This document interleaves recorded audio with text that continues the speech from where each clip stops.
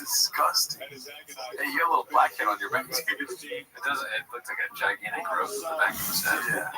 Like a cartoon. He like Wile E. Coyote eating an anvil. Looks like Cooney's Graves. Yeah. It's your horn, but on the back of his head. Oh, facts. Yeah. Oh, that happens all podcasts are squirrel. That's a squirrel. I love when adults brag about yelling at kids, but yeah, let's see. Say something now. It ain't about baseball. You can't stroll to the ball. My thing was hustle. You can't stroll. Yeah, my last name. Yeah, I'm Mr. Hustle. Yeah, buddy. Yeah, you're gonna lock it. We're playing against 12U, and we're up by 1. And you're gonna, you're Joe Cool. Well, let me introduce you to Big Brown. Now it's not pops. Now it's.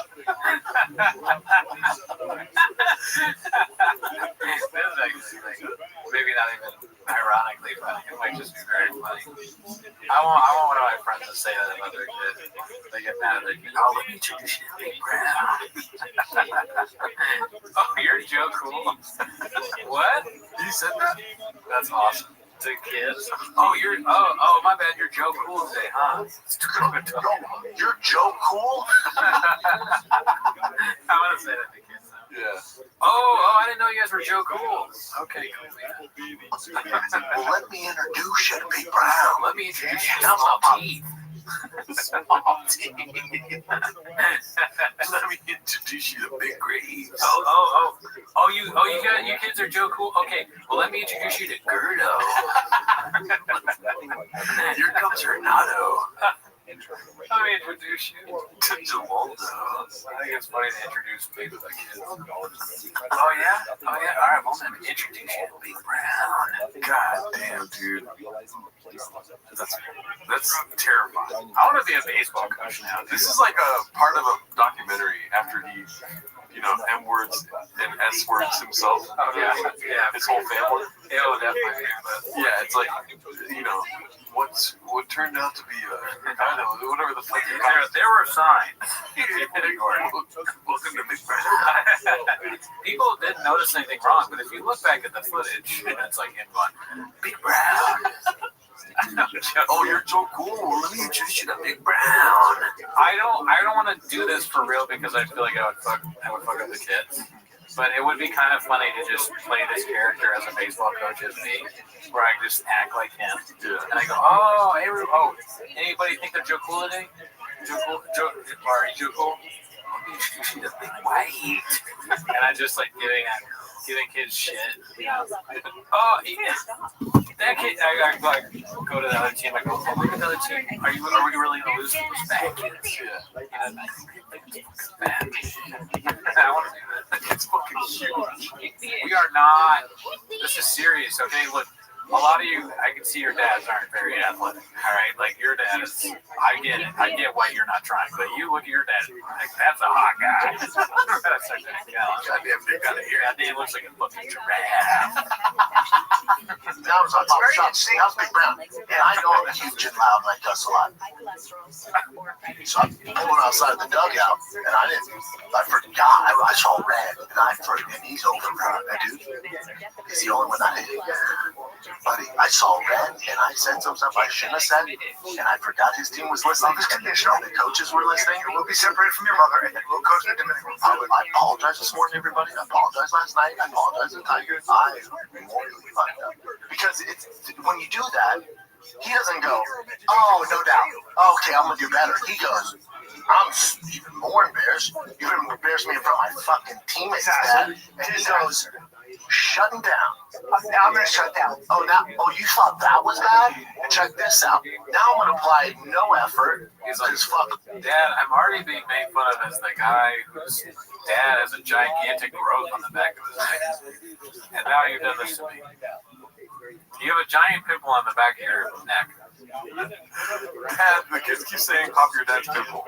Your pimple on the back of your neck has hair on it. Looks like another head. Like Joe Rogan's head is in the back of your. Oh, you want to be Joe Cool? Well, I'm Big Brown. I'm Big Pimple. Big Pimple guy. I'll get you embarrassed. Oh, boy. I really fucked up. His team still did their thing. Yeah. And wow. So you did the right thing. Right? I think so. I mean, you gotta embarrass your kids sometimes if they walk to the ball or whatever. Yeah. That's just every baseball did. If I tell my kid to take out the trash and he's not running, I'm gonna fuck him up, dude. Yeah, brother. Yeah, I'll be like, oh, Joe Cool's taking out the trash. I'm big trash. What's Joe Cool up to tonight? Not taking that trash, I see. Well, let me introduce you to Small T. I bite my kid. Sounds like I bite my kid. Let me introduce you to Sharpie Ass. Alright, this is posted by Papapito with Combat Mighty Morphin Water Thickies. Just terrifying. It's weird, yeah. I heard this is the new season of Stranger Things. It's not in frame, but she's holding a Starbucks bag that she got from Starbucks. Yeah. She just drank it. She's going in that picture. Because it's hot. I'm going to search the whole internet for a Starbucks bag and then buy it and then bring it here. And then Just go to Starbucks, they'll give you one. No, I want a bag that you can buy on. Oh, you want to be Joe Cool, huh? Let's see here. Okay, finally some Dalia in here, dude. Posted by a chin puller of clips. At least someone finally said it. No, this is great. I saw this. Shit on, Brenda. I'm a frog, dude. Dude, you like shit like that when you just were. I like that part a lot. I'm a frog, dude. Yeah, that's such a classic. I'm a frog, dude. Dude, this is when Brendan's at his best. I actually like it because he's so. That makes no sense. He's definitely done stuff like that before. I like when he plays. Nah, man, I'm a frog. Rip it. Yeah, right. Oh, let me introduce you to a big frog. Shit on, Brenda. I'm a frog, dude. Dude, you like shit like that when you just wear shorts. By the way, thanks for wearing pants at least. Yeah, for real. Your balls was out. Thanks for not wearing a skirt. What happens if I don't keep going?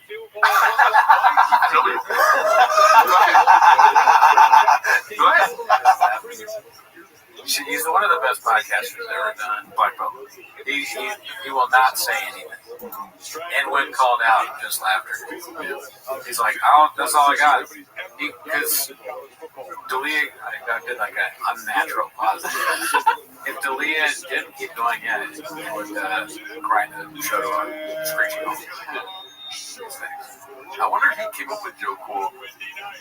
No, I don't think so. I've heard that before. I actually wonder what he was trying to say. Joker. Oh, you think you're the Joker? Nah, dude, I'm a frog. We go to church on Sunday. This is Brian is Officially Christian by Danny Kaufman, too. I'm going to Red Rocks. Yep. And it's the hip thing to do right now. It's so great because the pastor was talking about this kind of stuff, keep it going. You know, he sees life lessons that they're all in the Bible. And then we take our kids, 3.5 and 1.5, and my 3.5-year-old is learned hearing stories. But within the stories, there's this great message. And he'll come out with that great message. That's what Texas, they church differently. I'm from the East Coast. I never, Bro. Oh my god, dude, that's so fun. You haven't seen the Gringo Poppy, Brian? Dallas is North Korea with a church. Many churches.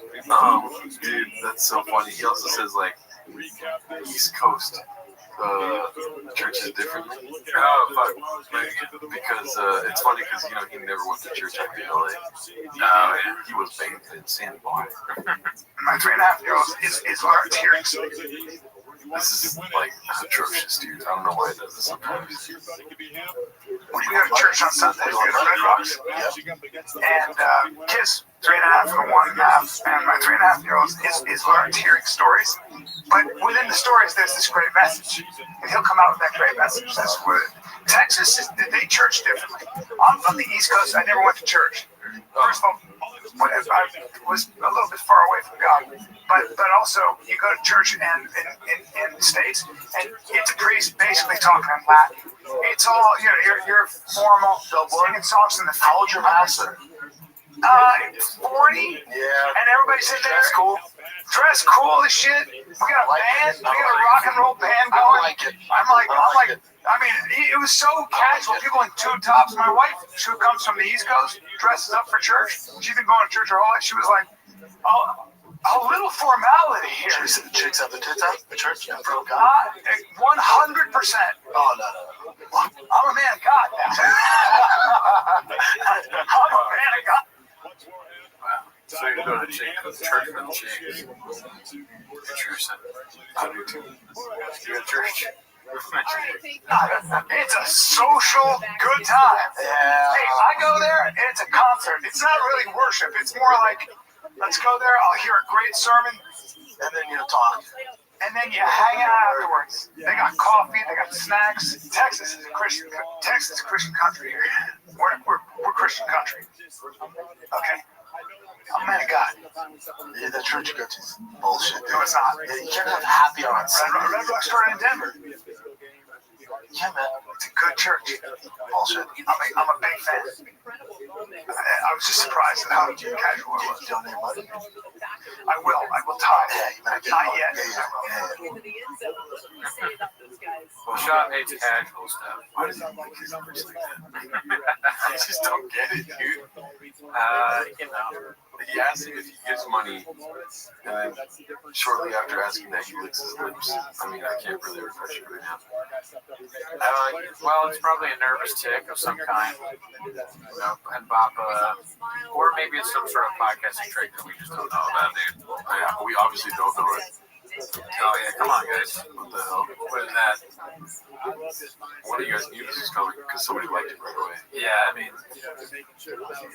if would you do this amount of likes if you were saved by Flipper? I thought we were going to have a better reference than that. Yeah, would you? Would you? Okay. Yeah, I mean, desperate times, Johnson.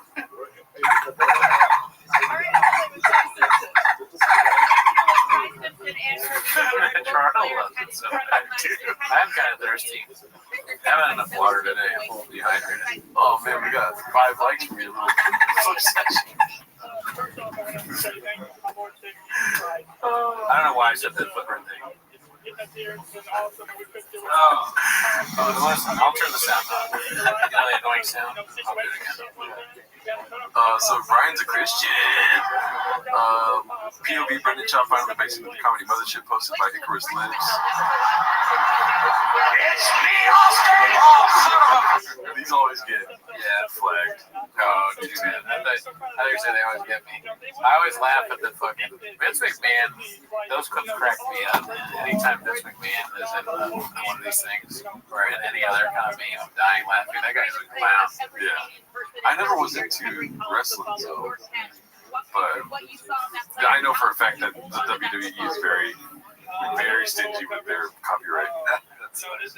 Always been a Dodger fan, being posted by Philadelphia 76. I mean, like I said, dude, imagine ever wearing Padres gear and saying you're a Dodgers fan. He wears every team, dude. Like, he has no, he likes sports. He's like that meme where it's just fucking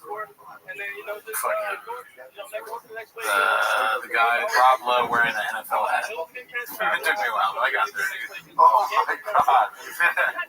For a split second there, I could have been a fucking murderer. Literally, like if somebody was in front of me and I had a knife, I would have stabbed him. Yeah. I was like, what is he talking about right now? Rob Lowe in a football hat? And you're saying the fucking squirrels don't make sense? Squirrels don't make sense, but I'm also enslaved. I have grapes, and I'm tired. Did the Rob Lowe with a football hat thing make sense? Yeah, let's give this a jar. Let's give this one a jar. And was the pause before effective? Did I do that on purpose? I think you did. I didn't do the pause on purpose. That was a brain off. And the all caps is necessary. No, thank you. Thank you. Okay, I'm not crazy. Okay, cool. Oh, you guys don't get the NFL hat? Okay, all right. We'll see how long the sound is in on. I thought you had to. I'm like, wait, no, that's a Diet Coke. Could you imagine if what if you found out I could just make that noise like I do with a Diet Coke? That'd be great. I did not see that, Zach FL. The chat has mass grave. We don't understand you. Let's see here. Okay, this is posted by exclusive. Pull the fuck up. Yeah, that's been nuts. Alright, so back to when Shop promised to fly fans out to LA for subscribing to the Big Boy YouTube channel. Posted by Papacito Vera. Winner at 20. Wearing a different hat, by the way. This one's kind of like I think that's LA's minor league team. 5K subscribers, which we're at 20 now, so that should be any week now. So every 25, we're going to pick one fan, fly out to LA, work out with me and the boys at Zoo Culture, sit in on a podcast. Let's find a kid, give him a sting, blow the belt, food truck, tell about the fight that's ain't in. Dude, nobody wants to go to the 5 shows. yeah. You pick. It's your choice. It's every 25. Someone get blown out. At damn near 50,000 subscribers, we said every 25,000 we're going to fly a fan out. So it's long overdue.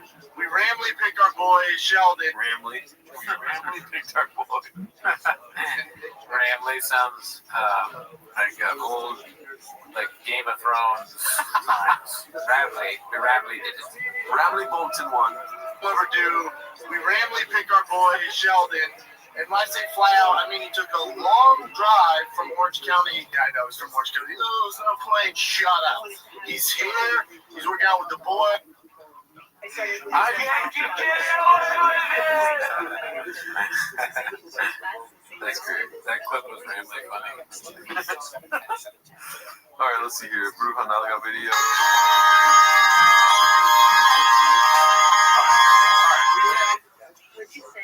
Whitney Cummings deleted her response to the Rio Comedy Festival on Restream. This is a segment that was cut out of a podcast posted by Dead President Me. I think we watched this on one of our shows. We have like 15 shows. That's where I did start talking about the Rio Comedy Festival. You know, I can see the thing now. Whitney Cummings addresses the festival. You know what? I don't think I need to address it. You guys have it all figured out. Okay. I think you guys got it. It's funny to turn her on. Yeah, she sucks. Peter Gooch Sr. posted this one. Netflix redacted against Gaines. Yeah. Did you see that the other day? Or no, that was Christian. Remember when you weren't on the live? He came in here and he's like, I'm like, Ed Gaines, fool. And then I started laughing. He went to the restroom and came out and I was like, yo, whatever you say on the live, don't say Ed Gaines. And then he started off with that. He was like, I said Ed Gaines and this one told me Ed Gaines. That is funny. If it was done on purpose, it'd be so funny. Like you were gonna, you're like, I'm strong. I hate games, dude. Like, that would be kind of funny. You kill people and you work out. Yeah, exactly. Cool story, B. This was posted today. Rogan special is still on the wall of fame, apparently. Or if you saw like a murderer and he's really strong on the news, you go, oh, look at that game. There you go, you got it. Saved it. I'll cut the first one out. Dazzling Rabbit 633 posted this one. I don't know if you caught what I just said right now, but the special is still on the wall of fame. That's right. There. It's right there. Strange times. Let's get a little closer. There, yeah. Right there. That one. Remember? I don't know. Do you remember are you following what's happening or not? No. Elephant Graveyard's videos where he's like, you know, they have a wall of fame of all the best specials. Like, for some reason, Joe Rogan put his own there. And then a follow-up, like one of the other dystopian comedy videos. He was like, I think he saw my video because he took it down. Oh, I don't remember that. Yeah. So apparently the narrative is that it's back up now. Maybe it's Joe Rogan, you know, pumping that violence out of his DNA, busting out nuts of just portraits of himself on his. I'll stop talking. I mean, maybe the Elephant Graveyard is Joe Cool. And fucking Joe Rogan's like, here's, you know, Big Brown. Welcome to Big Brown. Hey, welcome to Welcome to 4 foot 11 Brown. Listen here. Bombing on Fox News posted by Almond Butter 77. I'm not sure what. I'm very ignorant when it comes to military.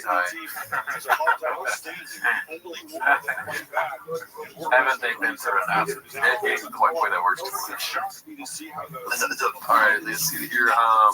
Papa predicts both his kids will be pro athletes Whatever sport they select, morning long baseball dad rant. It goes by Danny Kaufman too. But the one thing I don't co-sign with people, it's just a game. It's just a game to you. To me, it's life. To me, it's a way of making a living. And they have the genetics where they can make a living doing whatever sport they choose if they put in the effort. They can do that. That's the gift they were given. So, well, if your son thinks it's a game, and he's a Brendan Schaub is the worst person to have a jury intervention. Why do you say that? Lord forbid, this is where my brain goes, imagination time, Lord forbid one of his kids ends up just in the shitters, shooting meth out of glass veins in his fucking neck or something like this. But heroin, something like this. Yeah. And then Schaub's on the dates, or whatever they call it, the intervention. He's in one of those chairs, and he's just like, you got a body, buddy. You could have been big, buddy. Bubba. Oh, you want to be Joe Cool? You want to be doing heroin on the streets? I'm Big Brown. Yeah. And he's dressed in the jersey. So they still have the shop jersey on at the intervention. Yep. He's coaching other kids. He shows up late. He's like filming. I'm at my son's intervention. He's like on meth or something. Tiger's going through it, dude. He told me, like, you show up and talk to him. I'm like, oh, I'm going to show up. Okay. Oh, fuck, I'm at the wrong intervention. I don't know who this is, said, kind of a fan of Ashley now, calling Whitney out everywhere. Who's Ashley?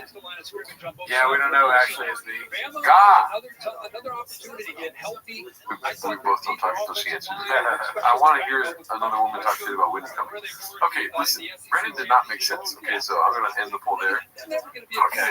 All right, I'll agree. Oh, That time I was wrong. Yo, what the hell? I got to look this up, dude. I'm sorry. Well, oh, dude, her whole family hates her. Yeah, it's true. I forgot. I must have forgotten. Yeah. What is she saying?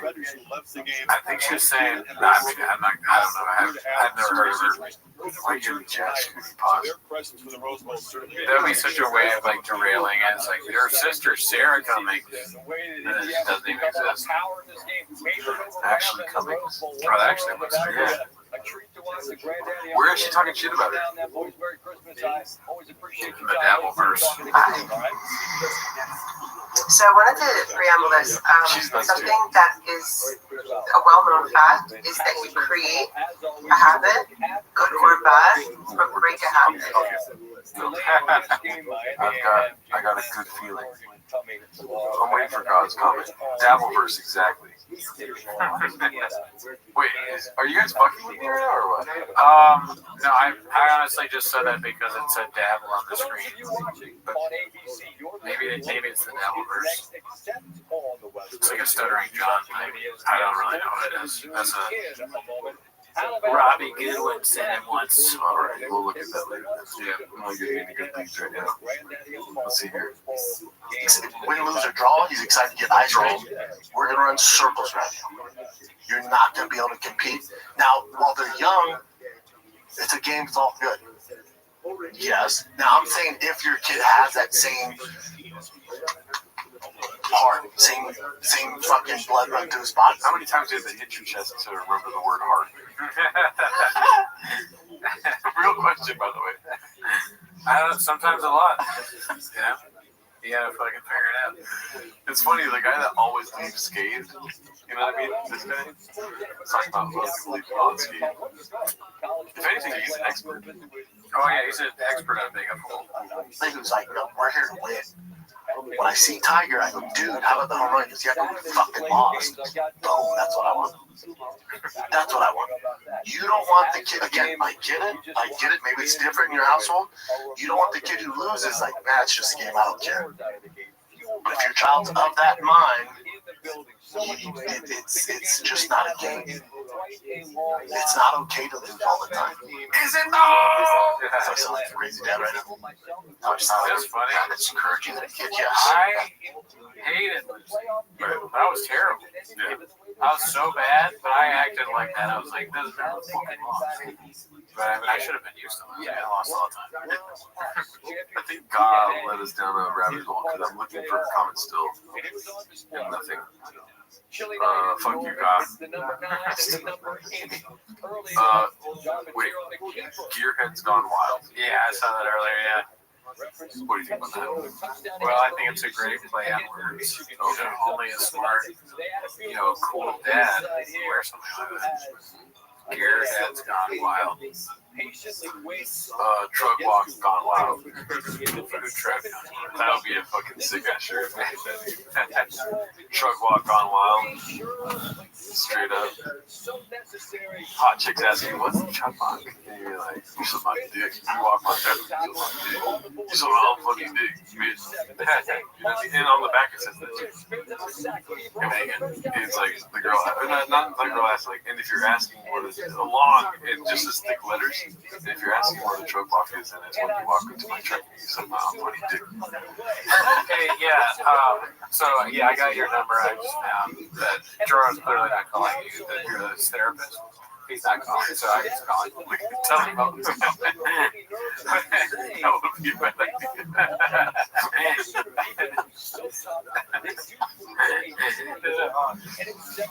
I'm on the phone with your therapist. Yeah, no, Jordan definitely needs to come in.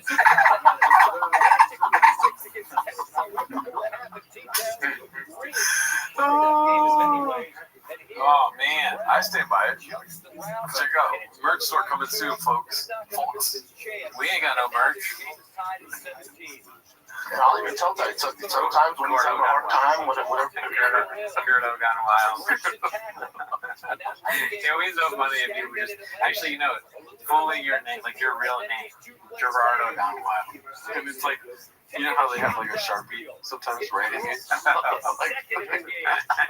not gonna go there, but that makes sense. Like, it's a thick red Sharpie and it's thick red lettering. Oh god. But like, it's just like off the side, like it's finished writing it down. What's like a show like Girls Gone Wild? What's another show like that? Bang Bus, Fake Taxi. Let's see. Fake Driving School. Brendan. That's so weird. Brendan Bus, Gerardo Gone Wild. We're like creepy dudes. Who wants to get on the Brendan Bus? I pull up in a bus to some chicks and like, you need a ride? You want some coffee cake? So you're driving. We'll give you $100 to suck Brendan. All right, I've got it. Remember when we say don't say coffee cake, dude? We don't say this stuff on the pod. I already said it. Dancing bear, dancing bear. That would be so gross. No one would want to see that. That's like a hairy bear. That motherfucker's hairy for a bear. Gerardo's apartment. The Mike's apartment. Or actually, no, Gerardo in Brazil. Cash cab. Cootie cab. The cash cab guy follows everybody. Remember him, Jonathan Bailey? Yeah. He follows me.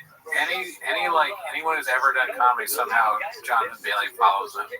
I don't know why. Yeah. The Cash Cab's a good show. Backroom, what is it? Casting couch? Backroom podcast. Cooney's casting couch.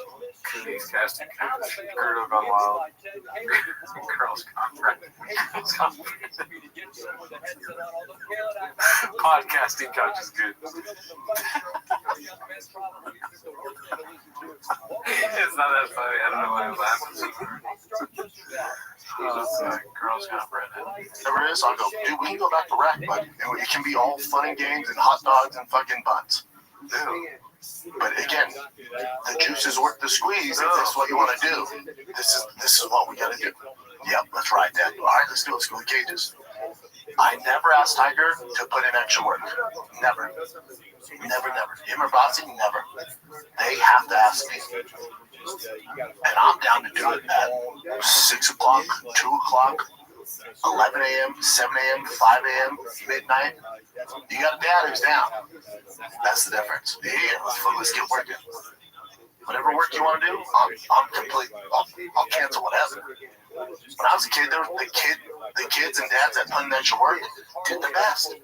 Went pro, played in college. That's just you get out of the game what you put into it. So if you put into it, it's just a game. Let's go get some ice cream. Yeah, on Brendan's bus.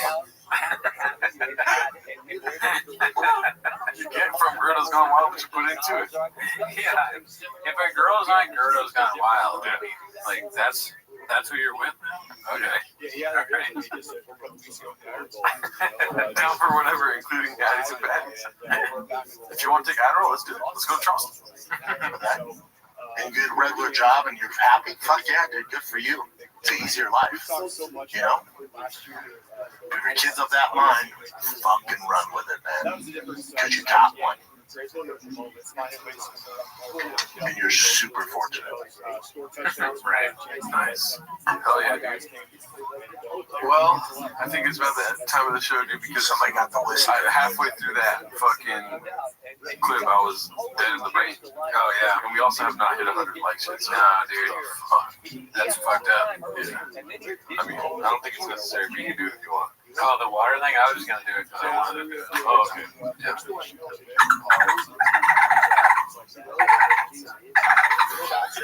It's not even me laughing anymore.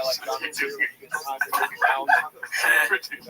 Oh fuck, man. Yeah, dude. I mean, we got to some really good stuff in this episode. Yeah. Was I really tired in the beginning? I won't lie to you. I won't sugarcoat it Yeah. for you. You just got off the Brendan bus.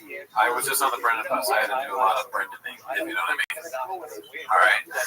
My fiance doesn't like that. I say it's part of the job. I bought the Brendan bus. I'm not gonna not use it. Okay, what am I not? What's the guy's name? You think he's gonna put sugar all over his own dick and lick it off himself? Nah. Look, okay. I'm not gonna sugarcoat it for you. My doctor told me to stop eating sugar. You gotta stop going to the doctor. I know. That's part of the problem. Yeah, got a doctor problem, yo. Yeah. Oh shit, 2 S words in the house. Oh shit, 2 S words. He's the one rapping too, dude. He's dropping his raps over on the Discord. Oh, nice. Yeah. Covered more bases than Chompy's ever could. Nice. Sports talk, the drug law.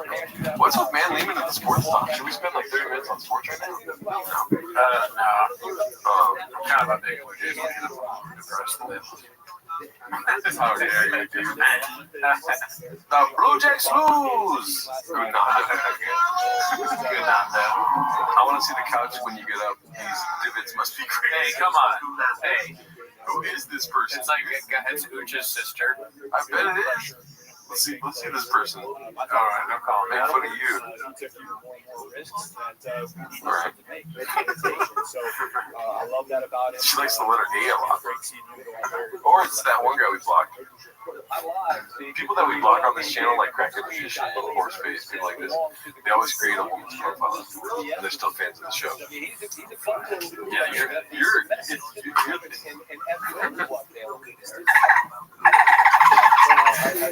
Damn it. That's so funny that I locked it and I couldn't get it open. I was trying to be like funny and be like, damn, it's right on my face. Matthew, thank you. Thank you, Matthew Ellison. What women want. Yeah, I think a lot of women join this podcast and enjoy it. Gerardo thinks that they're men, but you know. Well, they are until they're not. You're a bot. Chicks love us. God's a chick. Yeah. She likes it. If chicks love us, then why, when they come into my apartment and see 3 cameras, they go, "What the hell is this?" At least you don't see 2 red chairs anymore. Yeah. I guess I gotta go to my room. I mean, I don't have anywhere to sit. So. Well, I mean, we could sit in the red chairs if you want, but it's fucking whack. You want like windy chairs? You don't want to do that. I think you probably want to sit on my creepy bed. It's hot in my apartment, huh? It's hot. It's hotter in my room. Like, it's not weird. We don't have to do anything. Just boxers, like whatever you got under that. Wear that. We can go to my room, but I usually take my shirt off in my room. Is it cool if, like, I mean, it's a little hot. You could probably do like we could do like a shirtless Friday. Adam, great idea. You guys gonna do a 24-hour You'd Be Surprised live stream? It's only right. It's impossible because it's Kadoosh everywhere. Talking to a fan, dude. Why are you gonna dolphin me? This is helpful. This is kind of like the cowbell. This is how I should start the podcast. Like, I'm strapped the fuck in. Alrighty, y'all. Well, we're gonna get out of here now. I think it's about time when we hit 15 dolphin balls in one episode. Love you guys. Thanks for all the likes. I bet one of you has that poop type poster in your bathroom. Yeah. Do you? Like an type? Different kinds of poop? No, an emoji, like a poop emoji. Oh no. I barely put 2 paintings up that I drew myself up in here. I'll tell you what drawer has in the bathroom. There's a weird thing that says keep your booty clean. I told him to move it. He's never heard of a tushy. Yeah, but it also says keep your booty hole clean on it. So people go in there and that's what they see. Right. I didn't even This see is what it this is said. a folks. Keep your It's really booty hole unprecedented. Yeah, and You don't want that there. then you come out here and you find me fucking a squirrel, dude. It's not much normal outside of it. She's Sharpies with brown spots all over. Alrighty, y'all. So where'd you find this? Later on, y'all. Later. And I say John Mateer never saw it. Now look at also focus here on the eyes of David Rock. He's got his eyes locked on John Mateer the entire way. And now this communication here with the wide receiver, I think John Mateer thinks he's going to shut this down. He continues to go vertical.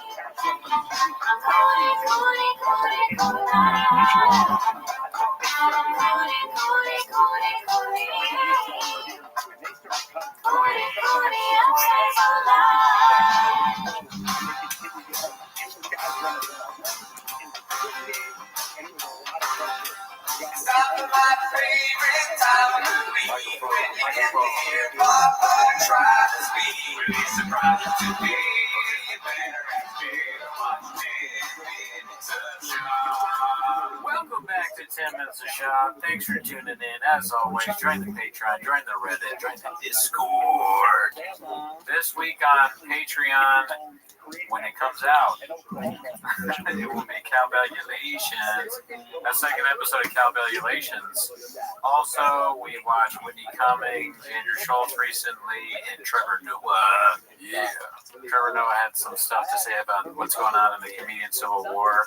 It was before Joe Rogan and Andrew Schultz went off, if you pay attention to Too Lazy to Try. But anyways, that is not why they're here, right? No, that's not why they're here. I need you to keep talking about it. They are here to watch 10 Minutes of Shop, so start the timer, joke. Don't start the timer. I'm still talking to you guys. How's everybody doing in the chat? God damn it. Is it fucking up? No, but keep talking about Andrew Schultz. Did you see that Too Lazy to Try video yet? I did. I watched the Too Lazy. Well, I listened to it while I was driving today.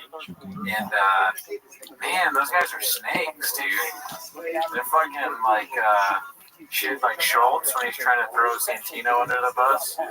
And then Santino is probably just as big a snake. They're all just a fucking den of snakes. You know, like Slid the Ring. You know how snakes is like, I'm a fucking snake. Just fucking, I'm doing calendar right now. You can start the timer. I think we're on. Okay, you guys ready? So start the timer. I'm sure the chat's going to let us know if anything's wrong and not. Play the chin clip. Take This advantage is of 10 minutes of shit. let's see here. So, we already did this one, I think. Yeah. Theobar's Bomb. So we did that one too. It's been 3 weeks since we went through the Reddit, so we've got Cranberry or crotchy berry juice posted this one. It's called Papa if they offered him $350 in a Zoom team. I'm like, it's halal, bitch. I think we've almost talked about that, like Papa talking about different cuisines. You know? So that's good. I like that. It's halal, bitch. It's kosher, bitch. What else would there be? I don't know. That's probably the two main ones. Yeah, I can't think of anything else that's like food, a food thing that you have to follow besides kosher and halal. He gets caught cheating and it's like, it's haram, bitch. There, that's good. What else is there? Let's see. It's. I mean, now I'm just thinking about different things. It's Ethiopian beach, but that's just because I live in where I live. MSG Poppy. Oh yeah. Okay. It's Chinese food beach. We do have rain in front of us and inside of us, so people asking where the rain at. Y'all see the uniques? AI of Papa in Riyadh. Is that unique? I did see that, but I don't know how he got it. Yeah, no, I don't watch much indie. Where's the rain right here, Daddy? Oh yeah, straight to the vein. Yeah, dude. I wish I could inject it. I wish I didn't. No, thank you, Mark Moreno, for the happy birthday. Oh yeah, let's get some happy birthdays in the chat from this guy. Facts, dude. 35 years old. Somebody called me 40 today, which I don't appreciate. Very nice. Gerardo has been editing all day long, like a fucking champion, to get up the Calculations video. It's pretty fun. I like the breaking news that I'm seeing here. I want to take a step into the Brewerverse real quick. Oh shit, the Burgerverse? Yeah, you know all about it, so you probably already know before I did. Dude, that's funny how God works. Mark slams Joe Rogan and Peter Vaughn. Brewerverse. I don't know how I feel about that. I'm definitely interested, but it's 33 minutes and he's standing. Like a Colin Coward, ESPN host breaks it down. So I come back here and I'm seeing all these messages. I don't know how it started getting my feed, but I'd see It sounds like a funny how certain God works. comedian and then some other comedians trashing Joe Rogan, trashing Theo Vaughn, CEO. trashing other podcasters. What are we doing here? Sorry. It's like Pat McAfee if he was redacted as Oh, well. yeah. Great call. Great call. Fuck you, Tuna. This is absolutely McAfee, dude. Oh shit, World Series. Oh, hell no. Yeah, no, I mean, he's got the golf shirt on, walking around. He should have guests on. He should have Bert. Where's the book speaking this together? What's going on? And then I took a good look at who it was, and I know this player very well. And this is where, to me, this is like a lesson of society. Whoa, oh my God. Comedians. Whoa. Oh my God, I got so much to say about this. I'm going to start with the gut. So, you know what? Play this video because I started looking at it because I would get. Can you pause for a second? I think this is crazy as hell. I'm worried now that comedians are going to actually get hurt. There's weird videos of, look at that face, it's scary. There's weird videos now where he's doing some sort of Kim Jong-un thing for Rogan. I know it. I won't say who it is. Like, it's one guy. They won't say his name. Like, leave Santino alone. He might be a two-faced snake, bitch. He's not talking about him. Oh, who's he talking about? Mark Maron. Oh, Maron. Oh, man, look at the graves flaring up. Yeah. Or even Maron. I mean, look, don't forget, all of this is very entertaining at the end of the day. Whatever side you're on, it is fun to hear people talk shit about each other. Okay, don't forget that. We like this. Party popper emoji. Party popper emoji. Party popper emoji. Thank you, James Freeman. I think What a great guy. Yeah, it's got to be Freeman. Got to be the Freeman. yeah, it is insane. How many people are misspelling my name on my birthday? Look at this. He's got the fucking dolphin tank in the back, dude. Oh shit! I wonder. Yeah, can it make noises though? Let's see. This really personally bothered me, and I'm going to get into why this bothers me. But I gotta say, this guy, Andrew Schultz, He's completely sober, but he's still falling apart somehow. Yeah. I don't care if you know him. I don't care if you think he's funny. I don't care if you think he's entertainment. But in my opinion, he summed it up perfectly. And this isn't just about a comedian. This is about our society. I always want comedy to be more important than it is. Yeah. This is about everything, actually. We're talking about the entire thing right now. This is about Formula One. He just names off. It's everything, okay? Society, the NFL, Google. Now he turns into goddamn Netflix. Walt Disney. Hulu. All right, let's go to we'll go back and forth from the Brewerverse to the Papaverse. Yeah. Bro, this one's posted by Macho Biz Donk Wrestler. I don't know what that means. It's called The Endgame, question mark. The perfect ending to this is Tom buying out Bert to get rid of him, and Bert ending up on TFK with Shaw after count. It's just, wow. And then it's him jacking on the yards. And I wasn't even, whoa. Is that what? Oh man, they're looking at porn in the ER. On the podcast? Yeah. Oh man, that is not good. I don't like that. Yeah. And that is an old thing. VR porn. That was around 2019. Yeah, that's a long. Why now? Get me in the Gerardoverse. It's a little boomerish. All right, let's see this one. I don't think we saw this yet. Have you heard about this? One question for about the bird thing. If your dad was doing a podcast, you turn it on and he's got VR headset on watching porn with either of our dads. Oh hell no. That'd be insane. That'd be more embarrassing than if we had kids and they turn on and we're doing shop stuff. For sure, it would be. And that's embarrassing. Yeah, we've not watched porn on this before. Yeah. So we have watched porn on this before. What? Where? Twice. By accident. Sharpies in the ass, and then I accidentally looked up sex. Accidents were on both of us. Accidents being the key thing. We didn't go looking for Sharpies and butts. We just happened to find them because of someone else on the pod. But sorry, have I seen that? No, I haven't. Andrew Callahan talking about when he went to the. Oh yeah, no, I haven't. Once again, I say no, and the answer is actually yes. This is posted by NavJotsJill01. How much time does Papa Rogan have until he gets consumed by his own ego? Let's see.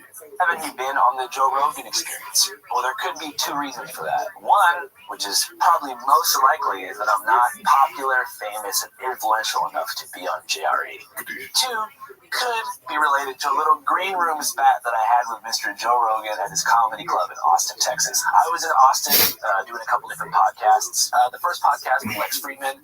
And then the following day after that, it was the Matt and Shane Secret Podcast. And unfortunately, Matt was out of town, but the homie Lemaire Lee, shout out to my boy, was there replacing Matt for that day.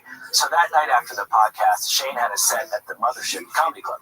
So he invited me, and in between sets, I'm chilling at the bar downstairs, and I'm getting like lightweight blown up by fans, which is fine. You know, I love fans. It was chill, but I was kind of like in a more relaxed headspace. I wanted to just doze off, you know, listen to comedy, chill. And so I told the mayor, I'm like, yo, can I go upstairs to the green room? I'm trying to, you know, kick back, you know, lay low for a bit. He's like, man, I can take you there, but just so you know, Joe Rogan's a bit territorial about that green room. Like, so it's at your own risk. And I'm like, dude, no way, it's going to be fine. Joe Rogan's reacting to like 7 of my videos because Jimmy was playing through them, so I'm like, it's going to be chill. So me and Lemaire take the elevator up to the secret green room at the Mothership. What do you think about that? Well, here's the thing. Secret elevator. Oh shit! No, I missed that. See, you know me. That's what I was asking you about. You know me so well that I didn't hear that. Secret elevator. That's. I mean, I didn't know it came to that. But apparently, it's needed because we got people that think they're part of the 250 that aren't. Okay, Andrew Callahan. I respected you before this. Wow. Afterwards, I don't know. I don't know. What were you gonna say before you were? Oh, just that, pretty much that. Oh. I mean, look, you don't belong in the green room. It's not for civilians, okay? It's for the fucking 250 that entertain the world. And where the woke meets the wall, if they let everybody in, if they let everyone in, then it's not. Then the wall gets in. The wall is there specifically To be met. By comedians who have the best jokes ever. Okay, who've been through the trenches, murderers, killers. David Lucas's. David Lucas is a prime example of that. Like he's got some great jokes about owls landing on arms in movies. Nobody's talking about it. Yeah, he's fired. He's savage. Well, Andrew, you're 10 toes down most of the time, but this time it looks like maybe 4 of your toes are missing. 5 comedians in there, all in their mid-20s. Everybody recognizes me except for Joe Rogan. So everybody's dapping me up. Lemaire says, "Hey, Joe, it's my homie Andrew." Shake Joe Rogan's hand. I put some popcorn in the microwave, which I felt like was establishing myself as a member of the green room. And then I turn around and I see Joe Rogan like, Yeah, you shouldn't be. Don't touch another man's popcorn, dude. I don't care if you're a Geno. You don't touch people's popcorn, dog. They start acting like soccer hooligans in the green room. What's the Journo doing? Journo, you fucking Man U is gonna win this year. West Ham has it this year, Journo. You Journo cunt. Don't say that. Sorry. God damn, sorry. and he's yelling, "Who let this fucking journalist in here? Kick him the fuck out!" I can hear Joe saying this. I guess somebody told him that I was like a journalist, so he maybe thought that I was a Daily Beast reporter that had snaked my way into his safe space to ask him about ivermectin, which is a valid concern. So before I could even get kicked out, I was like, "Lemaire, I gotta get out of here." And I walked down the stairs and went back to the General population. I'm obviously kidding, but I do think that if you want my serious opinion, which is not funny, I do think it's a little weird that he was that familiar with it. I would be like, should I go to that? Familiar with what? Like the green room, like, oh yeah, let me get up there and let me use your microwave and do your secret thing. I'd be like, am I supposed to be there? But maybe that's just because I'm a bitch. What do you think about the secret elevator? Do you have an opinion about that? Secret elevator seems weird to have an elevator. I don't know. Gordo's so true. What is that about? Oh shit! What up? My cousin's in here. Where's Gordo at? Nice. How did my cousin find this shit? Is that the guy that crossed back into the U.S. border illegally? Where does Gordo? Oh, big tough guy. Joe couldn't kick him out himself. What a bitch. Yep. Yeah. You know what? A secret, not to throw any aspersions or whatever. I hope I said it wrong. Yeah, Aspersions or whatever it is, but does kind of sound like one of those things where someone gets canceled and then the news goes, and they had a secret elevator. Kind of like the door that closes that Matt Lauer had. I wouldn't want that, I don't think. Granted, it might be some of Callahan's figurative language at play here. Maybe it's not secret. Maybe there's like neon signs saying green room elevator, and you have to know like a secret code 6666666 to get up there. Daddy's number? Yeah, Daddy's number. No, it's Daddy's number. Oh yeah, right. Well, you know one thing I've thought about, because in my office, I've thought about not that I would ever do this, but a trap door. Maybe a trap door. That'd be tight. Or a tunnel out. That might be less weird than having a secret elevator. I'm a child, dude. I'm more of a bookcase kind of guy. So, yeah, pull the metal book, and then, like, it'll make a lot of noise. Yeah, the thing opens, right? Yeah, they have that at Hotel 6. There's a room where you pull out a book. Is there a green room back there? It should be. Actually, that's what I'm saying. I got the problem right now. So, guess what? They don't have it at Hotel 6. No, that's great. Maybe we're looking at this the wrong way. If we were to own a comedy club, absolutely. Like at least the book thing. Yeah, and if it's a secret elevator, what are you doing telling everyone about it, dude? Yeah, now Callan told everybody. That's why you're not up there, Journo. This is why Joe Rogan didn't want you in the room, you civilian. Pause. I don't know what my cousin's trying to say about you, dude. Says how the Caesar Z with the weird fucking looking apocalyptic profile picture. I think he's right. It does kind of look like I'm drinking a beer. It's probably from years of doing this with a beer. He's not wrong. I don't know what's happening with the comments. I feel like they can't hear us. Now we're gonna see a bunch of I can't hear you comments. We already saw this one.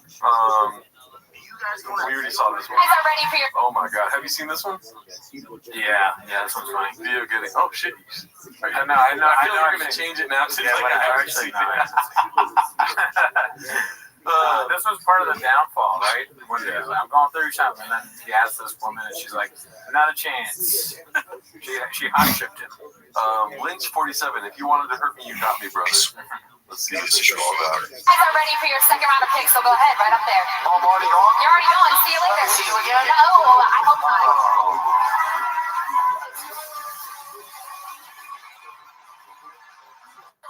Here's the thing. All right, what are you saying?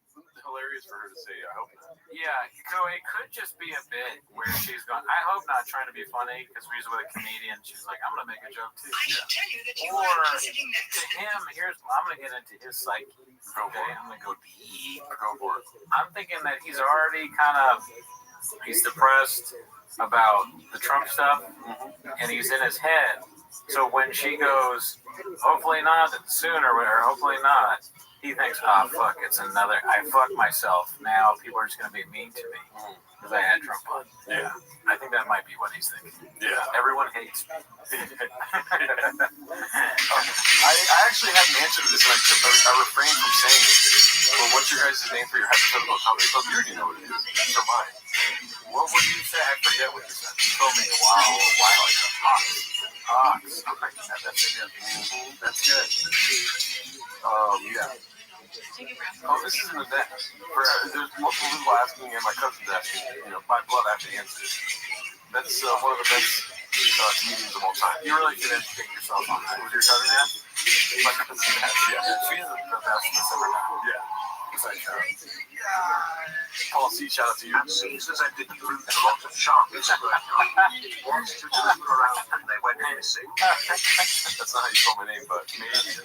Don't answer, Susie. Let's see here. Post by Air Plumber.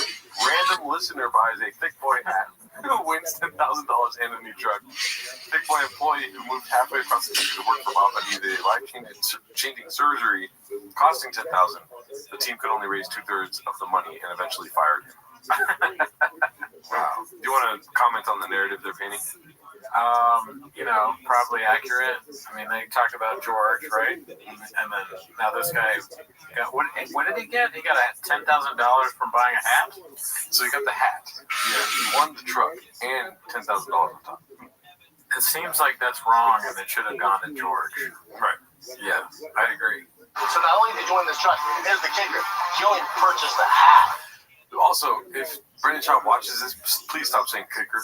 He only purchased the hat. So not only did you get this bad rating, but I'm also giving you $10,000 cash. But I'm also giving you $10,000 cash. Oh, my man, what a day, dude. What a day. So much. All right, fam, that's it. I know you don't try, but Brendan, you have literally, just by being you and the human you are, inspired me into really shaping, who I become as an adult and as a man. That shot of Papa was great. It's weird to listen to someone like this. Yeah. Like you're gonna come back and say some shit. What does that work so fast? He's been motivated more. I hear what he's saying, but he's so fast.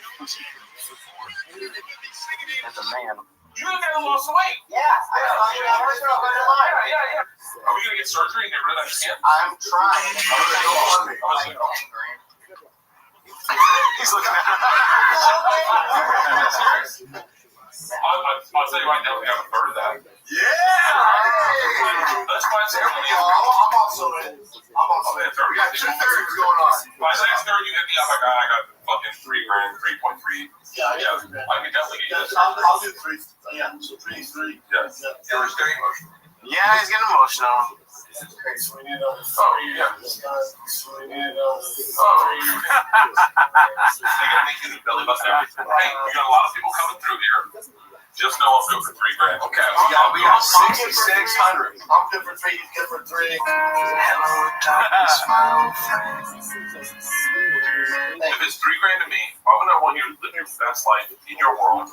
Yeah, that's what you want for everyone. Hell yeah. All right, I'm going to celebrate a birthday party. Awesome. Thanks, Bird. Let me know when I owe you. Let me know when you need the surgery, okay? Yes, sir. Love you, brother. Love you, brother. Good. Congratulations on the weight loss. Thank you.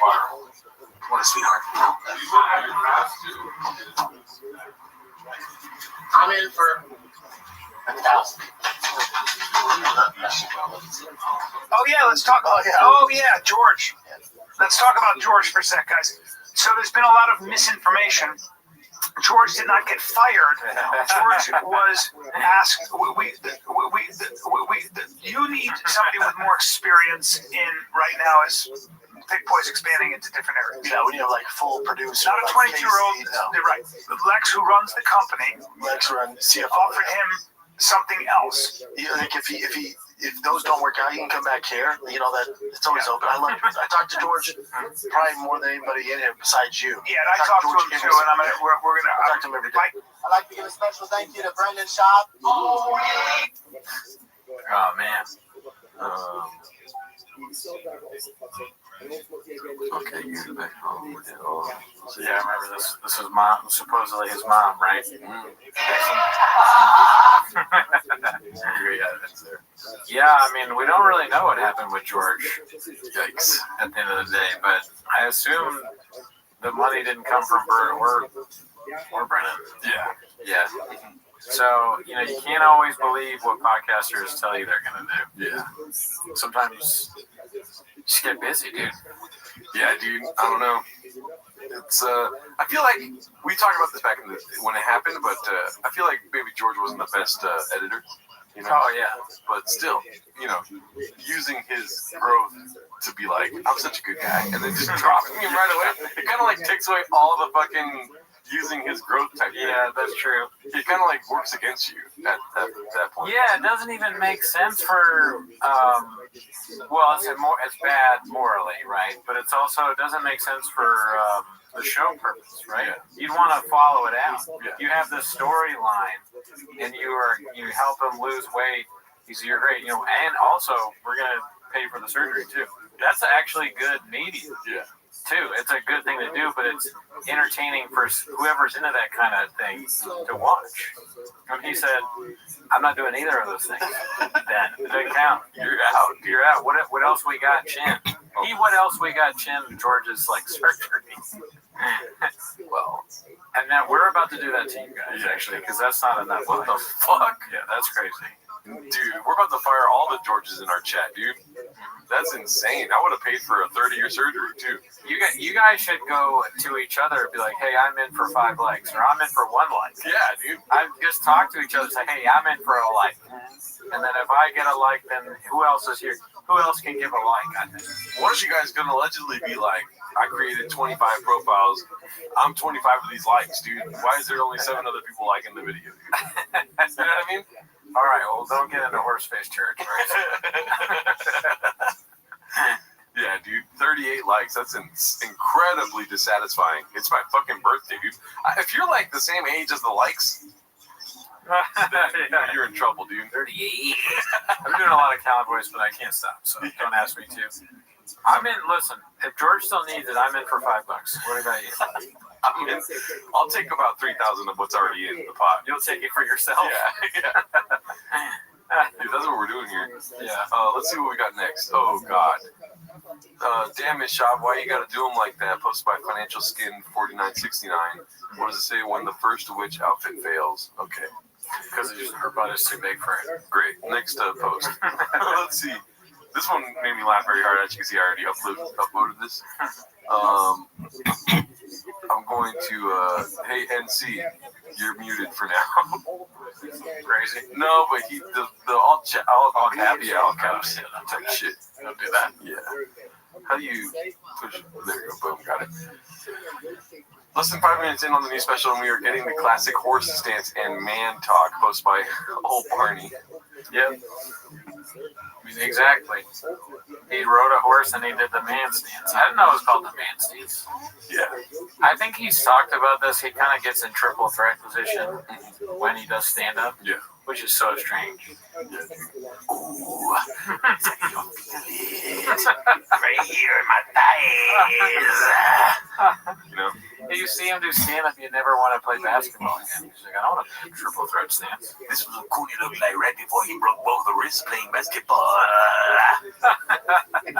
It's kind of be a new bit of his. He's like, this guy's having a podcast about me. One of them broke both of his wrists. Basketball. I love it when you were doing the voice because it would be full screen over there. Yeah. So it was like he was doing. I don't know if that was just me being irritating, but it was goddamn good. It's a top tier producing dude. That's very good. A bot is in here saying Timos is the best show on YouTube. That must be a real person. Yep, real. That's 100% real, Daddy. Alrighty, these are my favorites, but I think we already went through this. Whitney Cummings. We talked a lot of shit about it. Oh my god, We saw that one already. yeah. Just this one's posted by Andy Kaufman 2. Ophelia calls out Callan. I know we've gone over this a couple times, but I don't think we've done it on Timos. You know? Yeah. So let's see. If you're a friend, be a friend. That's it. Just be loyal. You know, these people, even the people that, like, when people, like, you see all this stuff happen in Hollywood, somebody goes through something, whether it's fucking accusations or whatever, and then everyone's like, well, I don't know. Yeah, you do. You know your friend. You know what they did. You know what they did to you. Right. Fuck you. Dude, don't be a fucking bitch about it. Don't be like, well, I wasn't in those rooms. Shut the fuck up, dude. Yep. You know what kind of person your friend is. Yep. You're lying. So this is what I'll say. I always knew Chris as a ladies' man. I have never, and I'm going to say this, I have never seen or heard of him doing anything illegal. Ever.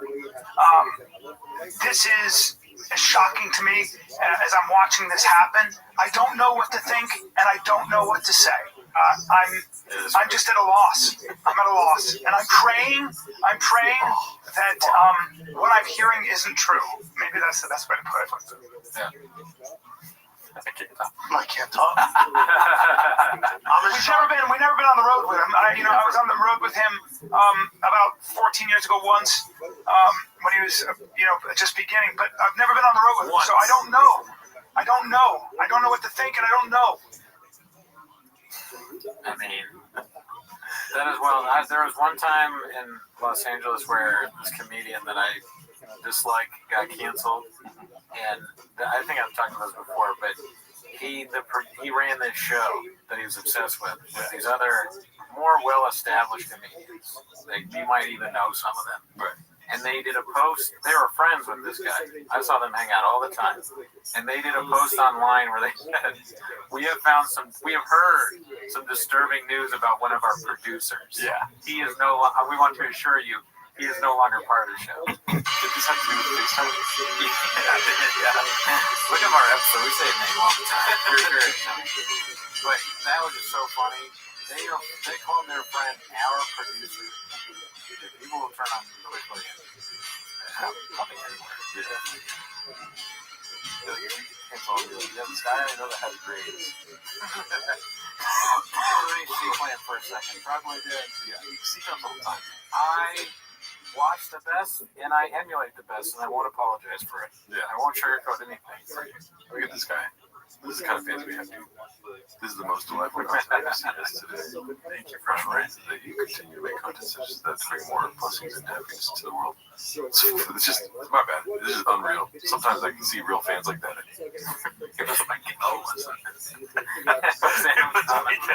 Anthony Montano, just all the people we've talked about. Nope. One night doesn't define Theo Vaughn.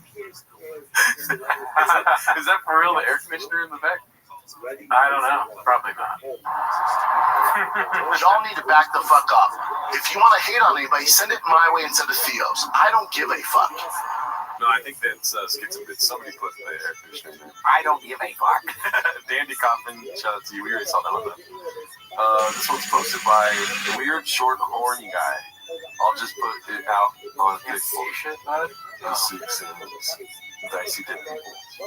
Can they see it now? Oh, my bad. That's my fault. Yeah. Timos makes women climax. Great. Let's see. Yeah, what do you think about this? The Sixth Sense. I like all the movie posters that when they take something and make it shop. That could be its whole Reddit shot movie posters. I'm always down. The Dune one was amazing.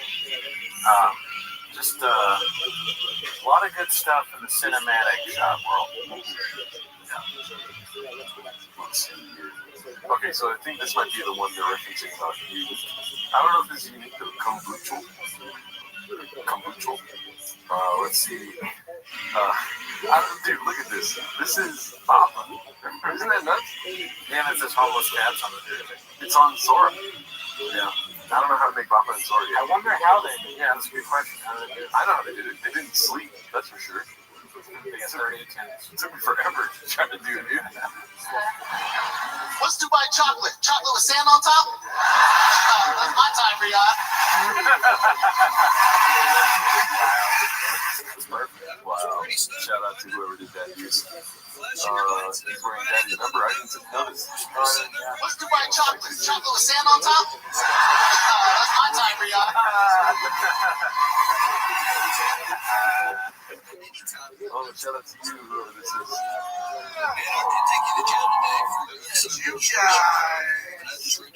Great, multistream Shazby. Thank you. This is very nice. You could do a whole, Bob, that's one thing we never did was Bob with Middle Eastern food.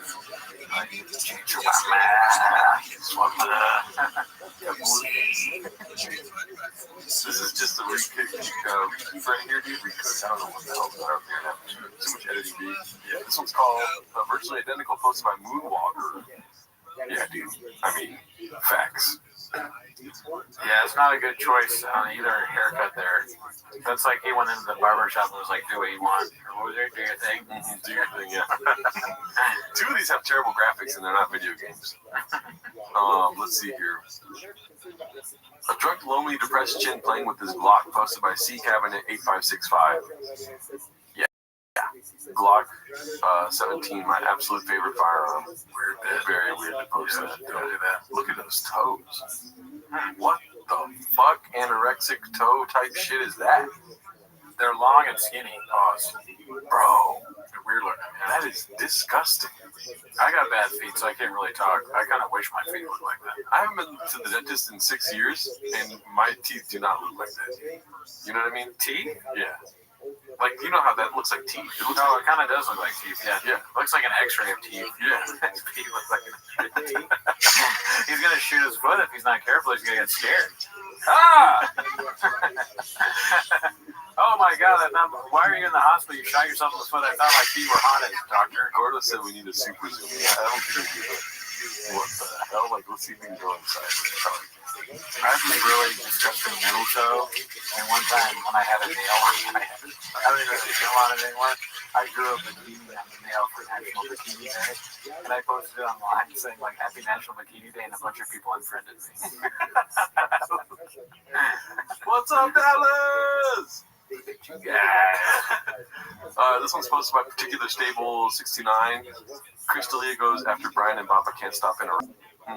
I feel like we already watched this. Because I think that, not to say that it's right, but I think if people would have came to you and been like, yo, man, I got to distance myself. Now, I'm not that computer savvy.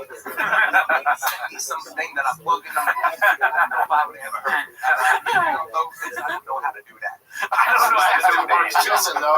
Yes and no. I said this before and I'll say it again. When Tarantino does it, it's lovable and hilarious. Everyone likes it. Okay? It's not offensive. It's funny. Yeah. It's out of control. I don't do that. And it's like, I don't know how to do that. I'm like, he gave me that thing on my phone. Like, that's just, it's so crazy that you're like, this is funny. He doesn't get it. He's a boomer. We don't know how to do that. He just makes it so bad. If Scorsese did that, it would be just as funny. Yeah. But it's not okay when Charles does it. I can't stress that enough. That would have been better. Just if you're a friend, be a friend. That's it. Just be loyal. You know, these people, even the people that, like, when people, like, you see all this stuff happen in Hollywood, somebody goes through something, whether it's fucking accusations or whatever, and then everyone's like, well, I don't know. Yeah, you do. You know your friend. You know what they did. You know what they didn't do. Fuck you. Dude, don't be a fucking bitch about it. Don't be like, well, I wasn't in those rooms. Shut the fuck up, dude. You know what kind of person your friend is. You're lying. You're lying. Agreed, but also, Chris, I think to the point too, it helped you out. Like you realize that they ain't shit. You know what I'm saying? He keeps talking about a lot of friends. You did not have a lot of friends. Yeah, I know. Those people are not your friends. No, I know. We're brothers. That's right. You're brothers. I'm not arguing with you. Everybody's a brother. That's right. These situations. Can the other 160 championship Gerardo's birthday, please? Like, how many times? I'd rather just watch the Reddit, dude. But I think we should just sit on this screen for a bit. What the fuck? Yeah, I mean, you guys, this is not unlike the scenario where George was trying to get his. I'm gonna bring it back to that. Yeah. He asked Bird and Brendan for money, and they both decided to cover a third. They got to 2/3. Right now, we're not even at 2/3 of 100. Yeah, that's pathetic. I mean, this comment about us getting more likes has more likes than our video. James Freeman is standing alone, not on like a lion. Yeah. You know, in the wood, you know, and he's just surrounded by a bunch of fucking cheetahs. Yeah. Or what's worse than a cheetah? What are the things that a capybara? A giraffe. Now we really are counting. Yeah. Animals, dude. We're finding more animals. And Joe. Here's the deal. Bill Burr blaming the media for people turning on him. Baba level gaslighting posted by Cocoa Butter Ballsack. That guy's name is lit. We'll see. Here's the deal. I have no problem answering any of them. The problem I have is after I answer them, it all gets clipped. And then once it gets clipped, then the lies start getting told, or they start shaping it and making it this and making it that. So all I'm doing is just throwing another log on the fire, and then they can make more money. No, I'm sorry. No, because they care so much. That's right. Sorry, not because they're just making money.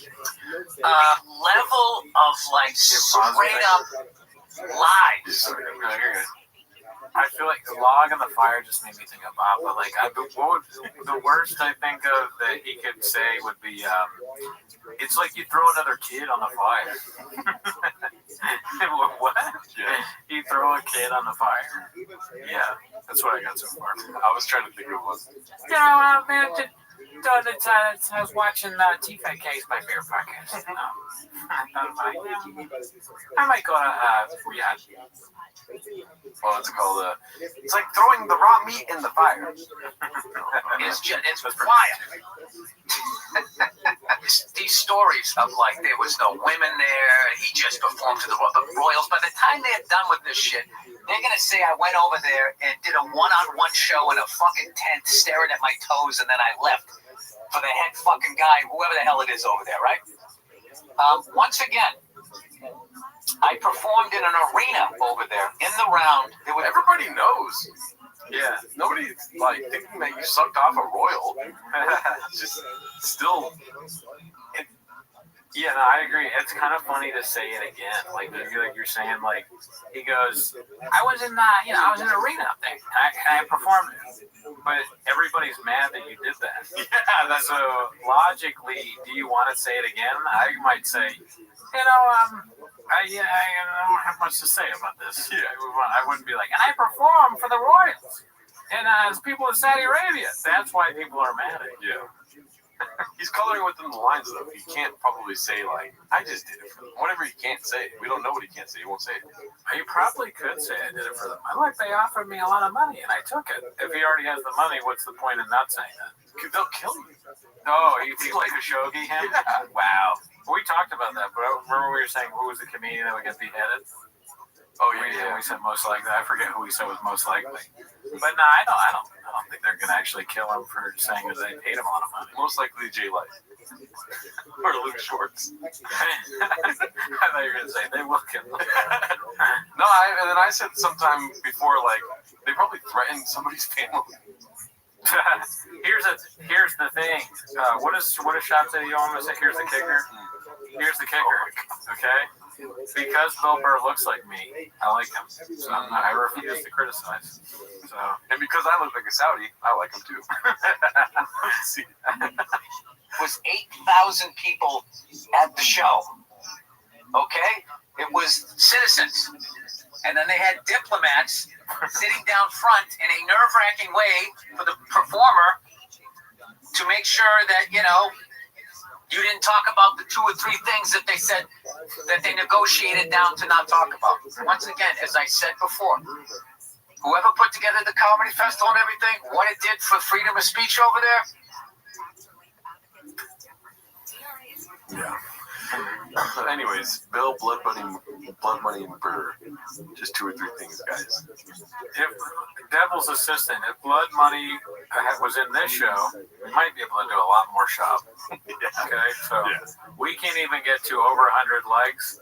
We need enough likes where we can start getting the Blood Money to flow in. Yeah. And then the great, even better content flows out. I totally understand why Bobby Lee went, because he's giving us way too much money. And he had to like supplement that income somehow. He went there so he could keep paying us. Yeah. Let's see here. This one's posted by Half Banana 2541 called "Grabbing a Slice and See This Gem," dude. That's awesome. That's so great. It is funny in a pizza spot to take a picture of Shop, and Shop looks all fucked up. That's TFAK 3D days, dude. Yeah. The red shirt, the red fucking, I don't know what that is, Vegas shirt or bowler shirt or something like that. He's got to bring that back. Yeah. I think that was actually good. This one's another one about Chin. It's posted by Jesus Chrysler.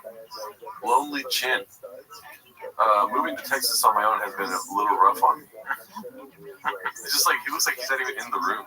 You're right, he does look as though he's losing weight. Yeah. He's very skinny and his toes aren't really there. They freaked out Adam. Adam's told Ellie that he has bad feet, but then she looked at Chin's feet and she's thinking about leaving. Who? Adam's spouse. I see Adam there. Oh, okay, gotcha. I was gonna say all that barbecue, dude. Yeah, why is it not making him better? Let's see here. He's on the George diet. This is posted by I see that's good. I see Fondant. Thank him. That's funny. This is where human rights meets the wall. Fuck, dude. That was damn. What do you got to say to that, Andrew? You Duolingo darling. Is that meme made me laugh harder than Peter Dinklage's dungarees. Andrew Schultz's shitty shit jokes.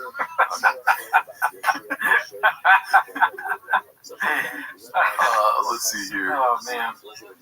We've already seen all these. Okay, so looks like we got another one here. Posted by username 123. Kind of thinking about his comedy career after his special release. Happy birthday, G. Buy some Sharpies. It's been 2 minutes since episode 23 and supporting the page. Hell yeah.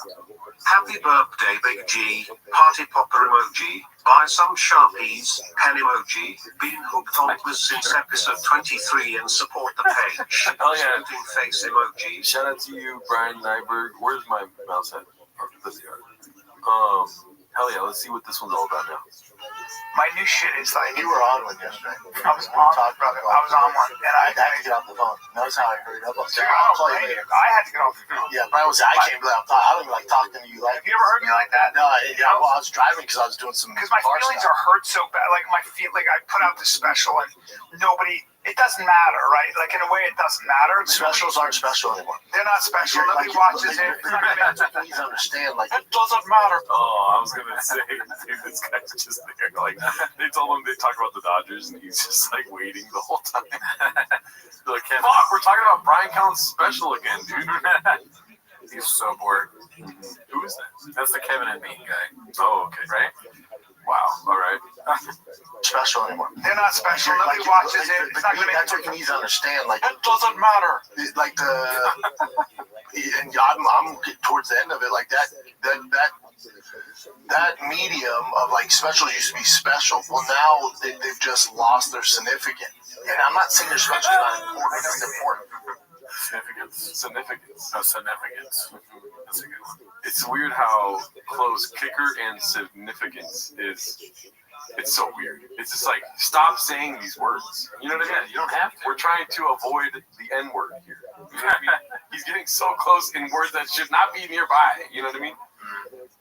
That's what I said. But what I'm Well, saying to me, is, Look at the bro. it's not. to me and you, Who's this? Oh shit! Hope you get your Riyadh invite next year. I hope so too. We're manifesting, dude, because like not only have we said that we would do it, but we will actually reach out to do it. You know? What's your dream lineup? Oh shit. You guys. Happy birthday from the Hawks and the Bots G. Oh, thanks, man, Lehman. Shout out to you, man, Lehman. What's the dream lineup? What's the dream lineup for you at Riyadh? If it's including you and me, who else? Check this out, dude. Do not get too disturbed by the first opener. Okay? The opener is unique, right? let it sit out there. Let him do 10, 15, what he's good at, you know, somebody else's jokes or something like this. Yeah. And then Too Lazy comes out. Facts. You know what I mean? And then we pop out.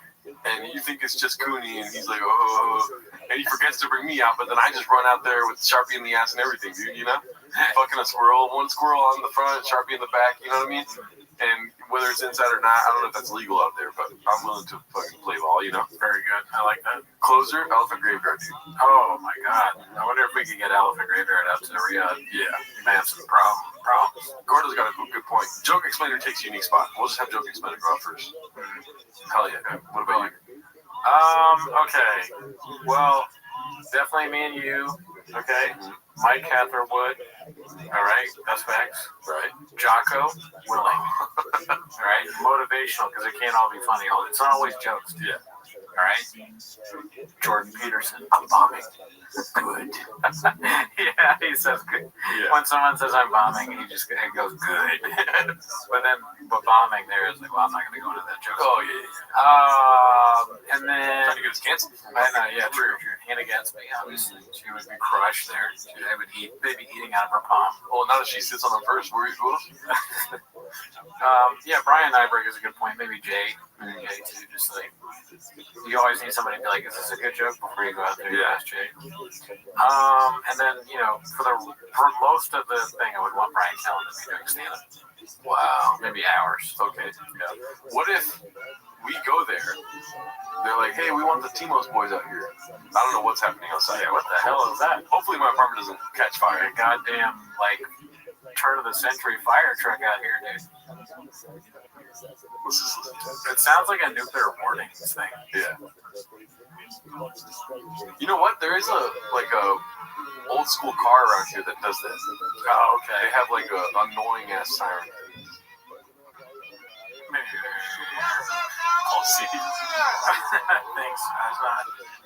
Would be I guess late. Happy belated Red Bar. early birthday, cool name. Red Bar would be the closer, dude. Red Bar and Riyadh. Encore, Elephant Graveyard. What's it called? What was I saying? Oh, I was talking about Callen.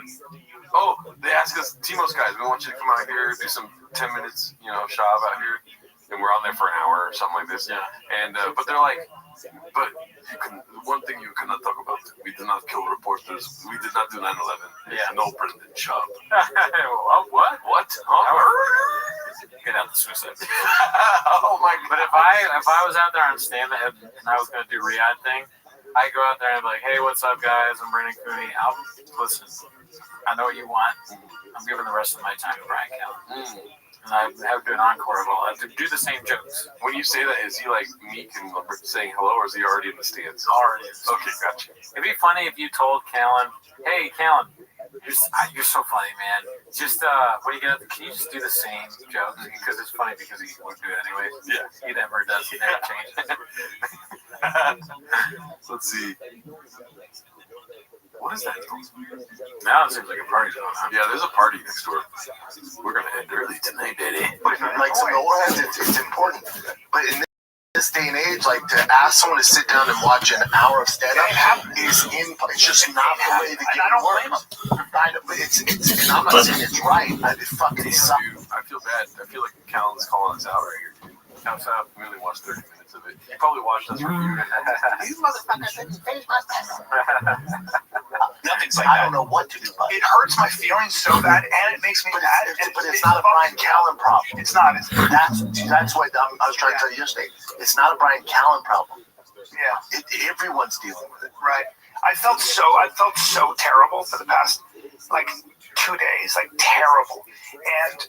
But like I had a set last night at the mothership, like I said, my new shit is it's hitting like the old shit. It's the exact same stuff. it's getting the same reaction because it's the same thing. If we can cut to his new shit, can you do some of it right now? Let's see. Fuck. What was his new shit?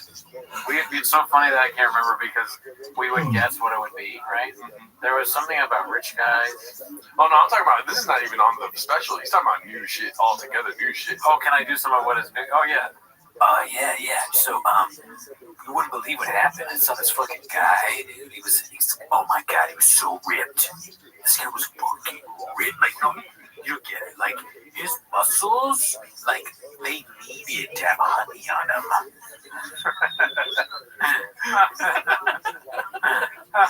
Everybody, please welcome Brian Callen. Dude, rich guys, they don't even know what they want. They just want everything. Like, a rich guy just wants to be like, he wants to be you. Like, inside your butthole. Like, they want so much that I want their dick. They have a golden cock. Let's see here. I have that skill that when I'm on. Yeah, you have a social skill set. I'm proud of it. Yeah. I'm really good. I'm as good as. It's good you I went think up I'm as there. good as anybody. Yeah. Oh, that's crazy, Tom. Yikes. You're not as good as most comedians are better than you. Yeah. Most open micers are funnier than you are. Yeah. Let's see what this is about. All that Diet Coke is fucking me up. We already saw that. What is this? This looks pretty good, whatever it is. It's called Ya. Let's see. No matter what I do, no matter what I do, is you.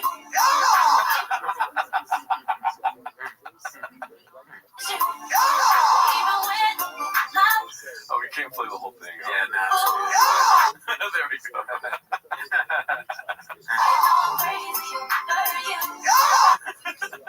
Shav is a saint lunatic. Patty LaBelle. That's some great editing, dude. Shout out to that guy.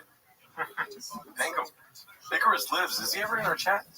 I don't know. This great guy's not there, man. Should we check the likes or should we hold on? I don't even want to know what this one is. Shout out to this guy. Who's this? The amount of coke for their failing careers is rolling on the floor laughing. That name of the emoji is funny. Yeah. All right, this is supposed to be a Busy Middle 8108. Oh, he's doing it again. Good God. Why? You know what, though? I'm not going to lie. Your boy made some sausage salad. Your boy made a video about it. The first bite I took, dude, you put your tongue out, I swear to God. Nah. I swear to God. And it was embarrassing. Did it look like that? It did. It looked like Papa. And I was like, no fucking way. I put my tongue out when I eat, dude. Do you think it was just this one time, or we're just being too hard? Because I remember specifically Walsh said, he was like, pull that up again. Why does he do this? And then I've never really thought about it. So I said, yeah, that's weird that he always does that. Dude, I did it. And it was like watching Papa do it. If I were to show you the footage right now, yeah, it's like, oh, you probably have a good laugh about it. Interesting. Okay. All right. Well, I'll keep an eye out for that. Yeah. Me, I don't do that. I don't use straws. My kids, they gotta play baseball as hard as I did. So I'm talking home runs, stealing bases, and all that stuff. Do you want to see it? Sure. Okay, talk to the chat. I'm gonna go to the restroom and get the other cable and just try to make it. Gerardo's gonna show us whether he did the tongue thing. I mean, I believe that he did it. I mean, listen, don't tell me that you try to fuck your way out of it. But I'll go back to it. So, listen, when my kids start playing sports, I'm gonna just tell them, look, you gotta be good right away. All right, genetics don't lie. You got Cooney in you. You have violence in your DNA. Clothes are not going to fit you. Okay? You're going to be one of the elite. And the chat messed up, so I can't even see the chat right now. But you're going to be one of the elite. You know, you got to. It's waking up at 4:37 in the morning. Okay? Even when you're young, you still have enemies. You don't know. You got competition, dude. Competition breeds success. Sometimes bad things are going to happen. That doesn't mean that you can't be first place. You always got to be the best at football. You got to be the best at baseball, soccer, hockey, track, lacrosse, field hockey. Okay, I mean they probably don't let you play that, but they're girls. Because same thing with girls, dude. I'm not gonna go easy on girls. I'm not gonna sugarcoat anything. I'm not gonna tell them their dick's delicious with sugar on it. None of that stuff. Oh no, the chat went down. No, the chat went down. So I'm just telling them how I'm gonna raise my kids. I'm gonna be as part of being a baseball dad is that every practice you're there giving the coach a hard time. Okay. The coach is probably some fat guy who played baseball maybe in high school. Who cares? He's a loser, and the kid should be listening to you. When I'm at my son's baseball practice and the coach is talking, sometimes I'm like, hey, and I tell him to shut up so I can talk, even if I don't have something to say, because it's about establishing, so the kids know that when I talk, they gotta listen. They're gonna get a better batting average when I'm talking. Yeah. No, keep going. Okay. I'm not done. Shut up. Okay. So, I interrupt the coach whenever I can. Sometimes I'm yelling, especially if my kid's not doing what I want. I'll just be yelling. If I feel like other kids are preventing, if I see a fat kid, right. I go listen, Denver. It was my son, Denver. I go, Denver, look at that. That's disgusting. I point at the kid. If he can hear me, so what?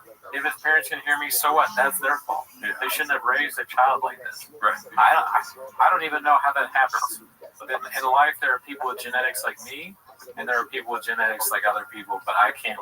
It's not my fault that you weren't born like this. Okay? I can't do it for. I always tell my kids you're given so much. Look at these fat kids, these short kids with, they have some sort of just thing stopping them from, being as good. It's you're not like that. So you're held to a different standard. Okay, the Cooney standard, right? We're talking about people like me, people like Brendan Shaw. Okay, world-class athlete, black belt in podcasting, food truck connoisseur. Okay, listen. You saw it? Oh, dude. Oh, we can do play-by-play here. This was a fucking revelation to me, dude. I did not know I ate like this. Look at that, tongue out. Oh yeah, tongue out. Now I want to know how is tongue out just normal, and we've just been judging him too harshly. Or are you a weirdo? No, this is weird. No, this is not normal. This is tongue out. Me eating for real. Do you eat other food like this, or just sausage salad? Yeah, no. Weird. It's weird to eat sausage salad. Period. No, it's delicious, but relax. But that's I did that, dude. Happy birthday to me, dude. Well, you saw it here, folks. Yeah, let's see what they say. I mean, guys, I'm open and honest. They said you. Ellie just said you. Different shirt, same colors, like a superhero. Okay. It could be the angle. Yeah, I put the fucking tongue out, dude. But I literally saw that and I just stopped for a minute and I was just like, oh, what the hell? You should embrace the angle narrative. Okay, so the angle, sure, but look at this angle. This is straight on. No matter how you look at it, I was fucking eating it with my tongue out, dude. You know? That's more tongue than I suspected. Yeah, no, when I saw it, it was ridiculous. Gerardo on that black and yellow. Oh, yeah? Black and yellow. It's the black, yellow, and red pants, dude. I love this fucking fit, dude. And the red on the scorpion mat is like a callback to the pants. Why you gotta laugh at my fashion sense, dude? Your clothes have a callback. I like it. Let's see here. It's sad. Posted by Guild Guitar. Oh shit, Guild Guitars hasn't posted in a minute. Oh shit. Let's check this one out. Some sad news. I'm gonna be taking a step back from being on Game the Sting. I just, something tells me. I know Elephant Graveyard probably has his own account, but Guild Guitars and Elephant Graveyard have garbage, dude. Look at this coloring. Doesn't it look like a Elephant Graveyard video? There is something, yeah. They're in the kind of same field almost, you know. And I remember when I first started watching Elephant Graveyard, there was the music and the clips and less of him talking and all that. Yeah. It was kind of musical and it looked really cool, kind of like this. Just interesting, Same person. artistic. That's the what narrative you're building. Yeah. I'm impressed with the Twin brothers. you show somebody that's read it, and they if they know anything about it, they think it's just people hating on Brendan Schaub. But then they go, wait a minute, there's art here. You should be in the Louvre.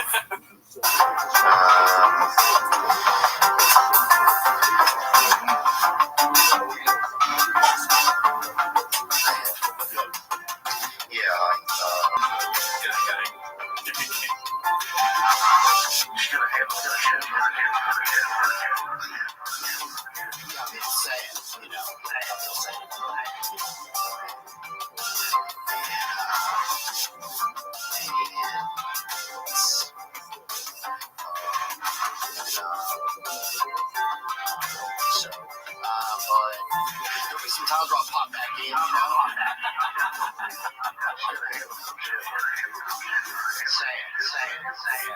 Pop back in, you know.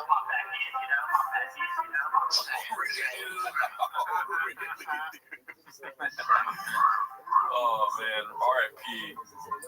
It also kind of reminds me of Tappan Skins. Another great genius. Yeah. When do you think you'll pop back in? Not anytime soon, Bob. No? I don't think so. Why not? Well, he's got a lot going on. I can't talk. Let's see. Really use it. Sorry, well, it's not that far from 100. I'm not gonna. Oh, you're not gonna hate? I mean, we had to fucking ask basically for surgery to get there. Yeah. And We did literally have to ask for surgery to get Yeah, you guys still can't all pitch in. Yeah. Is it a thing where it's like, what, you don't believe in working as a team? I thought we were a team. Yeah. I thought we were gonna fight. You should be thinking your lucky stars are not your dad, and this isn't baseball. Because if that's you'd be running some. It may be worse than running laps. Well, you're taking the wrong approach to this, dude. I understand you're in the baseball game. Oh yeah, always. I am your dad, and you got homework, dude. And if you don't do your homework, I'm gonna beat the shit out of you. That's true. He's gonna beat you. I'm gonna make you do my boo. Where he said, make you do a Mabu workout. And while you're doing a Mabu, he's doing a haka. You know what I mean? He's in the corner just going, oh. You guys aren't ready for that, dude. Yeah. Tread Flip is a great guy, so I won't make him do a Gordo. You might have to do a Mabu. Gordo's like, I've already liked it. All set. I was picking on people. Let's see here. What are we doing here? We already saw that. All right, so another joke explainer for smashing down a scalp cookie, posted by PC Load Letter 81. Beans, cheese, beans, cheese, beans, cheese. Let's see. And nobody talks to the Chipotle people. There's no conversation that happens. They listen to the same shit 8 hours a day, right? Steak, beans, cheese. Yeah, that's the shit.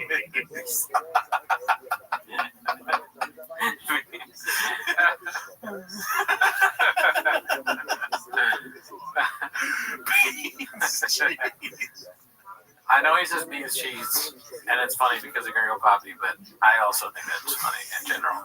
I think this is a good joke. Well, yeah, but Yeah. beans cheese is so good. Yeah, both are good. Beans and cheese. I've never seen anything like this. It's like you're not even. Beans and cheese. That's a callback to the Gringo Poppy. One of the biggest stand-up specials of all time. So the crowd recognizes, hey, that's a Brendan Schaub bit. A great homage to one of the masters. Yeah, dude, that was great. Beans, Pretty good stuff. The Cootie Haka hit the fucking. All right, family. A brand new truck and 10,000 in cash. We saw this already, but let's see what's up. Creep time. About that time, we found our official winner. My boy Blake here officially won the one-of-one custom TRX with a $50,000 in mods. This thing is an absolute animal. Couldn't wait to a better guy. He's a dad, father of two.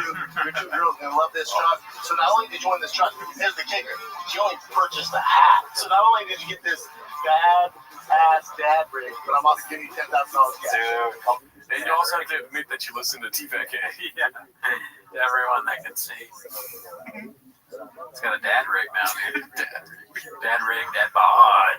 What, do you think there's a way he can act as if he has third-party cooperation with like lawyers and stuff, but still give the truck to like a qualified candidate according to his standards? Like it has to be a dad, it has to be a white guy, he has to have a mustache like Taylor Lewan. You know what I mean? He has to fit all this criteria. Yeah. Maybe it's a good question. I don't know. Maybe he thinks he's just untouchable, and he's like, dude, Trump's president, we can do whatever we want now. Yeah. And I'm not gonna get investigated over this shit. Not until 2028, Daddy. I'll call my boy Trump up, dude. DA got recalled, Daddy. Thank you, MNSXD. Now you spell it. Happy birthday to Dunn. Cheese be cheese. Hashtag Graves disease. Well, let's see what Brewer has to say about it. Fuck, dude. It's our society, how we treat one another. Okay, so that's basically what it is. He's right. Yeah. Do you know what Andrew Schultz says? Oh no! No, now we're in the podcast watching another podcast watching another podcast sound, which is the best sound of it. You feel like balance in your life. You're like, oh. Yeah. Until that's happening, it's not really worth it. It's not really even a show. Yeah. Do you think that Andrew Schultz was somewhere in the world? He was probably at like Nobu or something and eating or something. And then while Jim Brewer's entering him into the Brewerverse, he feels something like, "Whoa!" He's like, "What the fuck was that?" Yeah. Do you absolutely? Do you feel something when you're in the Burniverse? Yeah. I don't know. Well, we don't know because we've never been in the Burniverse. I guess we have to wait. If he probably never doesn't know who we are. But if he mentions us someday, we might feel it. Dude, please, Jim Brewer, put us in the Burniverse, dude. Oh yeah, I definitely want to be in the Burniverse. Yeah. That's one of my favorites. I wish I could vacation. Right? Yeah. If I got a call about the Burniverse, I'd be like, sign me up, Daddy. Mai Tai's in the Burniverse, Daddy? That's the way they wrote it. That was the but something said. Oh my God, it's such a long clip, dude. Right? Goodness gracious. People that. Now, here's the thing, too. The people that are, first of all, I'm going to talk about the guy that did it is this guy, Mark Maron. He started the whole thing. Now, here's the sad part about Mark Maron. He has an incredible journey. He really does. And I'll tell you, what is he on? I don't know. He seems all fucked up even though he's sober. He really does. He starts to Jamaican. He's like Jamaican Bob Barker from Sora. What's up with the Mark Maron, man? You ordered a pound of rice for the DoorDash. All right, well, let's see what else he has to say later. Oh man, what a day, dude. What a day. So much. Appreciate it. Enjoy the truck, man. People love it. So get ready for a lot of people to stop you, ask you about the truck. Congrats, brother. Yeah, enjoy the truck. All right, fam, that's it. TRX is out of here. Thanks to everybody that participated. I can't thank you guys enough. This was by far our biggest giveaway. You guys like TRX, you like trucks, duly noted for the next one. I love you guys. If you didn't win, I'm so sorry, but it went to a good person. His kids are going to enjoy it. That's why I do this. More V8s on the road, the better. So, what's the over-under? What's the over-under on the probability that he knows what dually means?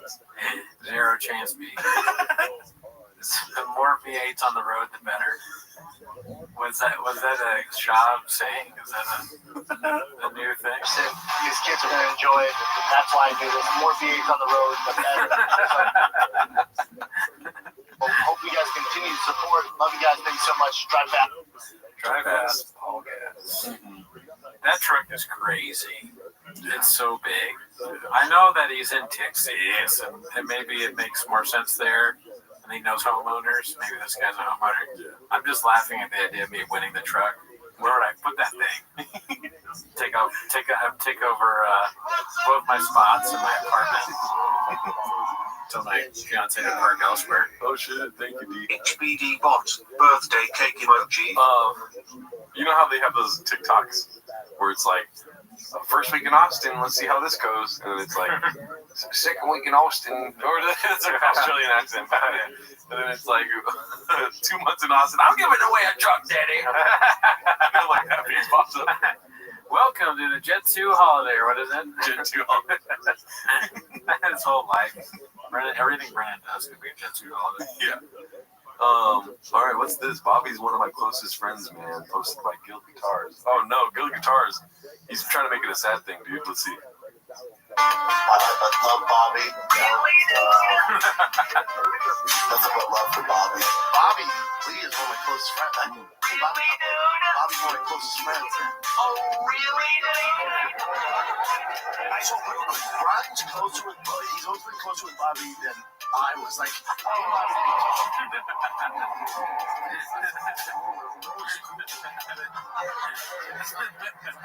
which is the truth.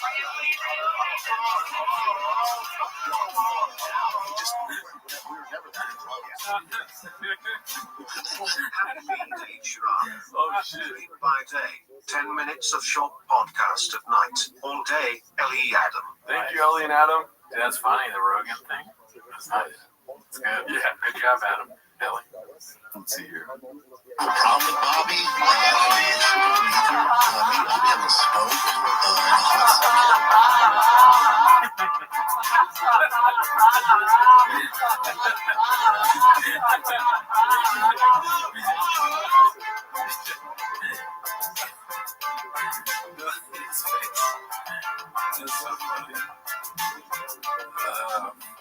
Yeah, that's hilarious. Dun, dun, dun, dun, dun, dun. Shit. And that, we're not even, like, Bobby gives us a lot of money, but we're not that close with him, to be honest. Yeah. I mean, I never spoke to him.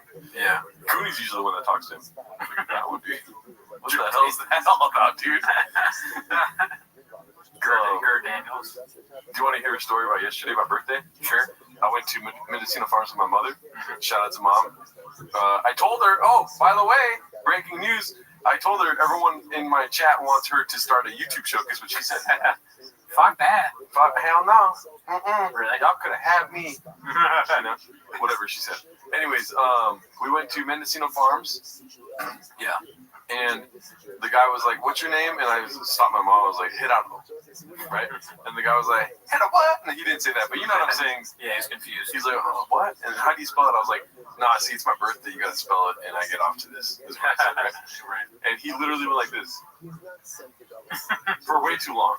There was nobody in line. So he was just like, He's like, let me see. Let me know if that's right. Like, he thought about it. Yeah. He's like, let me know if that's right. And I said it multiple times. Okay. And it was Jadoro. Gedorro.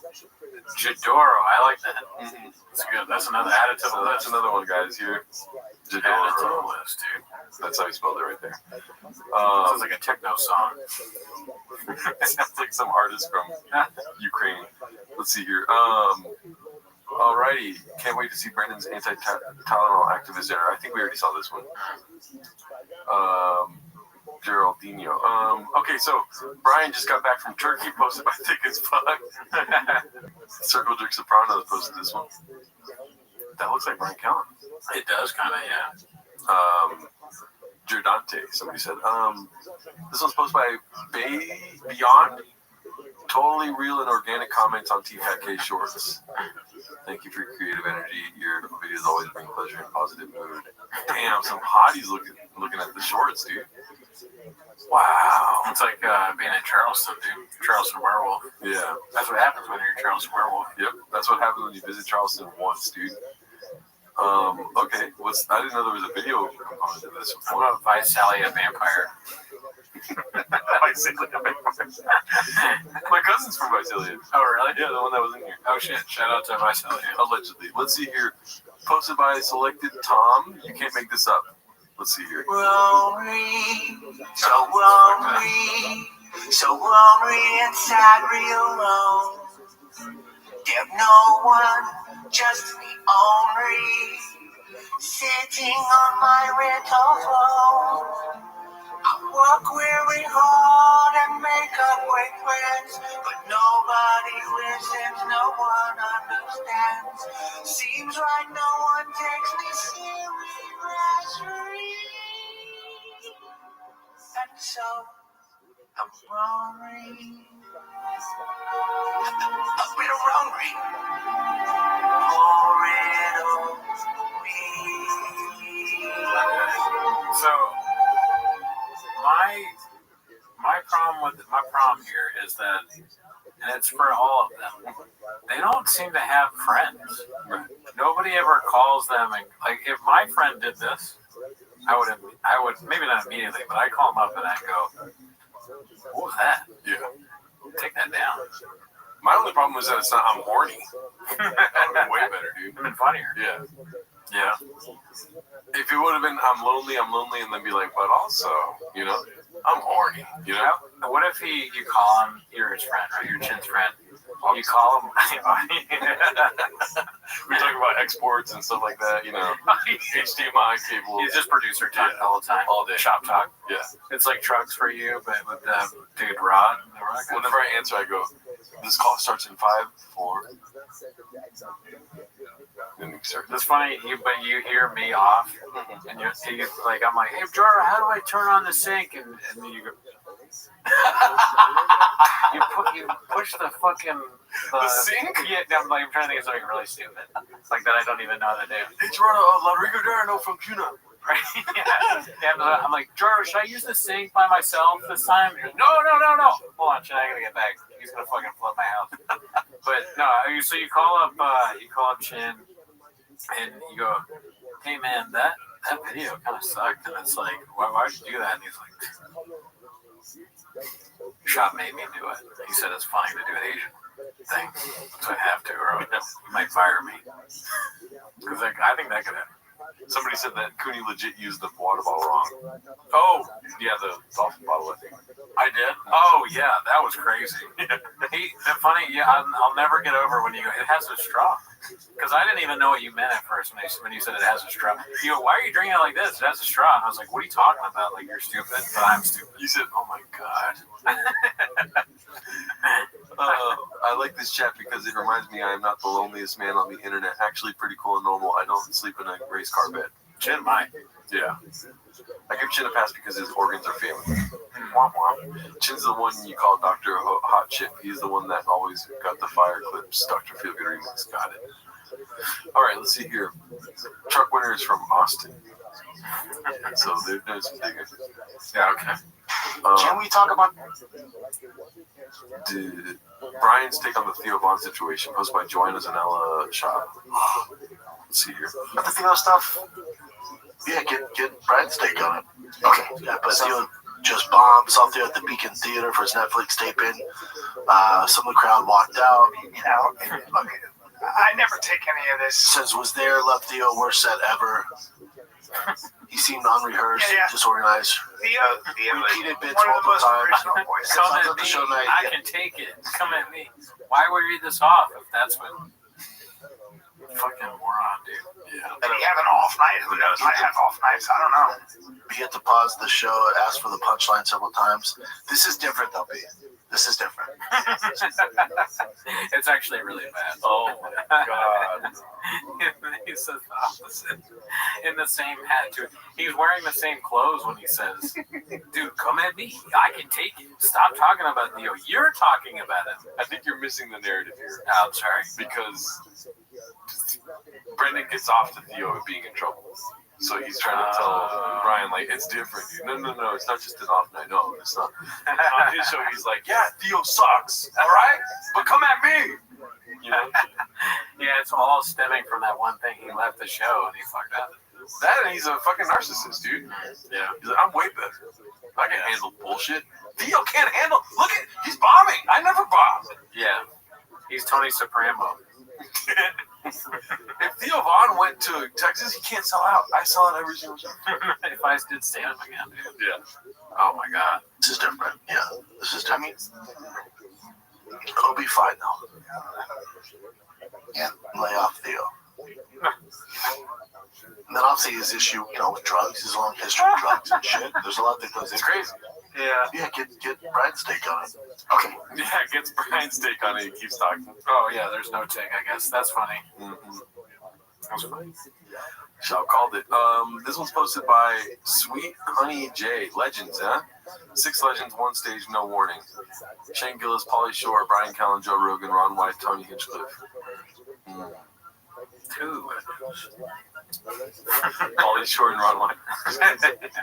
Let's see here. David Lynch is my Baba versus David Lynch, posted by Dandy Kaufman. Let's see here. favorite director.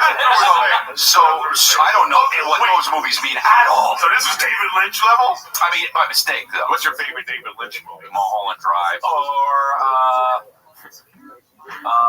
probably Mulholland Drive.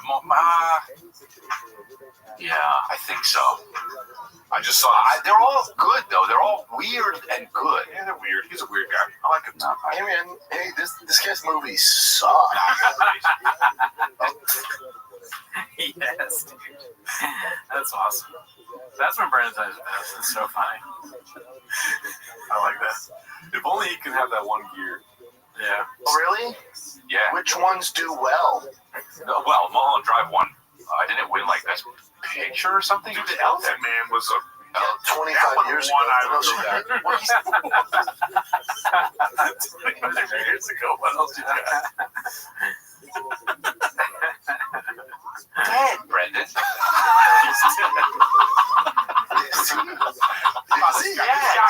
guy. Hey, it sounds well documented. Yes. Wait, what's his name? Unbelievable.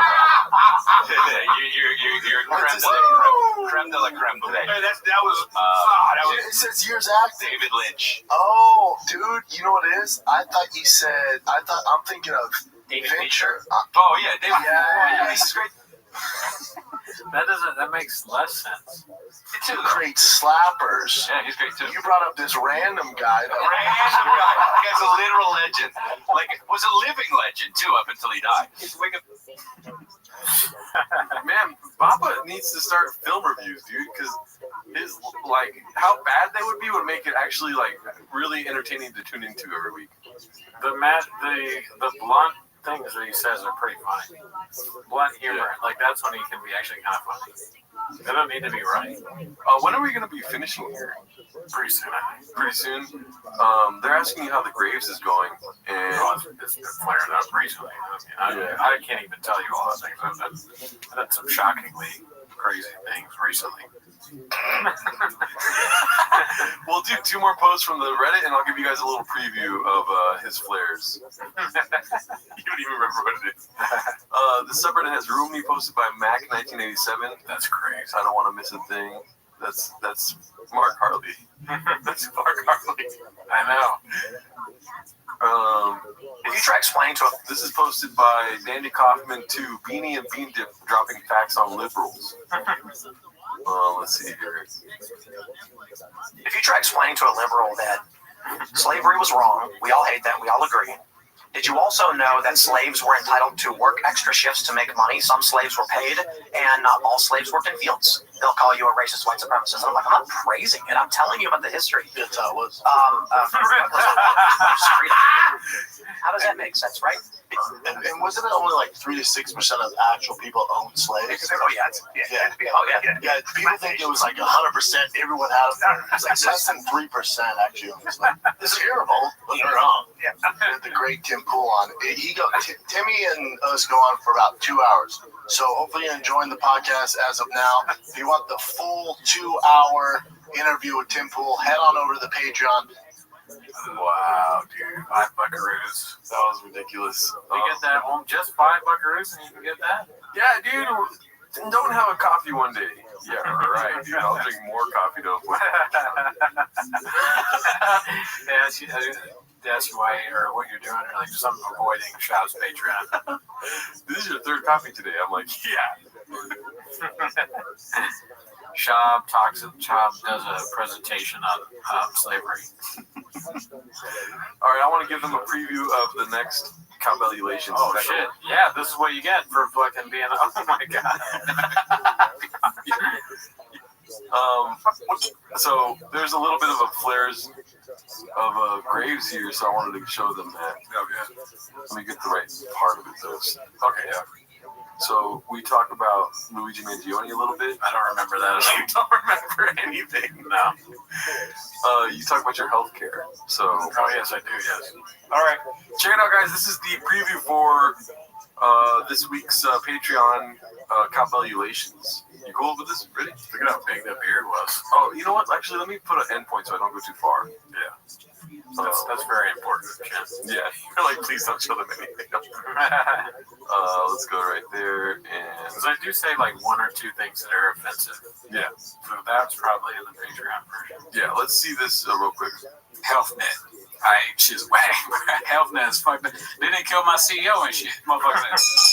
Actually, it was just gone. Sometimes it might be like that, though. He be gone, like, gone in 60 seconds, bro.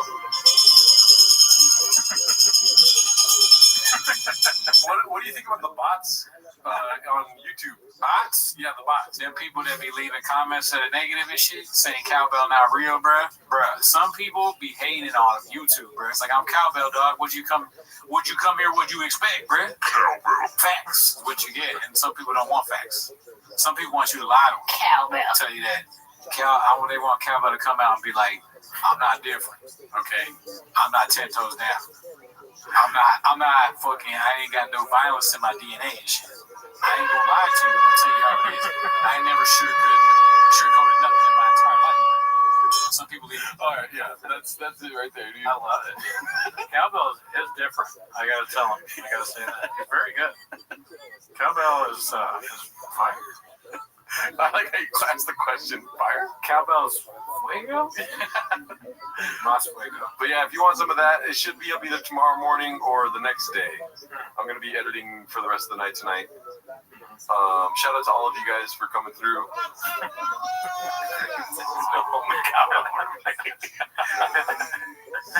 When the graves takes over, only cowbell remains. Cowbell is all love, brother. Cowbell with some salsa on top. Cowbell spicy. You know what's funny is like I can't imagine what TFATK's Patreon is, but our Patreon's pretty lit, dude.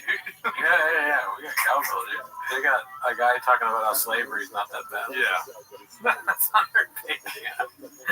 And come to our slavery, or slavery. Come to our Patreon where we're like, we talk about the good parts of slavery. Only $5 a month, you get to hear them all about it. Alrighty, y'all. Well, shout out to you guys for coming through. I think we're gonna end here, dude. Another great week of some Brendan Shop content, dude. Thank you. And how many likes? 116. Well, we'll be surprised if I wake up in the morning. Alrighty. Alright, peace out, guys. You're rocks.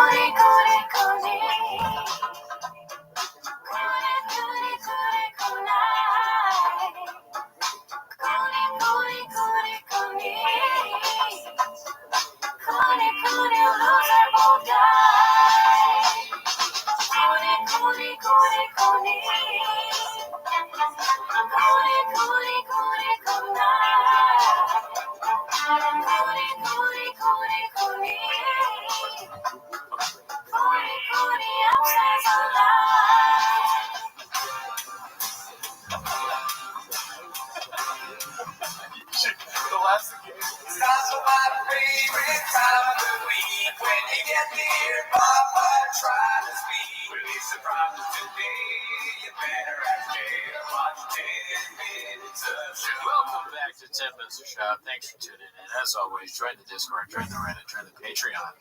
This week on the Patreon, oh boy, we watched Whitney Cummings, Andrew Scholes, Trevor Noah, and we also have a Cowbellulations live on there. We're going to do another Cowbellulations by next Wednesday. Go check it out on the patreon.com/raccoon-tweeties. You can see the full Cowbell episode on our Patreon. But anyways, that's not why you're here. You're here to watch 10 Minutes of Shop. So start the timer. Play Brian Callen's stand-up clip.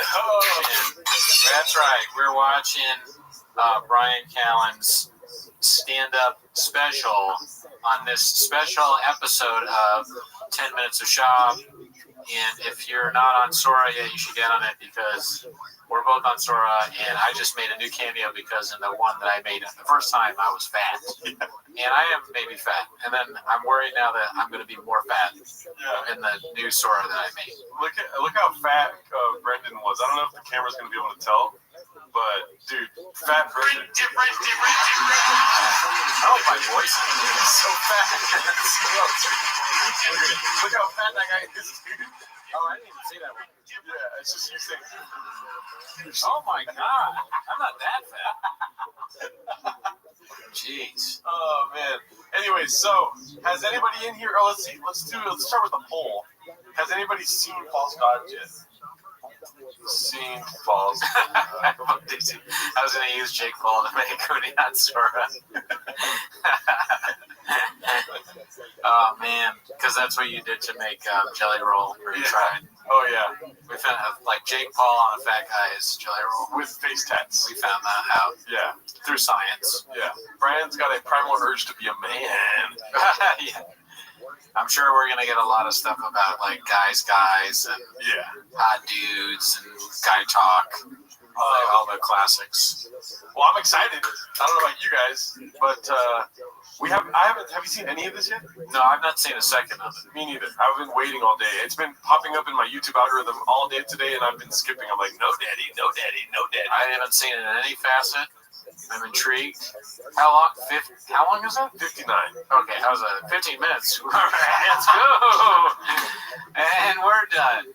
I mean, because hour long is fine. I love to stream for that long and longer. I mean, you may have heard us streaming 12 hours or 24 hours if you know your math right. Yeah. But, or if you're not a bot. But, you know, it's rough to watch someone like Brian Callen for an hour. I'll just say that. Look at that. That's horrible. That is just awful. Oh, I hate that so much. Do you not like that he didn't stick to the man brand? Where he's like, I'm a man. I'm sure he did stick to it. No, well, you know what I'm talking about. Like in the name? Oh, yeah. Well, you know, he talked a lot about men over and over again. Now he's got to talk about God. Who's a false god, I wonder?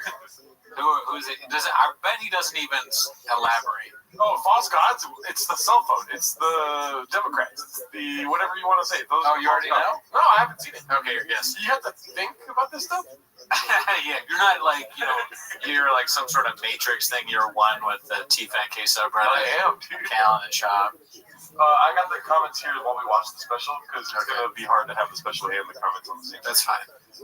Let me fix one thing. Yeah, fix it.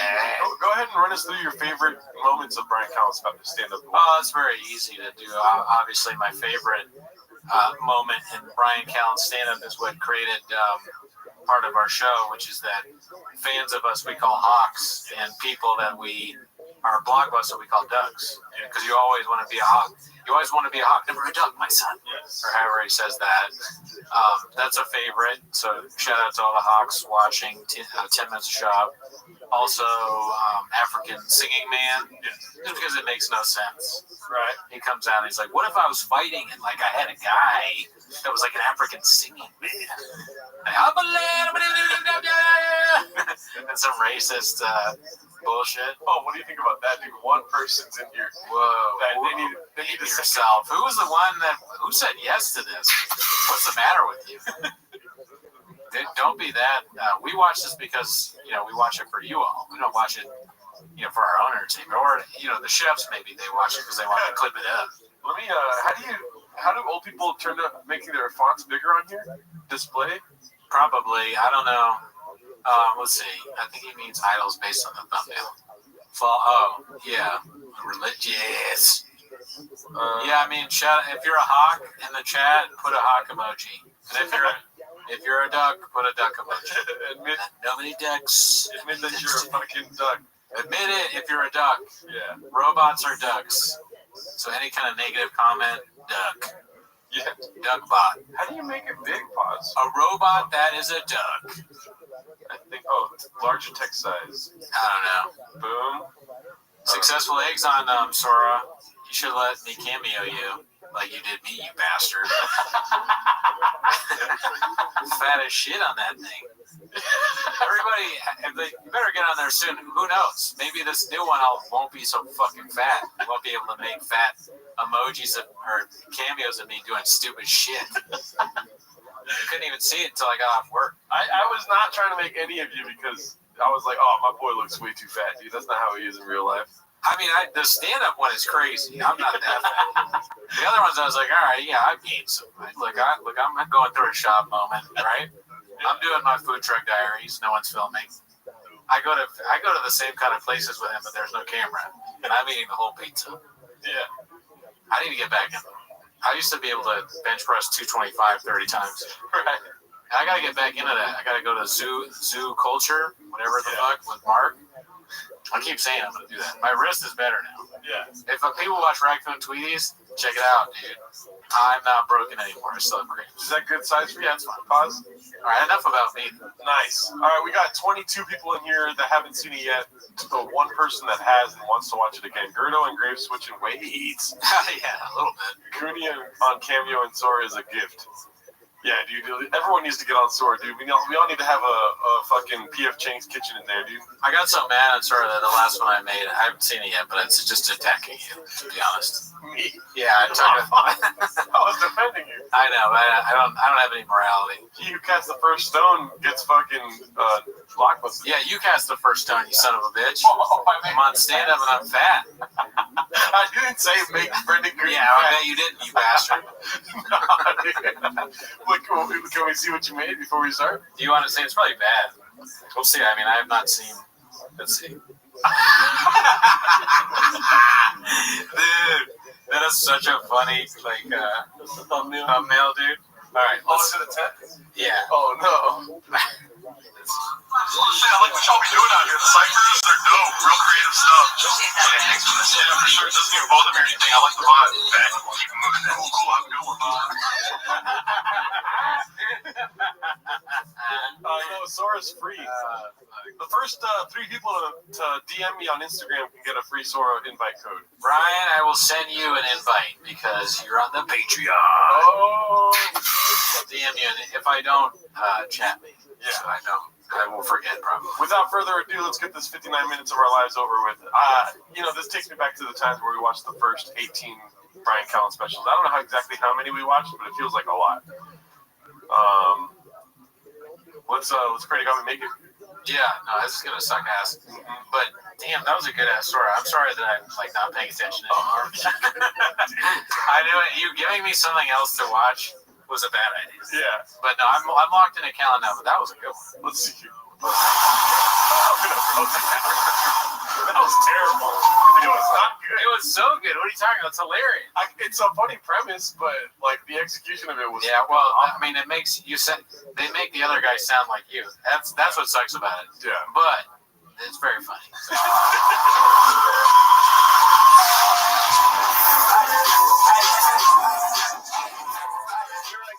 Okay, have we ever heard a rap song before Brian Callen special? I don't think so. I don't remember. Grifting. He is still doing the stupid, because part of the other ones were the same kind of thing, right? Animated version of him looking all strong and jacked. Yeah. Oh, man. Women. I remember on TFATK today, one of the first, what's it called? One of the first things I saw on TFATK today was him grabbing his thighs, and the caption was, I'm 5 minutes into this, and he's back to his fucking thigh grabbing, dude. Oh, man. I wonder if he has any school material. I hope. Brandon Rivera says, I already have Graves watching this. Yeah, you can get Graves in a lot of places. Looking for that public embrace, trying to fill that hole I can never fill. I always need more. It's an addiction, and it's not healthy. I think it's a common. When you look in the mirror, you shouldn't like what you see. Black Rifle. You gotta have. He's smoking cigars, just drinking Black Rifle. He's doing merch drops in the beginning of the special. I don't think. Look, we've watched a lot of specials. I'm not sure there's been merch drops or not. Well, you know what I mean, like selling shit in the beginnings of specials, right? Even the really bad ones. It's usually in the middle, thick with 3 motherfucking C. Oh, that's right. Schultz did the steaks.com thing right in the middle. But at the beginning, like Pete Holmes doesn't have a thing with Magic Mind at the beginning yet. Yeah. But I haven't seen it yet. Good observation, Japanese follower of ours. He did put Joe Rogan in the title to boost the algorithm, BBB, beast of a marketing team. Oh, yes. Right. Let's see. A healthy dose of self-loathing all the time. I think if you're looking too good, if you're too rich, I think that actually hurts your comedy. I think shadowboxing is always going to be funny. Yeah. You know? Every comedian should shadowbox because the ones that don't do that in real life, it's funnier, I think. Yeah. Like Rabbi Hoffman, and she's shadowboxing for her special. That might actually be funny. Nanette. Caleb Huron, shadowboxing before his Yeah. Caleb, yeah. That'd be great. That'd be funny. Greg Moon, bot. Yeah. I am too muscular and I look too good, and yet I'm able to overcome those obstacles. Let's go do this. Ladies and gentlemen, give it up for Brian Callen. False gods.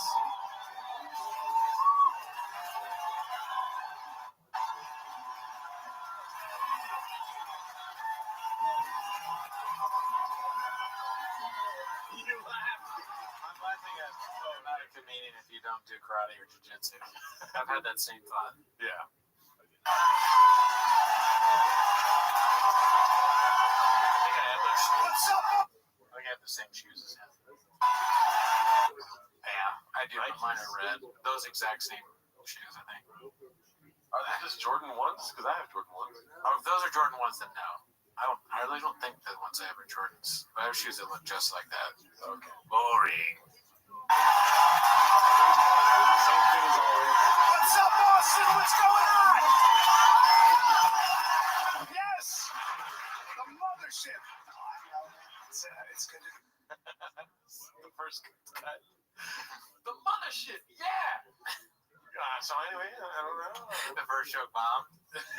Okay, that's hilarious. Steve. It's a weird world, man. I'm on my phone too much, huh? Anybody else get caught with this scroll? This social media, this dopamine scroll? You know what happens? Every day I wake up and I go, I'm not going to look at my phone. I got 4 kids. I have bills. I'm not doing this. I'm not going to get caught on social media. But they get you with an image. They capture you.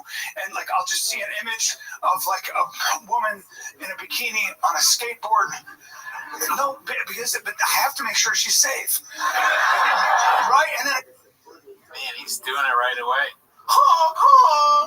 You just gotta get like you get your phone, get like you're in your phone, and then you like inside it. Yeah, he does the boxing. I'm locked in, and I'm here, and you're there, and I gotta save her. Who is this for? Let's see. Us. Oh, yeah, for us in our show. or later you're like, I can't stop, you know? This is what happens.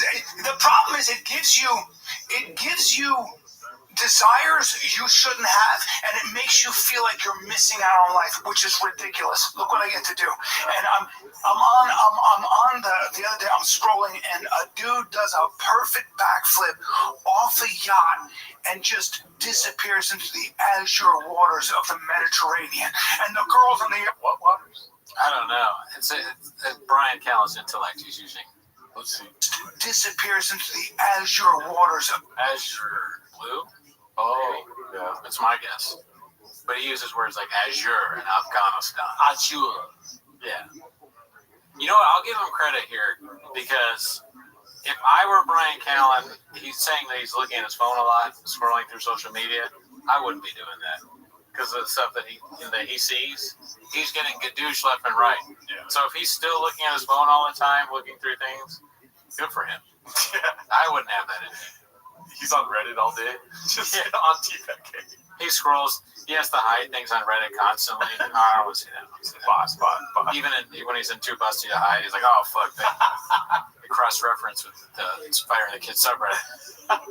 Because you see all that, you see the posts from there. of the Mediterranean, and the girls on the yacht are like, woohoo, and I was like, my life sucks. Right? Now then what happens? Then I get to another reel where a dude, he's a cowboy, a real one. You guys know. What's up, cowboy? Shout out to you. Simple. Yeah. This guy stinks. Watching Brian Callen's entire stand-up, good. Yeah.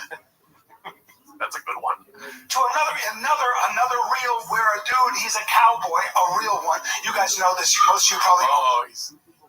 God, 2.5 minutes in, dude. Yeah. You think he's gonna do the horse? Yeah. He's already on the horse. Yeah, idiot.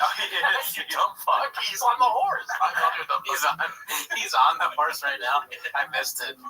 Oh man. Honk, honk.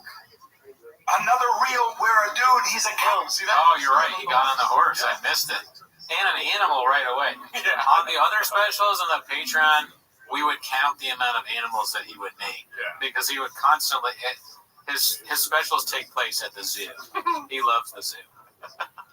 Cowboy, a real one. You guys know this. Most of you probably own horses here. And dude, he's a horseman. He's on a horse, a real cowboy.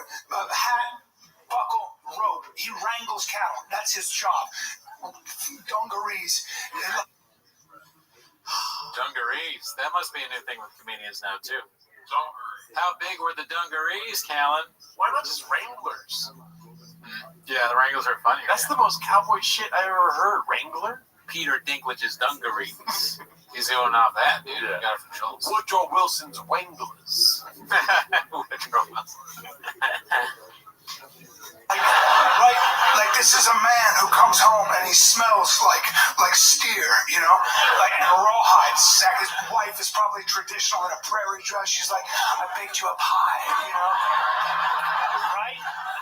Listen, you know how much we owe to cowboys? You guys eat your steaks. You never think about what it takes. You know how unruly cows are? Do you know that cows are like, I'm free, and one of them breaks off? You need somebody to be like, hey, get the fuck up. You know,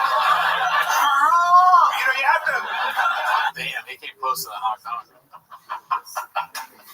Honk, honk. Have you guys ever dressed like a cow? I mean, it's fucking different. Dallas. I never got whipped as a cow.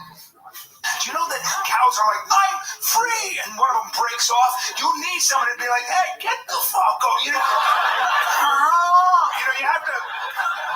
A cowboy is nothing less than a man who specializes in breaking crushing really any semblance of individuality a cow may have. Right? Remind them that they're a herd animal and stay in your fucking formation. That's not even the point I'm making. So I see this dude on a horse. Now I have a lot of horse fantasies. And I'm not gonna go Cow, horse. What else? That's it so far.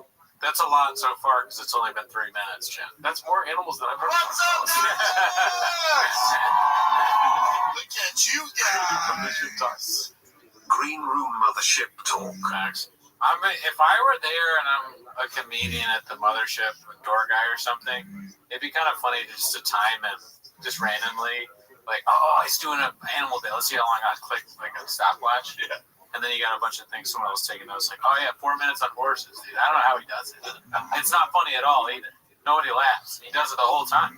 And he does the same kind of voice the whole time too. It never changed or anything. But he's not embarrassed in any way. It's crazy. What's up, Dallas? Oh yeah. Look at you guys. Callan stealing raccoon tweet his jokes dungarees. Change his name to Bot. That's a fun animal Vince or Blockbuster. And then we got a guess on here that Inku says he's going to talk about monkeys next. I like guessing too. Like, what's the next monkey? Or what's the next animal? What's the next monkey? Monkey. Yeah, well, monkey's a safe bet because humans are monkeys. Did you know that? That's like, facts. we come from monkeys. We ate shrooms. Yeah, we came from apes. And then ape will fucking rip your dick off first. Yeah, definitely. Especially if they're apes. Got out right. I'm not. It's a stupid thing. I don't want to go in. I don't have time. But so he's what? The dude's on a horse, and he's no saddle. Just bareback, bro. That's a horseman. You want to talk about being connected to a horse? That's not a guy who can ride a horse. That's a guy who will break a horse. That's the kind of guy who can be like, and his horse shows up. Right? I mean, dude. Look at you guys. This is banned by Brendan. Who else is banned by Brenda? Love from Chicago. Shout out Chicago. Chicago style. Another old reference. Chicago style. Hopefully Chicago is going great. Rest in peace to your Cubs. What do you think about somebody that stands like this during stand-up? Listen, I'm not the kind of guy to paint everything black or paint everything white. I'm more of a brown guy, dude, you know? Okay. I love UPS. Yeah. What can brown do for you? I don't like Brian Callen doing it. But if that was how John Mulaney did his whole next special, I'm sure I would love it. Oh, it would make it so much worse.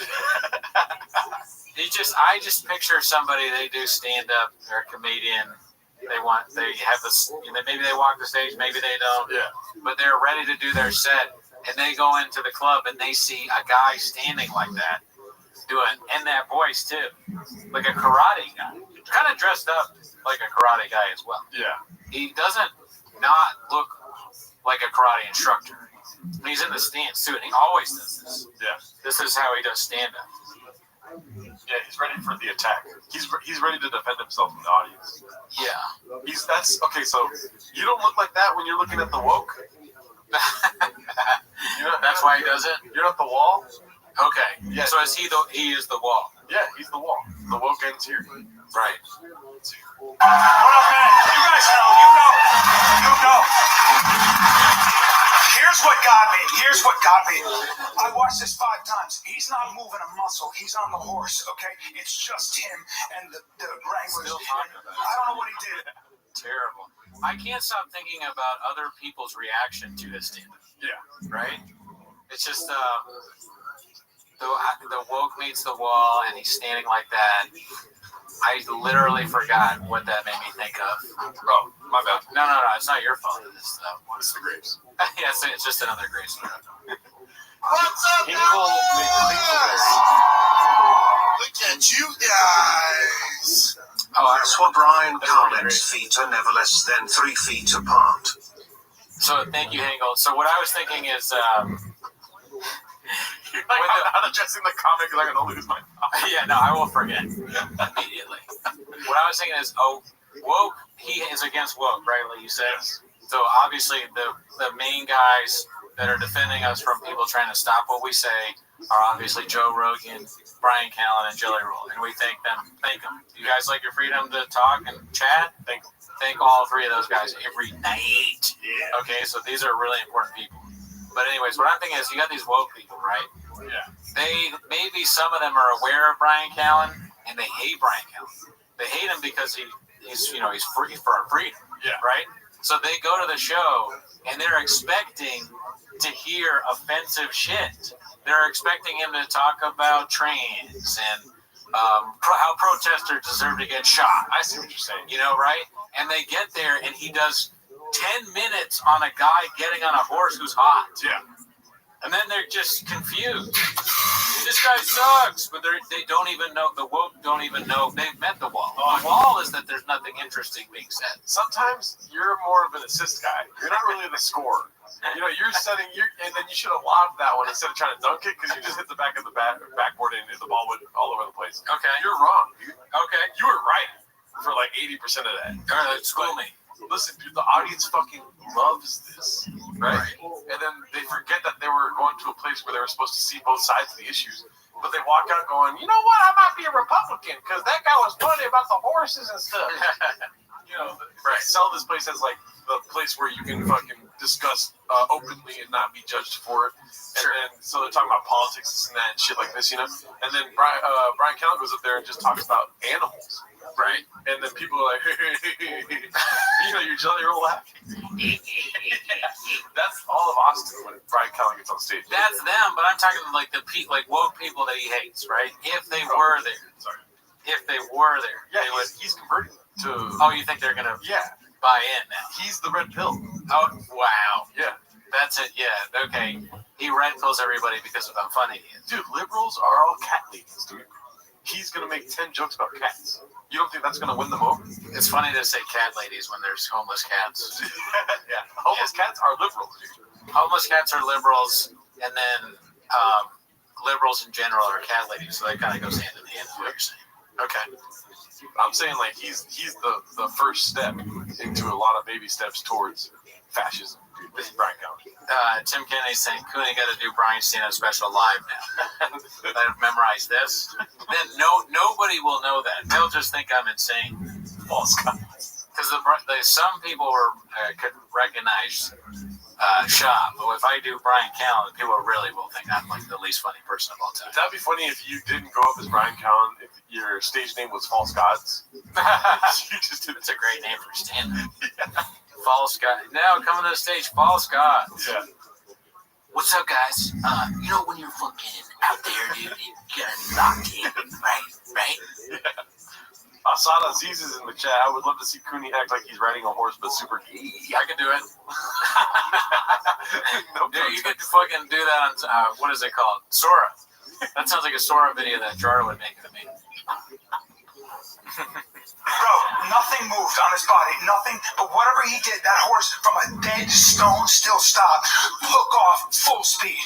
That guy sent a signal from his root chakra through his taint into the beast's back. And that signal was, go now. And dude, the horse was like, yes, master. And took off. You didn't think he was gonna ride the horse? I didn't think he was gonna do it. He's riding the horse again.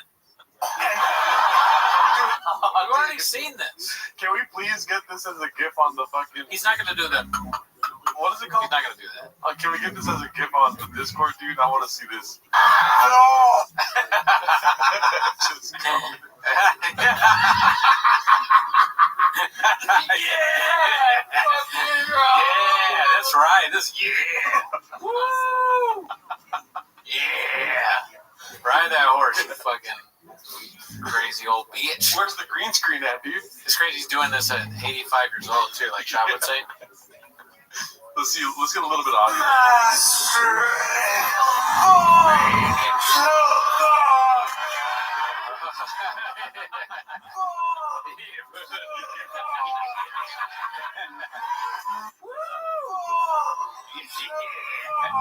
He's on a horse. Yeah, he said, go now. Dude, that was great. I didn't think we'd get that so fast. I mean, that might be like, we could just end it there, dude. We got what we wanted. Wow. I don't know if I can really do that. I can't do this. You never really rode a horse, huh? That's true. I actually have never ridden a horse. The shoulders are like, it's a weird like aerobic exercise with him. And the horse was like, yes, master. And took off. Oh, okay. You have to hit the thrust. Yeah. This is the last thing you see before you become his girlfriend. He wasn't even using the reins. He was just fucking around. He's not done yet, dude. Oh, man. How was the show last night? The comedian rode a horse for 15 minutes. Dude, that would be kind of funny, honestly. If you allowed me to do 20 minutes of stand-up and I just did me riding a horse the whole time. Whoa, and I was like this. Just the whole entire time. He's just going. Performance art. Yeah, dude. And then he's not done yet. He's going, dude. Oh, fuck. Oh, shit. I wonder if he's ever done this on stage and a comedian was like, that horse bit, it's killer. Just giving him a prop. Oh, what is that? Whoa. Why? Whoa. Why would you do this to a horse? Okay, let's see. He's getting a big laugh, so we got to check out what he said. I wish we could watch the horse bit with no audio first every time. Like, if Brian Count came on screen and was like, all right, guys, you know what time it is. And then It's funny to watch this because we're watching, it feels we're watching it live. Yeah. Clips that will be, or a stand-up special that will be clipped. These things they look like they're straight out of one of those videos where a changed person may look at how much comedy sucks now. And it's Rogan fucking, and Callan riding a horse, and Whitney Cummings pretending to be on a stripper pole. yeah, This is Dude, the horse was like, yes, master, and took off running. He wasn't even using the reins. He was just fucking running. Controlling everything to control 1,200 pounds of bone and muscle with naught but the golden crescent. That is your inner thighs and taint. 5 minutes. Dude. At 5 minutes exactly. Yep. Joe Rogan's like, you can do the special at my club. Just wait 5 minutes before you touch your thighs. Right at 5 minutes. Oh, you caught it, yeah. He has to touch the golden crescent. The golden arches. What an expression of masculinity. Like, if I caught that guy in bed with my wife, I would be like, I apologize. Like, so I go from acrobat to cowboy. And now I follow a guy. I come across this reels. He's a sensual chef. There's no other way to put it. He's a sensual chef. He wears naught but an apron. An apron, jacked. He's got, first of all, his skin, marble brown skin that sweats olive oil naturally. I don't know how to describe his body. If it was a landscape, it would be unsafe to traverse in a regular car. You need special shocks. Even then, you'd be like, this is crazy, dude, you know? Yeah, he's not getting off the horse. Well, this one is a car. Oh. He's riding a man's chest on a car. I wasn't even listening, honestly. Good. I mean, for your own safety, probably. You have to tune out every once in a while. It's a defense mechanism. He's doing the whole, like, exactly the same hot guy thing. It's nuts how he just does this every time. We're dumb for not thinking that he would do something different. Different. I can't. It's shocking to me. I couldn't do this. It is shocking because he like baits and switches you. He's like, I'm on my phone too much, but look at me on a horse. Yeah, what is the false gods part? Who is the false god? You're talking about everything you've already done. Riding a horse and a hot guy. His olive skin, it gives that olive oil. That's a good one. He's the kind of guy where his abs are big and muscular. What the fuck? Aren't you supposed to be bro? Isn't it supposed to be bro comedy, you know? Oh, it's different. That's what it is. Yeah. Is this what bro comedy is? Yeah. Then fuck bro comedy. Yeah. This shit stinks. This is James Freeman said. This is the craft perfected. This is 250 material. He's definitely into the mothership. If I was in the green room and he was doing stuff like this and people were laughing, I'd be like, do I smell burnt toast? Am I having a stroke? I can't. Why are you laughing? Although actually, now that I think about it, I would be laughing hard. Oh, yeah. Because if it was in person and he was still doing this shit to make me laugh, that would be actually really funny. Yeah, this is you trying to hold back your laughter, dude. You're like, oh yeah. In the green room is different. But no, seriously though, if I was, the green room would be a totally different experience. This is horrible Chinese water torture. But in the green room, I'd be laughing. Let's see. I mean, his body was demoralizing. Like, I was going to work out that day, and I was like, there's no point. Like, right? Like, why go to the gym? I'm an imposter. Nothing's going to grow. I'm not going to look like that. You know, if you can't afford a Ferrari, putting a fin on the back of your Honda Accord. So watch this. So now I'm already in. And the dude, he's a chef, so he just looks at me through these Mediterranean curls and just goes, let's make a sandwich. And I was like, okay. So, yeah, it's just the greatest hits. It really feels like that. But Talk about a hot guy for 4 minutes, and now he talks about how he wants to fuck a hot guy. it makes me think that he's stupid. And I always thought, now granted, he's a little stupid, but I always thought that he and maybe smart or stupid people do this, but he puts himself off as he's really smart, right? He knows a lot about vaccines and the government and other countries, and he's a worldly man, right? But it is a stupid thing to do a bit that's bad over and over again and not change, because that is kind of what I used to see at open mics, where somebody like we know that you all have never heard of, but like GT, or Nick Country, you get excited because you know they're going to do the bit you want to see, right? The same exact bit, because it's exactly, you're like, when they're like, all right, we're pulling the name out of the bucket. All right, next up is, what's it? And they never know who he is, even though everyone else does. And bikers may have to go, GT is next up, and he comes out, and you're like, I'll go like this. I'll be like, to my friend, I go, high five. Like, Willie, we got a fucking pussy on the pier coming for us, baby. Abu Dhabi, baby. I get fucking amped for Nick Country. I'm like, oh, yeah, all right, let's go. He's going to talk about fucking some chick. It's going to be amazing. He's never had sex. But he's so drunk. I can't wait. I can't wait to hear what offensive things he's going to say. So that, but Alston Fitzgerald. Alston, I wouldn't give anyone a high five for that.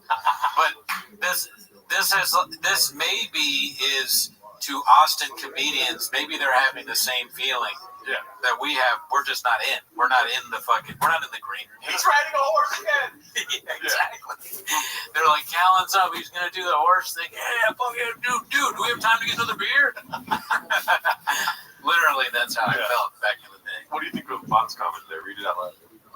Brian Callen on a horse be like ding ding ding when Cowbell on a horse be like ding ding ding. Oh man. Let's see. What Truckfoot, he's so vain that he doesn't really absorb any subject fully that doesn't directly involve him in his image. Oh, that's deep as fuck. Oh shit. I went to school. Let's see. And he pulls out a piece of raw meat. We were having a meat sandwich, obviously, and of course, this guy takes his protein very seriously. And there was no marbling. This was not a domesticated animal. This was mean. This was something wild. He probably slew with his own hands, and he threw it. He just the way he thwacked it to the counter. It was such force. It tenderized the meat. He then looks at me and goes, "Let's spice things up." I didn't know what he meant until he began to grab handfuls of spices from cloth sacks, just recklessly. He wasn't even measuring. Just grabbing and dashing the spices, just dashing them, covering the meat in every color powder you can imagine. Aleppo pepper and cardamom and smoked paprika. Who the fuck smokes paprika? Dude, he was chopping vegetables with a machine-like speed and precision. His forearms, I swear to God, looked pregnant.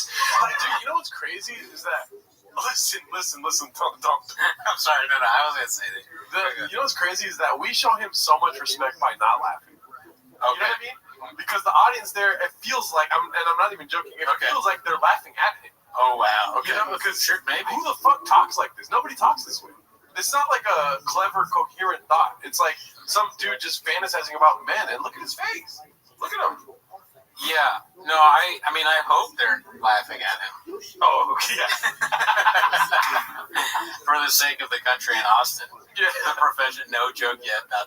In a way, that's kind of true. It does not really, I haven't seen much of a joke. He doesn't make any sense. The guy's throwing all the spice on the stage. Why? You wouldn't do that. It just doesn't. It's not. Maybe he's trying to do a salt guy. What is a salt bay? Salt bay thing. Speaking of salt bay, we got ASW in the chat, dude. Oh shit! What's up, man? What's up, Alan? Feels like Callan saw the Maniscalco Chipotle bit and was like, hold on. Yeah, he is doing a little bit of Maniscalco voice there. Aren't you embarrassed? Yeah, he's doing a little bit of that. I'm gonna spice my steak. No, you're right though. That is absolutely. We show him respect by not laughing. Yeah, that's more respectful than what we have been laughing at too. We laughed a good amount when he was riding the horse. Oh yeah, well do that, but then also have jokes. Like ride the horse for however long you want to at the beginning, but then write jokes. Don't talk about men. Yeah, no, all of this is fascinating. I'm having so many thoughts right now about it that I'm forgetting. That may be partially Graves, but I just keep hitting me. That I'm like, stop. Oh my god, what is it? Who thinks of that?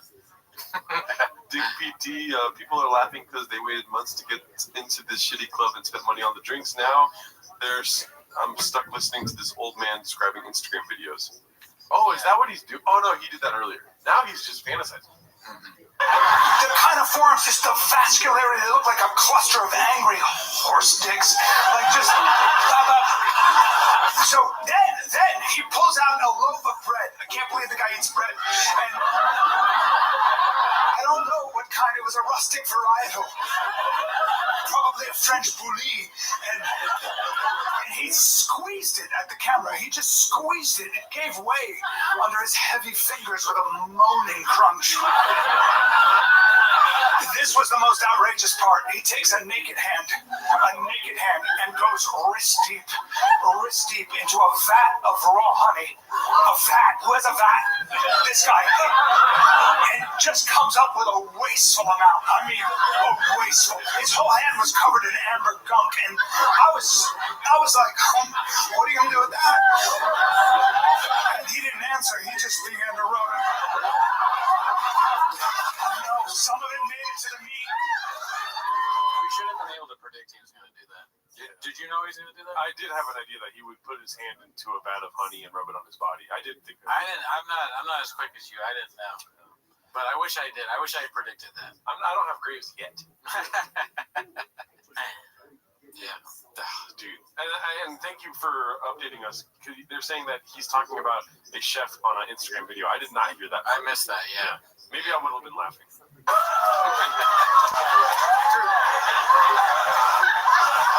And anyway, the sandwich came together. I can't remember how, it's a blur, but he took the kind of bite your mother would scold you for. Just the choking hazard alone. And the juices, just the juices. Jackson Pollock's, his chest and apron.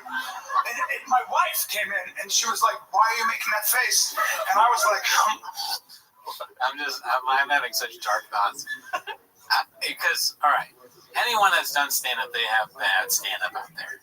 But he's doing stand-up now. He's 50. He's been doing stand-up for 30, 40 years or something. And this is his finish. This is him. And it should be his height, right? His prime. And it's this bad. So what that makes me think of is his children one day seeing it. Yeah. And how they would react. And what, maybe they have a normal life because they've never seen his stand-up.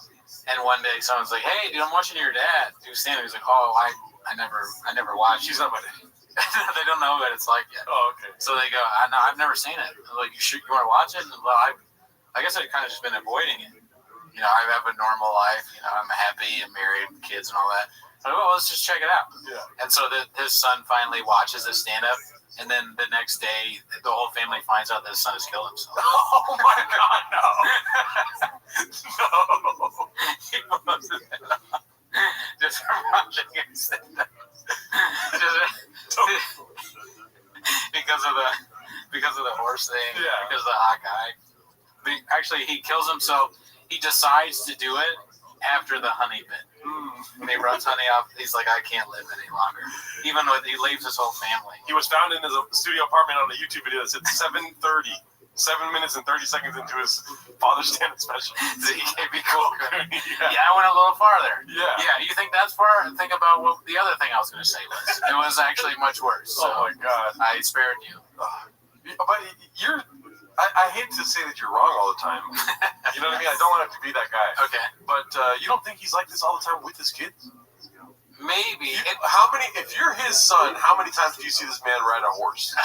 That isn't there. And they like it because he's being goofy with small children. Maybe. Or it'd be funny if he is very serious with them too. Like he's not funny at all. Yeah. And they go, "Man, I wish Dad would be more comical. He's all about business and numbers, and he keeps telling us that we need to drink rain at school and wear what are the sandals? Toe holds. I can't. He doesn't let me wear shoes in gym class. I have to wear toe holds, and I have this whole script I have to say to the other kids. I have to tell their parents to buy toe holds. I had to tell my teacher to get a Wix.com site.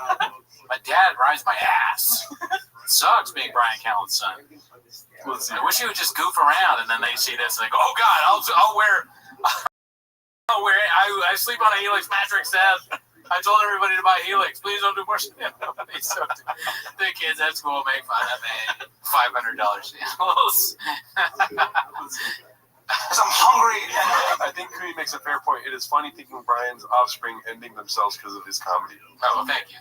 I thought there was going to be a joke because it's Aziz. Oh, right. Well, I appreciate the support. I'm probably gay.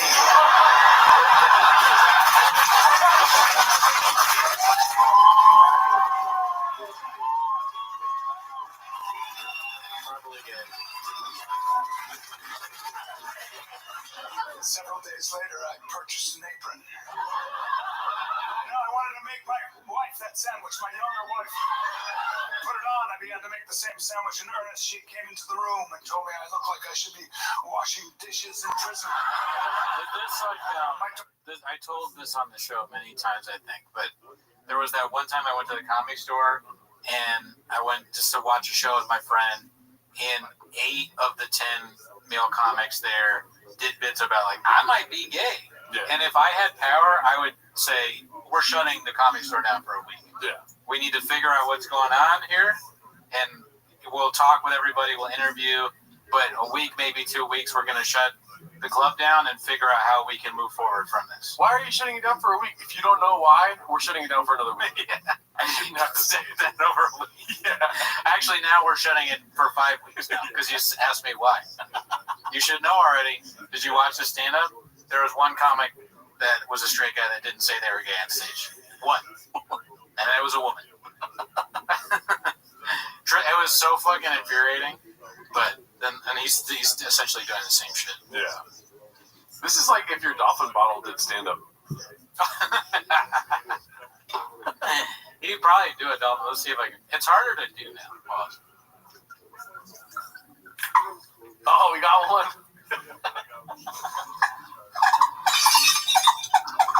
Okay, don't choke. Goddamn. Is it locked? Let's see. All right. Daughter screamed gross and ran from the room. So the point is, I spent too much time on my phone. You know what I mean?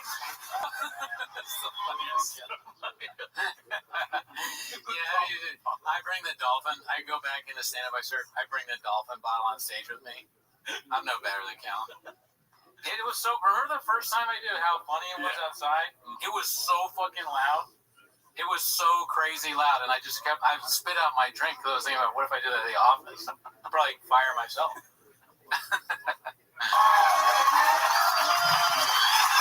Like to just go from at 57 to go from wanting to be an acrobat to a cowboy to a gay man. The problem is that social media has a lot of useful information. It just does. You know, especially when you want to be healthy. You got all these PhDs with gorilla necks who can dead gorilla. Yeah, I was waiting. I wasn't listening to anything he was saying. I was waiting for the next animal. Yeah. I feel like I can put that to bed now. It was gorilla. It's like probably talking about Huberman. You guessed it. You guessed monkey. Oh, I didn't guess monkey. Henko or somebody else guessed monkey. Yeah, but that's close. That's pretty close. Let's see. Lift 500 pounds, you know, like my doctor has abs. It's crazy, right? Just traps, and they've got all the secrets, all of it. There's so much information, though, just to try to live forever. Good luck. I gotta just narrow it down, man. I'm not a health crank. Like, you gotta get sunlight, get sunshine, direct sunshine, at least 20 minutes on your genitals. Like, just don't go crazy. But if you have a pale vagina or a penis, you're not healthy. We know that. I have been watching a lot of sunsets lately, and I do think about putting the sunset directly on my butthole. You heard about these before? Sunning, yeah. Yeah, sunning. Yeah. So I'm not much better than Callan, but I don't do it on stage. I just have the funny thought when I'm watching the sunset. I only know about that from Tom and Chad and JT. Yeah. They had a bit about it. Yeah. You know, we're just outing ourselves. We both have Callan thoughts all the time. We know that, right? Are you guys cold plunging? Are you cold plunging? Huh? Are you? Be honest. I'm gonna be honest. I don't want to be a jerk. I'm looking at this room. You guys look very inflamed. Everybody here looks. This room is swollen. You should look 20% smaller. You gotta sit in ice water, guys. You have to sit. It's gonna suck every morning after meditation, obviously. But you sit. Get in ice water. It's gonna hurt. It's gonna suck. But just stay there until you're sure you cannot have children anymore. That's when you know. Make sure everything is frozen. But here's the good news: go right into a sauna. Go right in. You want to go from the waters of the Arctic to Death Valley because that's natural. And you sit in the sauna. Sit in there. I don't give you how hot should it be. It should be so hot it makes you a better person. Okay? Yeah. You should think about health. All right? Yeah. So those are the two non-negotiables. And by the way, balance. You all know this. This is, I give, my presentations are also full of useful information, and they are finding. The first joke. Which was? My presentations are full of useful information. Got it. And when you fall. I mean, it literally was a joke, though. It is? Yeah, I mean, it's not full of useful information. I don't need to know how much you think about how hot guys are. That's not useful to me. What if he did the Borat thing? He said that and he went, nah. That's what he missed there. What's up, Eric Flat? When you fall in your 80s and you break your hip and die, it's because you had bad balance. And the reason you had bad balance is because you have weak Toes. See, you don't know this. You don't know this. It's amazing. We don't drink. That is the most. You're working your whole body. You're doing nothing for your toes. That is so irresponsible. All right. Listen, if you're not running in heavy sand barefoot at least 3 days a week, I do not know what to tell you. I don't.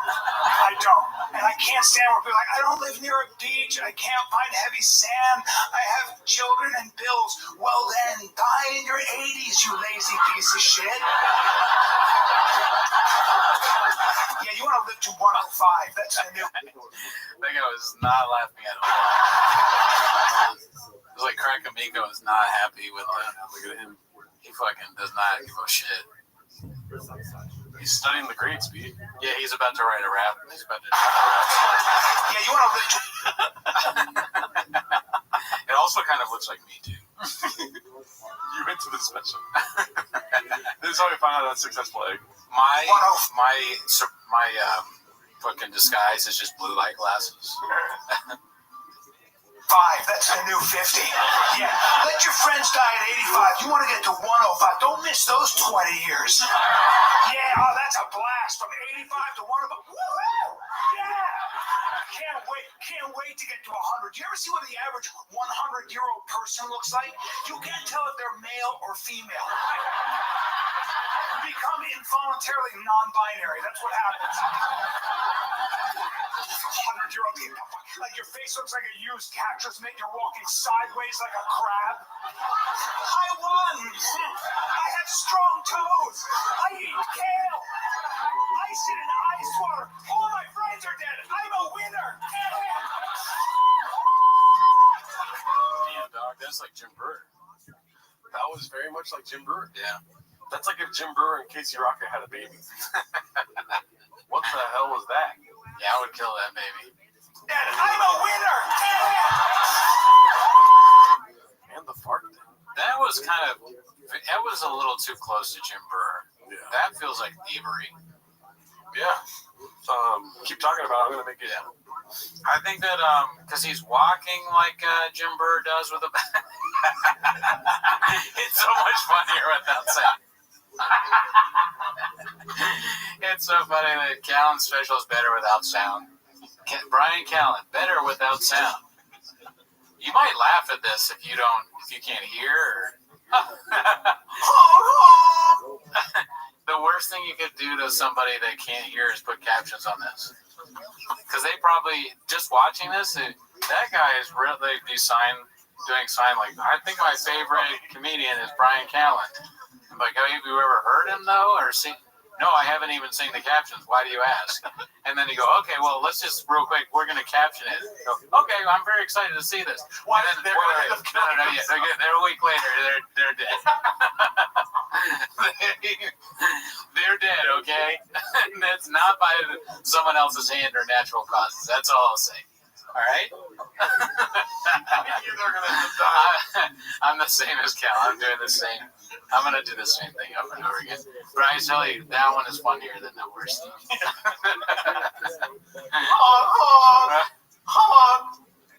Yeah, he's still going. Cooney, it's okay to laugh at the fart bit. We get it. You love that. Is that Miguel? That's truck flip. Backdrop reminds me of Ringo Poppy. Yeah. Kind of, yeah. I remember watching the first Rogan special as a kid and thinking he was a comedian. Now watching him and all his friends do comedy physically hurts me. Yeah. Shared sentiment there, brother Dalton.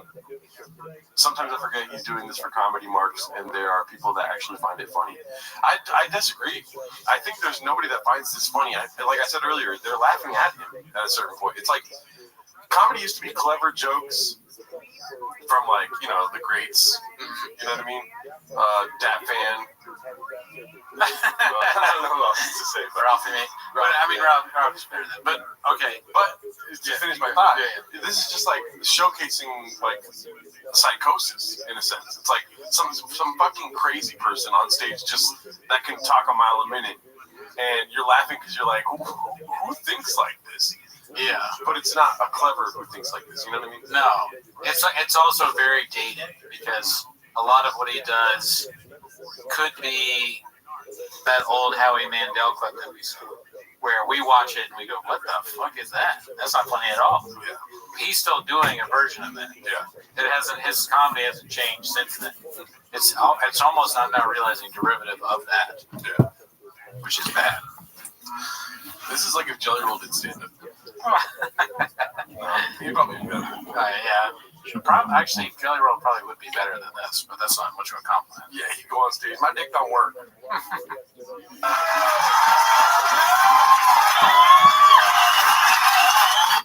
What's up, Dallas? Look at you guys. For your suffering boys. Sounds like we have kids that are suffering. That's such bullshit. I'd rather die smoking than robbing a bank. That's how a man goes out. Right? Salads for cowards. You know, the other thing is, though, you know what's funny? Is you can do everything right. That's the other thing you realize when you get older. You can do everything right. You can literally take your vitamins. You can wear your seatbelt, go to church, pay your taxes, give to charity, eat all the food that's good for you, and somebody can still step out of the shadows and kill you. Right? You can. That's a fact. That's the other thing social media reminds you of, that you can die at any time of anything. I've seen all the death online. I didn't ask for it, but I've seen people die of every way you can imagine. Every way. And I think they do that. I think the social media gods monitor our levels. I think they're like, his dopamine levels. Called it the gods. They're the social media gods. That's facts. Callan has been doing stand-up since it was invented, Gadoosh, and he's never gotten better. I know he's smart, so he has to be aware of the audience's perception. And I agree, the Gringo Poppy is better than this. Oh yeah, 100%. I lost where he was going with this, but I was trying to keep up. You can't have a fun time watching this. Well, except if it's like no sound. That's what I tried to say at the beginning. At the beginning, I was like, I don't know if you recall all the times we watched it before, but eventually we are literally in pain. Yeah, no, it's bad. It's hard that we look forward to a Callan special, but we do. Well, you gotta see it. Yeah. Even though it's bad, you want to like how bad, right? Is it really the same? How can it be the same? Right? It doesn't change at all. That doesn't seem possible. It reminds you somewhat that there is some truth to that people don't change things. Yeah. Now, I disagree. I think people do change, but a lot of times they don't too. Or both ways change. It's like watching a movie where the characters don't grow at all. It's like, really? We just watched a day in the life of these characters, and there was no growth? Hard to grow when your job is that you work in a storage unit. He works and maybe lives in a storage unit. He might live there with one of his 3 families. Chin. The gods monitor our levels. I think they're like, his dopamine levels have been a little too high. Let's bring his cortisol and adrenaline levels up. That's a great point. D is saying, how does he transition this back into animal sounds? Thank you for keeping us in check. We should be thinking this the whole time. And like, how soon till that happens? Yeah.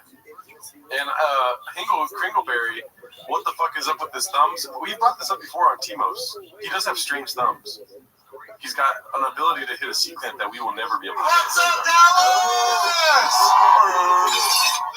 You guys. Brian giving Tony run for his money in the race for guest man in Texas.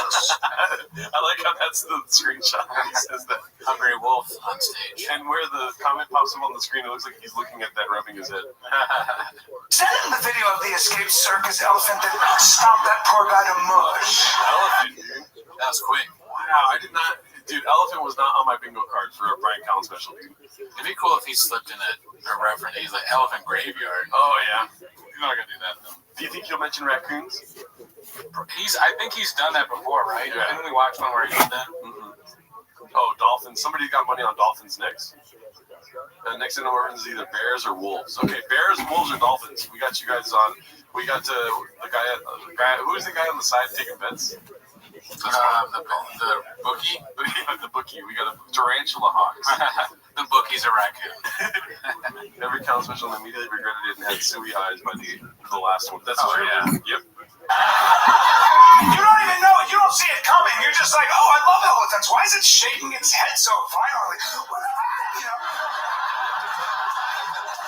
It's unbelievable. I thought a guy was running away from a bird. I'm like, look at the pussy running away from a bird. I'm like, that's a fucking drone. You know? They were doing video. These kids were capturing themselves sucker punching people on the street. I went nuts. I looked at my wife. I go, first of all, you're too relaxed. I need your head on a swivel. When you're walking down the street, I want you, your hands up. I want you bobbing and weaving at all times. Do you want to see that? Yeah. That might be way funny.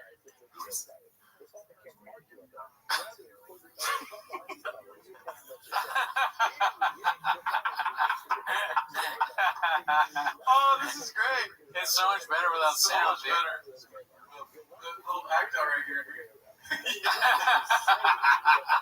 And the guy, look, go back again. Watch. The guy in the white, this guy is deaf. He's for sure deaf, dude. 100%. He's like, what the fuck are you saying? Okay, I'll stop. All right. Yeah. I want you bobbing and weaving at all times. You know what I mean? And my wife is like, the kids are opening their presents. You know? I'm like, Christmas can wait. But, you know, by the way, I still box. I still keep myself. I'm always ready. And the other day, this is what happens. I always say, go light. That one was kind of funny. Like, not on purpose, of course. But that one made me laugh. I heard it. I was not going to pretend like I didn't hear what he said. I still box. Oh, you box? Wow. Couldn't have known that. It's just shocking. Wow. I don't think I could take any more. Chris. Man, that was great. I still box. Everyone should have that in their stand-up special. I still box, and then they fucking. It's funny. I look at Callan and I know that he, just looking at him, I know that he doesn't say karate. He says karate every time. There's a kind of guy you can look at him and you go, oh, this is a guy that says karate and thinks that it's funny. Afghanistan. Yeah. But you know, by the way, I still box. I still keep myself. I'm always ready. And the other day, this is what happens to me. I always say, go light. I'm rolling with this kid, 26 years old, gives me his ankle. Don't give me your ankle, bro. You can't just leave your ankle like that. I'm an ankle guy. You must have forgot, you know? I picked that, I just got that, I scooped that up, drove him right. I'm just doing all the hits right now.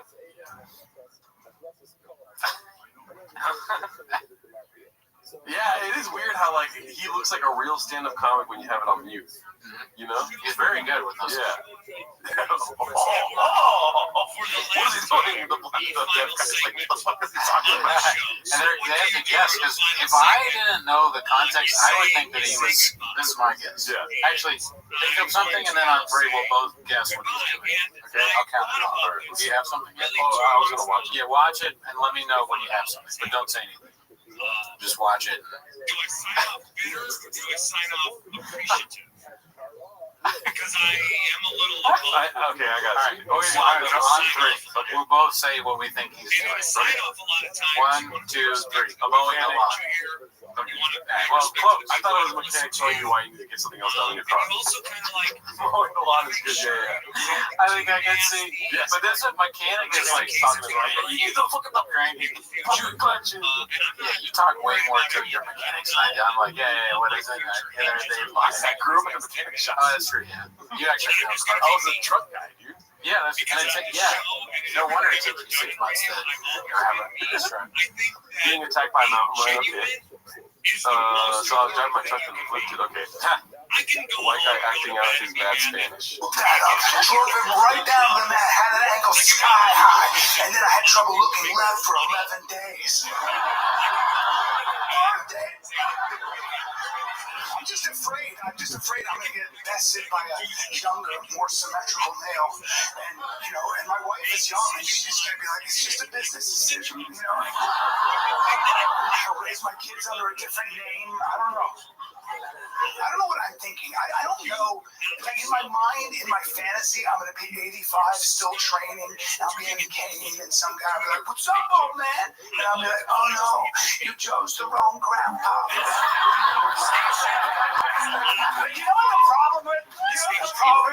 The problem is, here's the problem. I'm starting to calcify, okay? I am. That's what they don't say. I don't care how much yoga, I don't care what you do.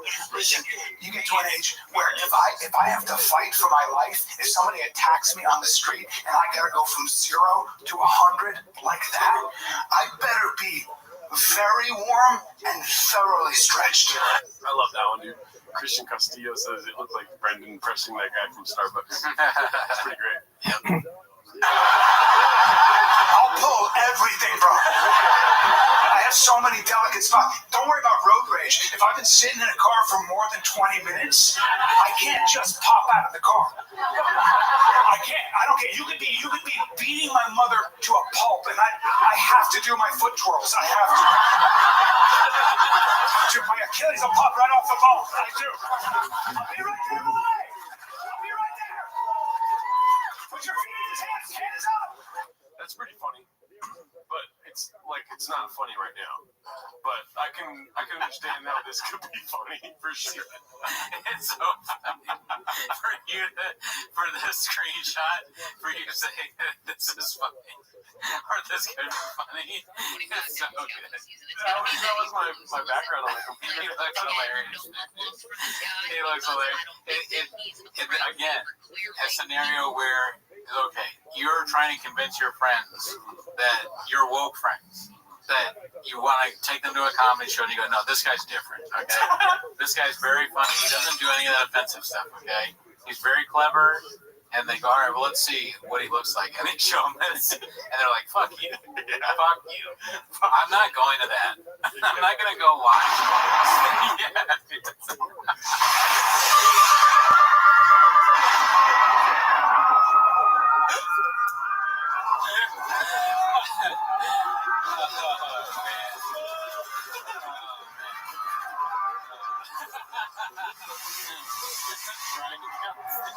What did you think of Brian Calzette?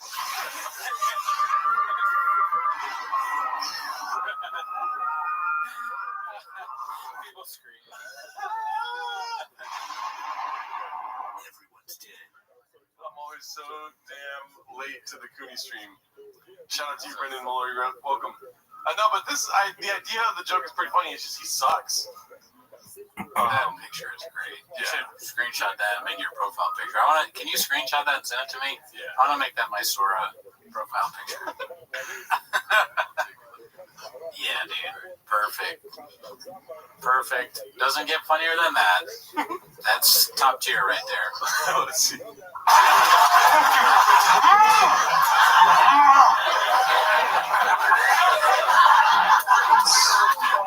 So true, dude. I think the responsible thing to do now, I'm getting to an age where if I really want to be safe, I have to start. All right. I like that idea from Walking Dead, and only because you're always here, dude. And I'm sure he's donated a couple times. We'll do that. But tell me when, yeah? You guys should watch every 30 seconds. Not every 30 seconds, but we're going to do that one time.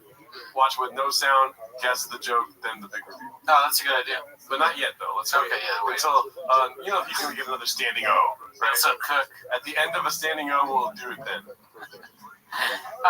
World-class comic. I want to start mimicking some of Callan's characters in real life. Like, I want to cook, right? I'll cook something, but I do the stuff that the salt guy, I start throwing spice and smoke paprika. Just to make my fiance think I've gone insane. There's paprika all over the floor. Let's see. Let me know when, or we'll wait for a standing O. Carrying pepper spray and a whistle. I know.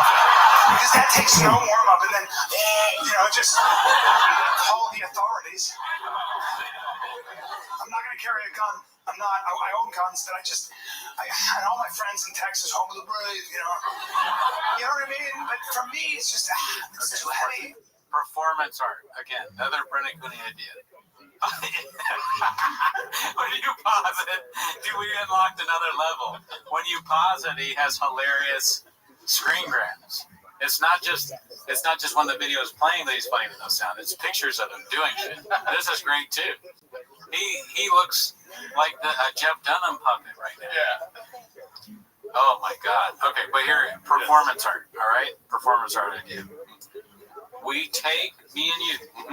Take the scenes, and you got to be real dedicated to this shit. Yeah. We take the scenes from his thing and we act them out. Yeah. So you're the cowboy, or I'm the cowboy, and you're Callan, and I start putting honey all over my chest. Okay. In front of you, right. in an audience, and we are acting out Brian Callan's stand-up, and we do the same with Brendan Shaw. Okay. A real lion. Oh, you'll be a turkey, and I can kick you. Yeah.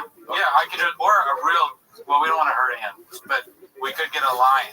Yes. Or maybe someone and you have like the gun and the thing, and you act it out. I think this is a good idea. I mean, I got to get in shape. I'm going to take my shirt off, but it's like, I like where this is going. I think it's a good idea, dude. I think we should do it. Yeah. But up to you. All's in your court, Jen. Yeah. I think I could One of the most athletic moves I can you've ever seen. maybe it has to be the perfect bit though that is capable of transmitting on stage at our budget. Yeah, well, listen, budget is no concern. We're going to spend all of it. You're going to get X-ray goggles? Well, when it gets big enough. But we do multiple scenes. Okay. We'll picture the first scene, we'll pick something that's within our budget or whatever. I like this idea because, they have a lot of off-Broadway type stuff in New York, Mm-hmm. It could be like an off-Broadway type, like we could do that at the Elysian. It's not stand-up, it's like a show. Yeah. Like just taking stand-up bits from like Jim Brewer. Yes. Brian Callen. Like that's the selling point. It's like, watch real life bits from Joe Rogan. You know what I mean? Bert Kreischer. They deny us and they call the cops. But no, I don't know. All the shit we talked about at the Elysian, why not? Are you a real alt place? Do you really do alt comedy? Well, this is as alt as it gets. Okay? Strap the fuck in. Yeah. Because we're two alt comedians and we want to do a show. Yeah, and we want to bring Dave Chappelle's trans bit to life. How more alt can that be? Yeah. Although, I mean, it's also bullying. We're bullying them. I don't care. I think it's funny. Oh, yeah, Alicia's not about bullying. No, I think Heidegger does this stuff. He'd probably steal this from us right now. Yeah, true. So keep it. Don't tell Heidegger about this, okay? Let's see. Son of a bitch. I'm waiting for that muting. It just throws my hips off. I can't even wear a bulky watch. I don't know what that means. You don't remember, dude? You guys get Rob Pebbles on retainer. You don't remember who Rob Pebbles? Oh, no. I thought you were talking about JR's comment. Oh. What's up with my open Cheng's athletic? It sounds like you got gambling problems, y'all. All right? Go to a meeting. If we're ever in Atlantic City, we'll take you up on that open PF Chang's offer. Oh, is he inviting us to PF Chang's in Atlantic City? Okay, never mind. I'll go. I don't know what you read, but I just heard Atlantic City and I thought gambling. No, I live near Atlantic City. Okay. Yeah, sorry, Cooney's got grapes. Look, I'll fucking light you up, unscathed or scathed. I mean, I'm rolling over all the wires. Okay, let's go. So I'm like, I feel like I'm in jail. I'm a free spirit. I know. Okay, I think now is the time. All right, we gotta guess what it is. All right, so he was talking about guns. He's saying that his friends in Texas are all holding guns. I'm doing this more for me than for you. Yeah, I didn't listen to anything you just said because I can tell without any kind of context I'm different. Let's get this going. Ready? Eyes on the screen. I did listen. Eyes on the screen, big boy. Big boy, fuck you. Sora thinks you're fetish. Let's see.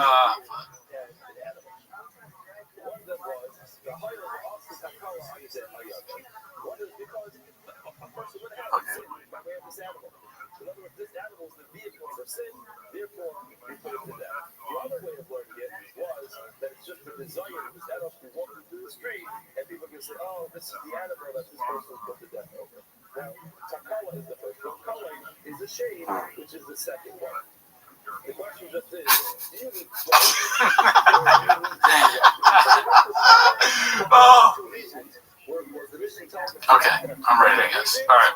So let me go back to the beginning. Who goes first? I'll go first. I think he's talking about how you have to be fit to wear a gun. You gotta be fit to have the gun because you can't just have the gun and not be solid. All right, that was my guess. All right, that's your guess? Yes. Wow.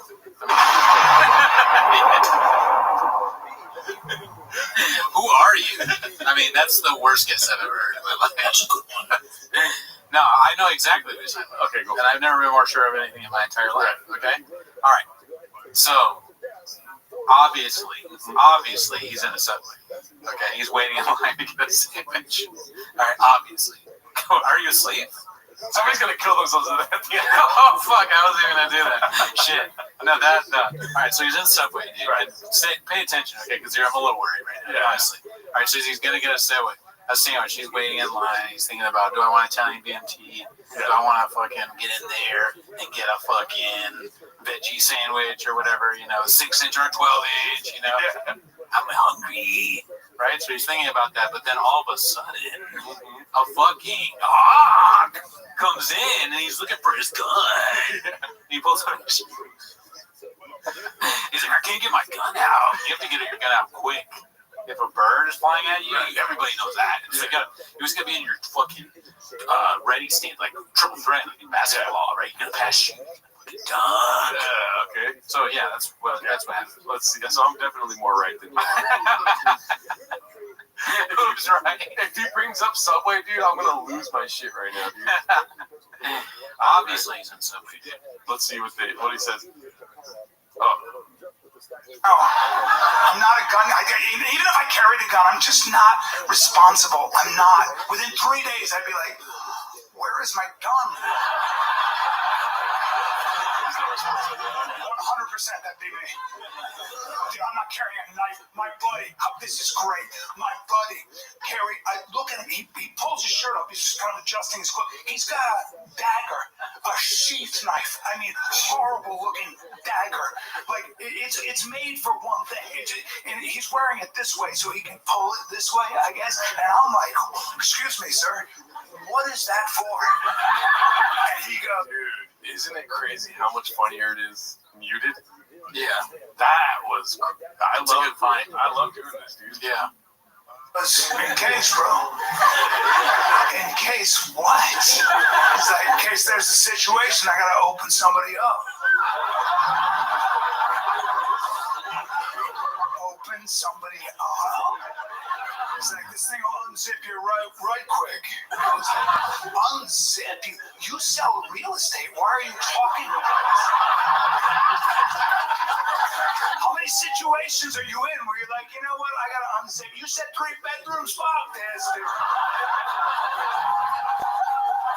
Like, what if he has a knife? What if the other guy has a knife? Now you have a knife, now you're in one of these things? I wish I saw that muted.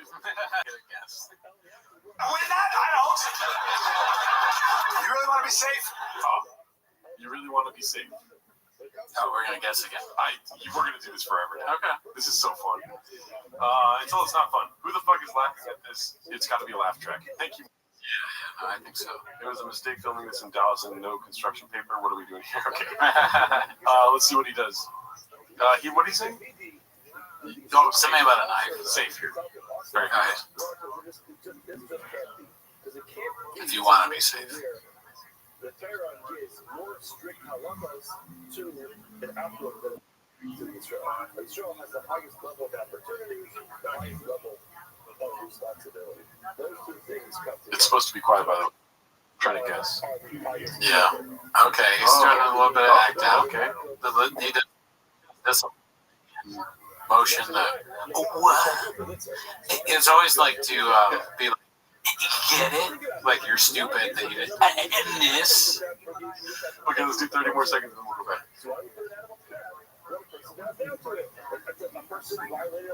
Okay, woman.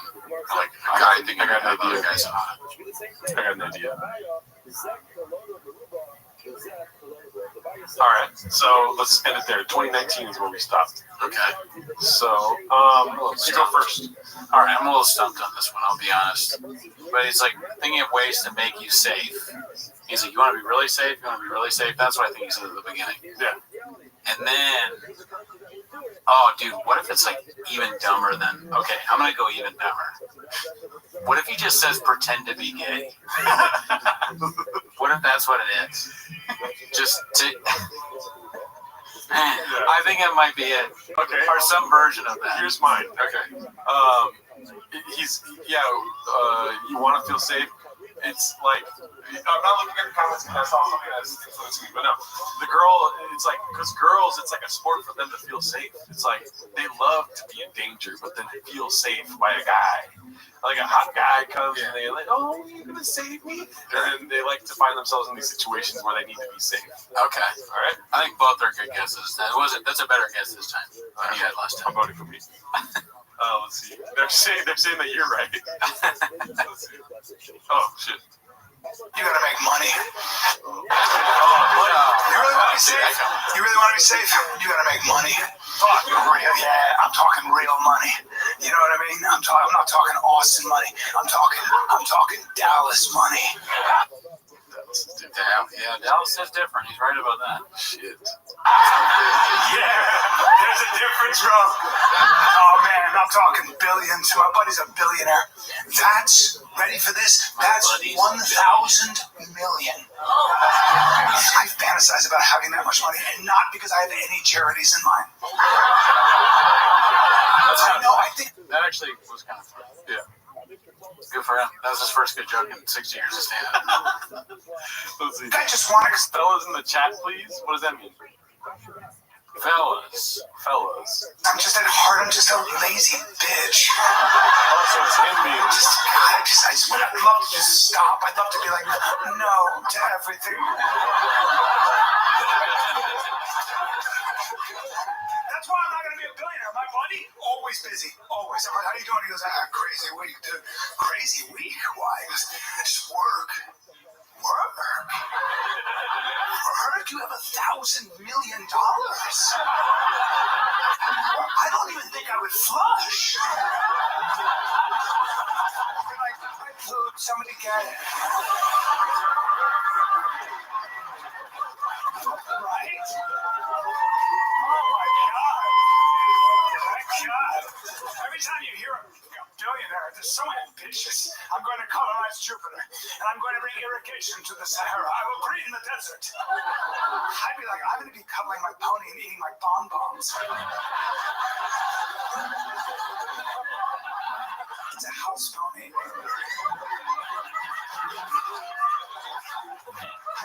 That's way different than my rich thoughts.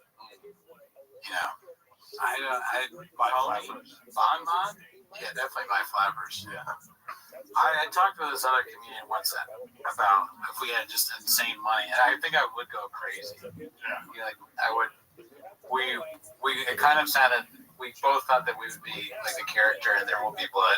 Oh, just walking around the house in a robe with a gun, a golden gun, shooting, and all that. That's kind of what happened. Down the hallway? Yeah, shooting down the hallway, yelling.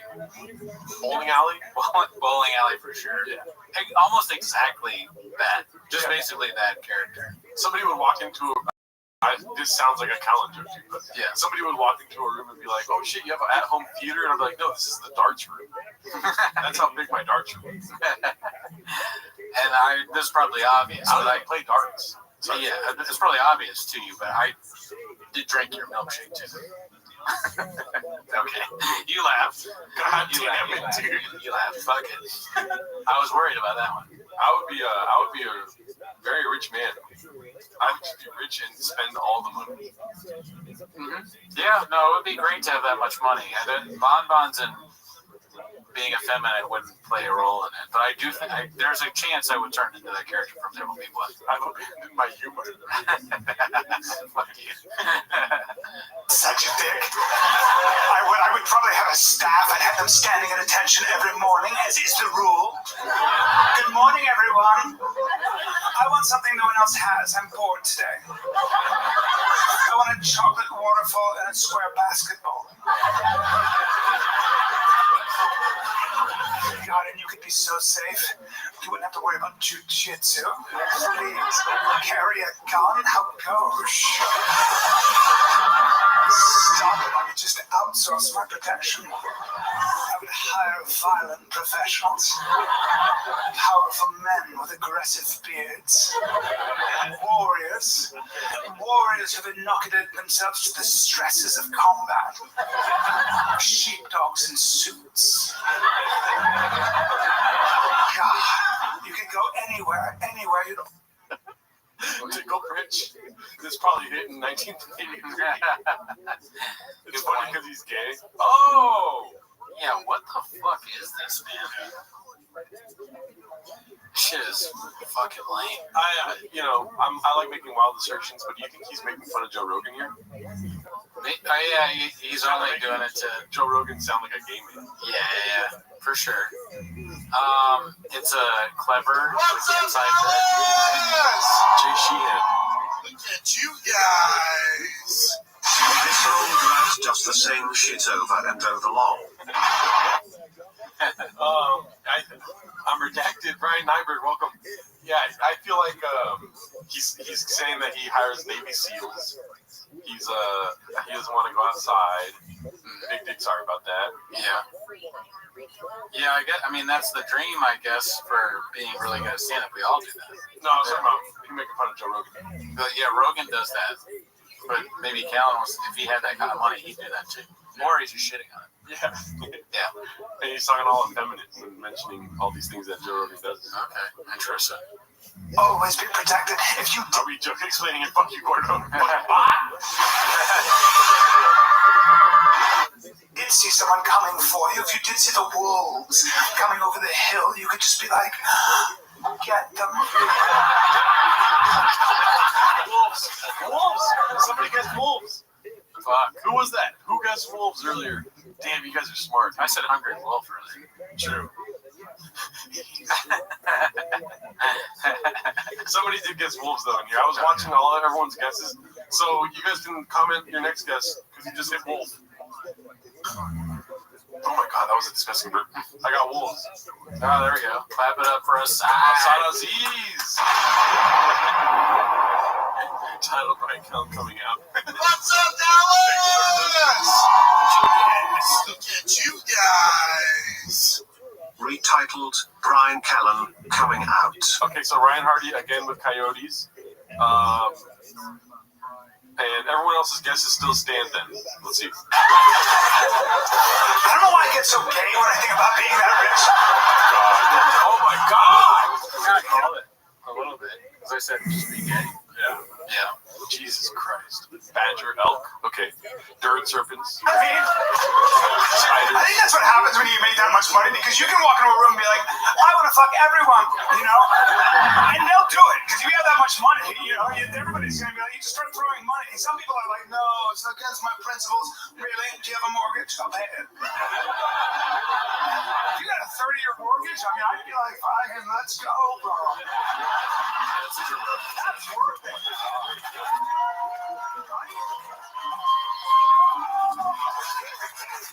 But money makes you do weird things. Listen, I'll tell you a story. Okay, money makes you do weird things. I guess, yeah. That's a pretty good prompt. Yeah. I'm sorry for doing this so much, but it is a great fucking idea. Ready? Yeah. Audio's gonna be off, so if people are watching and they're like, wait, the audio's not working. Oh, yeah. Let's see. 2304. Money makes you different.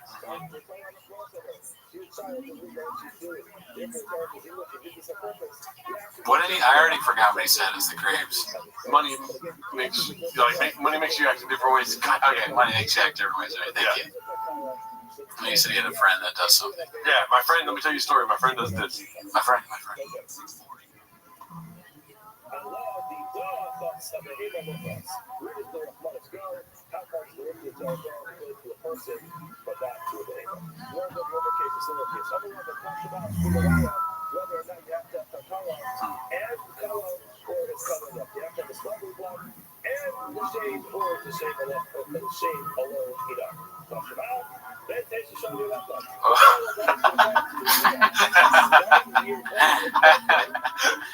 All right. Okay. I think I know what it is. All right. I'll go first. I go first. I think. Damn, this is hard, dude. This is gonna be a hard one. I don't know. Okay. I think he's. My guess, and if it's anything to do with this, then I'm right. It's sex. Oh wow! Something having to do with the sex party. That's good. I just like doing it. Sorry, that's good. Go for a fat Sora, Cootie. That's good. Okay. Sex parties. Somebody's kissing dinosaurs. Sex parties is good, but I think it's an ice bath. And I think he's doing the whole, like, my friend, he like takes off his shirt and he's hot, he's got abs. And then we're like, all right, yeah, I'll do an ice bath. It helps you. And then he's like, I get out of the ice bath and I can't walk. I walk like this. I walk like I'm stupid or whatever. I think that's what it is. Okay. I'm right. Let's see what they. This is even race here. 50-50 here. Things. Listen, I'll tell you a story. I met a super rich, like super villain. This was crazy. Like from the movies. This was nuts. I go to a party in LA, and this house is the kind of house you walk into and you're like, money does buy happiness. You know, like it was billionaires and movie stars and the people that have sex with billionaires and movie stars. So like gorgeous towers. Like it's just. What's going on? And Well, we don't know yet. Wait for it. What is the walking at the end of that? I just guess sex party because he was going like. It definitely seems like sex parties, and now I'm worried that you just know calendar. On a different level. Yeah, you're even more connected than the subreddit. You know, I'm a pretty confident guy, but 5 minutes at that party, I never felt more invisible in my life. Just nobody. I was a spore. Literally, I was just like, should I clean the toilets? And so that's the walk. Fuck that. The walk is so much fun. You got fucking ass. Gerardo confirmed his right. Leave, and one of the security guys recognized me, and he was blocking certain entrances to the house so you couldn't go in. And this guy collected modern art, so he goes, "Go ahead, take a look. Walk around. I trust you." So I was like, "Damn!" So I'm in the bowels of this mansion. It's like it's just rooms and different like art things. And then I come to a room, and there's this, and I'm already there's this giant. The room made me gay. I had to fuck my way out. Canvas. It's a white canvas, and it looked like the artist took his long hair and dipped it in black paint and then did this once. Like, right? Just this bullshit I'm looking at, right? And I can hear the din of the great points in the chat that I shouldn't be happy about guessing it right. party, and I already feel you should be proud of yourself. I'm scared. a little bad about myself, right? And I'm looking at this thing, and I'm in this duke, this count, this striking Dracula, this like, I didn't see him at first, I just heard him. I'm just looking at this painting, and I hear behind me, I hear this voice, and it just goes, "Do you hunt?"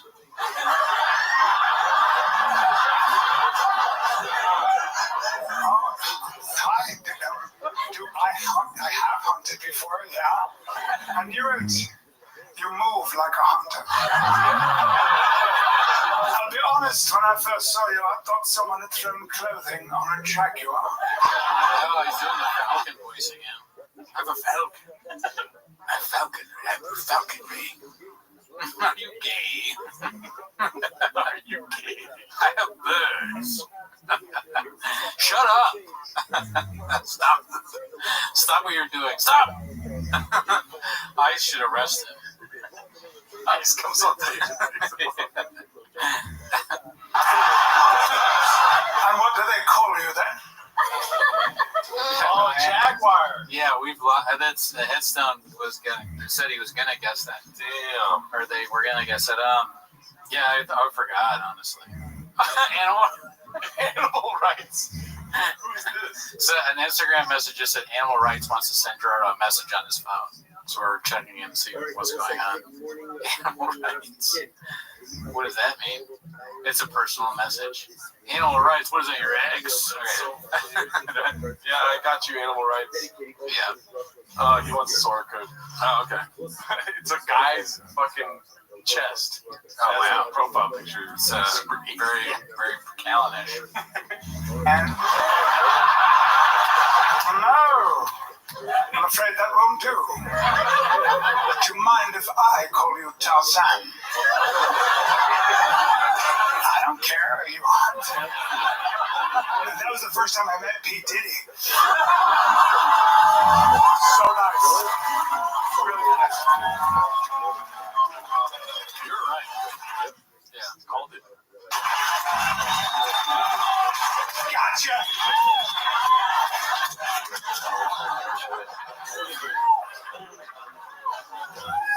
Yep. That's what money does to you if you're not careful. That mug says Black Rifle on it, I think. No, it says Mothership. Oh, it says Mothership. Fuck. Yeah. Or no, it says Black Rifle. You're right. I told it, see? Black Rifle. Always be selling. Copies for closers. Wow. ABC, dude. Easy. All right, we got 4 minutes left. Yeah. So what we're gonna do is he gets an applause break here. We'll do one more silent game. Okay. Yep. 25:53. All right. Ready? Let's see.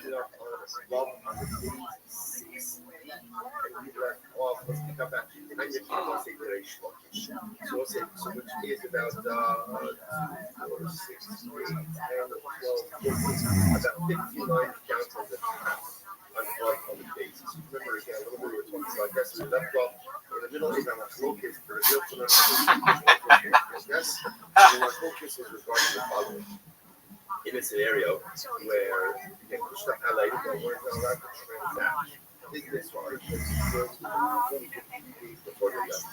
what happens? Yeah, I have an idea. Me too. What's the status of the proceeds of such a transaction?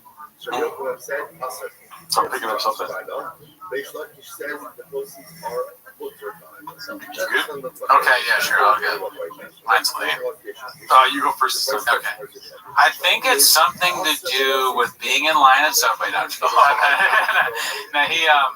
I think it's something to do with, like, you can't compete with rich guys. Okay. Like, if you go, I got a fucking Mercedes GSX, they're like, oh, really? I have a fucking helicopter.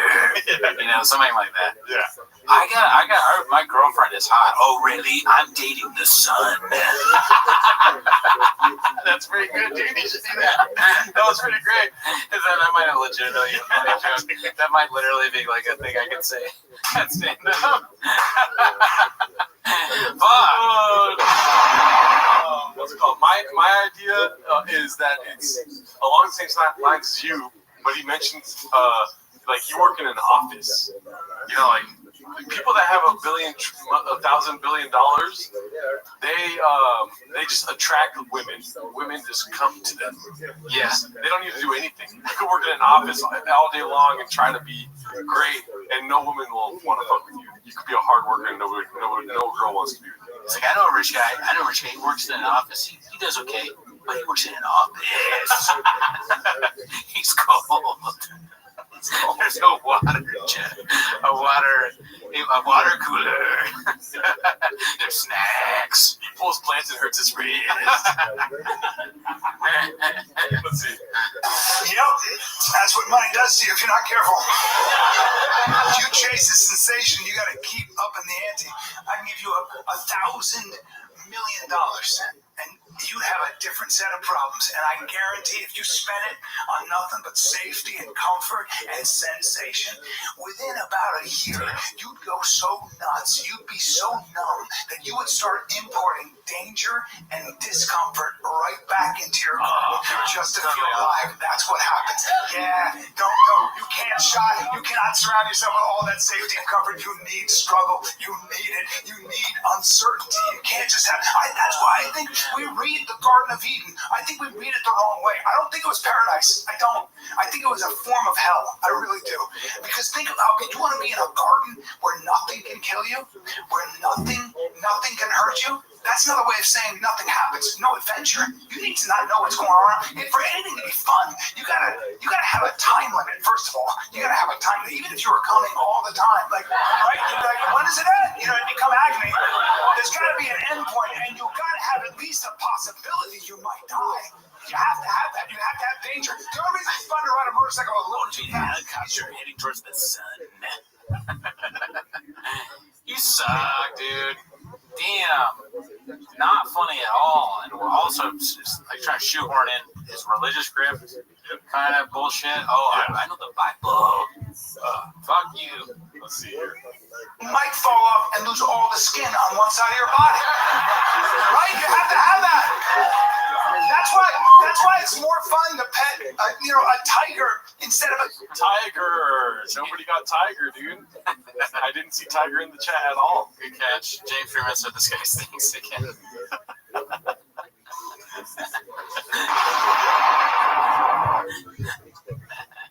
My head going to explode if this fruit starts talking about motorcycles. Facts. Yeah, dude, Tiger. Didn't see that one coming. cow. Cow. It took literally one more play button. Cow. Cow twice. Twice, yeah. 2 cows. Cow's like, boring. A tiger instead of a cow. Cow's like, pet, a tiger instead of a cow. Cow's like, One of those kids' toys that make the animal noises with his calendar. Yeah. I got you the Brian Callen toy. A tiger instead of a cow. I want to see this. Dad, there's something wrong with my toy. It sounds like Brian Callen doing voice. That's all I could afford this year. It was a tough year. Yeah. The economy is aggressive. Let's see. The economy is so bad that people are choosing to have Brian Callen zoo toys for their children this Christmas. One kid requested black coal in his stocking instead. Let's see.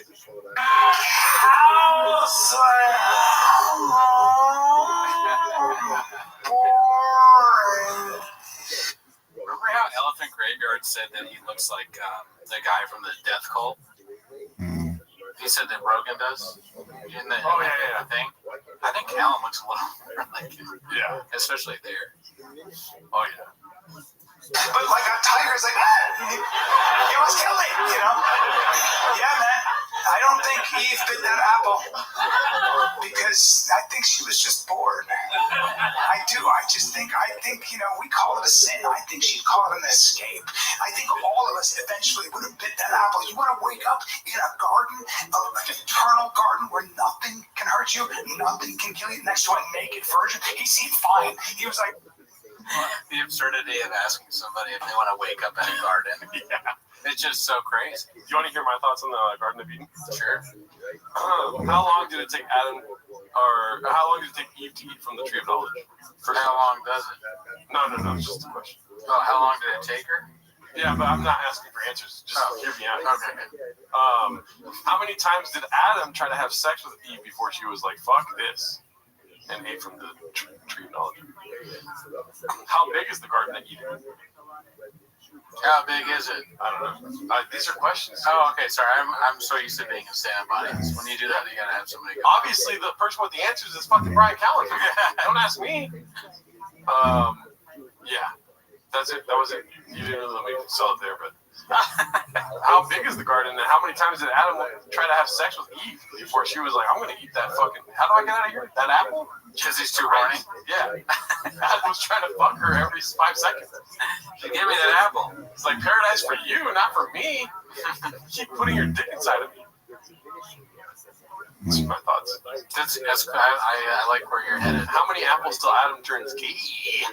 You like that more, you fucking bitch? Well, I was supposed to get to shop. You're gonna laugh at me. Let's see here. what do you want to do? Climb another tree, cuddle a vegan tiger, take a nap? She was...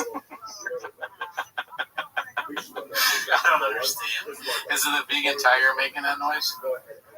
Vegan tiger. Vegan tiger, man. Wow. It's like, get me the fuck out of here. Right?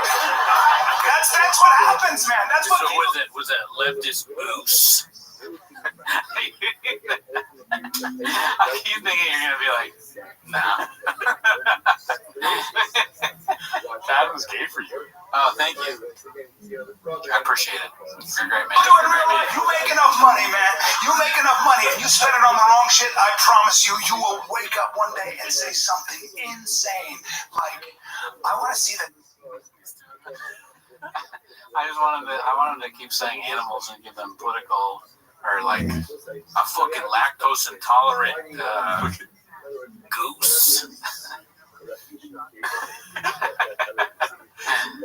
Promise you, you will wake up one day and say something insane, like, I want to see the Titanic. Too soon. Yeah. That shouldn't be surprising to us as human beings. That shouldn't be, because, you know, you can get to a point where the only way you feel alive and connected is to get into a tiny submarine, to cram into a tiny submarine and go 2.5 miles under the surface of the ocean to the coldest, darkest, wettest place on the planet to see that much of a boat. Shine the light over here. Look at the hull. But that makes you feel more alive. I fully relate to that idiot. I would love to see the Titanic mixed. What do you know? You're not impressed by the fucking Titanic, but you're impressed by the fucking mothership. Fuck you. Well, we're at 2 hours now. Yeah. We'll do the rest of the special on motherfucking Patreon, daddy. Yeah. So if you want to see us, submerge, this is actually braver than going to the Titanic, honestly. Yeah, watching submersible. Yeah. This is watching the rest of this. That's submersible. Yeah. Let's actually do a real quick poll here. And this is more to see if Cooney remembers than asking for your guys' opinion. We didn't even check the likes on that shit. Oh, you don't want to see? I've been checking it's probably bad. Yeah, it's bad. Guys, if you don't like the videos, then I'm gonna watch Brian Callen stand up again by myself. And you know what happens after that. That is really low, though. I might actually do that. Yeah, Callen's gonna make. We used to watch Gerardo and Vinny stand up, but something happened to Brendan. No one ever heard of him again. It wasn't by his own hands. I want to go with Callen special only to see his audience, meet his audience. Cisgender camels. Ross Singh, welcome, dude. Oh, hell yeah. I see you always leaving comments. I never see you in the actual chats. 62 likes. It's insane, dude. 231 people, 62 likes. Are we doing something wrong? Well, there was enough donations to buy robes, so I think we're all yeah, you're right. Money for rope! Sing the song. What is that? John Lennon. Oh, shit. Yeah.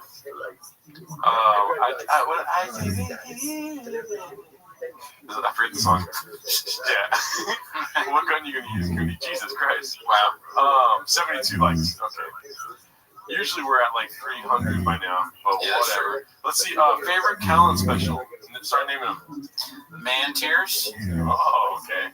Isn't there one called Man Class? Yes. Let's see. Well, False Idols or False Gods? False Gods, yeah.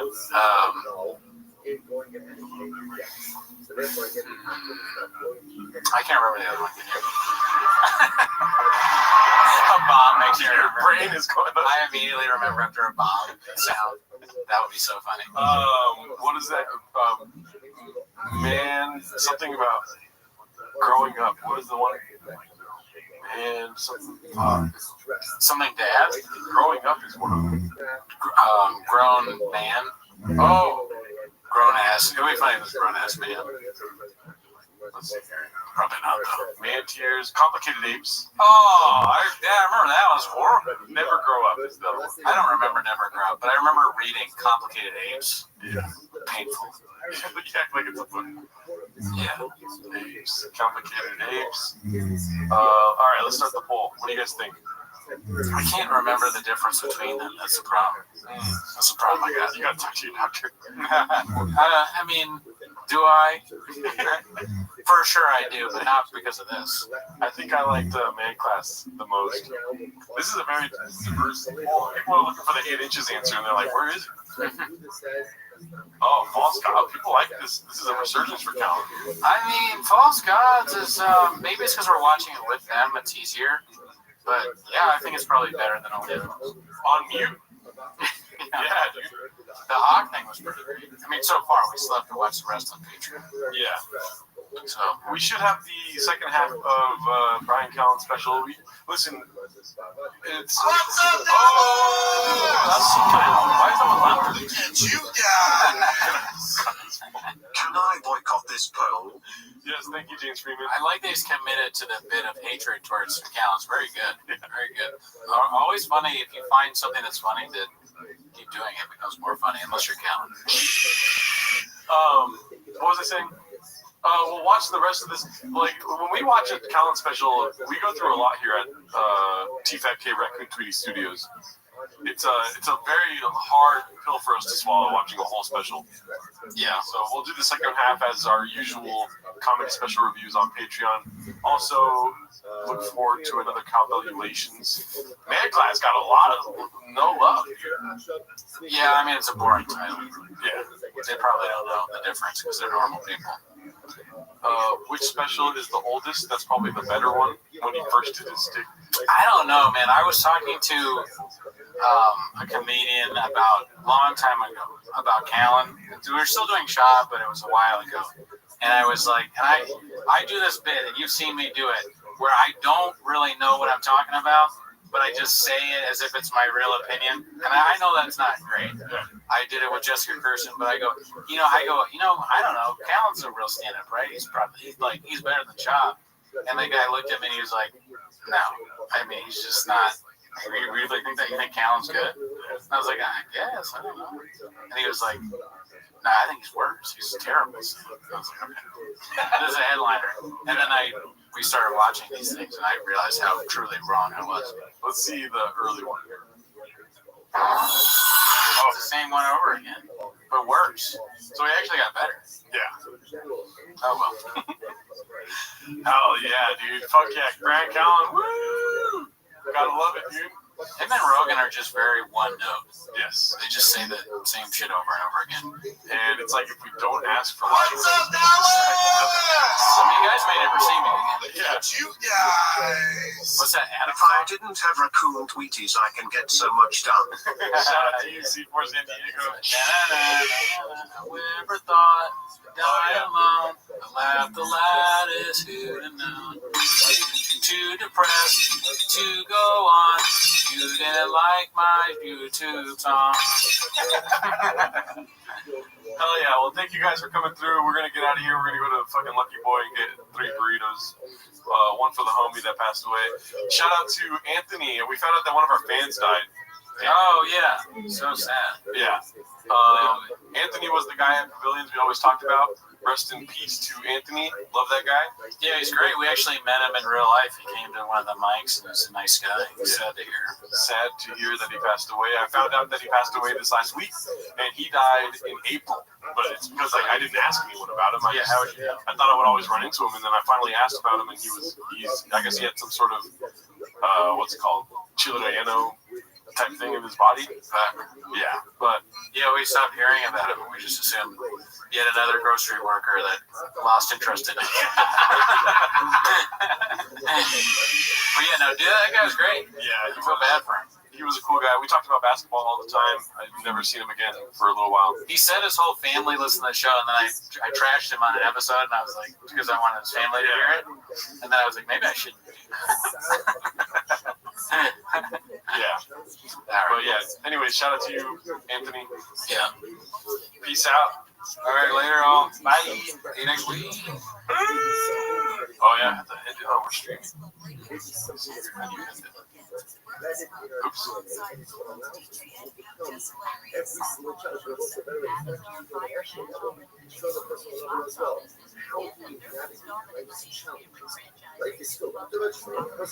Dad, I'm a genius. We don't have to freeze anymore. I can make us penguins fly. That's going to be tricky without wings. Exactly. That's why I've got Red Bull. It gives you wings. All we have to do is drink it. How? Come on, Dad. We just drink it. But why is it frozen? Why? It's 40 degrees below, and you think we're standing here for fun? Red Bull gives you wings, but only if you drink it. All right, we're taking out to see if it works. Does the show work? Does the show work? You hear it, but sound crazy. Wait, is it working? We're on now, I think. There's... No, it's not working. It's definitely not.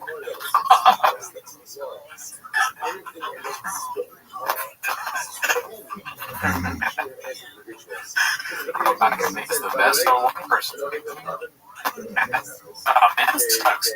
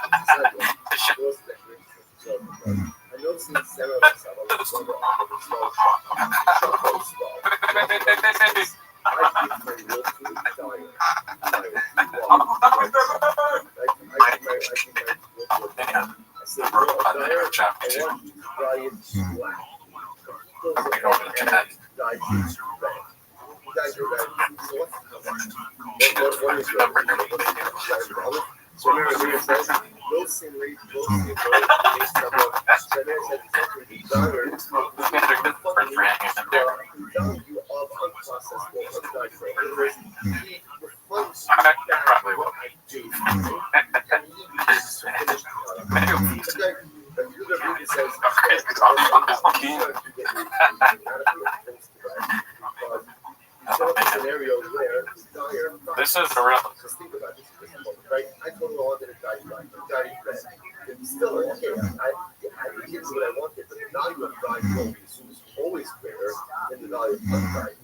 Essentially, it's going to happen over the dyer is going to get dying close for the value of the price of undyed. If you're allowing dyer to market, even though it gets something more. So you can say like this: yes, no sin was a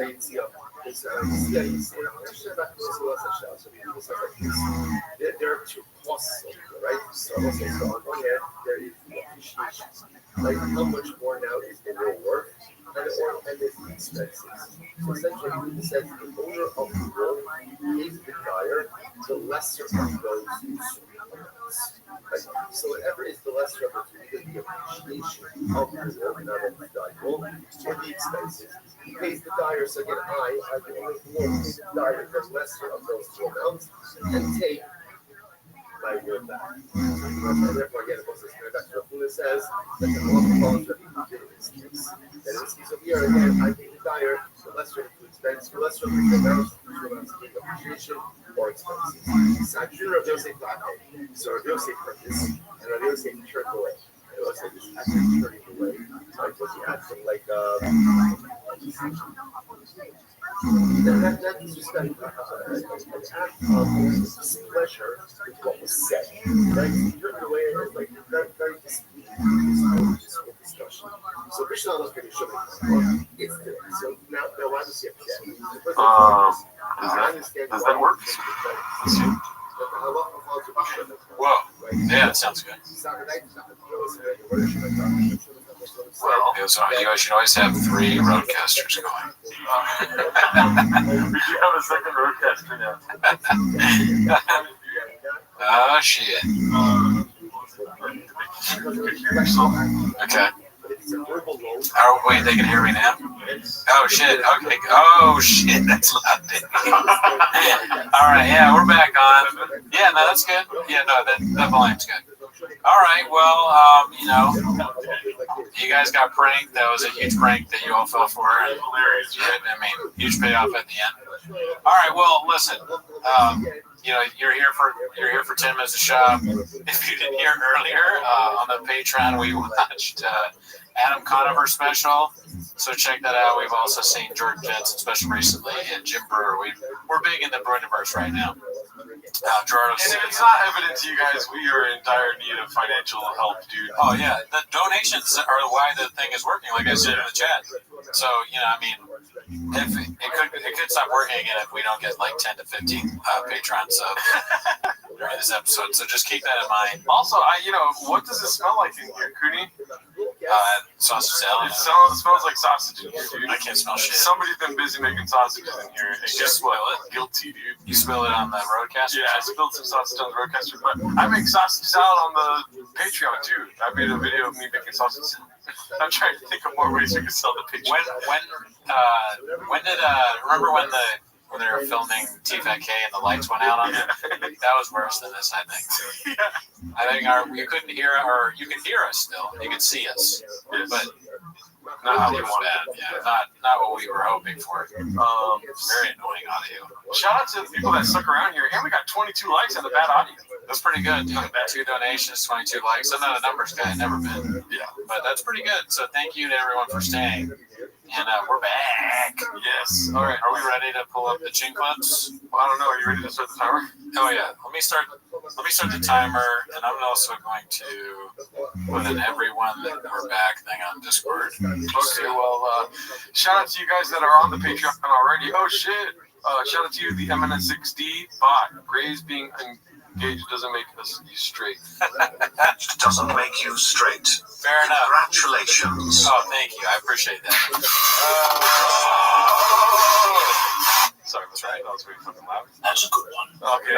What else? Oh, shit. Yeah, see, the audio will stay good. Yes. This is the only way to keep the audio. Still a better start to a pot than Mencia. I'm not going to give it into this, dude. I don't remember that one. It's Graves. The Journey? Oh, yeah, I know The Journey. Oh, yeah, Vinci's bucket. I thought there was like an inside bit with it. Oh, no, Bert. They're literally just... Oh, shit. Oh, thank you, Adam. Appreciate it.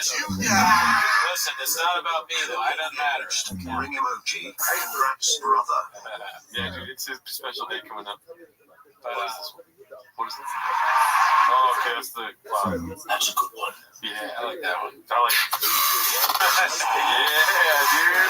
Yeah, dude. When's Timos? You're close to being not on this earth anymore. Oh, my bad. I had the camera on me the whole time. That's my fault. Dude, rocky start, but guess what? We rock and roll, daddy. Abu Dhabi, baby. Let's see what we got first coming up on the motherfucking... Okay, here we go. This one's posted by Reaction GIFs. Theo Von just bombed. Saw Theo at Beacon Theater tonight for his Netflix taping. Double ouch. 1/3 of the crowd walked out, myself included, and it seemed to keep walking. Worst shit I've ever seen. Pandering to the dumbest 50 people in the room. Failure of epic proportions. You know what I'm now thinking about that? Did anybody walk out of the Gringo Poppy? Doubt it. I know. Yeah. Isn't that kind of crazy? Well, it's kind of telling us to how elite of a stand-up comic one of the best of us are. Oh, Chop? Yeah. Yeah. How crazy you can walk away from something that you're meant to do.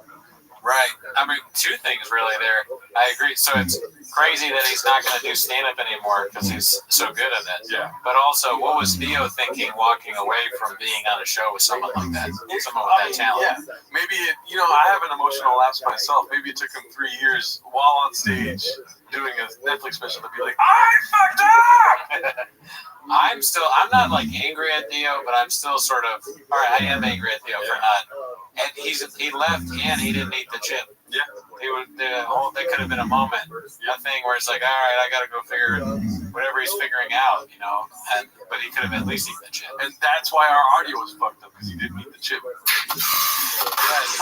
You fucking bald bastard flying to Turkey with your fake hair. Why don't you be real, Danny? Not worth it. Is that worth it? Not so much. Not so much. Oh, yeah. Well, this being so close is not good. Okay, there's going to be a lot of sounds. Yeah. That's facts. That's facts. Brandon's special was like 27 minutes. Not even true. More like 25, 24. No, we like Theo Von's stand-up for doing bits. What's up, Dallas? Look at you guys. Wiley I Harris. don't want that. Shout out to you, dude. Wiley Harris, how are things with the lady, Mrs. Elizabeth Marsden? Are you pissing yourself? Trying to like this goddamn. Oh, I can't. I have to heart it. There we go. Cooney isn't really bald. He just pretends to sling dick. That's fire. Savage. Alrighty, let's see here. This one, It's Happening, posted by Wiz McFly. It's happening. Brendan Schaub is dressing like he's gonna hunt Cullen Brogan. We need elk meat. Posted by Scott Welch. That's so funny. Is that a real? I always ask this. That's a real post from his Instagram. Yeah. It's so filtered and set up. And if I were out hunting, I might, and I was dressed like this, I would probably take a picture. Yeah. But it wouldn't look like this. Yeah. This is how do you have the cell phone service for this? And you know what it needs to say right here? Instead of call up Rogan, we need elk meat, it should say looking for an Erewhon. Yeah, he's pissed. He's like, you gotta fucking get your own Erewhon stuff out here. Oh my God. I have to make my own smoothie in the woods. I'm so terrified that the audio's gonna do that. Yeah, he's pissed. Okay, we're good. Oh yeah, It please sounds very loud. don't mess with us, but let us know. Yeah. If the audio is good. Oh, so that's for real, a real thing. This is embarrassing. Your boy's gotta call you and be like, hey man, take that down. Yeah, dude. Or make fun of you. Like, and also, if the hair was black, would it be better? I don't think so, huh? It's a weird. He's very immature. This is a younger man's thing to do. Looking for a mountain lion is good. Where's the night vision goggle? I guess it's the day. So Yeah. that was a little shot. Oh, you're good. I thought the same thing. I just didn't ask. He goes. He's wearing. If you pan out, he's wearing Uggs. Tom Brady wears it. That's a big deal. Don't worry about it. Tom Brady wears it. It's crazy how he only has one leg in here, and this is his dick right here. Big dick, sorry. He has a mangina, dude. I'll cut that part out. Let's see here. What else do we got? Fuck this world. This is okay. We already did that. 24 days ago, 10 days ago. Gimme. Oh my God. Posted by What Usual 4460. That's an aggressive ass, ladies and gentlemen. It's funny to do that. It's the closet. I thought she was in a store. I'm poor. I'm so poor. I thought this was a store. I'm not really poor, but I thought that was a store. It looks like a store, kind of, doesn't it? Because they have so much clothes. Yeah. I will give her respect though, because usually ladies will post this kind of stuff and be like, "Rest in peace, Charlie Kirk." You know what I mean? But she's saying, by the way, these leggings love my ass, which is like, all right, she's addressing the ass. Yeah. Fucking predominantly taking over 10% of the screen. Yeah, I mean, she worked hard for it, I guess. She's in someone else's closet, it looks like, though. Yeah. Doesn't it look like men's clothes? Like some of those purses. I was going to say, yeah, it's Shop's closet because the purses. Shop has purses. Shop is he's a forward thinker, man. Man purses. All right, shout out to that. This is a store, they're saying. Oh, it is a store. So if it's a store, that has purses next to menswear. That's strange. Right? Yeah. What store is this? It's Erewhon. Look at this comment, dude. Okay.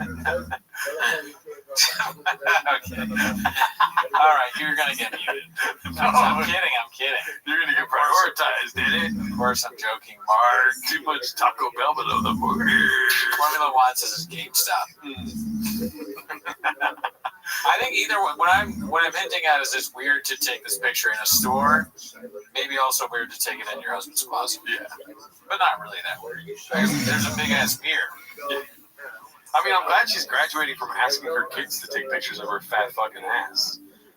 That's kind of what if she's asking someone to take a picture of her doing this?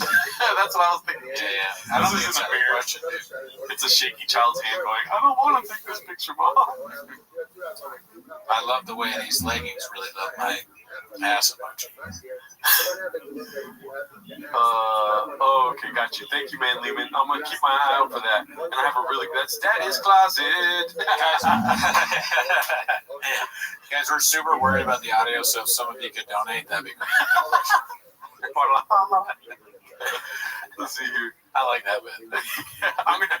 Next thing you know, every stream is gonna start with 30 minutes of audio. Oh yeah, dude. If audio issues are gonna be a part of the show, if we get donations, they're like, okay, well then we won't. So a storage unit / garage isn't a good spot for a podcast studio? ? Posted by Chin Puller of Clips. I'm always scared whenever the video's like small like that, like we're just gonna get dicks immediately. Fuck. I mean, I think this might be the one that maybe Robbie Goodwin sent me, where something bad happens in the studio, like everything falls apart. Oh, really? He sent me some text. He's like, "Did you see when they did that?" I forget what he said. Let's see here. That noise that we're hearing, do they hear that? No way, dude. That's exactly what we did. We're becoming fucking TK, dude. They don't know what to do either. Do they have a second roadcaster? Oh my god, that's I hope so, dude. I hope they do. Yeah, man. This one's usually just for the Discord, that one room that you started, the hentai. Oh, yeah, okay. Well, be careful with this. Very important. Yeah, I usually watch stuff. I break stuff and then I go. Okay, sorry. That noise that we're hearing, do they hear this noise? No. I mean, they can hear it, but it's not as bad as we would imagine. This is the barbecue. It's called Styles Switch Barbecue. No way is that outside, dude. That's somebody with a jackhammer? What are they doing? What is going on? Is it construction outside his house, or a shop hired people to work on a truck during the show? 3 words, dude. Unfazed. Just going on with the fucking podcast. He's a real black belt. He doesn't care. Yeah. It's not a bother to him. This is a bite out of the fish moment, fellas. Oh, yeah, okay, so then. Oh, Addison, come on. Listen. Shut up, dude. I told you guys when I saw the bite out of the hat that I thought it was real, and I thought the sound was real too. And I thought you guys were real too, you fucking bots. Yeah, look, we've been through a lot tonight. You can't hold us accountable for what we think is real. Jawaldo? Fuck, Jawaldo, I've never seen that one. Fuck. Styles Switch Barbecue. Why do you say it's good? Because like you said, it's just an outdated model. It's good sound. That's hilarious. That's so really funny, yeah.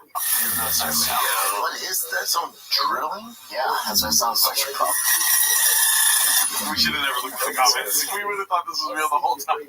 Yeah, I didn't feel too bad for Jimmy Kimmel. All right, what's your Jim? Was far-right MAGA one of their own followers, and then 2, he made a joke about Trump not really caring or being sympathetic. The sound was going off during a pod.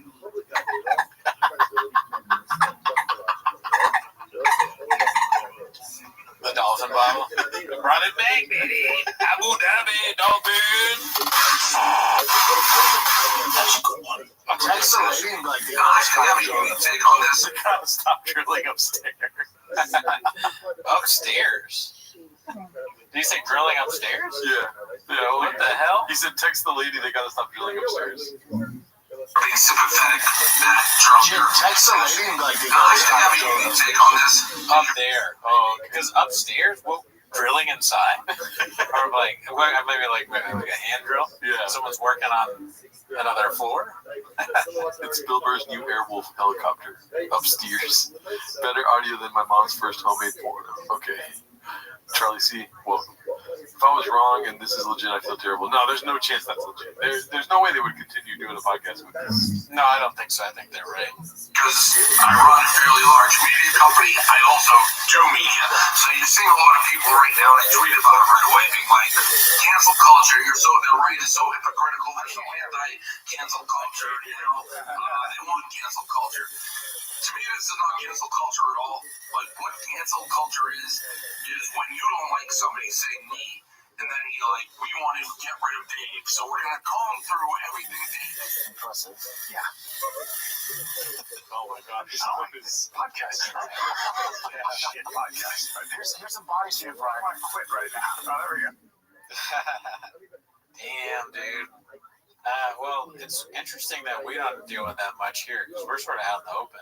Yeah, but we guess we don't have as many trucks and we're not working on as many projects as they are. Yeah, I guess that makes sense. I mean, dude, we have half the budget, less than half the budget. we have 1% of the budget, right? And half the budget, as ridiculous as TFK is, having half the budget for this show would be such a crazy. Like, I'd be on the phone like, yeah, with my friends back home. Yeah, I'm doing pretty good out here. Yeah. I don't think I'm gonna go into work anymore. Actually. No, I'm doing pretty good. We got half the budget of TFK, right. and we've never had one audio issue.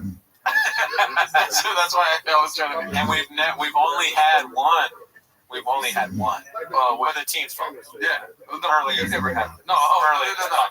No. We never had one. Between the two of us talking to each other. What solved the problem? Team fired. Yeah, George is gone. He fucked up. We already told him that. Yeah. I mean, listen, if I fire you, you see me driving around in my truck, don't even talk to me. Aside, Mark Harley is the equivalent of someone drilling upstairs and be cool, dude. What the fuck? Drilling cheeks. Your guys' budget was maxed out with 12 donuts for Mark.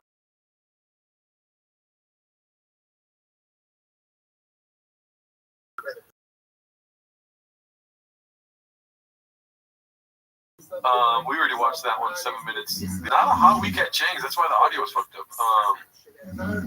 Let's see what we got here. 15 days ago, did we see the shop learn the hard way? The only people.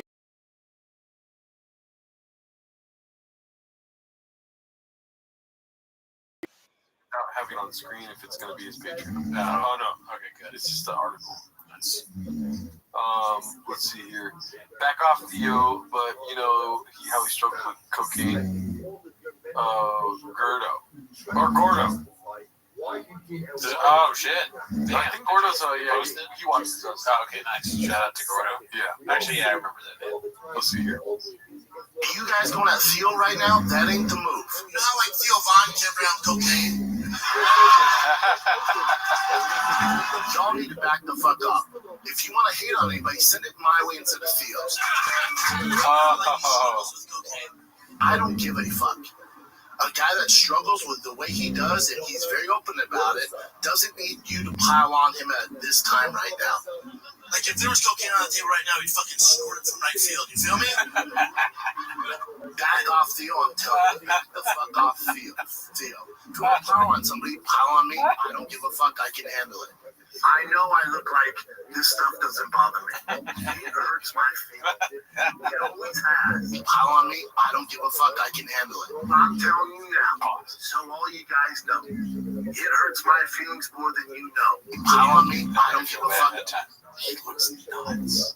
He looks nuts compared to that, dude. Yeah, he changed. He looks like he's been at the beach all day or something. Yeah, I don't like beach showers. He's bronzing. He's in his bronzing moment. It's like when you're growing older as a woman, right? And you get like new Barbies, and then like you're like turning, let's say like 11 or 12, and you're like, I don't want Beach Barbie. I like the old Barbie. Oh, that's how you feel. Yeah, about Shop. Yeah. I don't want Beach Shop. I want Truck Walk Shop. You call up T5K Studios. I have some things I want. One thing is Shop to go back to when he was hot. But I mean, Look, you're right. This is a good call out here. Let's stop. Let's pause on this for a second. So that is, I guess, the first one is kind of normal shop. This is like, yeah, I guess, kind of, broed out. Maybe black set shop. Philly hat. I love it. So, congratulations on the engagement, Cooney. Wedding cake with salsa on top. Thank you, James. You just turned yourself an invite to the wedding.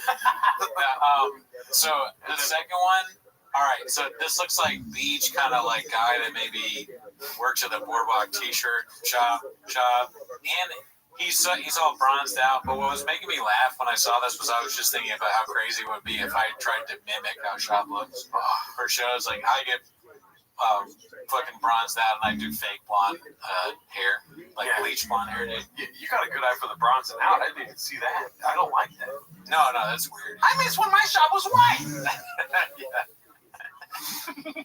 Yeah, I mean, no offense if you tan. I think this tanning's great. It's obviously helped this show out quite a bit. Yeah, don't come after Cooney because I'll come after me because I hate tanning. See what I did there? I know. I missed that on the chat. Earlier, somebody was like, "Don't go after Theo, come after me," and I thought they were legit. And I said, "I'd be like, I miss every joke. That's why I'm like Rogan too." Yeah, dude. Did anyone comment what shop they miss? Oh yeah, which era of shop do you miss the most? That would be a good poll. You can do a poll. We don't normally do polls on 10 minutes of shop. That's something we more do on our other show, Raccoon Tweeties, which is the Wednesday that precedes this Wednesday. So check that out if you like polls.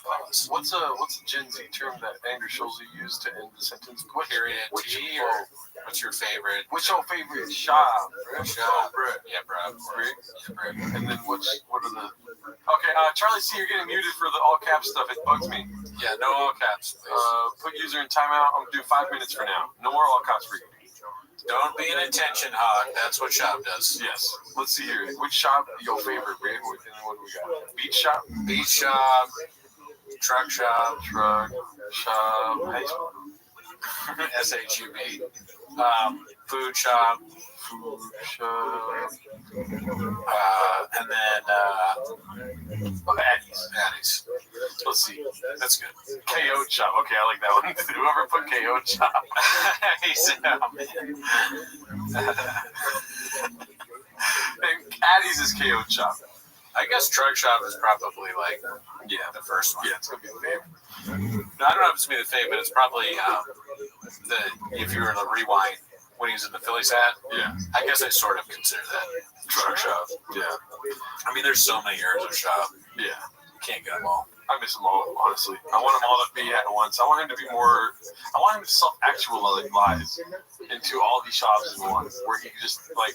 It's like a picture that's really good. You don't know what he's gonna throw. You know what I mean? Oh yeah, he's got a lot in his, behind his deck or whatever they say.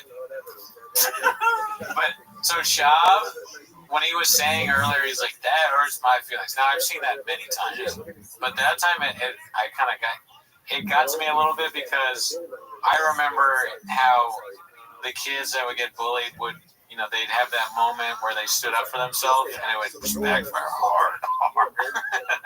And that's kind of reminded me of like you have it. Sometimes people have it in their mind that they're like, you know what? I'm going to show them exactly. I'm going to be real honest and like authentic, and I'm going to tell them like, hey, it hurts my feelings when you do this, and then do it, Jimmy. And then it's worse. Actually, you should have just been like continue to pretend like it didn't bother you. Yeah, cut to your face in the toilet somewhere.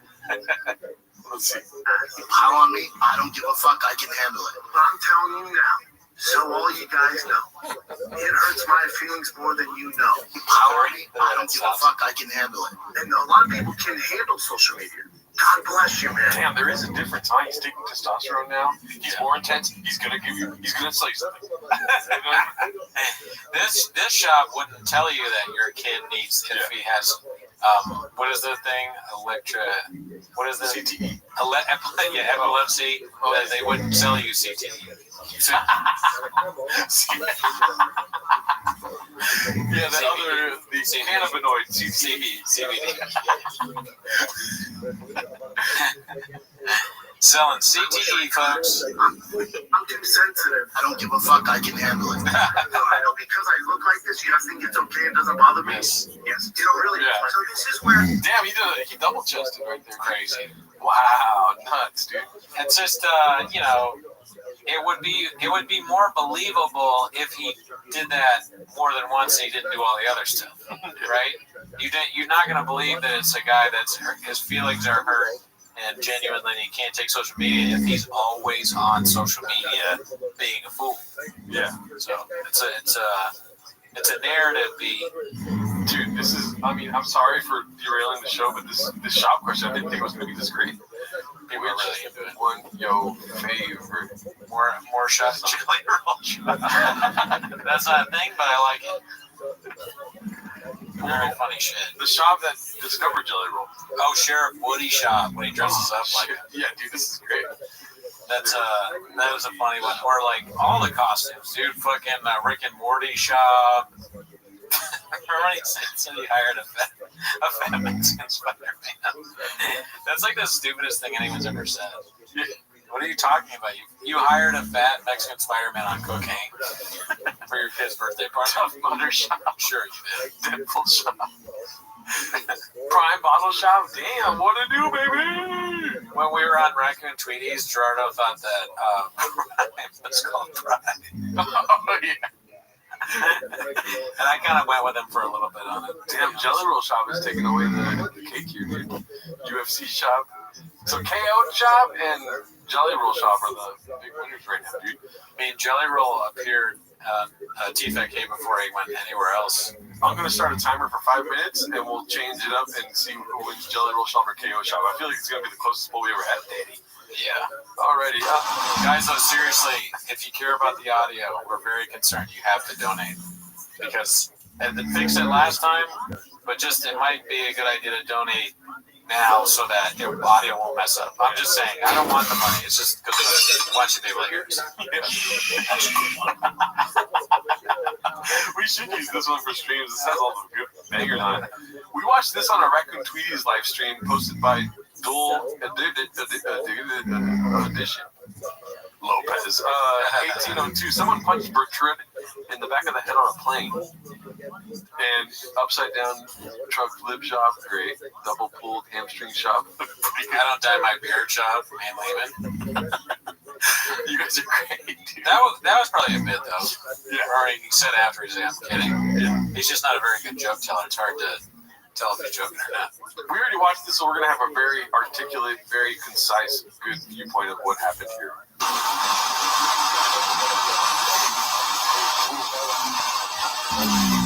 Dude, it's crazy how anything he does, he's hilarious. This is so funny, dude. Yep. I mean, just the breathing. Yeah. And a lot of stuff, because you see comedians do airport material and you think, okay, that's hack, but not when Bert does it. No, very good. He doesn't even need words. He's Pagliacci every time. Yeah. It's like, what's the deal? Oh my God. That's good, but it's not enough. We need more. Thank you, Tom Jimmy. Thank you, Tom Jimmy. Abu Dhabi, baby! Sean McCorkle. Oh, shit. Is this really the only way I can get on this show? You should call him right now, dude. Can call him? Call him. You want to put it, or can we do a Zoom thing, or just call him? Can we Zoom him in? Possibly. This is I wish I had an alert button. I'll just call him. Let's see if he answers. Sean McCorkle, while he's figuring that out, I apologize. We fumbled the bag. You know what I mean? But the bag was also covered with Mark Harley. You know, that's true. I do want to blame the team for that. Yeah. But I'll call Sean, see if he picks up. Let's see. Oh, ball's in your court, Mr. McCorkle. And I do not mean that in any aggressive way. I was just being funny. Oh, hang it up. Yeah, okay. So because not really a bet. Well, we got to get him on. Yeah. Maybe we'll talk to him about. Sean will talk to you about being on the live. Yeah, we really want to zoom in with you again, Sean McCorkle. Yes. There's a lot of stuff that's been happening. We need to stay on top of it, and we have already stayed on top of this clip, which we are going to expertly detail right now. If you guys missed it, he breathed in twice. It was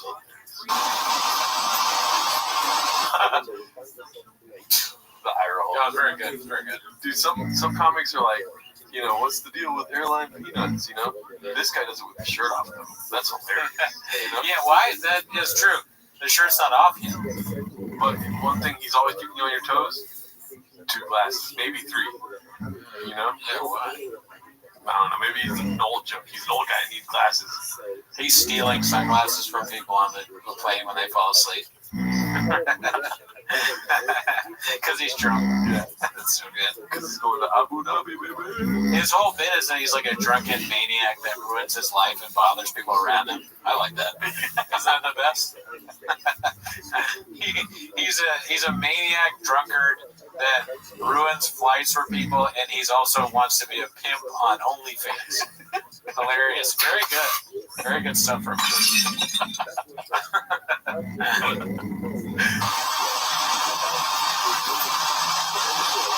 Oh, it's eyeglasses. Oh, I'm done. I'll take that back. Maybe he's being serious. I thought this was a bit. This is like some sort of movie poster for some Gen Z horror movie with the TikTok. All these guys, like, we find out more. Oh my God, it's so loud. Thank you, Brian. Thank you for your It's not atrocious. My problem, and I refuse to do any kind of self-examination. So if I do this, who cares? But they always talk directly out of their ass. Yeah. Like with Bert, remember when he did he said, Rite Aid is going out of business because of crime or whatever. Shut the fuck up. Yeah, that's even dumber. You chilled at Rite Aid? I'm sure it's You're some English money. Yeah, English is Some English money. Woo! Thank you. Live from India. It looks like Jelly Roll Shop won. I had my timer. It just went off. We could watch this some more while I set up the winning between the two. So, Just punch back my head. Live, because I know if I'm live, I won't say it. I'll just get off the plane.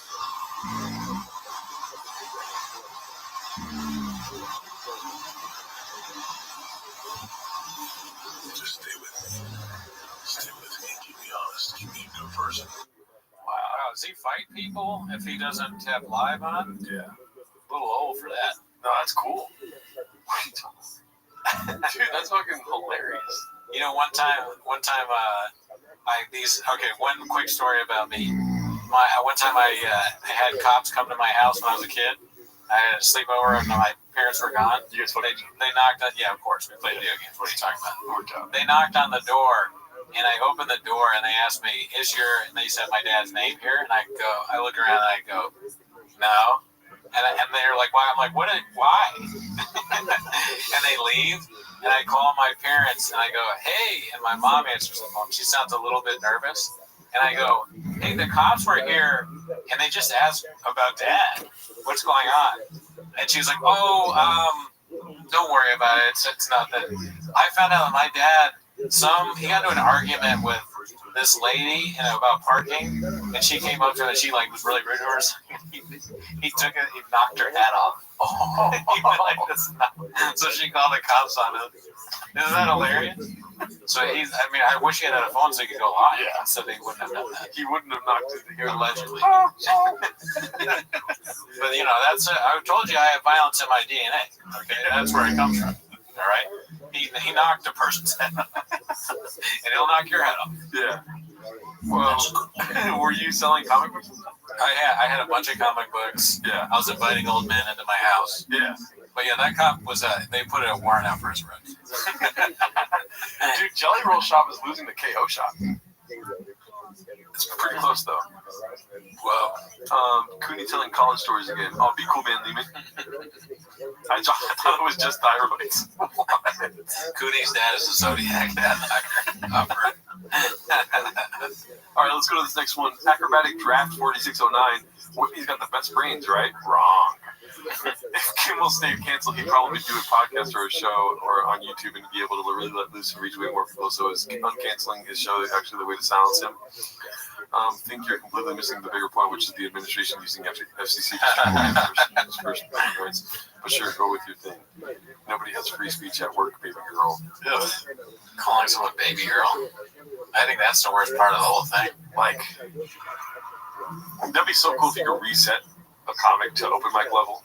Oh, yeah. Like, you know, like how Spider-Man 3, the last one, my favorite. How he's canceled, like he's like kind of canceled in everyone's brains. Nobody remembers who he is. Right. And he starts off with 0, but he's still Spider-Man. They're gonna love him, dude. Yeah.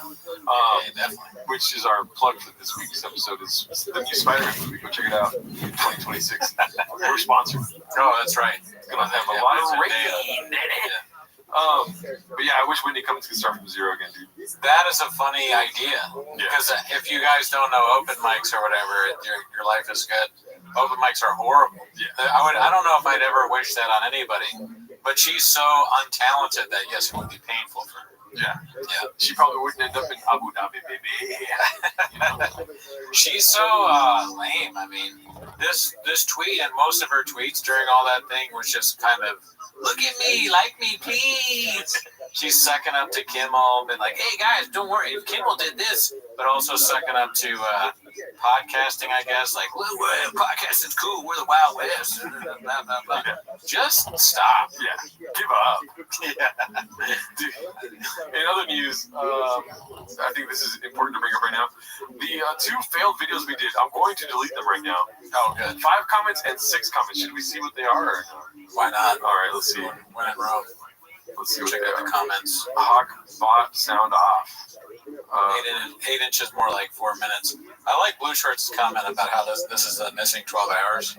That was pretty funny. Nina tells us. Gotta get here early to hear the bells whisper behind the theme. Oh, yeah, that's true. It's a benefit. Yes. Let's see here. I'm gonna delete these. Both of these. Keep talking. Sorry, I cut you off. Jimmy Kimmel Tech. Cooney's teeth are so small he needs Geraldo to start his apples. She's sucking on Kimmel. Yeah, probably. Remember when Cooney thought Africa was a country? What's up, down Look at you guys. Why didn't you read it? Yeah, What the hell? T. Young says, I pay for Gerardo Spider-Man reviews, fuck shop. Super important that you keep commenting or else the audio could go. Anytime now. And That's rough. BCEO talking about our guys. Land mooning good. We didn't get a chance to watch this even though it was posted 15 days ago. Oh, shit. You can't let me clip that beautiful audio that got the team fired. Listen, you can clip it off this one. There's a lot of it on this one too. So what's that? The best audio. Oh, you want to clip the... I don't want... Hey, why? The last thing I want is a clip of us acting like the audio is all good, but we don't realize that. Oh, thanks for the subscription. Let's see here. That's rough. Okay. This week in vehicular manslaughter, let's go to this race. Oh, Christ. Oh, Jesus. All gas and brakes. Oh, my God. Jesus. Wow. Drive fast, all gas on that one, right? That's it. I love watching his video. Yeah. As soon as you realize. He knows all the bits so well. Yeah. Almost a little... That looked that looked worse than the land mooning. You know what I mean? If that even happened, right? That must. Yeah. All right. Oh, Christ. Let's see. I want to see his face. All gas and brakes. Oh my God. Jesus. Wow. Drive fast, all gas on that one, right? That's it.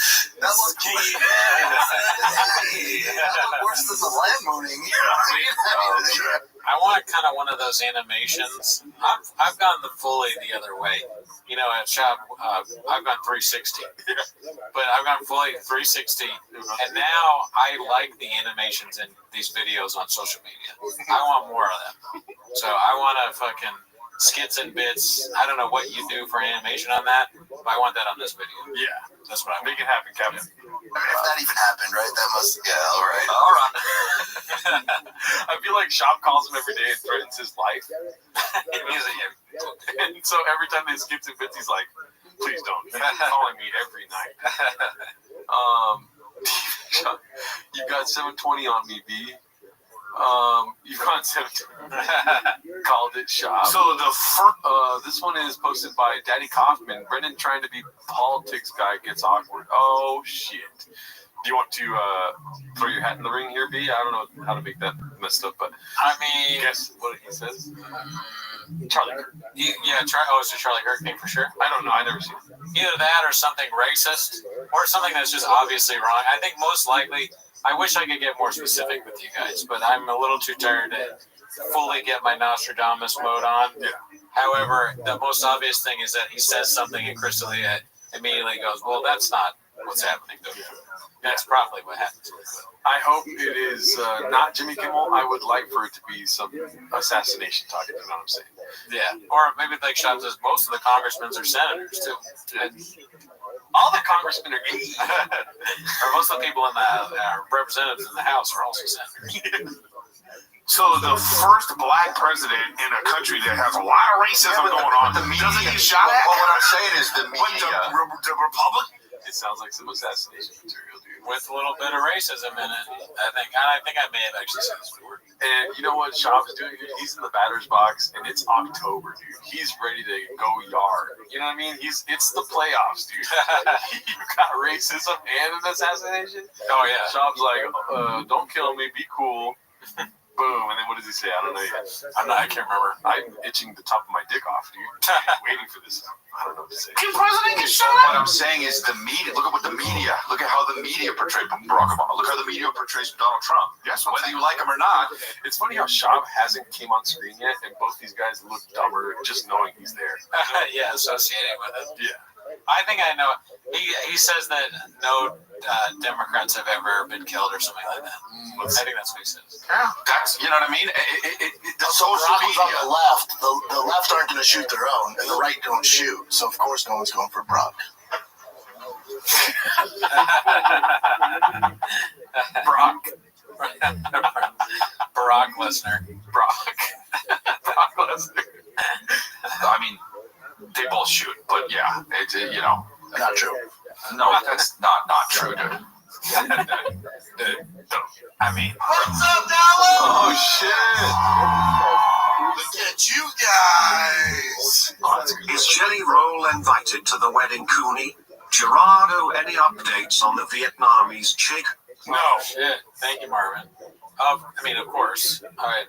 If we can get enough Patreon subscribers, I will hire Jelly Roll to play at the wedding. Right? Yes. Can you think of anything better than that? If it was for free, but if it's gonna cost you millions, I'll be a Saudi priest for you, Daddy. I mean, he's not gonna do the show for free. It's not like we're friends or something. And no, the Vietnamese chick was a bit the whole time, dude. Let's see here. Looks like imagine you book Jelly Roll when he gets too drunk. He's just on stage going, Did I get a fresh one? Is Nanette the flower girl? Great question. I mean, if I knew Nanette, I would love to have her too.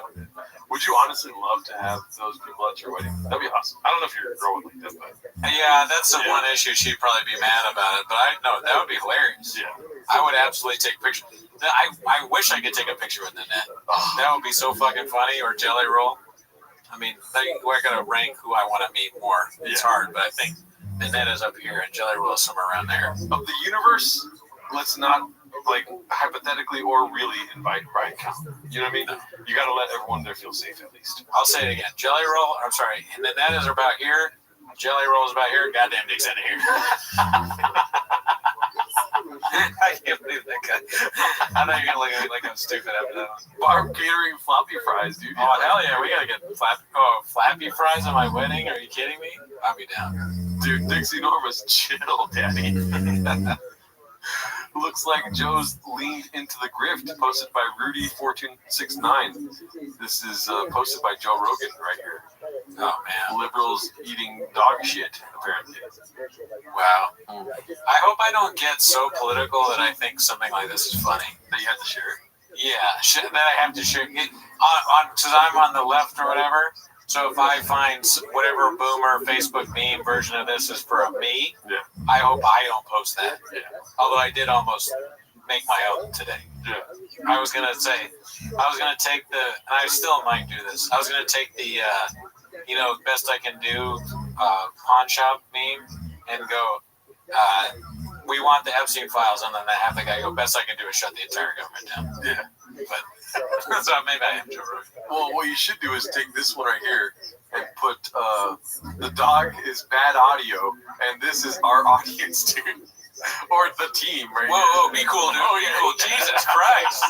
Gerard, you pissed off Gerardo in this stream, guys. It's because you haven't donated enough. That's him, not me. I mean, I like your idea of making it something funnier. Like maybe it's like shop content and us. We're eating shit. We make the dog shop and he's pooping in our mouth. That might be a bit much. It's the bots and the negative comments. Yeah, dude.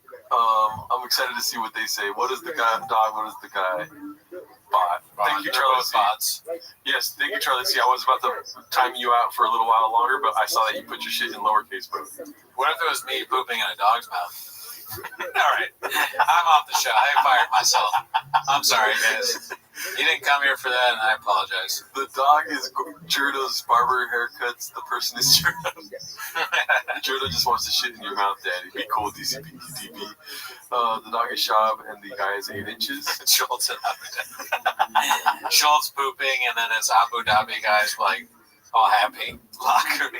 The dog is a dog, and that's what he comes. Oh, great, dude. Lock Cooney up. Oh, man. Keep them coming. Let's see what else we got here. Cooney should be arrested for the joke. The crime said it's fun. Joe Rogan is John DuPont of comedy. We saw that last week. Seen that. LOL what? Posted by KOL4321. Imagine hating me and I'm just here in my SVR eating a number 4 from McDonald's breakfast menu while still having abs and minding my own business. It's just a little too much, You should, if you really think that, you kind of keep it to yourself, I think. That's my advice for her. Oh, dude, the dog.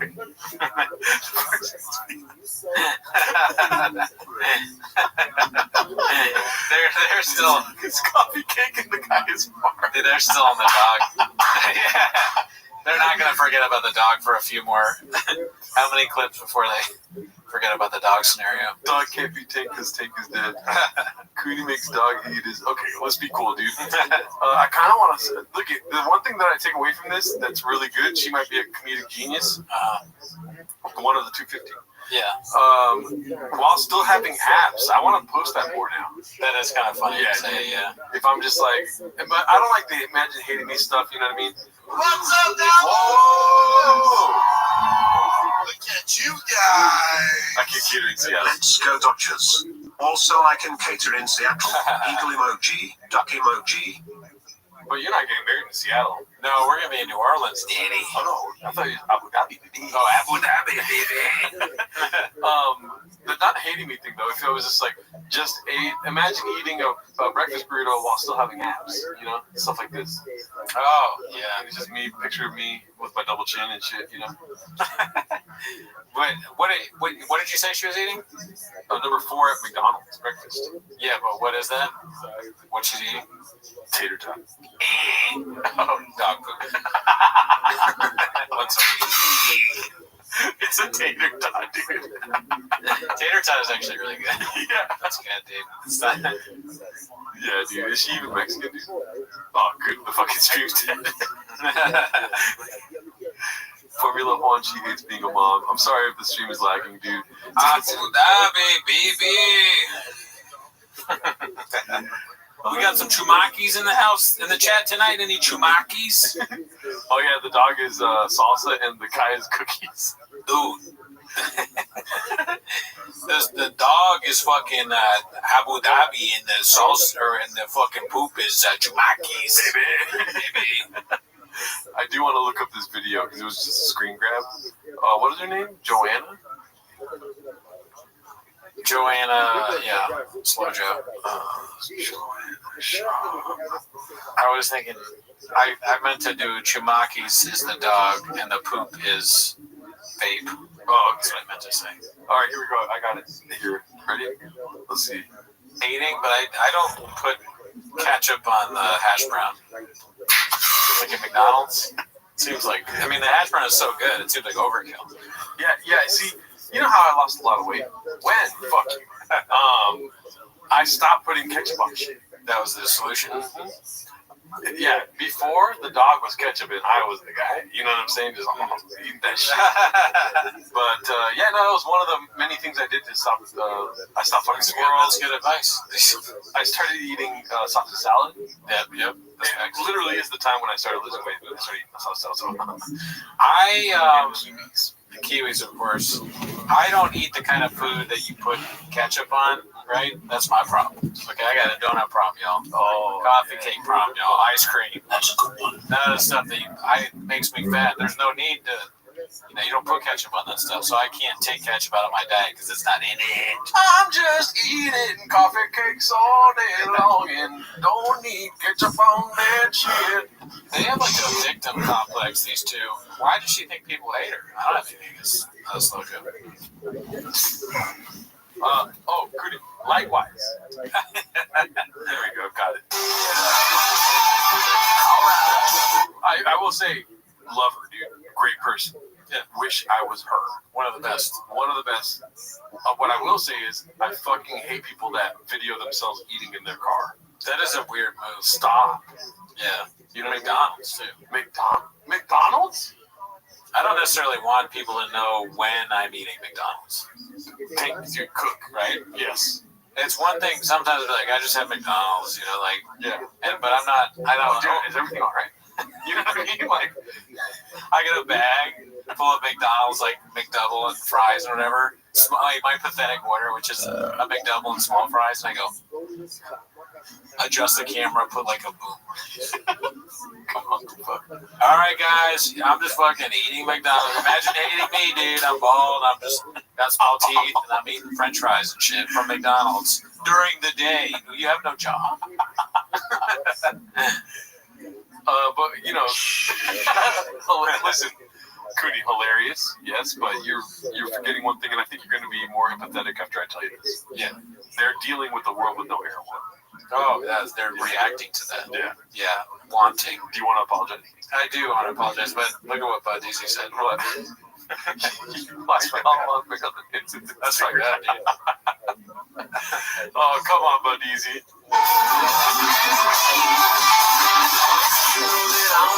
I mean, coffee from McDonald's is, to quote Gen Z, diabolical, dude. Oh, it's bad? I mean, do they even have iced coffee? Like, regular? Oh, yeah. Okay, then never mind. I take it back. Oh, they got iced coffee, Didi. Well, you know how I am about coffee. If I go to a coffee shop and I say iced coffee, and they ask any questions, I go, forget it. I don't want iced coffee. Because it's just make me coffee and ice. Yeah. You want milk? Whoa, I didn't say anything else other than iced coffee. That is a bad bit that McDonald's will do. Yes. You go have an iced Americano. I think they have Americano now, but you say, I want an iced coffee black. And they go, okay, yeah, for sure, that's facts. And then they hand you the sugariest milk coffee that you've ever seen in your life. As if you know done that. And they forget. Yeah, I get like a fucking sugar comatose from McDonald's coffee. Those are a little much. Yeah, you gotta get it back. Gaffigan joke, getting caught sitting down at McDonald's. Oh, I'm not eating here. I am just waiting for a prostitute. Talking about Mickey D's. That's a good one. Like to know tomorrow. Be cool with everybody now. We ain't about that drama. Yeah. I mean, but you are about that drama. Yeah, and definitely, and also it's kind of fun. You try to fight people at Starbucks, you're definitely about that drama. Or you have your husband come beat up a guy, whatever. But that's that song choice too. Country shit, they're trying to be all like, we've always been this way, we moved here, we did it. Y'all are real country all of a sudden. This is a great captured moment in their life. One eye open, one eye on the phone. Look at that. Isn't that poetry right there, dude? You know?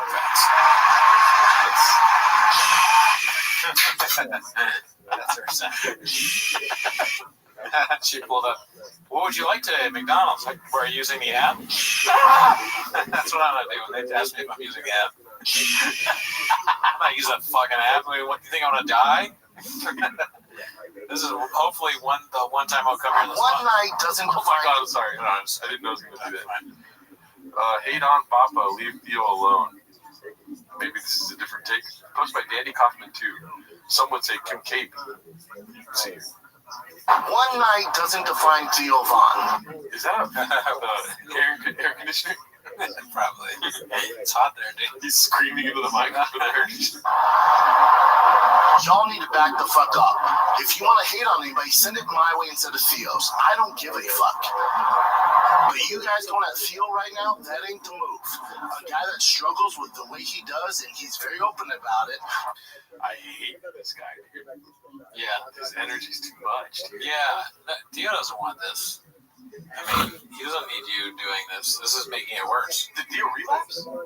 I don't know, because what I've heard was that he was at the show. He was asking people what his punchline was, and acting kind of erratic. And then there's that clip, which is hard to tell if it's a joke or not. He's like, "I've had a hard week in my life. You know, in my life. I'm trying to think of my life. I'm trying to save my life right now." Yeah. I tweeted before I knew all that stuff that he kept asking if his producer would come on stage and give him some raccoon math or something like that. I mean, if he did relapse, everyone in his life should act as if Shaw being there is a problem. Oh yeah, not a good. Be like, oh dude, and by the way, I appreciate you want to get sober again. This and that. What's up, Let's cut out Shaw too. Look at you guys. Neither is Joe / short of jobs and hate each other. Well, thank you, Trey Young. Trey Young's watching this after training camp. I mean, probably. That'd be so dope. Dude, Trey Young, huge fan, dude. We're big with the. Is he still in the Hawks? Yeah, we're big with the Atlanta Hawks players. Yeah, I'll cut the part out where you asked if he was still there. We'll see here. Doesn't need you to pile on him at this time right now. If you want to pile on somebody, pile on me. I don't give a fuck. I can handle it. Back off. I mean, I'm genuinely sad for Shaw. Like, nobody gives a fuck. When it comes to Theo Vaughn struggling, nobody cares. When Shaw, yeah, it's not even. It's only big on the Reddit. Nobody outside the Reddit has even seen this. Yeah. That's hilarious. The people that listen to this go like, Who the hell, Theo? I'm trying to listen to his five picks, Daddy. But I do like the idea of Shaw in real life going, stand behind Theo. Yeah. Just pushing him back. Like, I got this. It's clear that he just wants, I mean, I don't like saying the word clout, but like, he needs views. Oh, yeah, he's trying to get the, Fucking sad, dude. Yeah, but he's still doing pretty good. He's got a fucking really cool studio, trucks and Hot Wheels stuff in the back. Like 3 years after this, after I decline a hot chip and this and that, and you're here doing the show and I'm doing the show, and one of us is doing better than the other, but I have to relapse, you know what I mean? Right. And then the last thing I want is Cooney going out there going with your jelly roll laugh, like, Right over there. Just hate on me. I got violence in my DNA. That would be so funny if I was like, I can take it. He can't. You've seen what he's like. They're insulting you. He's kind of insulting. He's kind of insulting me. Look, Gerardo can't take it. All right, come to me. All right, I have small teeth. It doesn't. I don't give a fuck what you think. It's so funny. Theo Vaughn's in a bed filled with women and just drugs and alcohol all around him, and he's watching Shaw. He's like, fuck! Fucking grifter. Can't get away from it. Theo, I'm telling you, back the fuck off, Theo. Where are we at in society today? Come after me. I'm a man. I'm 40. I'm not a kid. You know, Shaw watches that and cries, legit cries. He probably thought this was a good video. He doesn't understand why it got received so poorly. I talk to Theo every day, B. What's up, Dallas? Look at you guys. Dream, guess Jelly Roll or Kid Rock. That's such an easy answer. Yeah, Jelly Roll. Kid. Yeah, Jelly Kid. Roll Rock. Jelly Rock. Jelly Rock. Kid Roll. That'd be funny. Jelly Roll's son's name is going to be Kid Roll. Cooney will light it up. Jelly Roll. Yeah, for sure, Jelly Roll, dude. Yeah. I don't know why I would want Kid Rock. I feel like if you're gonna put Kid Rock versus I don't know Adam Devine, I'd be like, oh, maybe Kid Rock. Honestly, I don't know. And I agree. I think Kid Rock would be funny to talk to. But you can't put him against Jelly Roll, dude. The Jelly Roll wins. Yeah, in our universe, yeah. Who do you want to meet, Jelly Roll or Jesus? Jelly Roll. Oh, let me ask you a question, actually.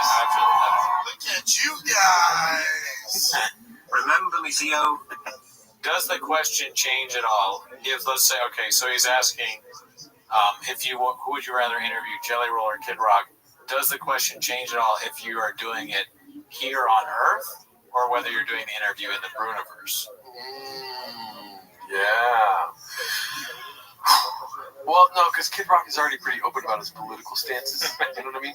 And also, like, maybe faith would be more of an, like, maybe that would be a different avenue. I would love to hear Kid Rock talk about how God is funny.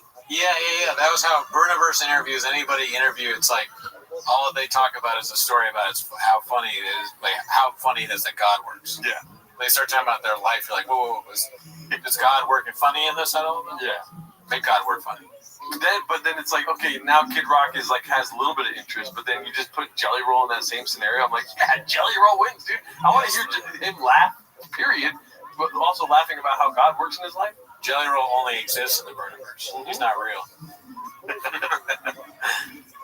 In Chop's head, not much going on there. I don't want that. Adam Devine out of right field.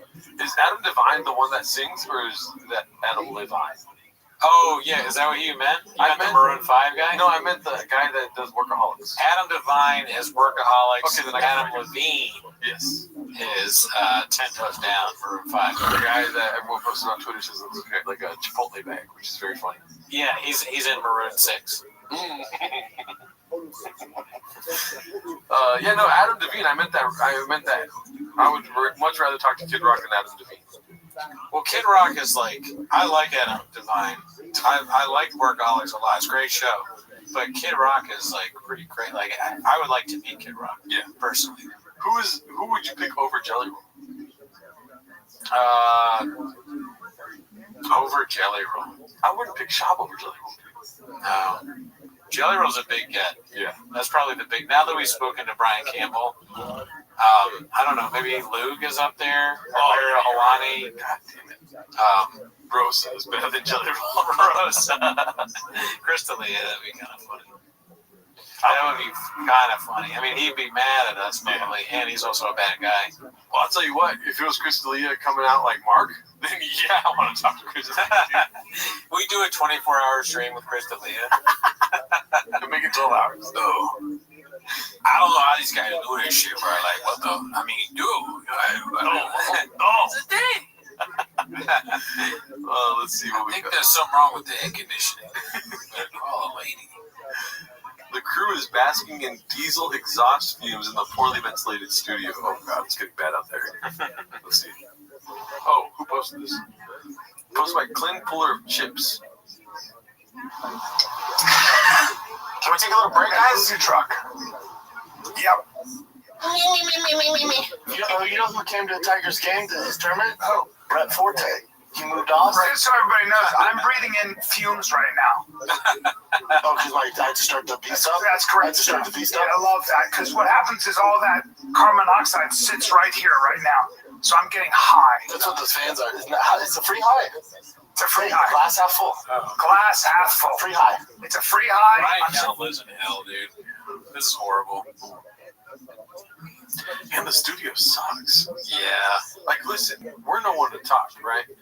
But they didn't, like, this is how bad things are, dude. The top is still on the Magic Band.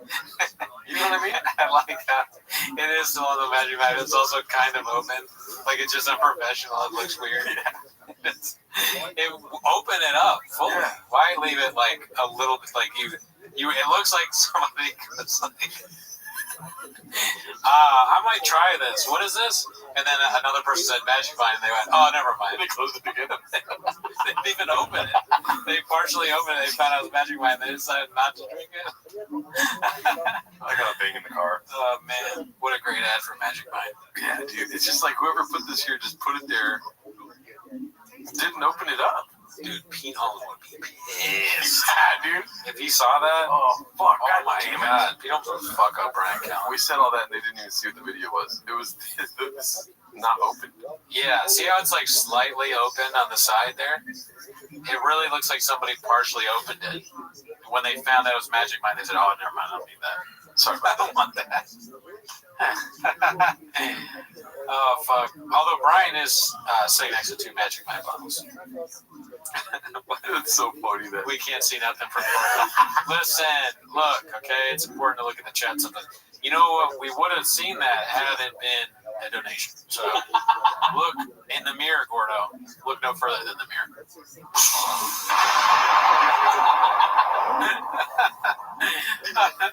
Oh, what is this? Oh no, you started the long one too. Oh shit. That's only for the big bits. Okay. Oh, okay, that's the intro. My bad. It's been so long since I've turned this one on. This is funny.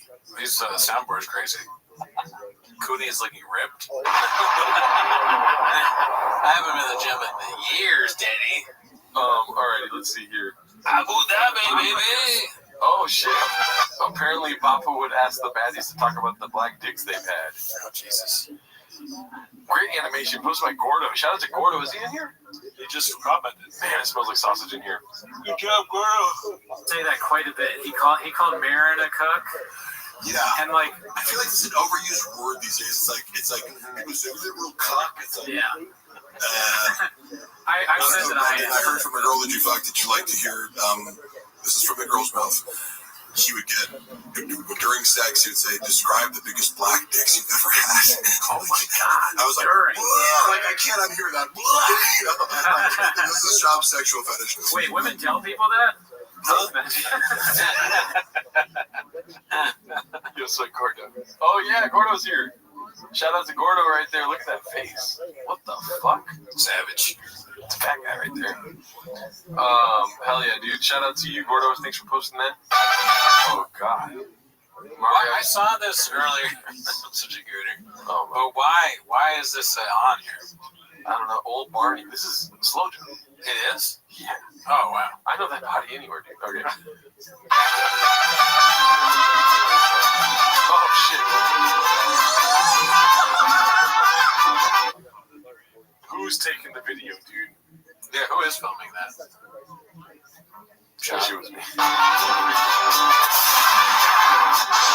Oh my god. That's so aggressive, dude. Yeah, some crazy AI shit. Oh. I don't like that. I don't want that. It was me, Poppy Wood. So was mariachi music in the original video? Or is it? Tiger's filming it with how low it is filmed. I don't want that. If he does make it to the MLB or any major sports league, the questions are going to be brutal. You know? Oh yeah, I mean, if his kids are famous, that's gonna be a weird situation. Yeah, famous sports players. Questions about their dad. Like he'll be like the Lonzo Ball, or is that what the dad's name is? Yeah. Oh. Or what's the dad's name? Fuck. The ball. Sorry, I don't remember this shit. I don't give a fuck. Whoever balls. LeVar, thank God. Okay, LeVar Bell. Yeah. LeVar Bald. I really gotta piss you. Pause. Yeah, go ahead. Pause. LeVar Bald. LeVar's balls. Damn, dude. LeVar's balls. Papa would ruin it. All right, talking to the chat. Yeah, dude. So I'm glad that the audio. Yeah, dude. I'm glad the audio works now. I'm sorry at the beginning the team fucked up so much, but when you guys weren't on stream, I got under the hood of the Roadcaster. I flipped the truck. I checked all the levels. I was like, man. I'm gonna be honest with y'all. I called up Kibitek on the phone. I got them on speed dial. And I go, guys, big problem.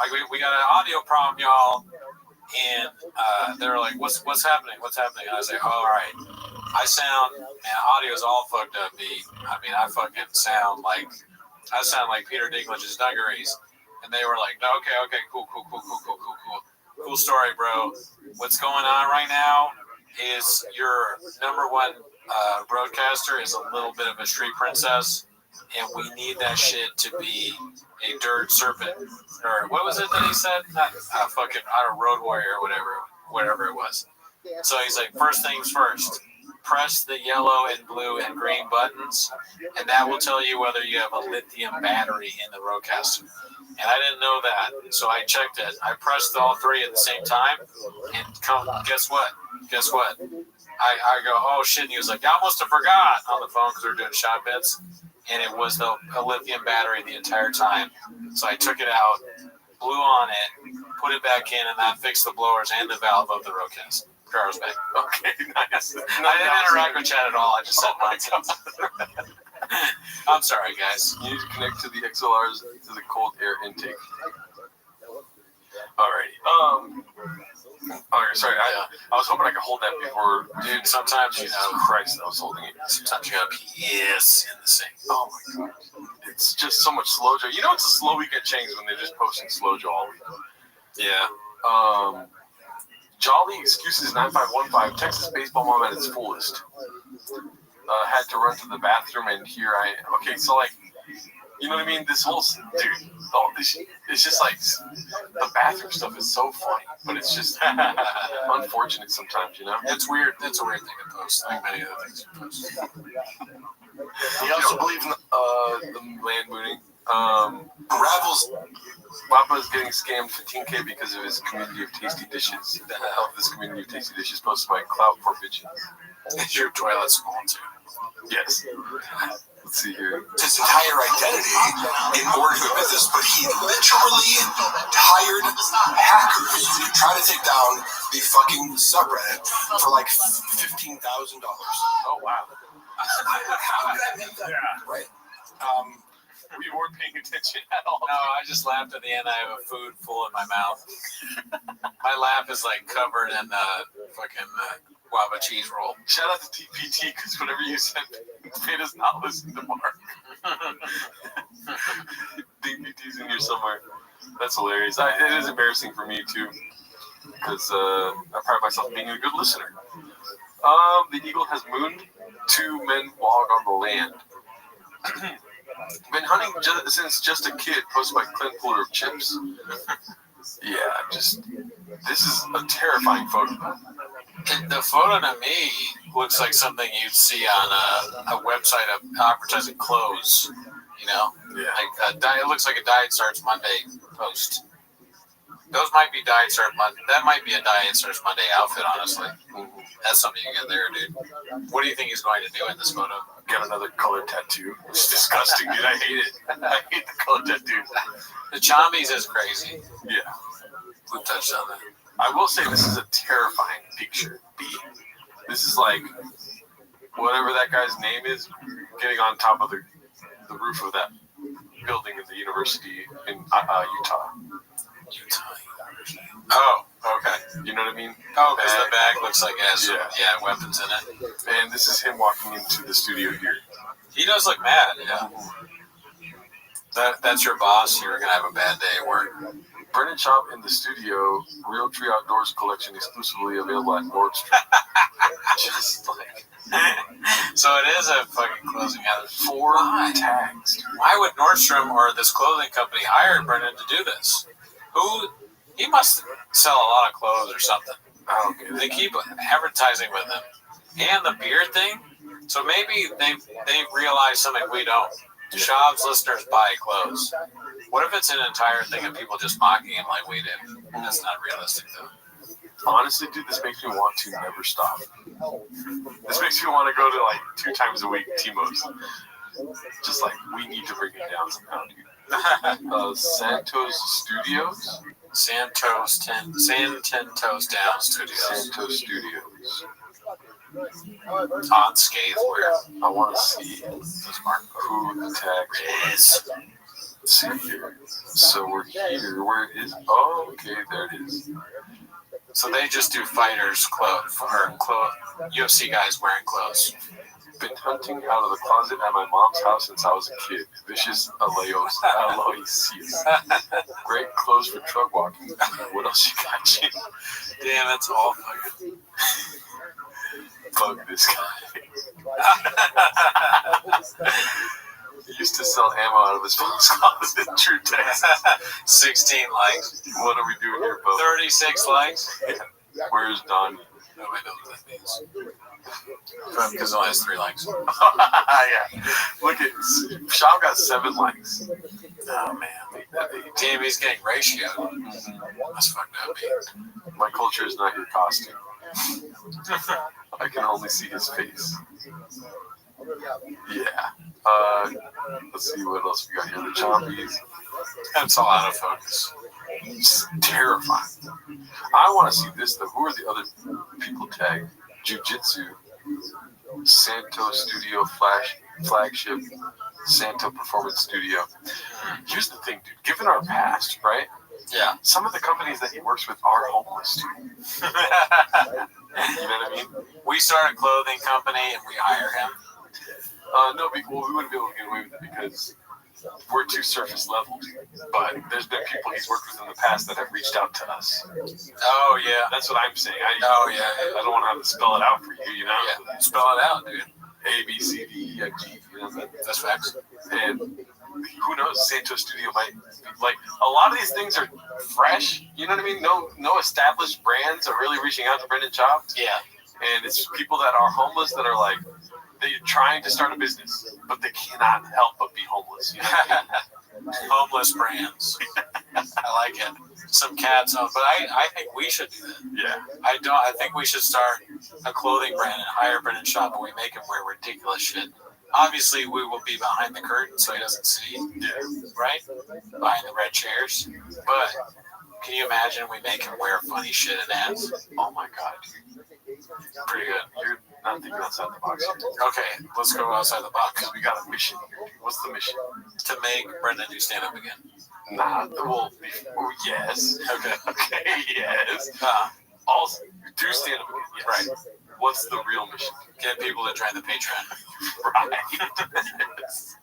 So, put sugar on my dick and tell me it's delicious. Pause.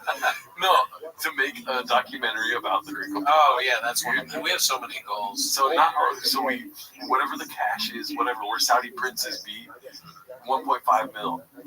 You know, we need you for a day of filming. Brendan. That's true. He does need to do the movie for it to actually work at Sundance. But we have clothes, right? We can't really afford clothes because we're giving him 1.5 million, right? And then we tell him 1.5 million come through. We're going to do an interview with you and for the fit on. The fit happens to be a hazmat suit. You know what I mean? And then we ask him exclusively questions about the Gringo Poppy. That's such a he did. Yeah, when they do the interview, you gotta do the fucking hazmat suit. That's so funny. That would be so fucking funny in a documentary. Do you think he'd rather come on our show or do the Riyadh Comedy Festival? The Riyadh, dude. Yeah, probably. Yeah. That's true. It's like his career is wearing camo too. Yeah. That's Todd Jordan. Dude, you should write poetry. God damn. Yeah, that's fucked up, man. Name the waters, Gerdo. It's not Curdo. Come on. Balenciaga hazmat suit. Yeah, we gotta make the hazmat suit look like ASAP Rocky would wear it. You know what I mean? Or we get ASAP Rocky to wear it too, and then he's like, "Oh, dude, Rocky's in it." You know what I mean? Yeah. He probably gets the name wrong. Rocky. Shop should do he should join that aspiration company. Scamming people. I'm surprised he's not involved. You know what I mean? We get ASAP Rocky to wear the fit. Maybe ASAP Rocky's homeless. We don't even gotta pay him. You know what I mean? That's what I want to know. Famous people that are homeless that we don't know. Hi, Shane. Yeah, like is Shane really homeless? Who else is homeless? Yeah. Who watches this? Who goes on the subreddit that's like, this is so fucking funny? AOC. No, Formula One. Let's see here. Trey Young is homeless. Trey Young, obviously. Well, thank you, Trey. Get Trey Young in it like this. Ice tray, baby. Just get a random black guy and tell Bob it's a rapper. Dude, Truck Flip has the best brains for the arts, dude. That'll 100% work. Yeah, always bet on his racism for sure. Jason. Fans ask when Bobby Lee will return. I did watch this, and he's basically just obfuscates the question. Yeah. We're not gonna watch Patreon content on here. It's just like I wouldn't want people to do that to our Patreon. You know what I mean? But this one's posted by Danny Coffey. I'm just kidding. I just played. I thought you were gonna say something. Well, I was thinking. Okay, what I was thinking is Formula wants us to get Ted Cruz to wear a hazmat suit. It would be kind of funny if you had Tucker Carlson and Ted Cruz, like the interview where they're like going at each other, but they're going at each other about like shop facts. Like Ted Cruz is like, well, I don't think that fucking the shark bite hat was real, or whatever, the fish bite, or the fish hat bat was real. I agree with you. And then Tucker Carlson's like, oh really? You do? You don't think that? Well, what is shop known for with tobacco? And Ted Cruz is like, I'm not an expert on it. It's like Black Rifle. Yeah, or something like that. Yeah, I wish I had delivered that better, but you know where I was going. Yeah. The show's over. Well, how many comic books did he sell in his mom's basement? And then he's like, I don't know, Dad. 38. Yeah. He knows the exact number of comic books sold, or claims to have sold. It's just funny because you wanted to say that podcast is no good, but you can't even answer the question. That's why Tucker Carlson. That's good. Thanks. That's good. The Graves is strong. Yeah, I think the stream is cutting out a little bit. We'll spit it out, Cody. We are winding down a bit. Yes. Yeah. What's Daddy's number? That's a good question. Paul C's got the best brains. Eminem confirmed homeless. Oh, if Eminem's confirmed homeless. I don't know. I don't know what Daddy's number is. 66. It's 66. That would be a good clip.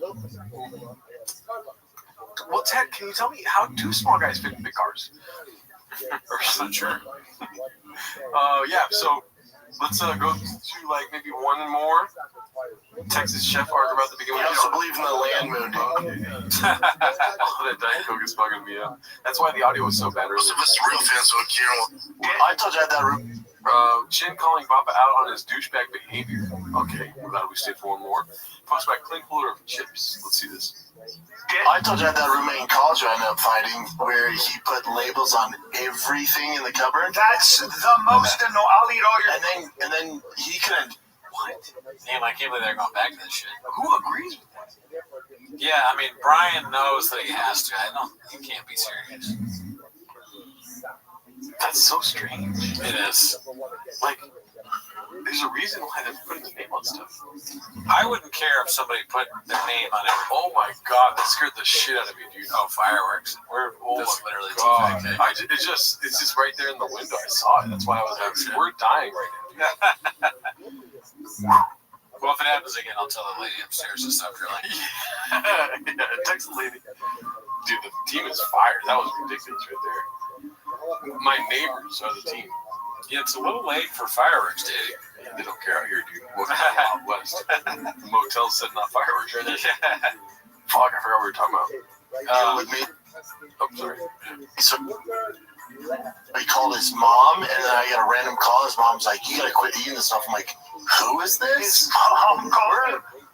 Freshman in college. That's it. You're out. You're out. You're a loser. On all his Nutri-Grain bars, he took everyone individually out and labeled them with a Post-it. No, he didn't. Hey, what? He like took them all out.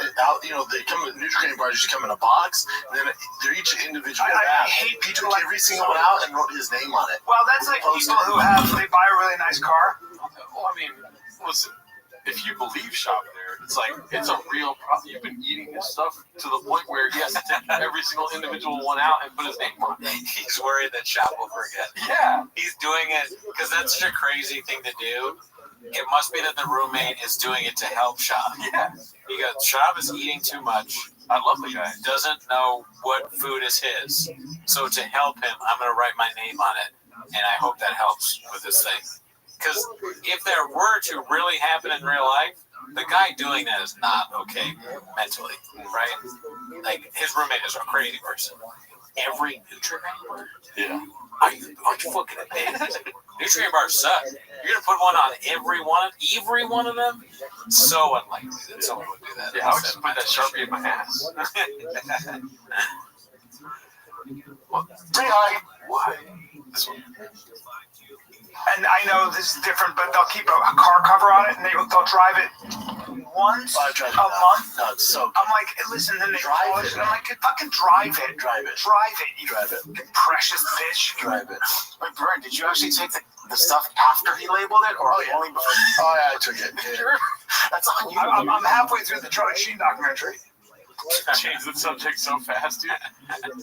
Wow. Well, it's been an excellent stream. I don't know if you want to, but I'm interested in seeing what the likes are like right now. Dude, something tells me I'm going to get pissed off, dude. This is ridiculous right now. Oh, you guys, dude. I thought we talked about this. That is going to cause serious audio issues.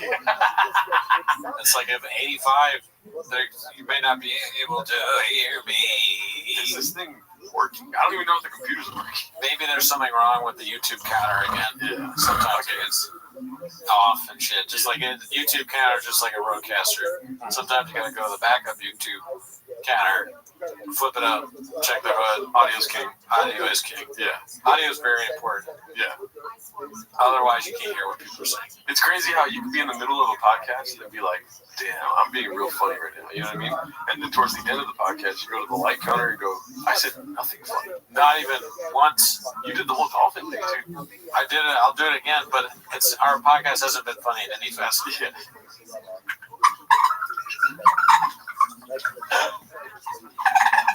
Why is it harder to do now? Even the bottle is less funny than it used to be. I gotta suck it off hard. I'm hot. Oh, can we just get to 100, then we can end this fucking thing, dude?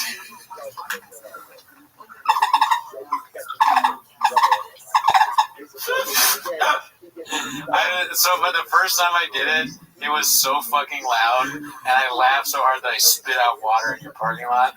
I thought that was so funny. I kept thinking, what if I did that at work? What if I not unknowingly did that sound because I'm a moron? I don't know how straws work. I don't use straws, though, my man. I told you, that's true. You're not gay, so you don't use straws. I've never used any straw. Look at this fucking thing. Look at what it does. You press a button, it goes. And then it makes a dolphin noise.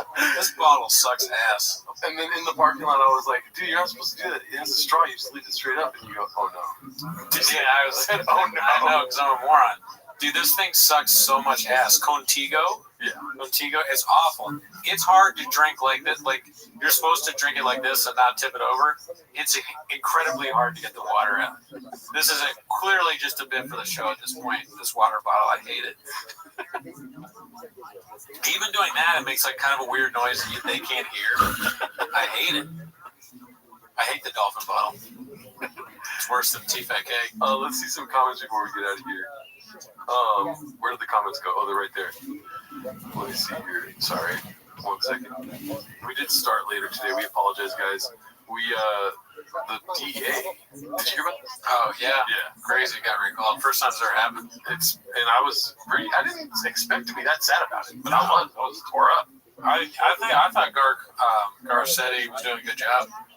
I miss old Timos. Yeah, dude. You know what's funny? I wanted to say this. Is that I miss old Timos, dude. You know, but you guys voted for Donald Trump, and ever since Donald Trump came into office, we couldn't do the old Timos anymore. So, Yeah, government shutdown. Ever heard of it? yeah, you guys kind of wanted this. Yep. You guys should rewrite some of the Gringo Poppy for the Riyadh Comedy Festival. That'd be funny. They like it in Saudi Arabia. This Timo starting after the stream. Let's see what else we got. Kobayashi on that bottle. Health and smoke people sucking it off hard. High top and low socks with shorts is insane. Who's that? Is that? I think probably Shaw. Okay. Good douche. Trump shut down old Timos. Yeah, Rolsa made us. Shout out to you guys, though. We love you guys. Thanks for joining the stream. Appreciate you guys donating, joining the Patreon to help with the audio. It's so important. Yeah. Especially these days in this economy. Only you can help the audio of this podcast. Guys, just keep in mind, I know it's a group effort to make this show work, but you know, you're a huge part of it, and when you join the Patreon, you will be able to hear what we say. That's a promise. That's a promise. That's a tiger fact. That's a tiger fact. So just make sure you do that. Yeah. And, you know, if you guys, the more people that join the Patreon, the more awake Cooney gets. That's true. I'll be more awake, and I will keep me from going to Saudi Arabia, too. Yeah. But I'll go to Saudi Arabia for like $10, honestly. Yeah. Gerardo will go to Saudi Arabia for bigger furniture. I'll put sugar on their dudes. Finish the sentence. But yeah, so go ahead and end it. And then, all right, guys. We'll see you next week. Abu Dhabi, baby! And I'll see you in Valhalla, dude. Later.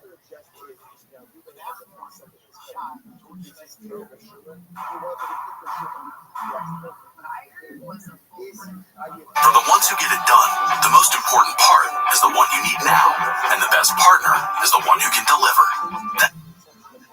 That's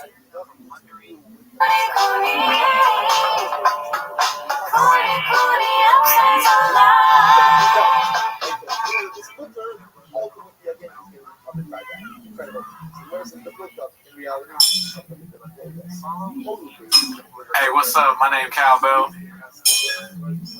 You already know what it is. Gringo Poppy live stream, bitch. Alright. I'm going to start off the stream real quick. I'm your favorite comedian, Cowbell. You all know me. I've been doing comedy for like 6 years, or actually 6 months of stand-up. I did it. I know how to do it. So I'm going to get right into the bit. Alright? Check this out. Some dudes be fucking like this. But you know how Cowbell be fucking like, oh shit, what's up? Cowbell's back, bitch. I'm in the house, ready to do some stand-up pre-shit before this 24-hour live stream of the Gringo Poppy, which is why you're here, you know what I'm saying? But you know what I'm saying, you guys missed me, so I'm back. I got on this fly ass jersey, you know what I'm saying? What number is it, Brett? It's daddy's number. Some people got sports jerseys. Their number is like 5. But you know, Cowbell's got daddy's number. That's 66. Bruh, y'all sell big up in this bitch. I only got the finest shit that I wear, bruh. And you know what I'm saying? Cowbell, I gotta address something real quick. I did get tricked into voting for Trump, all right? But I didn't think that Trump was gonna be doing all that shit, all right? Know what I'm saying?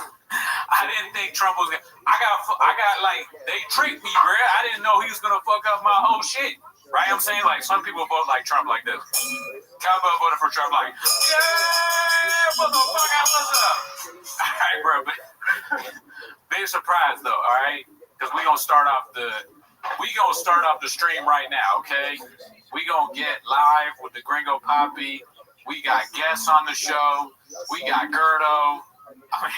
Gerardo. We got Gerardo in the house. Now I'm saying we got Americanos for everybody. Now I'm saying, Mark, why don't you go ahead and grab a coffee for yourself? Oh, hell yeah. Oh, hell too. Get that Mark Harley was like, what's the motherfucking big deal?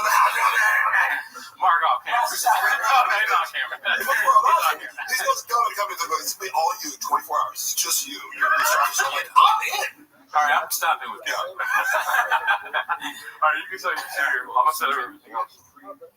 Go for it. What's up? Dude, are we Twitch streamers? Where's Tyson at? Yeah, dude. We are Twitch streamers. You know what I think about with regards to streaming is like, if you're in a generation where you're just like, hey, film yourself every day of your life for every minute, like, when does the self-reflection happen? I don't know. You know what I mean? Like you guys have developed your creative skills by being like, I sit alone in a room and write jokes. You know? That's not going to happen to millions of kids, you know. They're just like, I'm paying attention to a chat, you know, as if I'm looking in the mirror or flexing or something, which, of course, I'm familiar with, but, you know, I try to do less and less of this. I should start streaming that. Dude, he's built for that shit. Has he ever talked about that? Or when he was there, did he ever go like, dude, we got to do like a live stream like Carrie Sinat or like... You know what one of the funniest lines ever was? When he goes on Logan Paul, they just completely disrespected him. they're like, "What's up?" Yeah, it was like a 40-minute episode. They're like, "Oh, we have to go to dinner." It was like, "Oh my god, you're punking Brendan. Like, why do you even have him on?" And also at the same time, it's an acknowledgement. Like, we don't actually give a fuck about you. This is a favor, but it was awkward. Oh yeah, they like shit on him. Yeah. And what's the guy's name? Mike. He goes, "Oh, you're a YouTuber now?" That was the best line of that. He's like, "I risked it on YouTube." And Brendan pretended the whole time. He's like, "Oh, you had a bunch of offers." I'm like, "No, you didn't." That's crazy because you told me how you were like, "Yeah, you gotta lie sometimes." Which, oh man, the business sharkiest element of Brendan's personality is the fact that he's willing to lie in negotiations. When he says that, like, "Oh, you gotta lie sometimes," is that something that he's coming up with himself? Like he says his own Brendan 48 laws of, or 55 laws of power? Yes. Or is it like somebody told him that? I think it's in any facet, it's a facet of his personality. Because this is where I'm happy to give Brendan credit wherever it's due. So people are, I always try to be like, my credibility shitting on someone is amplified by the fact that I will give them easily credit where they're good at. And so, as far as podcasting, for example, because I've been trying to podcast with Luana in our Hella Toxic, and it's like, but it's a learning process because it's called Hella Toxic. I want to do this like organized, like true crime podcast. I'm like, you haven't watched any podcasts that are just like comedians talking. So I go, she's walked off the podcast multiple times. We filmed a bunch of episodes, and every time she ends up like, "Fuck this! Like I hate this." Oh shit! But it's funny. I go, Luana, this is the entertainment. Like us fighting is the entertainment. That's true. But she, in her mind, because she watches these true crime podcasts, she's like, it has to be structured and it has to like tell a story. I go, no, that's a totally different genre. No. This is the genre of conflict and humor and riffing, and it can't be. You can't be like, "Oh, what's next in our outline? Oh, we're going to talk about the toxic traits of it." Who does? Luana's doing show sheets. Yeah, but it makes her. Luana is charismatic and funny. Like, I'm sure. Right? Yeah. She's funny, and also even her being angry, it's like she's funny when she's angry. I agree. If you're on the picture, I'm yelling at her. I'm like, "You're good," like you do a good rant. Sure. If you put somebody in front of a camera, and I know the first time I ever podcasted as a solo podcaster, you freeze up or a little bit, right? You have to learn the art of being like, I'm gonna blab nonstop, which is kind of an improv skill. It's like you have to release. It's not so much learning to talk because one can talk for days. It's learning to release the inner critic. Yeah, sometimes you gotta just be like, puto, cabron, listen, dude, and you just like forget about everything else. I'm like, Brendan Schaub is the master of that. He doesn't give a fuck about anything that comes out of his mouth, whether it's true or false, or his opinion or someone else's that he's copying. He is great at just put the microphone on. He will fill however long you need with bullshit. Yeah, he can do 15 years of slave. He's like, did he say that? He did say it. We didn't know that. We were watching on the live the other day. Because I think I saw you bring it up, Yeah, and we just saw that. We both burst out laughing. And I was like, how do we miss that? It's so good. I mean, he's like, George Bush, because you're of two minds. You're like, this guy, killed 1 million innocent Iraqis, but also he had malapropisms. Because that's kind of what he's regular, like this, Brendan's cluster B personality disorder traits are masked by the fact that he comes across as a rube because of his dyslexia that causes I assume it's dyslexia. Oh yeah. But his inability to say things like Chateau Marmont or whatever, he fucks up everything. The subreddit could just be if you were like, hey, you can only post here if you're posting videos of Shop fucking words up, it would still be just as full of shit. Oh yeah. Because it happens every day. See, I just went bring it up. Chateau Marmont. Ever heard of it? I went there the other night. I saw Dolph Lundgren there. Oh really? Yeah. He's a cool guy. I didn't talk to him, but he seemed nice. Yeah, he's a cool because I said it because I know the whole story of he has a master's in chemistry, so he's a really smart guy, right? Yeah, yeah. And so I'm a big fan of buff guys who are exceed your. Yeah, I always want to go do you know Mark? Because they're both big guys, Yeah, but that is, he's such an iconic guy. But to hear that he has this kind of academic, a serious academic. I think I heard that too. Yeah, he's a real estate guy too. I think. He's just like a. ASW, Alan Strickland Williams' new record. buy that, dude.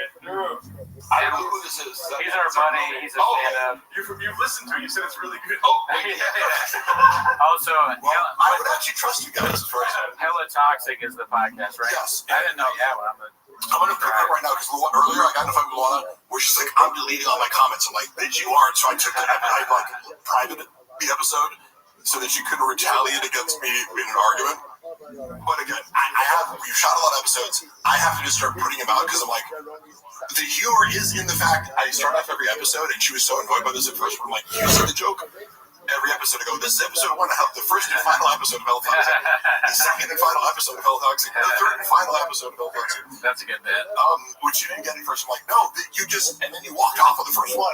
And made us reshoot it and pretend it was the The thing that people do on podcasts, and everybody loves when you talk about the craft, but the thing that podcasters talking about podcasting. Yeah, we're all three of us are black belts, and we've been, we're on a different level. Most of you are civilians, and that's fine. I will twist your neck off. I will twist your fucking head off. Yeah, well, I mean, me and Mark, dude, if put us in a room, we'll fuck our way out of it for sure. But one thing they do sometimes, like Gerard mentioned this, is like you do a podcast with somebody, you ask them a question, and they just go, no.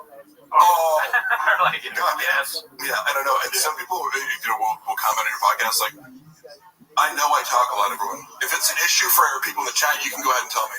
But I was talking with someone last night because some people are more. You guys are very patient with my communications, though. But some people aren't. That's fine. I go, I think stop. But nah, you're good. If you want me to fill space, I will talk. Much needed on this show. It annoys the shit out of some people, and I'm okay with that because I wouldn't want to listen to myself either. So I don't want to put. Let me see. I just want to. No, I can't. I don't know. I was gonna put a poll in the chat, but I'm reviewing evidence for my labor board law suit, by the way. And so I'm like, because Brendan's like, oh, Mark, who is this guy? Literally, his legal argument is like, barely knew the guy, didn't work for me. Like, I buy tickets to come on the road. Like fuck around, but that's not work. So I was looking at this. I'm like, oh, that's crazy because I have like, 12 hours of you taking photos and doing social media stuff, and you text me to do so it's like you realize I have the most devastating arguments. But it's like, Brendan, no, if you're watching this, I don't have anything on you, and keep telling your lawyers total bullshit that's gonna lose you on. Do you want to be? Have at it, but do you want to be talking about your legal case on the pod? You don't care? How's that going? It's so fucking stupid. How's that going? I got a settlement hearing for the golden hour one for some reason that was delayed.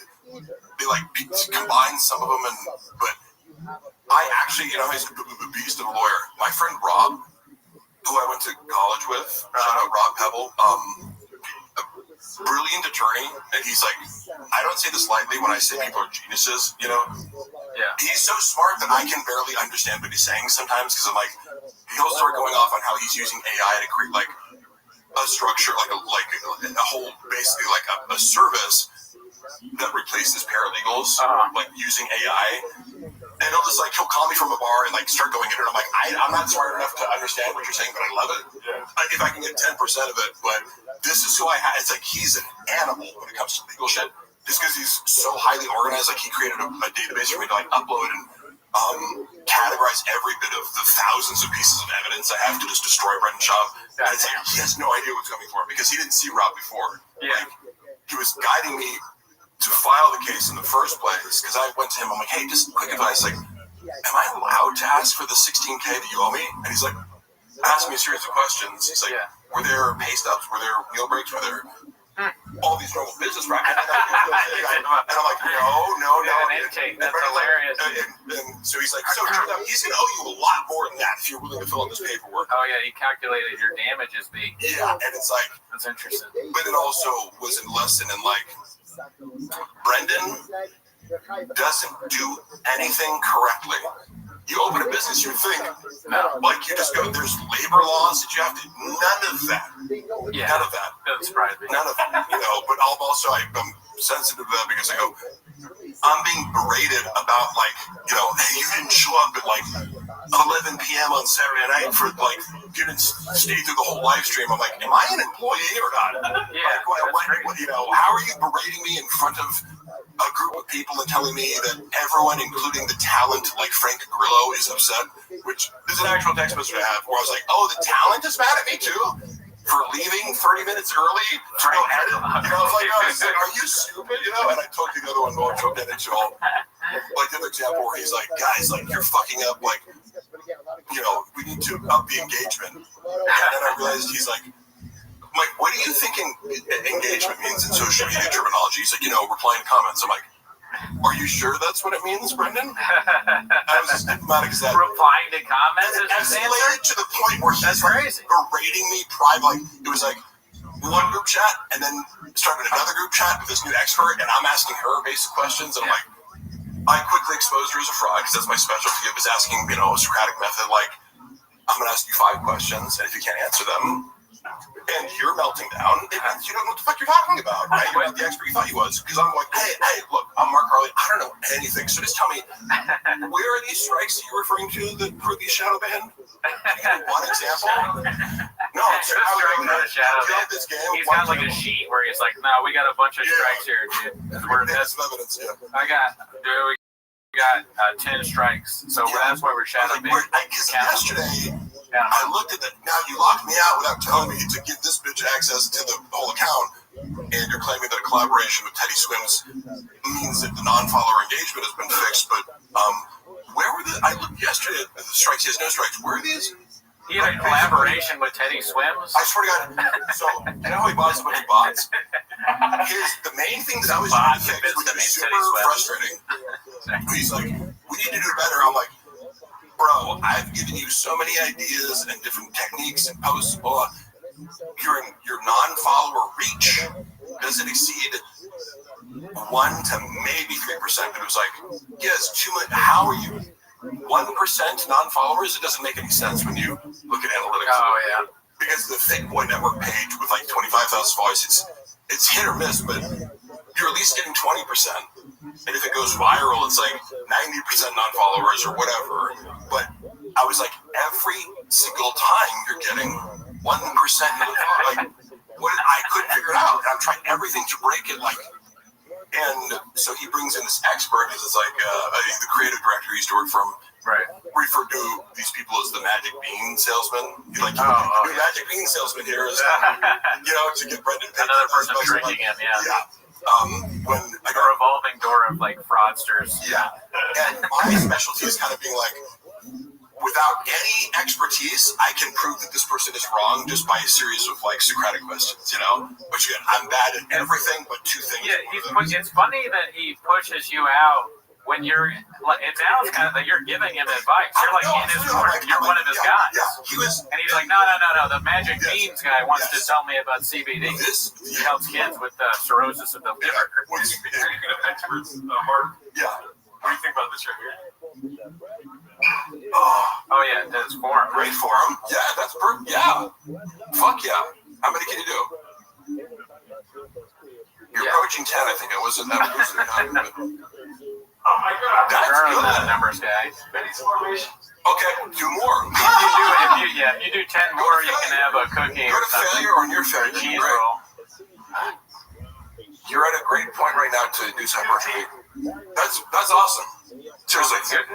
See, we told you Jarno's on the kiwi diet. He's fucking shit up right now. Yeah.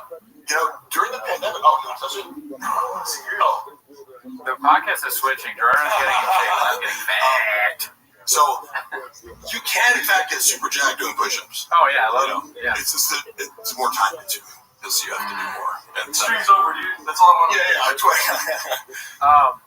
Dude, you were mentioning. I have like it reminded me, the Frank Grillo thing reminded me of. I remember that interview where he was, because we watched a bunch of clips from it, and I saw him. I went to this movie premiere that he was in. And he was dressed like very like Metro kind of tight, like V shit. And was he? You said he got mad at you? I always wondered what he was like after that. He didn't get mad at me. I didn't make this up. What's funny is, so this is again, as I collect my evidence, one of the things is, it's like I have to prove the hours that I claimed, which was like around the clock is what I really work for. So when Brendan started smearing me privately. Like, I'm not super vindictive. You know, like, I just go, look, give me the fucking money you owe me. I'll walk away. Right? And the only reason I even started, and I didn't start, like, I didn't leak his DMs. That was actually somebody else. Somebody who I sent them to, who was an interested party, as like one of his long-term side pieces. But I was like, I did not. I intentionally tried to go. I'm going to focus on Brendan's treatment of me as an employer. That's it. Sure. In retaliation for you didn't pay me like the severance or the additional things that I'm owed, and so now I feel justified in talking about this. People are like, oh, he's bitter. I didn't want to work there. And Luana actually gets mad at me. He's like, you weren't fired. We sat in the car and we orchestrated this because he was berating you for like not. You're like, I told him I couldn't come in the morning, and he like gave me the biggest guilt trip imaginable. And I didn't even realize I've been kicked off the thick boy payroll already. So he's like, because I got paid for video things. And I'm like, wait, I wasn't even on the payroll. I can't. How can I miss work if I'm not employed by you from this show, the shop show? But then also, how did I miss work if at 6 p.m. I'm expected to still be on call and doing work or editing reels? So I didn't respond to him as I'm driving, right? But I'm with Luana, and we talked about it, and I was like, should I just not respond to him, knowing that if you don't respond to Brendan, he melts down. Like, so he technically fired me, but it's like, Luana gets mad because she's like, you quit by doing something. I go, well, yes, he fired me, but I put him in a position to fire me and look like an idiot to the point where he's had like 4 different versions of why he fired me, you know? Yeah, I mean, I saw that, he didn't say it in the latest, but you texted me behind the curtain, you texted me that clip, I watched, hilarious. Yeah, I go, no skills, right? Talk to me about skills, yeah. But he was talking about like all the people or like that he had hired, and he's like, I hire them all back or something. Dude, that was so. And also, because that's a tactic of, you know, he's not sophisticated enough to mask these narcissistic tendencies, but by pretending that he is still on good terms with Chappelle, Kat, Christian, Malik. Malik despises him. And I briefly had a beef with Malik. I don't know if you did. You told me, you told me about it. Right? He was talking shit about me, and then I was like, I'm not the kind of guy to be like, oh, you can just come to my page randomly and talk shit. I'm like, I don't fucking think about you, and we got along well, is the thing. Yeah. So I always liked Malik, and I was like, what the fuck, bro? Like, and he was referencing something I said on some super small podcast where he misquoted me, so I was upset about that. I'm like, if you're gonna be upset and claim to be upset, at least quote me directly, you know? And you try to squash that, though. Yeah, because I got him to, I provoked him into talking with me in my own funny way. Where I'm like, did I need to do that? No, but it was entertaining. Yeah, because it's like, if you're gonna publicly comment on my skits, say I suck at skits, that sucks. I'm like, hey, guess what? We can make this real weird, you know? You know what that is, though? It's the sorry, go ahead. Oh, yeah, I was going to say, to Malik's complete credit, unlike Brendan, because I've taunted Brendan and his only responses to make up for different reasons. Like, Brendan's too much of a gigantic pussy to ever say my name. Oh, shit. No, but that's true. Like, he didn't in that clip. Logically and also emotionally, he knows that I would do a live podcast with him and go over. He would lose. He would humiliate himself. Yeah. Even if people go, Shaw would fuck you up, I would fight him. Because the wager is just like, if it's difficult for him in any way, he loses. So there's no upside. Yeah. Just if he has to open a banana or something like that, just someone else open it. Yeah, exactly. What that is, and I remember that vaguely, but I think it's just being in that universe. Yeah. You're bombarded with bullshit. I know I don't want to speak on what Malik's thought process is, but I'm sure he's oh, I can tell you. Just fed up with all the stuff going on, so he sees that and he's like, fuck this guy. 100%. He's not really I'm empathetic to Malik. It was just, my issue was being misquoted. When I owned up to saying, yes, I did say something critical about you on a tiny podcast that I get. People send me shit, because people send me all this shit. I don't watch TFK or whatever, the show that he said I don't have any skills on recently. People send me these clips. to be like, whoa, go respond, which I did on Unique's channel. But Malik was upset about that in this space where he was maligned. Like, yeah, he got shit on. Brendan, I didn't realize at the time because I just met Brendan. I was like, oh, everything he says is true. Why would I think that he's making up an elaborate lie to protect his ego because Malik corrected him about something? Yeah. But that's in fact what happened. Malik is a very nice guy. I remember, like, years ago, I was talking to him, and he had no idea that we did this. And he was like, I told him, he was like, oh, really? You do that? And then but only thing he knew was flappers. He was just like, I talked to him, he was like, yeah, I see the flapper shit. Yeah. I'm like, how do you see the flapper stuff, but you don't know? But it was just funny at the time. But we hit it Shout off. out to Malik. The first time I ever met him, we hit it off. It's great to see. The final thing we said, because we kind of went for a soaker, I'm like, look, I take accountability for, like, judging a situation without reaching out to you, but Brendan legitimately painted him as a lunatic. And I understand, like, if I was him, I'd be pissed too, because it was like, it was totally unfair. Yeah, I know a little bit about that. I'll let you say it. Narcissists tend to, like, they push you and push you and push you until you're like, what the fuck, dude? And then they're like, oh, look at this crazy person. That's exactly what he did. Yeah. And the same night that he's talking shit, he had me and Milena over. The same night he fired Malik, he's on his phone the whole time. We're watching MMA. He's on his phone the whole time, conferring with Chappelle, walking in and out, making this huge dramatic deal. And I'm trying to keep it light with Milena, like, oh, how do you think this guy weighs? Oh, what do you think about that guy? Like, who's going to win? The black guy or the white guy?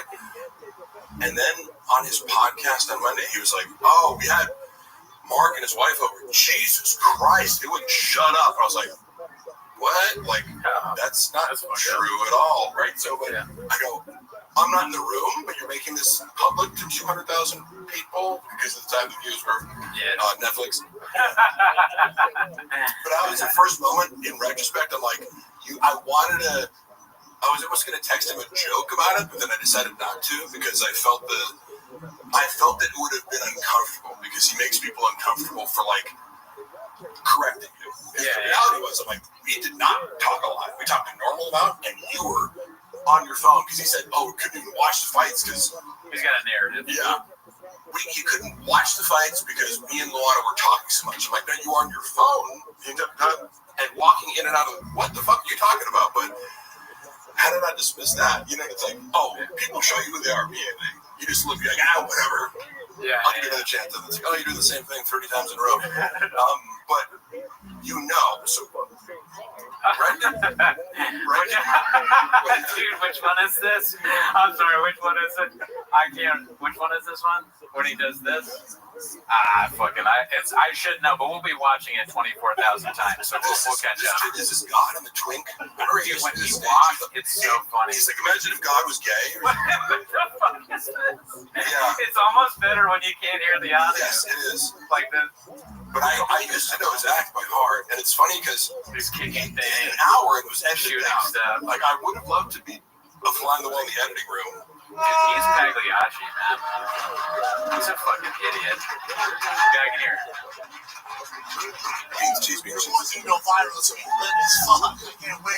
They're gonna go viral, man.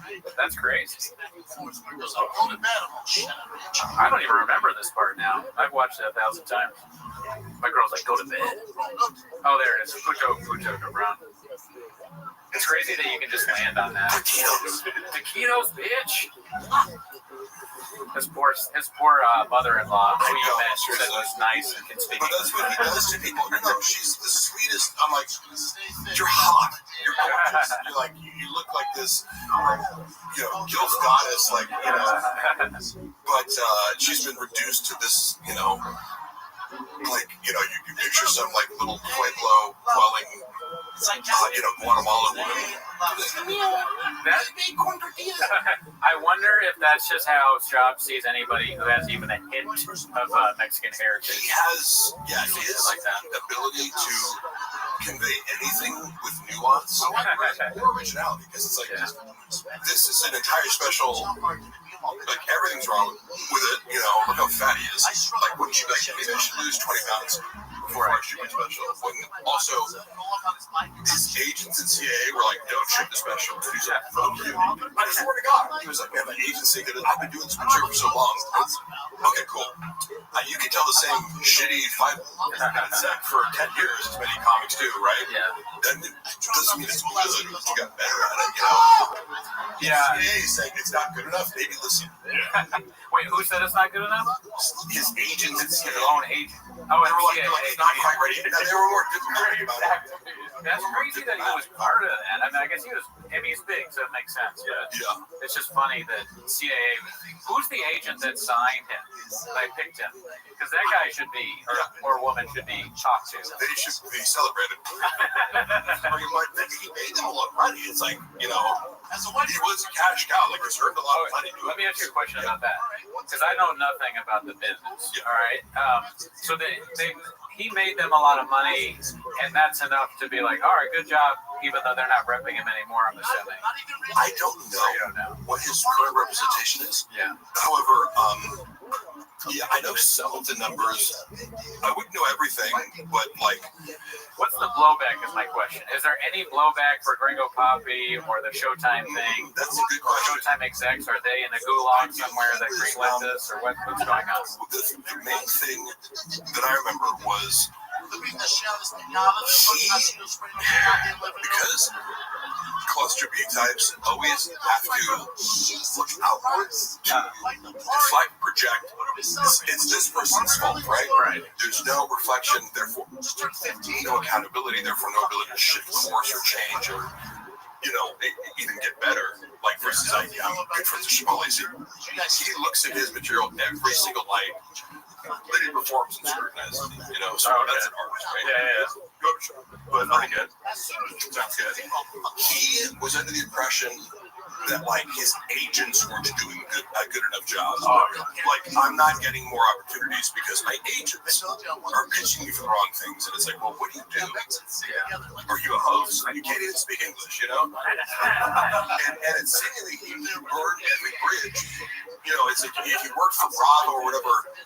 And this is funny because I remember the Ariel Hawani beef started because they were like, he said something about everyone hates Did you hear that? Did you hear that? No. Oh, sorry. It's like speech music, but don't worry about it. I turned it off. But sorry, keep I going. love the speech music, you know, because I'll give a speech. I thought it was the hawk noise. This one is the hawk. Yeah, that's hawk. Yeah, he was always convinced. He's like, man, and he'd like get in arguments over like, yeah, I technically didn't look at my deals. He used the phrase, I eat what I kill, because he didn't want to give a percentage of. Thanks, Jake. His stand-up weekends to the agents when they just kind of like booked the show that he could have done on his own or whatever. So he's, They have a question for you, Jake. Billy Gates. 3 to 4 30 milligram tabs. Yeah. Well, I would only know the exact order to me. I'm like, you went through that many in this short a time, you know? Mark, we got some regulars here. We got Janae, Bud Deasy, Man Lehman, and Elizabeth Marsden. Pissed myself laughing. This is, by the way, your community is by far the most supportive community. Oh, there you go, guys. Like versus, I revisited some Revenge of the Sis thing before, because like from years ago when I did the AMA, and I mentioned them, and they were like, "Oh, he knows about us," and they attributed some opinion of like, they're like, "Oh, he's repeating." I'm like, no, that was just the logical conclusion of, it was like anybody could have that thought or analysis. They were convinced, and I was like, taking their ideas, watching their content, and also, I remember being like, because in this episode, they were like, oh, let's extend it olive branch. Sure, you're a douche and an idiot and blah, blah, blah, but I'm like, do you think I'm the idiot? You guys took this whole clip of me, like, doing a bit where I was being sarcastic. No, literally. Because if you watch something where someone's being sarcastic and you mock them as if they're being serious, who's the idiot? Can I be honest with you though? You fucked up. You read the comments. No. Don't ever read the comments. I've never read the comments, but let me just shout out two more people. successfully. Like, this dude goes viral in our Reddit. So you gotta talk to Margo, go viral in his Guys loud around. Okay. What's up to Ryan, Patreon member? No. All right, shout out to the Patreon. Thank you, Ryan Hardy, for being a Patreon member. Sorry, I got to cut you off. No, go ahead. You should not read comments. As he decked my many girlfriends' cars. Oh, drug flip. But I saw that video recently.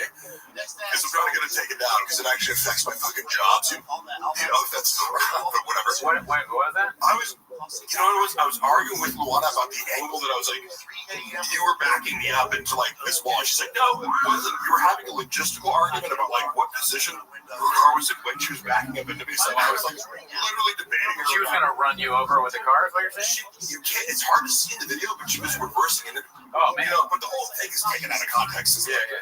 She's acting. You know, she posted it and let people believe that she's Cassie fleeing from the P. Diddy party. No, you had my shit in your car and was about to leave for like a, you know, it was a whole day of arguments, and then she has my keys and I'm locked out, right? So She asked you to wear a mask, and you were just doing what you needed to do.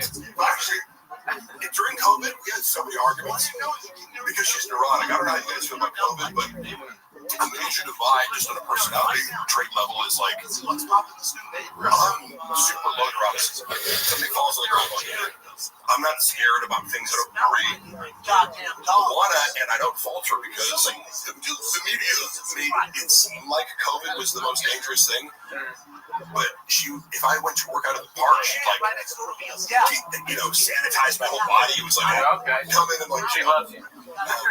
She was just very concerned, but I'm like, being me, I go, no, shut the fuck up, it's not a big deal. And she's like, no, it's life or death. And so we had all these conflicts already over like COVID and like how to properly clean yourself. Me and Gerardo never had that issue because we both are deep into methylene blue.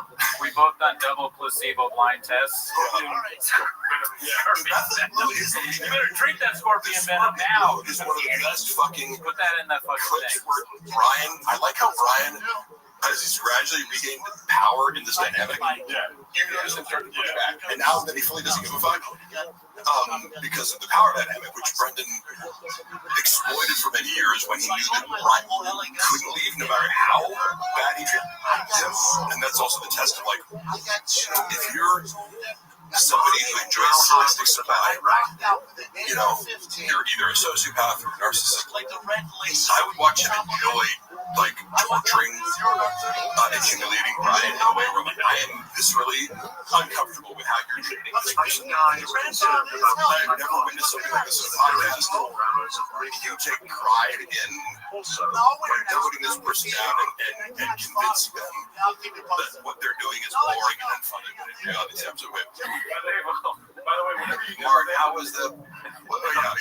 I'm sorry. Yeah, I can't multitask, but that's fine. I just wanted to do a poll. I'm sorry.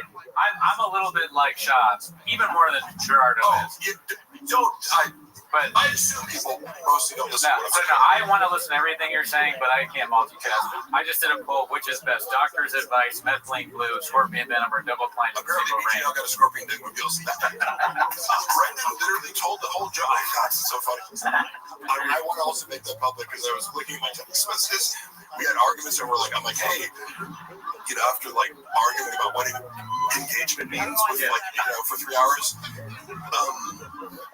And then at like 11 p.m. I'm like, hey, it's weird. Like, can I just tell you I've been feeling increasingly disrespected over the past few months. Like crazy, or you acknowledge this, and he's like, how? And I'm like, I literally listed off like 30 fucking things, you know? And I'm like, one of those was, I've now had to hear this joke about how I sent shitty dick pics as the opening of your joke. Oh, yeah. Your whole set. Like, that you could name anybody's name, but like for some reason I just don't, I get, it's like locker room talking, roasting each other, but I go, I'm not on stage. I can't get you back. I can't light you up. No, yeah, you have no comeback. Yeah, so it's like, I'm forced to be in the audience doing social media stuff, so it's like, are you hazing me? Like, what is going on here? Or whatever. And the fact that he said, I wouldn't hire Mark. He has no skills, and he's obsessed with me. I'm like, I'm sorry, was I doing a joke in 80 different cities about your dick?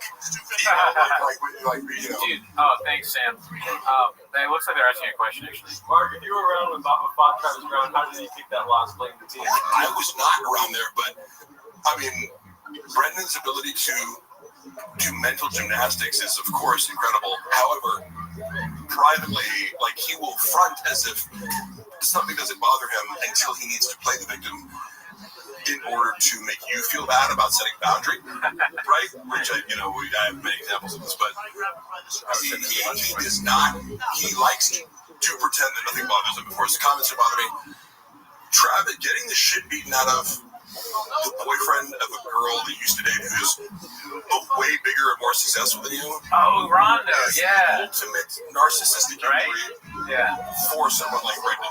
Like, he can pretend whatever he wants, but getting your ass beat by a guy in a title elevated, right? Because it was like, that was an important fight in his career. So, all right, there's a bunch of questions for you, it looks like. So, and yes, I am using a straw.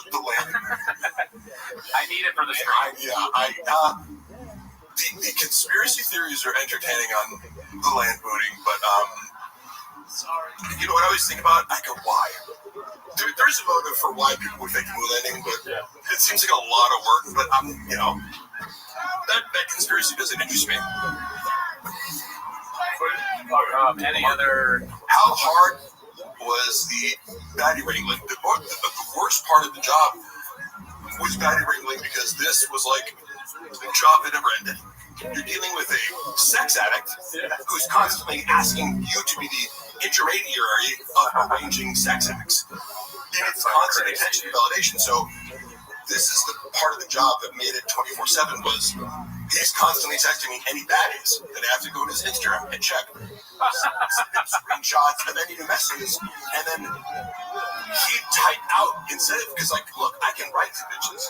I can dumb it down to sound like Brendan. Like, I can chat GPT Brendan's voice easily. He says 4 things. They're all retarded. He says thanka, right? Instead of thank ya. Thanka, like it's a Native American term. Oh, thanka, you know, like thanka, or think, like got me thinking. Yeah. Kind of like he says notoriously known. It's like the word notorious implies known.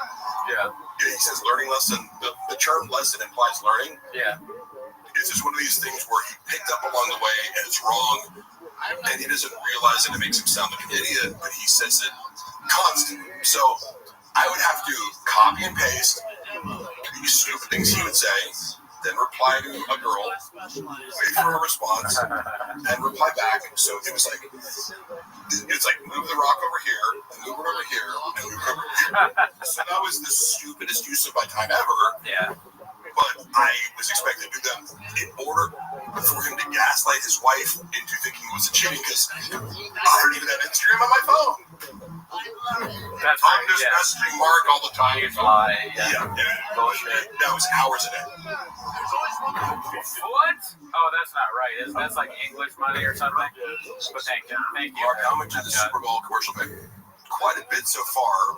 Probably like, it's coming in. It was like, for the session, I flew out to Madrid. It was like $10,000 for the week, but then the real pay is residuals. So it'll probably be like $100,000 over the course of a year or year and a half. They're counting on me for English money.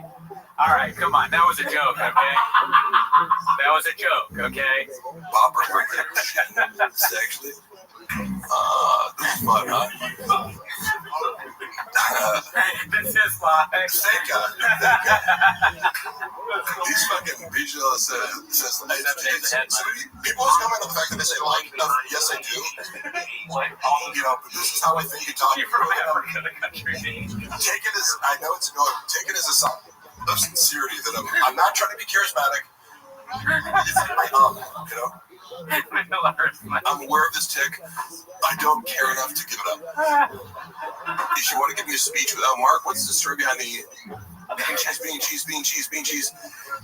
Poor joke writing, I would say. Yeah. As I said before, if Brendan gets a single laugh from a joke, it's cemented as a funny joke in his mind. It doesn't evolve.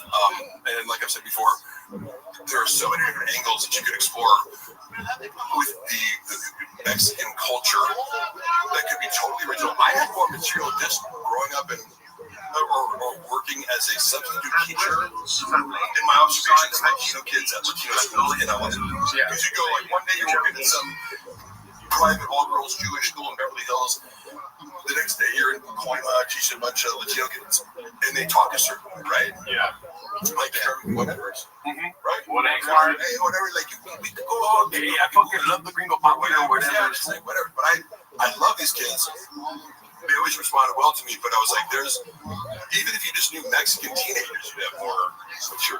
Oh, yeah. I mean, he knows nothing. Almost less than nothing. Like, how do you not say no mames? Like, in this whole thing, how do you not remember the phrase no mames? Yeah. I first learned working at Round Table Pizza as a teenager. You know, I would hear these Mexican guys go, no mames. Don't suck. You're cool. That's the actual translation of it. Yeah. Like, you could dissect that. Yeah. Right? Don't suck dick out of nowhere. No mames. Stop sucking dick, Goonie. No mames, güey. Pinche güey, pendejo. Cabrón. I will give it to him. Puto cabrón. Hilarious, dude. Yes, but that just didn't happen. You have to be literal, but it's like, well, you're being not funny and not reflective of reality, and you're transgressing all these comedic boundaries. So people push back on me going, this isn't reality. I go, well, none of it is directed towards himself. It's all directed at other people and just like character assassinating other humans. You know, to fit stereotypes rather than exploring who they actually are. Everyone's dissect like their eccentricities. That made me think of this. Okay, so Gringo Papi, when we originally met, we did the whole thing about gentrifying the language, and that was amazing. I mean, honestly, that is maybe my favorite thing that's ever happened on the show. It was amazing. You did that was really good, and you deserve credit for that. No, because I was like, I was colonized, yeah. I was like, you can't use the word, like, you can't put that together anymore. No, it's very fun. Didn't you say you colonized? Yeah, both of you then. It's a very astute observation from Did you ever see the How many Patties mark on? I fucking took 8 before I came. Oh, shit. What were you gonna say? Did you ever see the Chris D'Elia special? The one that he dropped? Not recently, but I saw his hour where he talked about being canceled when he first came back. Okay. And I gotta give it to Chris. Like, I got coached him well. When I saw that hour in person, I was like, he crushed it, and I was like, that's a great special. Yeah. I don't know how Trent says. I didn't watch it on video because like I've seen it. He has a bit where his dad's all depressed and stuff, and then he goes, oh no, that's the latest one. I didn't watch that. I watched that. And then he goes, I did that. And then he's slamming his chest. Yeah. But okay, my question, the thing I thought of was, that's the whole set. Yeah. Okay, his comeback special. Yeah. So what made me think of this. So we talked about the Gringo Papi. That's the assault on Mexican heritage and Latino culture. It would be much worse, and don't do it yourself here, fellas, Asian Papi. Oh, okay, yeah. What if he did something like that? That would just be, wouldn't that be more racist? Yeah, I'll cut that part out. All right, we don't need to go into that. It's the world for him to do stupid stereotypes. Yeah. He did a little bit of that. The first one, a little bit. I never saw his first special until later. Like, because can you meet someone, and they're like, look, I had a bunch of crazy haters. And I totally get why, because in normal life, there's a certain percentage of people that project like the absolute worst interpretation of what I look like onto my personality. But being associated with Brendan, it was like, oh, he is a narcissist, so everyone perceives me to be equally narcissistic when they don't get that I'm like, I'm more autistic than fucking narcissistic, you know? Like, I'm awkward, I'm not fucking exploitative, I'm not whatever. Sure. I have a million character flaws, not in the same direction that Brendan does. We all have flaws, Pete. Yeah. Like, no, I'll come to everything. I'll steel man your argument that I am a narcissist, but it would have to rely on taking things out of context. So, I don't know too much more. I want you to see this question. Mark should start a podcast about loser comedy / podcast culture. No one even send me in Rogan's orbit. It's funny. Yeah. I kind of don't. I'm not a big hater, like, because it's like a trend for podcasters. It's like, everyone who's on Rogan is not funny. I like Ari Shaffir's special. Yeah, we liked Ari. Yeah. Shane Gillis is amazing. Yeah, Shane's great. I like Mark Norman a lot. So this idea, like, I don't know about that one. But keep going. No, I mean, listen. I don't want to hate on Mark, but he's not for me. Yeah. I understand he's a comedian. He's a murderer, a tactician. But he's kind of like a classic late night comedian, right? Yeah. His jokes, and so I appreciate like the genre that he's in. He does that well, and also in real time, his quips. He's incredibly quick. Right. He can give these. You know what else is quick though? Stage 4 cancer. That's also. You die right away from that. Dude, you were great. That was really good, dude. That was Mark Norman level. When he said silver hat in the middle of Joe Rogan. That was one of my funniest. Oh yeah, I mean those are great clips. I'm not Mark. And in no way am I saying I'm funny or better. Obviously, no, he's a great, he's a very good. I like his stand-up, but I just don't. I don't think it's. I don't enjoy it at all. Yeah. In any way, in any sense. And I also think that like people don't realize. I look at comedy like genres. It's like, do you not like this song or do you not like country? You know, like country, that's a good rap way or whatever. You know, all comedians are different styles and genres. So I find Mark Norman laughable and trite. That's what Jeff Dye said. So Jeff Dye is the worst ever. But so Mark Norman, like, by the way, Jeff Dye is the nicest person in person. I could see he was nice to me in person, so I feel very bad about saying that. Yeah. And like, he's been out of the whole group that I met there. He's the one person who like checks up on me. Yeah. Who'll be like, I miss Buddy. Who'll meet up with me. Like, so. I'm definitely a bad guy. Like, he was nice to me, and I shit on him. I always want to give him credit for like, before I say anything about his comedy, I want to establish Jeff Dye is in real life one of the nicest people, and it was funny watching the Martin. Sorry, I got this fucking acid reflux. I was watching this Martin Bear beef with him, and Jeff Dye's crime was like calling out the fact that Mark Maron's an asshole. People, I didn't really. I was like, wait, it helps him in the end. Huh? Like, well, this whole thing, like Jeff Dye, that helps Jeff Dye. That whole thing, it's like now people talking about Jeff. He can go on the podcast. He has something to talk about. I empathize with Jeff because I was like, he was like, Mark Maron is mocking me. Like, oh, did your feelings get hurt? And Jeff was like, yeah, that's the whole point. My feelings got hurt. The guy Jeff Dye is, where he's like, I'm okay to admit that something hurt my feelings. It's not a big deal, you know. Okay, here's my thing. If we're gonna talk about Jeff Dye, I'll just say this. If I had advice for Jeff Dye, if he cared, I would just say, think a little bit about your issues with women. What's going on there? Like, are you like, why is that a thing? Maybe I don't know, do some deep reflection there. That's what I would say. I consider him. He's not like, you know, some people get into comedy like those the Hodge twins who are like conservative black guys. I guess they do comedy shows, and I've watched. They're funny, but like I consider Jeff an actual comedian. But if you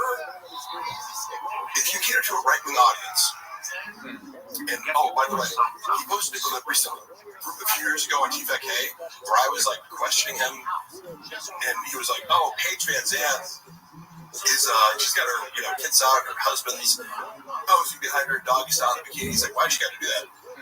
And I prompted him. I was like, "Hey Jeff, you're seeming real Christian conservative right now. Just to tee him up." And his whole comment section is like, "What's wrong with being Christian conservative?" I'm like, "Guys, it's a podcast. I'm teeing him up to get a funny response, to justify himself." But that is his crowd, right? So that tends to correlate with like kind of being critical of the fact that modern culture has veered away from traditional values or traditional gender roles. It permits more kind of soft or hard, but in Jeff's case, Jeff's lighthearted, anti-trans, just right. It's right-wing flavor, right? I'm okay with that because it's like, well, that's your audience, you know. Sure. But part of that is going to be like women. I don't think Jeff has any animosity towards women. Truly. I don't know. I lean into that. It's less that like I'm kind of being funny, but like even with that, he's just not funny. Like he's just not good at stand-up. So that's my main criticism is that stand-up is bad and kind of stupid. Was there a specific joke where like fill me in on, would you say like his issues with women? Sure. Do you feel like he picks on women? Well, he has a whole YouTube. He did a whole episode where he's like, people think I hate women. Here's a list of comedians I actually think are funny. Podcast? Yeah, like a YouTube. And then during it, he was like, who's that? It was someone he supposedly picked. He was like, Don. Like, it was on his list. Like, did someone else pick this for you? You forgot who the woman was? And it was all like network. It was very like industry plant and famous people for the most part. I'll give credit. He did say funny, mostly. What's that? But you're saying that they are funny. He's saying they are funny. But dude, would you do a podcast where you're like, here are the women that I actually think are funny? Crazy. You know, I mean, like, I know I'm acting insane here. Yeah. Like, these women actually didn't make me laugh. Yeah. And I just told the N-word, you know? I'm not racist. He's like, and was one of them Whitney coming? Because that's a crime. If it was for Sharia law, he would be in prison. And we should have Sharia law. No, allegedly. We shouldn't have. I'm sorry. We shouldn't have. Jeff Dye is a super nice guy. You know, like I said about that. Because I also, whatever he's leaning into as far as the anti-women stuff, I'm very sensitive to guys who have like deep-seated resentment towards women. Jeff Dye's not.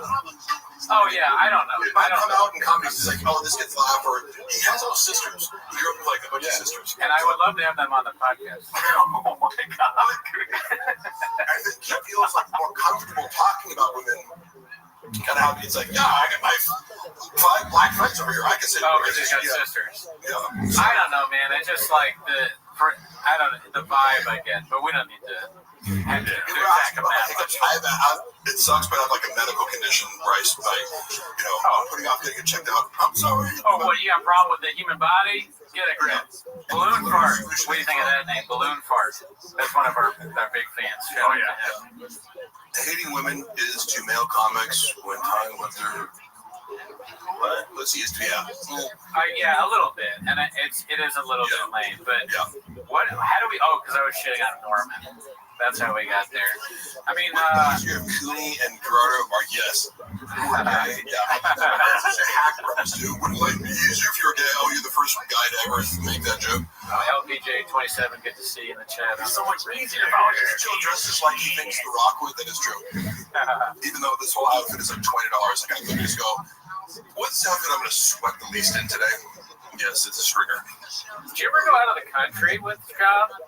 To Canada, yeah. Oh, shit. Okay. Oh, man. So, because you were asking about maybe pay earlier, I remember he did 2 shows. Yeah. In Calgary. And he made $40,000. What? Which was maybe because it was like this nightclub, man. He packed it out. You know, I said something, it's like, Shaw was a draw me at some point, and that drastically fell off because I think people will give you a chance based on celebrity. Yeah. But then if you don't evolve, you know, they'll come see you twice even. But who's one of your favorites? Favorite comedian? Kevin Nealon. Right? Yeah, Kevin Nealon's great. Bargatze is great. Nick Schwartz sounds great. So you assume if I see this person once a year at a theater, they're gonna have a new hour. Yeah. You know, or it's gonna be whatever, at least new. If you watch some guy get shittier over time, when you're already spotting him, like knowing, oh, yeah, this guy is from another arena, we'll give him some credit. And be like, oh, yeah, that's good for a guy who's just fighting people. But then you don't evolve. Are you gonna go back the third time? No. Yeah, that's a constant criticism of Hackberry. I'm sorry, BGL could easily be a Bollywood action star. All the guys who are running the platform stuff. I definitely missed the boat with a lot of things. I should have just started hitting the steroids heavy at, my early 20s and became a fucking WWE guy. Because now I'm doing like commercials where I'm playing pro wrestlers. I'm like, oh shit, I've fucking done that the whole time. Oh yeah, dude. I texted you about that. You're on a run, man. Yeah, it's awesome. It's been fun, yeah. Very cool to see you on TV. Yeah, do we just have the statues one? Which one? The statues commercial. I've seen them all. Yeah. But were they? Is it fun? That is a blockbuster question. Is it fun to do this? Love commercial acting. Yeah. And some of the days, the first Bosch commercial I did where I played Macho Man. We shot in Canada before the Super Bowl one. They hired me for the Super Bowl after this one. It was like a 17-hour day, whatever. It was so packed and like, but it's just my element. I hate doing so many jobs and I work so many different shitty jobs. Acting, even when you're actually busy and the focus of everything, and I'm standing in a singlet, it's cold outside, and I'm doing each like his commercial have to be perfect, so it's like that 30 seconds does take the whole day because every single second of it has to be perfect. You know, like the cinematographer is an Academy Award winner, so. But I love doing that shit. It's such great. I've never done it, but I consider a lot of the work we do with Rain, like when I have Rain on the podcast, kind of like a commercial for Rain. We're trying to get a deal with Sure Shot, managing mine. I just bought some of these the other day. There used to be a fridge and think, I fucking lived off these. I would have like 6 a fucking day. You know? That's crazy. Running on no sleep, fucking, batty ringlet all night, and then waking up and you need it. You gotta message girls. You're not gonna just do that without me. Doing nicotine pouches. Yes. No, I just started to. Somebody sent me a bunch. I'm like, I don't really do nicotine, but it's kind of nice. Oh yeah. Oh, he loves. Oh yeah. Yeah, I was worried about getting nauseous because I'm like sensitive to it. Oh, yeah. So people's like, oh, here, take this. It's like Sean was taking like 18 milligrams at the time. That shit would make me nauseous. Yes, but if I take 2 back to back, I start hiccuping like crazy. When you get commercials on TV, what's funny that happens to me, thinking it about myself, is that I get like 6 or 7, maybe more texts from other people being like, "Mark's on TV," and we both get messages on Discord. Reddit, and they post you. My breath is burning Cooney's nose. Could be, yeah. Oh, because of the energy drink? Or just I have bad breath. Listen. That's a false embarrassing. If you find out you have bad breath, I'm like, oh, shit. No. I don't know how to know this. And Cooney won't volunteer this information, but he broke both of his wrists playing basketball once. Oh, yeah. Do you see the scars? See the scars big? Yes. Surgical scars. He got crossed up. Yeah. I guess he crossed him up. Helen Iverson? No. Oh, but check this out, though. I was pulling plants the other day, Bob. Yeah. And I re-hurt my wrist. But look at the difference between this one and that one. Do you see it? Can you show me a little bit like that? See how this is kind of swollen up still? Nobody sees anything. Right? No, Mark just said, yeah. Shut up, Gerardo. See how it's like way bigger than the other one? Yeah. You don't see it? Yes. So, 2 months. I think what happened is indent right there. It's like some torn ligament or something, maybe. Yeah. Or like a cyst or something. You're enabling him, Mark. I got an orthopedist appointment. It's got to be something. All right, but I'm sure it's fine. I don't think it's going to need surgery or anything. But my doctor told me, it's like, well, you'll live. Mr. Cooney. No, all right. I didn't mean to do that, actually. Let's just forget that I did that. This for special. And when I found out that Brendan added a stereotypical Asian voice to a handsome, professional Asian doctor who has a flat West Coast American accent, I was like,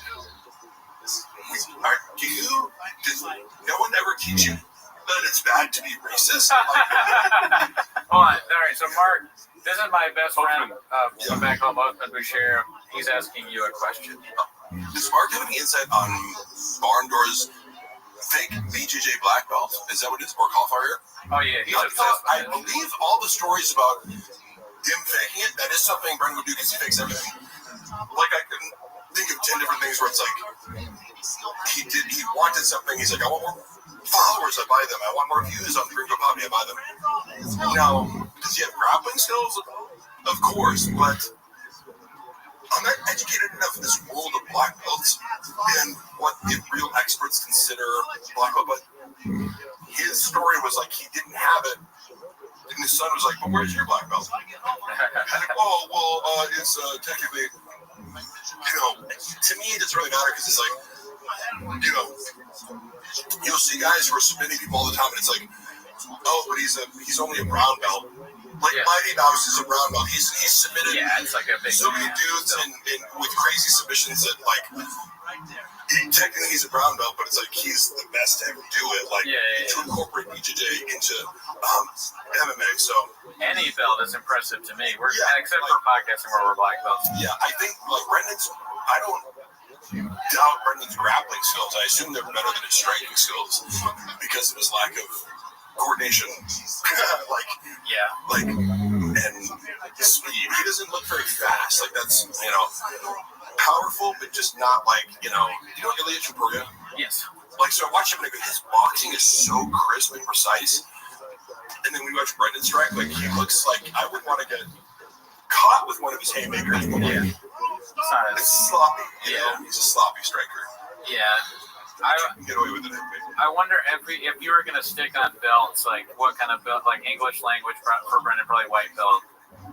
Acting ability, probably white. He's probably a white belt in most of this thing. But actually, I want to ask you a question. Acting ability, white belt for sure. With sticking on the ear thing, I don't really know much about that controversy, but what I heard was like what guys were doing is like they cut up their ear, right? Is that what it was? He chose out here sounding like RFK. Fuck, that's accurate. Really? You don't want to go back. We have Mark Hartley in the house. Ashkenazi.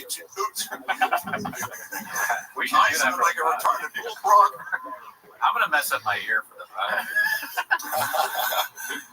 So you don't think all these roasts are very accurate too. What are they? I'm sorry. What are they roasting on? Somebody said Regis out here sounding like RFK, which is accurate. Okay. I love accurate roasts. Like, and again, I was talking to our friend, but they're also saying, "Yo, mama, black belt so big." People take it too far, and it's like you're literally just trying to be mean, but it's out of touch with reality. If you roast me accurately, I will laugh along with you. Okay. Yeah, they say I fuck squirrels, so don't believe everything they say. I got small teeth, big gums, ball. It's like, how many things are you gonna say? Yep. Do you think I don't know how I look, motherfucker? Like, come on. Somebody said that he broke his wrist coughing. Ballpark. How much Papa lose on Tiger Thick? I don't know. All I know is I got fired from running the social media, which I brought up over 10,000 followers in a couple months. I was posting every day. I came up with a creative strategy that they hated, but I'm like, this works. Which was I came up with a little lingo where like let's say like Tiger Burn after like so I hated talk shit. He hated when I did this shit. I took over the Chief IG account and started talking to the haters in the subreddit language, and it was like, oh, notice how this post has 4,000 comments now? Yeah. Because I'm trolling these people? Yeah. And then also making it indistinguishable between if everyone's using this language, then nobody knows it's a hater. We're all using it. He got so freaked out though, because I shocked first and asked permission later. I didn't tell him I was gonna do this, but I'm like, clearly if you're a rational person, you go, did you notice how this post got 10 times more engagement? Yeah. On a page that's leaking followers every day. Oh, but you want to stick with exactly what you're doing? Cool. Okay, great. So, same thing with Tiger Thick, where I was like, I came up with just some catchphrases and things, and immediately was like, I'm like, this is working because you don't know how social media engagement works. We're like, what drives engagement when you have no money is like making a community and interacting and being unpredictable or whatever. And right when they say, oh, my investors, it's really him. Oh, yeah. Just being like, I don't like this. But he'd be like, oh, the team or the investors don't want it. I'm like, yeah, you're just a pussy. Because he was like, his directive was, it truly is like a child's empire. What's the Rock's tequila? The Rock is tequila? I didn't know yes, that. Oh, yeah. He wanted to base the market. It's called Moana or something like that. Yeah, I'm like, cool, give me $20,000 for a photo shoot. If it was called that, it's like you're I'm like, Hollywood is fucked up at that point. Like they're naming a Disney movie the tequila brand. We gotta shut this thing down until we can figure out what's going on. That's actually shot logic. Because remember he thought that Dana White stole Fuck It Friday or Fuck It Wednesday or whatever. Oh yeah. He goes, Dana stole my fucking idea for this thing. I'm like, you said it 1 week, and Dana's been doing the show for the past 3 years. Yeah. And then you convinced yourself that he stole your the term to make a show out of it. It was crazy. Yeah. You just didn't say anything. You're like, yeah, for sure. Dana's stealing your ideas. I mean, podcasting is a dangerous thing. My wrist isn't working. You have pickups. Gerardo's. But dude, honestly, you know who else had hiccups? Fucking George Carlton. Calm down, one of my North Stars. He's one of the greatest ever do it. Yeah, what's funny is the only way to fix this is to throw up. We got you covered there. We've been throw up thing that we do on the pod. Just drink a rain and you'll throw up. If you want. The most famous person on Mark's phone contacts. I don't know, a guy named Antonio Banderas. Oh shit, dude. I'm gonna put the hot noise for that. Yeah. Antonio Banderas. He was super cool about that. For like a FaceTime Luana one is like a huge fan, and I was like, hey, dude, first of all, he was super gracious and complimentary, and he was like amazing to work with. He's so cool. Then I was like, hey, I have a little favor. Yeah. In full Macho Man Randy Savage come. So like FaceTiming Luana, I'm like, hey, what's up? In Madrid, guess who's here? And she was like, oh my god, like so. That's so nice of you. I like that. Don't have to do that shit. Yeah. He's a very cool guy. Desperado. How would Shop say Antonio Banderas? Fuck, that's a good question. He would fuck it up somehow. Banderas. Yeah. Antonio Banderas. Let's drop a syllable. Banderos. Banderas is good. He was in that the last movie that I saw that he was in was that movie Baby Girl, which kind of sounds like something that Shab would say. I saw it too. His performance was amazing. Yeah, that movie. I really like that movie a lot. Water threw it on, and I was like, kind of like doing some other shit. My tongue was telling. Oh yeah, it's great. Great and his performance never seen is the emotional. Oh, we got some more English. Oh yeah. I'm trying to. I water your chat. No, yeah, reading. Also, great chat. Navjot. If I'm saying that wrong, I do pronunciation. But Rabbi habitually runs up everything and becomes a drug addict. It's he's already been there. No, it's English. Yeah. Okay. So I'm curious too. What's your speculate on this? Like, it's the slow train wreck. Yeah. Because he's impervious to like. And by the way, me coming out to like talk shit about him or like my work experience there, that was not an attempt to like cancel them. That was an attempt to preempt the fact that I knew he was going to go on a smear campaign, which he did probably. But like I just seen him do it a bunch of other places, so it's hard to like. You can't ruin his career. He's too established to be like, if Chris D'Elia can sell out fucking theaters, like after that controversy, like there's no controversy that would like end Chop. But the trickle of like the trickle down is the funny part. Yeah. And what speed is this declining to? But it is not doing stand up because he can still take some more right material. Yeah. Because that requires honesty and self-reflection. Yeah, I mean, that's really not, it's hard for a lot of the Rogan verse to do that, I think. The honesty and self-reflection. Oh, yeah. And I think, I don't know, because I've never had a ton of money. Yeah. But it may get harder as you, like, if you're able to just go buy a Rolex and fall asleep during the day, it might be harder to do self-reflection. So, as a comic, because I consider comics under this umbrella of, like, you didn't get into comedy to be a millionaire. You're like, if that happens, great, right? But I presume that if you start out by doing open mics and working your way up, it's because you have a love for this art form, right? That supersedes any materialistic pursuits. You're like, yes, I'm outgrowth of that, great. But Brendan had this mentality of materialism kind of validating his craft. It's like, well, I have a Ferrari, therefore I'm good at stand-up. And it's like, not really. Versus a guy, and I just think of him because he's a very close friend. Chappelle Lacey has an artist mentality. Like Chappelle Lacey could give a fuck about any clothes, cars, whatever. He could live like a hermit. He cares about his stand-up. With me, I have a very quick set of a set of rules I live by. Okay, first of all, always diet starts Monday. Second, all right, I'm up at 4:36 every morning before my eats. Then, yeah, exactly. I took that from him, but he got it from me actually. Take a picture of the alarm clock. Yeah, and then also I never read the comments. No matter what happens, I've never seen anything I like. What is this Justin Lang? Never heard of him. Don't know who he is. I don't know who Justin Lang is. Hey, I've never in a million years. All right, we got a poll here. Antonio Banderas, Antoine Jameson. Antoine Jameson. John. That's a good one. See, you're thinking like a writer. That's the thing I like about artists. Writer's perspective. It's almost like I read about the John Africa thing. So many of the Shoppisms I see, and I had no idea where they stem from, and like years later, Anthony Hardaway. Sorry, I would find them out.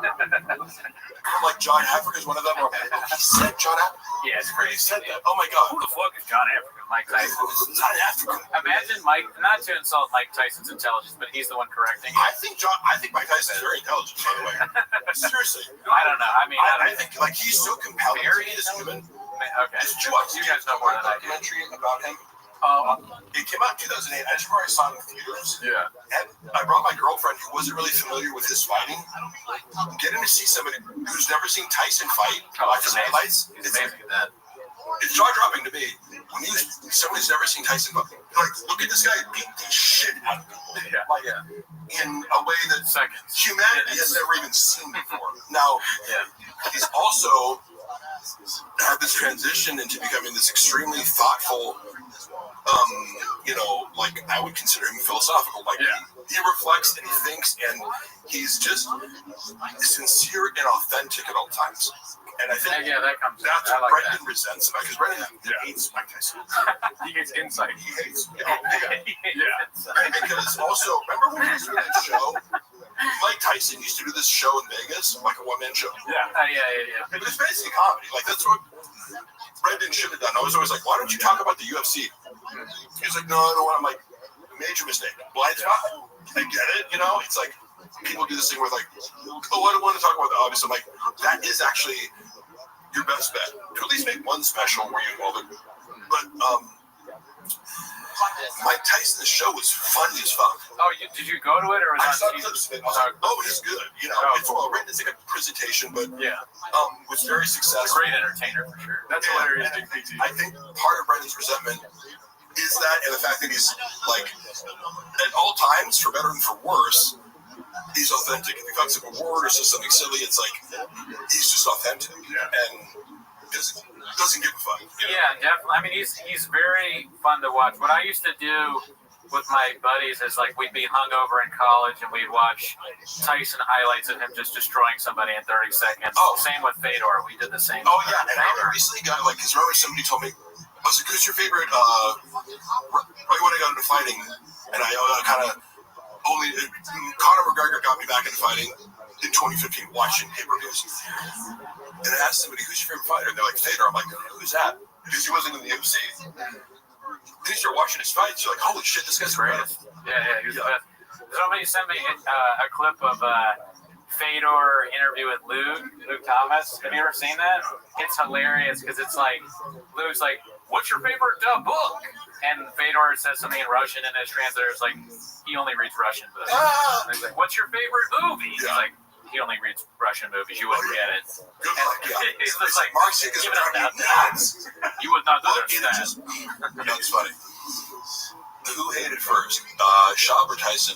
Yeah, who hated who first? I think Tyson's really open-minded. I don't think Tyson hates anybody.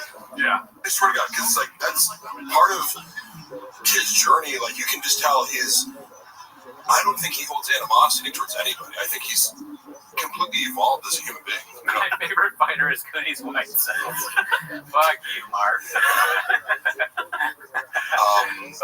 He had a great comment. He said that he was like, he thought he'd fuck up Mike Tyson. I think Mike Tyson today could knock out Schaub easily. Oh yeah. Without question, not gonna lie, Mark sounded like he's having a stroke. Yeah, so what if I am, bitch? So the fuck? Act like you had a stroke before. Do a few hawk noises. Yeah. We were talking about, one thing we constantly talk about on the pod because we have to address it is the violence in my DNA. I'll check back when the segment is over. Holy shit, it's boring. What are you doing right now, dude? What are you doing? You're fucking. Go watch porn. I don't know which one that one. You're doing a little bit reading of comments. That's a duck noise for you. Well, I went in game. Just kidding. What do we got here? Schaub disrespected Tyson. He did. Schaub never disrespected him for no reason. And just kind of acted like he was an idiot. He was like, so he was on a no-carb diet, then worked back potatoes. Oh, who gives a fuck? Mark, how has Chin not had a mental breakdown? I do believe that I think about Chin a lot. First of all, he's so much stupider than I ever imagined. Like, he doesn't know that Australia isn't in Europe. He couldn't name it the European countries, and he goes, Australia? He thought that Australia was in Europe. It's a hilarious first guess. It's a second grade, that's insulting to second graders. preschool level answer, right? Shab has a bunch of issues with Shin revolving what he doesn't do. Oh. He works like 3 days a week and doesn't really offer anything creatively. He doesn't think outside the box. However, in Korean culture, what? This is a good one. I don't know if you know the bit, but there's this bit, and it's not really a bit because it's just true. Everything that Gerardo owns is kind of small. It started off with the fridge. Yeah. Because he had a guy deliver the fridge, and the guy was like laughing to himself. And Gerardo's like, hey, what do you think's funny? And he goes, I used to have a small fridge. Yeah. Oh, fuck. So it is small. But then he kept doing other things that were a little small. Right? Like, so if I'm like, a single guy living by yourself, dude. What the fuck? It was fine, and we would never have known about it had Gerardo not made a big deal about how mad he was at this guy. yeah. Like Gerardo was mad that this guy said that he has a small fridge, and it is small. So we're trying to deal with his anger. Here's the thing, Mark. He came to do one thing and one thing only, okay? See that botched paint job in the corner up there? Trust me, thank you, dude. He had to go paint that up there, right? And then, I'm like, do you need me to clear? So like, I'm over here. I'm like, do you need me to clear anything out? And I turned to him, and he's staring at my fridge, and he goes, and with the, puto cabrón accent type shit. Yeah. He's like, oh, you got the small fridge, huh? Small fridge. You got a small fridge. This is Gerardo's deodorant. This is too small for deodorant. Fridge syndrome. What are you supposed to put this in? I got small armpits, dude. Mark could eat Gerardo's fridge. Yes, I can. Don't touch the Later, Puto. What a fucking idiot, Brendan. Mark, pick up the back of Gelato's fridge so that he can't jump away. I don't need one right now, but we also have Diet Cokes. And then if you do want food, you can also at any time. Yeah, Diet Coke make you nuts, dude. Yeah, I will drink a Diet Coke soon. The only thing I'm going to do is just try to throw up later so I don't have to eat anything. Is this your coffee drink? I wanted to know. Because I got you an Americano, because that's what we drink. But do you drink Americanos? Yeah. Yeah. No, I don't mean like literally, but is that what you drink? I want a Mexicano. Come on. Oh my God. Come on, bro. Hey, America. I love them, dude. That's one, I share that with Delia. Our love of iced Americanos. Imagine being like, I'm a white guy, and I'm just going to make a special about how Mexican people suck. It's a crazy move. Yeah. It's like, it's a very strange choice. You want to put them out as like, this sounds fucking stupid. We also have Mark, will you sing the Golden Girls theme song, please? Thank you for being a friend. Yeah. You ever go to Porto's? No, where is it? It's a chain here. There's a bunch of different Portos. You're not a baked goods guy, right? Are you a baked goods guy? Oh, yeah. Because like Porto's is a famous chain here. It's Cuban bakery, very it's like not expensive. You can talking about all our sponsors at the beginning here. Yeah, I wish they sponsor. I love this place. I think it's a great. I will try some of it. They got potato balls there. It's a great spot. Could you imagine? We need to get a sponsor soon because Mark, do you think Brendan offered Shin anything monetarily for the move to Austin? I do not. Seriously, I've thought about that before. I think he offered him zero. Whereas, when you work for a corporation, people would just be like, "Oh, here's $15,000 for your move." There's no fucking way that Brendan offered any money. So I'm sorry, did you say he moved on his own? He didn't have to pay. That's my assumption. That's great. It was he didn't have a place to live either. He would justify it as like, "Why already pay you enough? I pay you up $100,000 a year to work 3 days a week." That's just nobody does that. He's like he's alone in that. That like you move and I don't give you any money because like Mark BJ looks like Lil Nas X on steroids. Do I look like a gay black dude?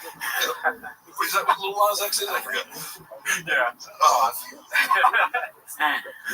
Mark, did Akash help Bop with Dream Puppy? Well, no, I remember meeting Akash. I thought he was super cool. We had a pleasant interaction. Here's the thing about helping. Did you scoop up the bag? Go ahead. Did you scoop up the bag? That's what Schultz and Akash say. Scoop up the bag. Yeah, get it out the mud. Get it out the mud. 10 toes down. 10 toes down. I hope you're 10 toes down when you met him. Must have been if you guys got along. Because if you weren't, they would just. Good luck, B. I went to a little bit of flavor, but that's. Oh, you do that? Because I do find Schultz annoying as fuck. Because Schultz seems very arrogant to me. Yeah. Oh, yeah. And I'm turned off by that. Like the most. Akash, seemed less so in person. I don't know. In the context of that show, Bud Deasy, sorry. Bud Deasy is one of our big fans there. He's a great guy. Never met him. He says, will you tell the Red Bat story? The Red Bar? Red Bat? I assume you mean Red Bar. But oh, you spelled wrong, Bud Deasy? All right, well, you're gone. They just reached out to me. They were like, do you want to come on the show? I wasn't even planning. That's the thing. It's like, again, to address Brendan recently on the Patreon, I don't know about this because Unique made a video. He called me obsessed with him. He how his employees. He goes, yeah, he's obsessed with me. It's weird. And he goes, bad firing because he had no skills. I was like, oh, that's the third fake reason for firing me. Yeah. As I was editing 6 clips in a night, but I have no skills. So the Red Bar story, not much more to it than they just reached out. So had people not wanted to have me on the show, it's not like I was going, I need to expose this story.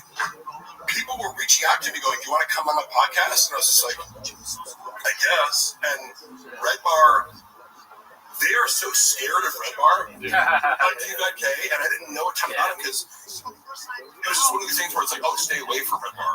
It's like the forbidden closet. Who tells you that when you start? Is that orientation? Brendan versus his vibe, they knew of Red Bar. It was kind of like the Reddit. It's like, stay away from the Reddit. Don't look at the Reddit. But to me, Red Bar is funny and does good content. So with that, that's kind of funny to me because that makes me think I was joking there, but an orientation of some kind where you start at Thick Boy Nation and they're like, here's a few things.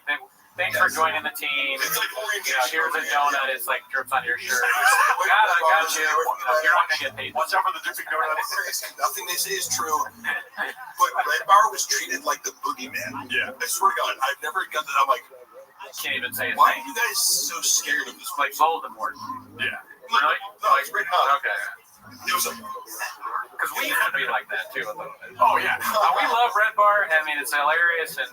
He's a controversial figure, but when we first started, we were just like, maybe we shouldn't say anything. And what's funny is his fans have been really cool to me. That's one of the more supportive communities of people where I came on and a lot of people were like, oh, he was trolling me the whole time. I'm like, I don't give a fuck. Yeah. What his intentions were. Mike, I know he probably wanted a little more out of me and he was trying to press the conversation, but he's being a good broadcaster. It's like Howard Stern is trying to press you to say the most controversial thing. I get that's his imperative. I didn't feel mocked or belittled by him, but you're in on the bit or you're enjoying it regardless. Because he was had me on FaceTime and he was maybe going this is water by the way. Great one, I never met her. Oh yeah. And he was holding me on FaceTime and people were like, oh, didn't you see how Red Bar was trolling you the whole time? I'm like, I don't know. If he was, I didn't care, It would be an insult almost if he didn't troll you a little bit, right? Like, who doesn't he troll when he is on? When he was saying complimentary things to me, I'm like, I don't know. I don't have any reason to doubt he hates me. I don't have any reason to doubt that he's being sincere. Because it was just I used to talk shit about you, and then I kind of changed my mind on you. I'm like, that's okay. Is he ever sincere? I'm not sure sincere is a part of his, joie de vivre. He's not a. To me, it's believable that you could go from because he did make fun of me on the show. And again, if you don't know the context of or you're comparing me to Brendan Schaub, there are certain things that I do that are sarcastic or tongue-in-cheek that might not be obvious if you're just going, this guy is Brendan Schaub's friend, and therefore he's as stupid and narcissistic as Brendan Schaub, and therefore if I'm doing doing a little act out where I'm acting more Jim Bro douchey, then you're going to go, oh, this guy's really an idiot. The Indian Man wants to know if, what do you think of Elephant Graveyard? Oh, yeah, one of our guys. Amazing, yeah. I'm sorry for calling you the Indian Man.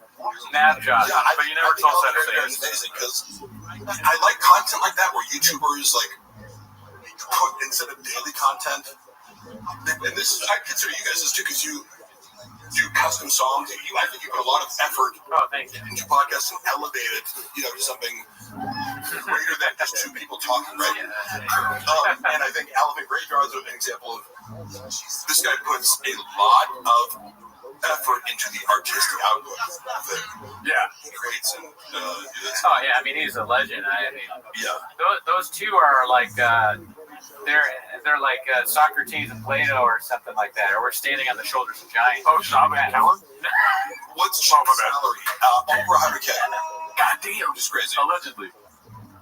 Yeah, that's true. What did you just say? Plus. I know. Oh, his salary. Years ago, he negotiated 100K because he found out that Jamie on Joe Rogan makes $1 million a year. But it's reasonable because it's like, well, if your boss is making, that's hilarious. 100 million a year, You earn it here.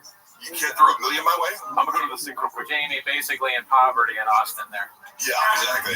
$1 million. What the fuck is Mark talking about? Effort? I don't know what that means. Little Sass was watching. Let's get on for today. Thank you, FB. Did you watch the latest? I forget what it's called. The latest Elephant Graveyard that just blew everybody away. Yeah. So funny. At least most of it. Yeah. What was the title for that, Chad? I have Graves. I forgot. Put the title in the chat.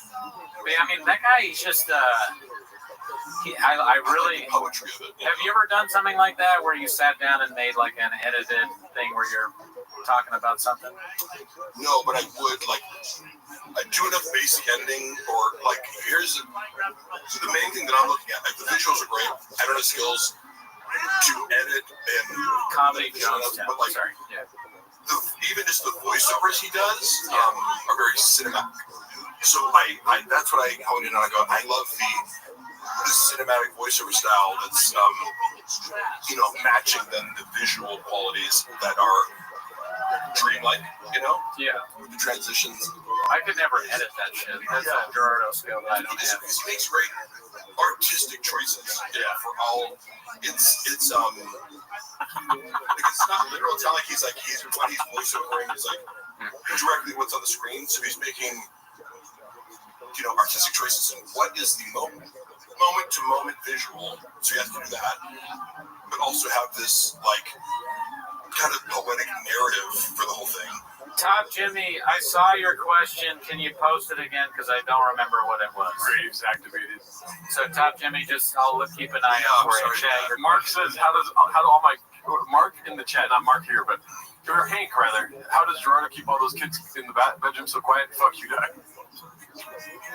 They're watching the stream in the restroom right now. All the Patreon ads and questions for trolls. So I remember now. Top Jimmy said, have you seen all of Callan's specials? Oh yeah. No, but I've seen him do live stand up. Like in Cali? Yeah. Yeah. I've seen him at the store a few times. Yeah. What do you think of him? I mean, he's terrible. Yeah, he's the worst ever I've seen him. But that doesn't mean that he's not also technical level for no. Here's what I look at. I go his act outs, his they're horrible. Top out. He comes out. Do you see that? Because I'm not objective. Because I like Brian. Yeah, you're his friend. person. You can't say he's bad. And your friend. And I like at least when people use different. I appreciate physical comedy, or that he's doing something. It's he's making choices that you don't like, but he's way better than stand-up than Brendan. Yeah. I don't know. I mean, I'm not sure. I'm not sure. Mark. Cooney's trying to pay the bills. He has to hate. Oh yeah, that's why I'm doing it. I think Jeff Dye is probably better than Callan and Chop. I mean, Jeff Dye is fine. Totally fair, because it's I want better than that. Comedy should just be an instinctual reaction. This just made me laugh or not. That's the only factor of right. Whether you like it. That's the thing though, because now when I watch Brendan Schaub, I laugh almost every time. But I don't laugh. I don't even laugh when Callan does the hawk duck thing, which I love. I love it. Unironically, I love the bit, but it's not gonna make me laugh. Yeah. My son, be a hawk, not a duck. That's the stupidest thing I've ever heard in my life. Yeah. And part of, when I see clips of Brian on the podcast, as a friend of his who likes him, it makes me sad because Brendan is such a bad competing partner most of the time, Oh, yeah. He doesn't understand the basics of comedy or improv or yes-anding, so it's sometimes he gets it, but he doesn't, he shoots Callan down way more than you should. Callan is very good. He's a comedic partner for team people up. Him and Chris D'Elia have great chemistry because he allows Chris D'Elia to make him the victim of the comedy. Yeah. And we're like, wait, that's not fair. As Chris D'Elia's roasting him, he knows how to keep it going. Keep a bit going and extemporate. You hit on two things that happen in our show. One is, okay, I'm going to start with Brian and then I'll do the D'Elia thing. Yeah. So Brian, when we're watching Brian and Shab, Brian will go into one of his bits, and granted, it's not funny. What is it? Oh, someone says, Mark, does Bappa have any incriminating info on you? Fuck no, dude. He has no idea what happened on him. He has no fucking clue. You know that movie, The Dark Knight Rises, when Catwoman, played by what's-her-face, leans into Christian Bale, it's like, there's a storm coming. That's literally what I think of when I, think of what's coming for Shab. And I have to keep this under wraps because part of it is my legal case. So to put it out on YouTube would be detrimental to my financial bottom line. But it's like, he doesn't even know what's coming, and he's too stupid to realize I have everything, you know? Right. He should just nothing. He should. He hired a private investigator to go to Luana's house, and Luana owns the private investigator. Oh shit. Well, I mean, she's charming enough to be like, and she knew more about but Luana is skilled at manipulating men. You know? So, but also she played it very savvy, and I applaud her for that.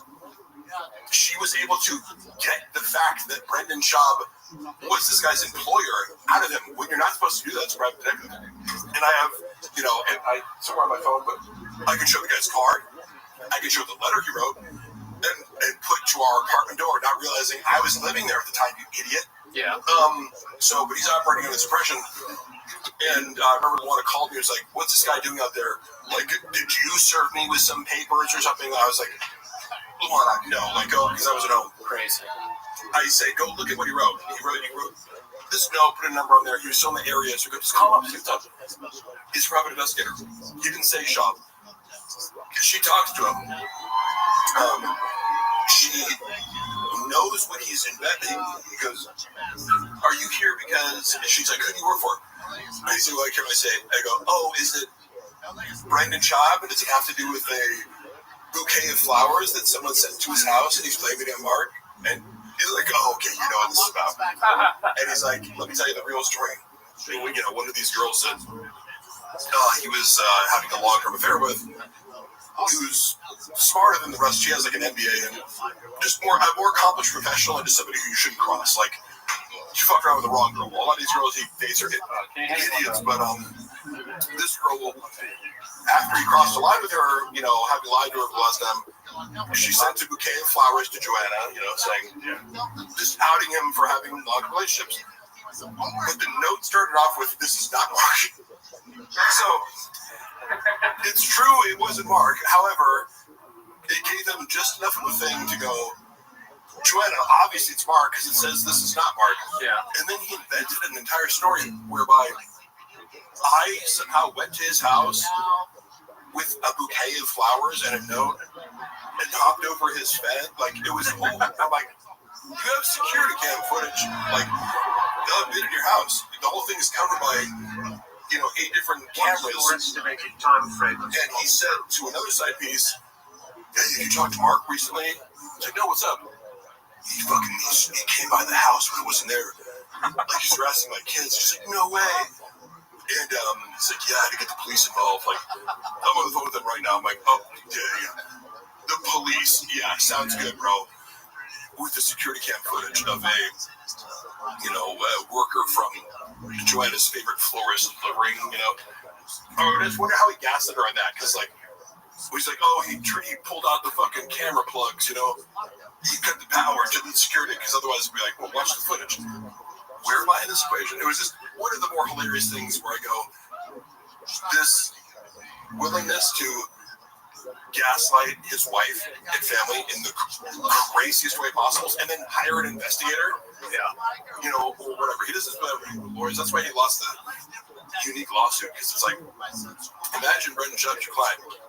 and you have to rely on him to tell you the truth about what's going on, you're fucked. Yeah, I mean, being as lawyer is like being anything. You gotta be like, maybe we have another one if you want another one. I'd go. Because I bid off that one.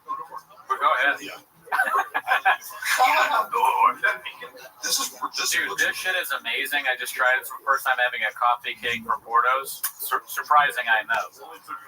Cinnamon coffee cake. Wow. Hey, listen, I would fuck my way into the room to get this, dude. I would eat 8 of those. Yeah. Yeah, that's not good. No all caps, that's the rules. Mark, you're a drama queen.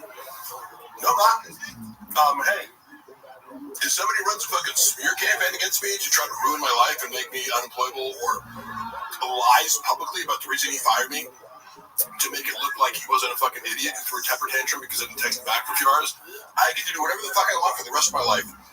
I got enough dirt on you to murder you. This is what the fuck I do. Mariah hit him or occur to you. Seriously. Brendan's so fucking stupid.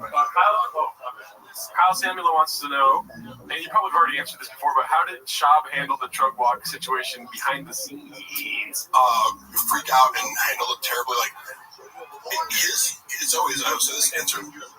It's a choose your own adventure where it's like, hey, make the worst decision possible. If I would, the funny part is always, you know, if I'm tagged in a video, they'll go Brendan Chubb's handler. I'm like, how could I be someone's handler who doesn't listen to any other human? That's facts. You could give him the best advice ever. It's like, hey, what you're about to do, like Joe Rogan said, he needs someone to say, what are you going to do? No, don't do that. Yeah. I would say that to him. He just wouldn't listen. Yeah, you know? Thanks. It's like, how are you going to handle this drug walk situation? Stutter on fucking, you know, like, I went through your DMs.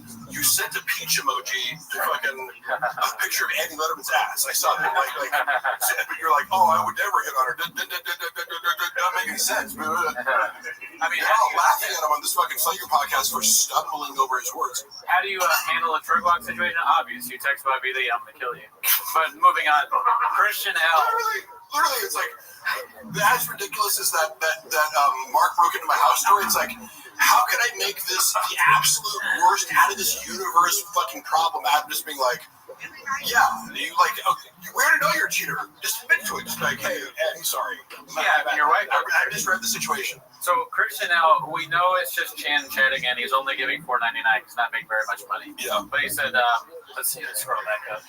Oh, he said, Mark, what is Shab's most redeeming quality?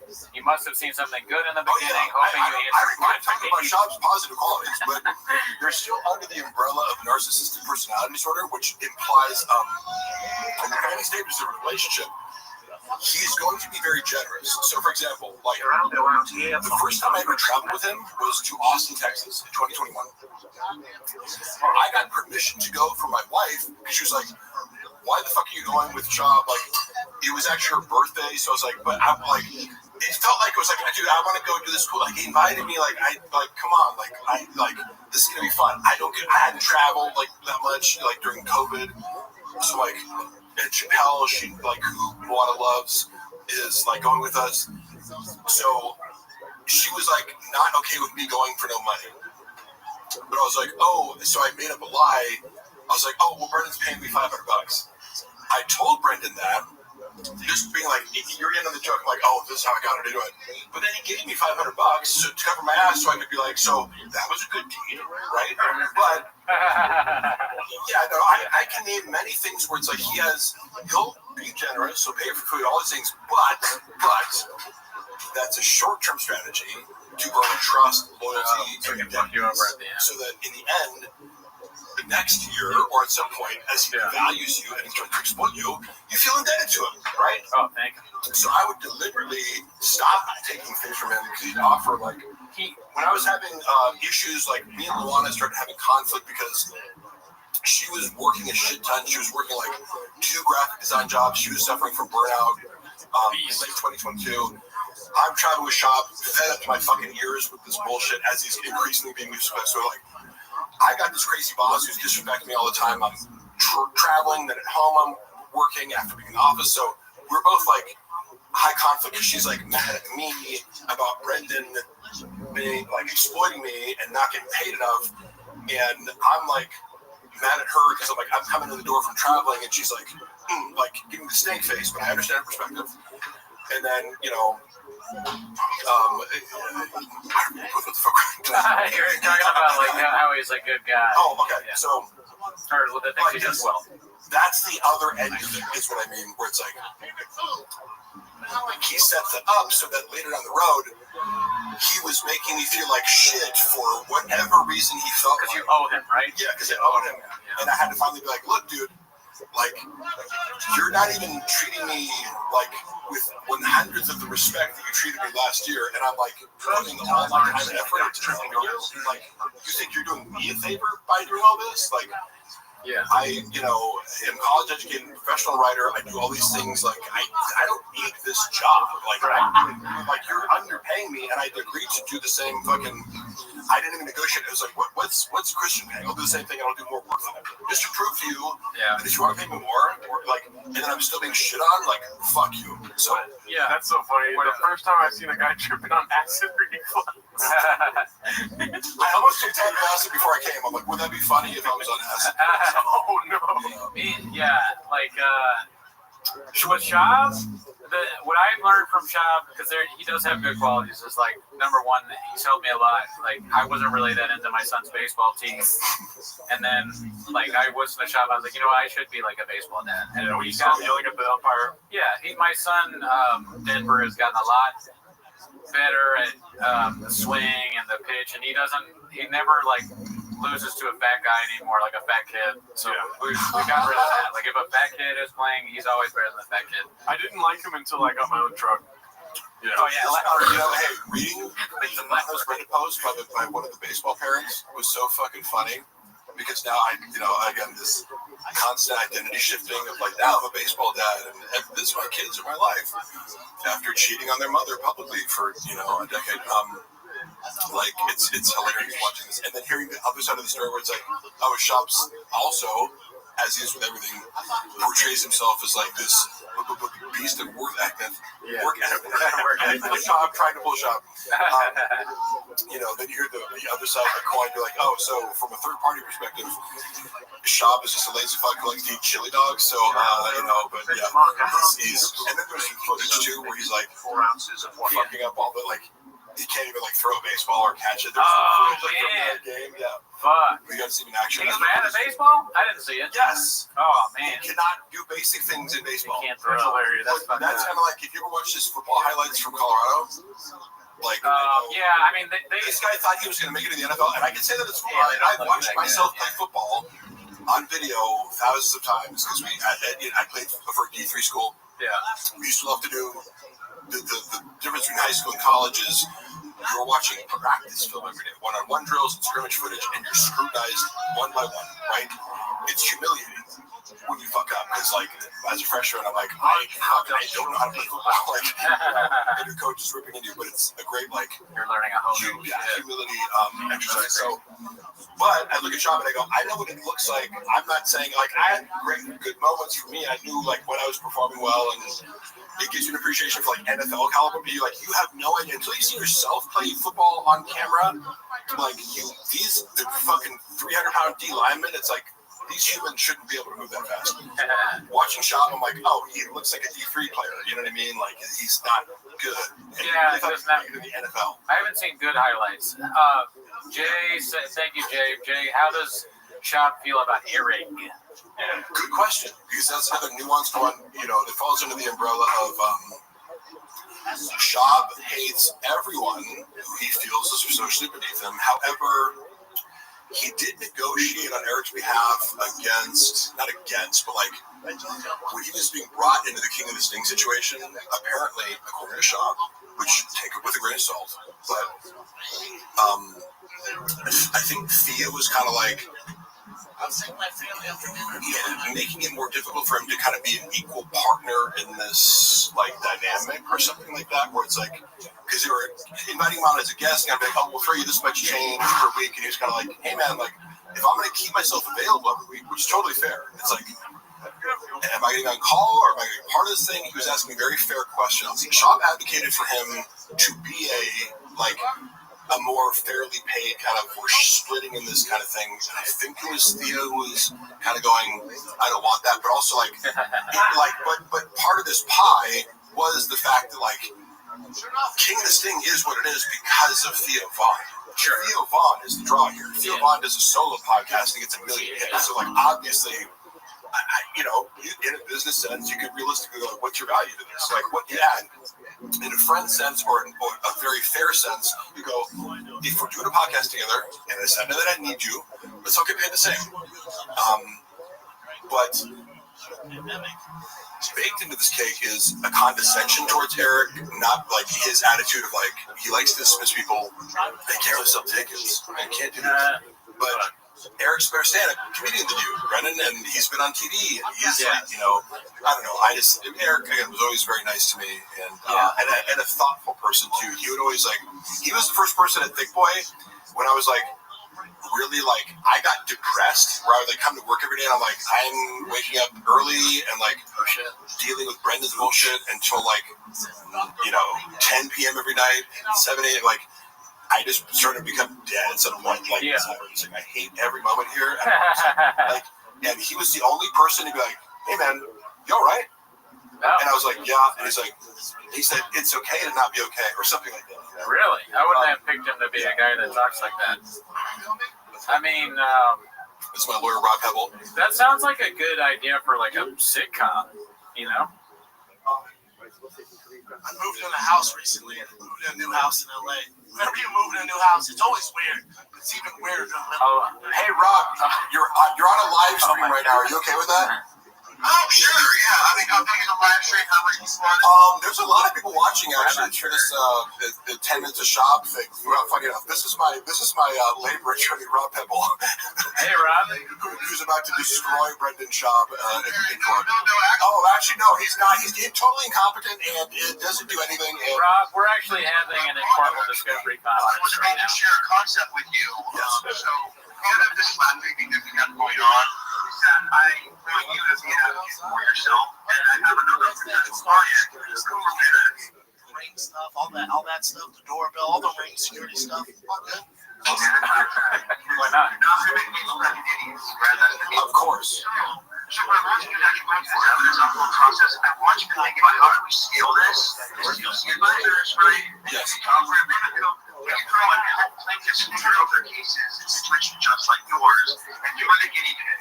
Yeah. That's what yours. You're doing this because you're a creator like me, and you are going to teach us Rishis. I should also do this. I will introduce you to most crazy barber calls, right? But you guys will then like all proceed together because I'm building your database too. All set? Yes. Thank you. Love you. Robert Pebble, attorney at law. All right. Good luck, Rob. Yeah, so Rob is like, I went to college with him. He's literally one of the smartest people I know. Like I was saying earlier, I'm like, if I get 10% of what he's saying, I'm lucky. But like, he's, I go, oh man, he's just better than Chop's lawyers. Right, motion to dismiss. Yeah. Saying random shit now. That's it. So you went to college with this guy? Yeah, we both played football at Pomona College. But I would consider Rob, if he had 150, 160 IQ, I wouldn't be surprised. But he's like extremely intelligent, and specifically with organizational systems. I remember when he was like 20 years old, he's like a gym bro like me, so we like connected over lifting. I'm a few years older than him, so he was a freshman, I was a senior. We connected over like just lifting, you know, and he was like, oh, what are because I had this policy of like, if you ask me if I'm on juice, like I'll tell you, but if you don't, I don't know if I can talk about it. But he was like, oh, if you run a cycle, I'm like, yeah. And so I was like, you're the first person with the audacity to just ask me politely, you know? Yeah. And I appreciate that, but he's very direct. And when you step into that deposition room, you want to look jacked because you're going to be like imposing your presence on people. That Rob is really, it's deceptive because what I like about him is he's a jacked, handsome gym bro, but also he's like an autistic savant with organizational systems. So remember when he was 20 years old, he was like making $100K a year running like LA fitness clubs. Like he would like train other people how to like run a more efficient like personal training like architecture for all the clubs in Southern California. Like started as a personal trainer, like quickly they're like, oh, you're way too smart to do this. Like so because he was still going to college, but also making $100,000 a year, like telling people how to do their jobs. Yeah, that's crazy. You didn't get your lunch by the 5th hour. You went 4 hours without a 10-minute break, dude. You didn't get reimbursed for business expenses. Yeah. Okay, we worked off the clock. Yeah, and he's also very moral too, which you don't meet a lot with lawyers. Like, because some of these guys, whoever's representing Shab, it's like obviously you realize this guy's an idiot, pathological liar who has no case. It's kind of like whoever's representing Blake Lively, Ryan Reynolds. So like, this person has no case whatsoever, and then you can charge these clients millions of dollars and draw this process, but you're going to lose in the end, right? But Rob Pebble is extremely. It's a good, actually, you know what? Now that has a lot of integrity. That is a good advertisement. I mean, he's a lawyer doing wage and hour stuff in California, and so he'll fire clients if get you're a broad ethical. Yeah, if he said you have a case or you're misrepresenting something, he'll fire clients. He fired me the other day, trying to sue Gerardo. Had to fire some people. Not enough Diet Cokes. Well, we fixed that problem, didn't we? You know when I drink a Diet Coke, what happens? A meathead lawyer doing whatever, what could go wrong? No, seriously, Rob is one of the best labor attorneys in the state. There you go. It's hard. It's a hard concept for people to understand that you can have muscles and also be good at a job, but it turns out actually it helps. It helps. Muscles help everything. Yeah. So I say, Marg is Rob, the sharpest tool in the shed. I know literally one of the smartest people I know. He's designing a service, like an AI-based platform that he invented and programmed that essentially does the job of a paralegal. So sorry to all paralegals out there, but Rob is designing a product to sell to law firms that automates all these different things using AI. And I'm doing an AI platform that watches shop content too. That will also be part of our Patreon. Yes. Have you seen Brendan tossing his diggity pouches on the ground? I know that's a meme. Of course, he's not conscientious, so he's the type of person who just throw trash on the ground and expects someone else to pick it up. So, of course. That's fucked up. Mark, how did you opinion on P.F. Chang's? I'd love to re-ate it. Yeah, that was a great time. Pretty fired time. Anything else? Any other questions? If you guys played Sega NHLPA Hockey 93, this would be the exact scene from Swinger. But I love that because I love that movie and I love that game. You've seen Swingers, right? One of the greatest films ever made. I played that in high school. Yeah. Did you ever play that game, that hockey game on was it Super Nintendo? Yeah, no, I don't think so. Dude, that game was the best. All you had to do was you go around the goal and then you click and then you could get a goal every time. And then you could also fight in the game. Yeah. Amazing. Super Mario Lemieux. I must have played Mario Brothers on that. Super Mario's on there. That was a good game on there. I fell off of video games because I realized, so my older brother is I'm happy to recognize, my place in the world as far as intellect because somebody like Rob is so much smarter than me, or my brother Eric is an applied mathematics PhD. So I've met real smart people. This is also funny when people try to pass themselves off in LA as I'm smart. I'm like, have you met smart people? And go to Austin, Texas. Yeah, dude, that's where the philosophers are. Yeah. And I'd say comedians can't be really smart, but it's if you get a room full of PhD, applied math and computer science PhD students in a room, it's going to be an odd bunch.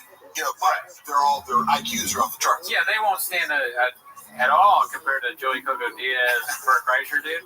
Shirt off. You have a PhD? I don't have a shirt.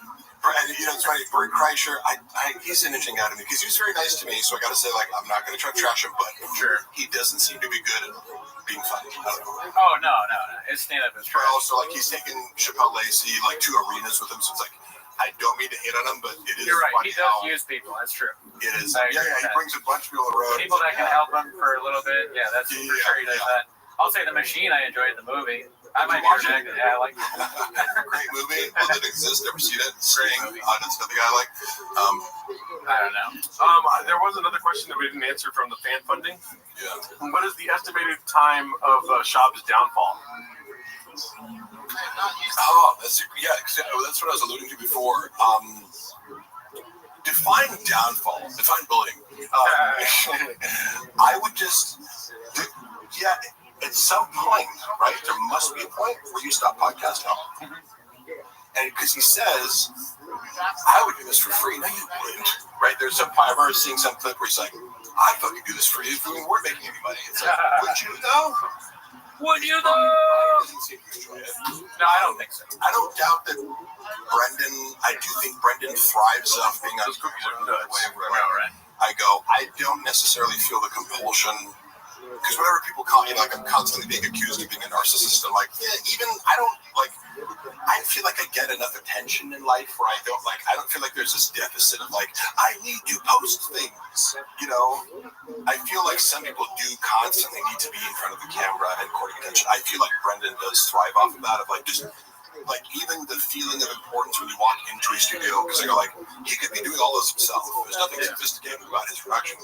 But like, why do you need to pay a guy $100,000? What you guys are doing? You guys are the performers and the producers. Yeah, I mean, wouldn't you rather save $100,000 a year to do yourself?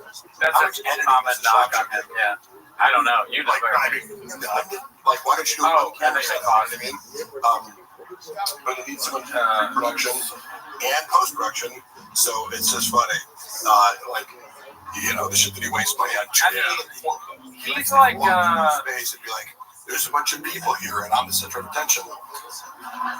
Let's check. Nope. Okay. It's Brendan's crazy ex. I like that people go like crazy ex.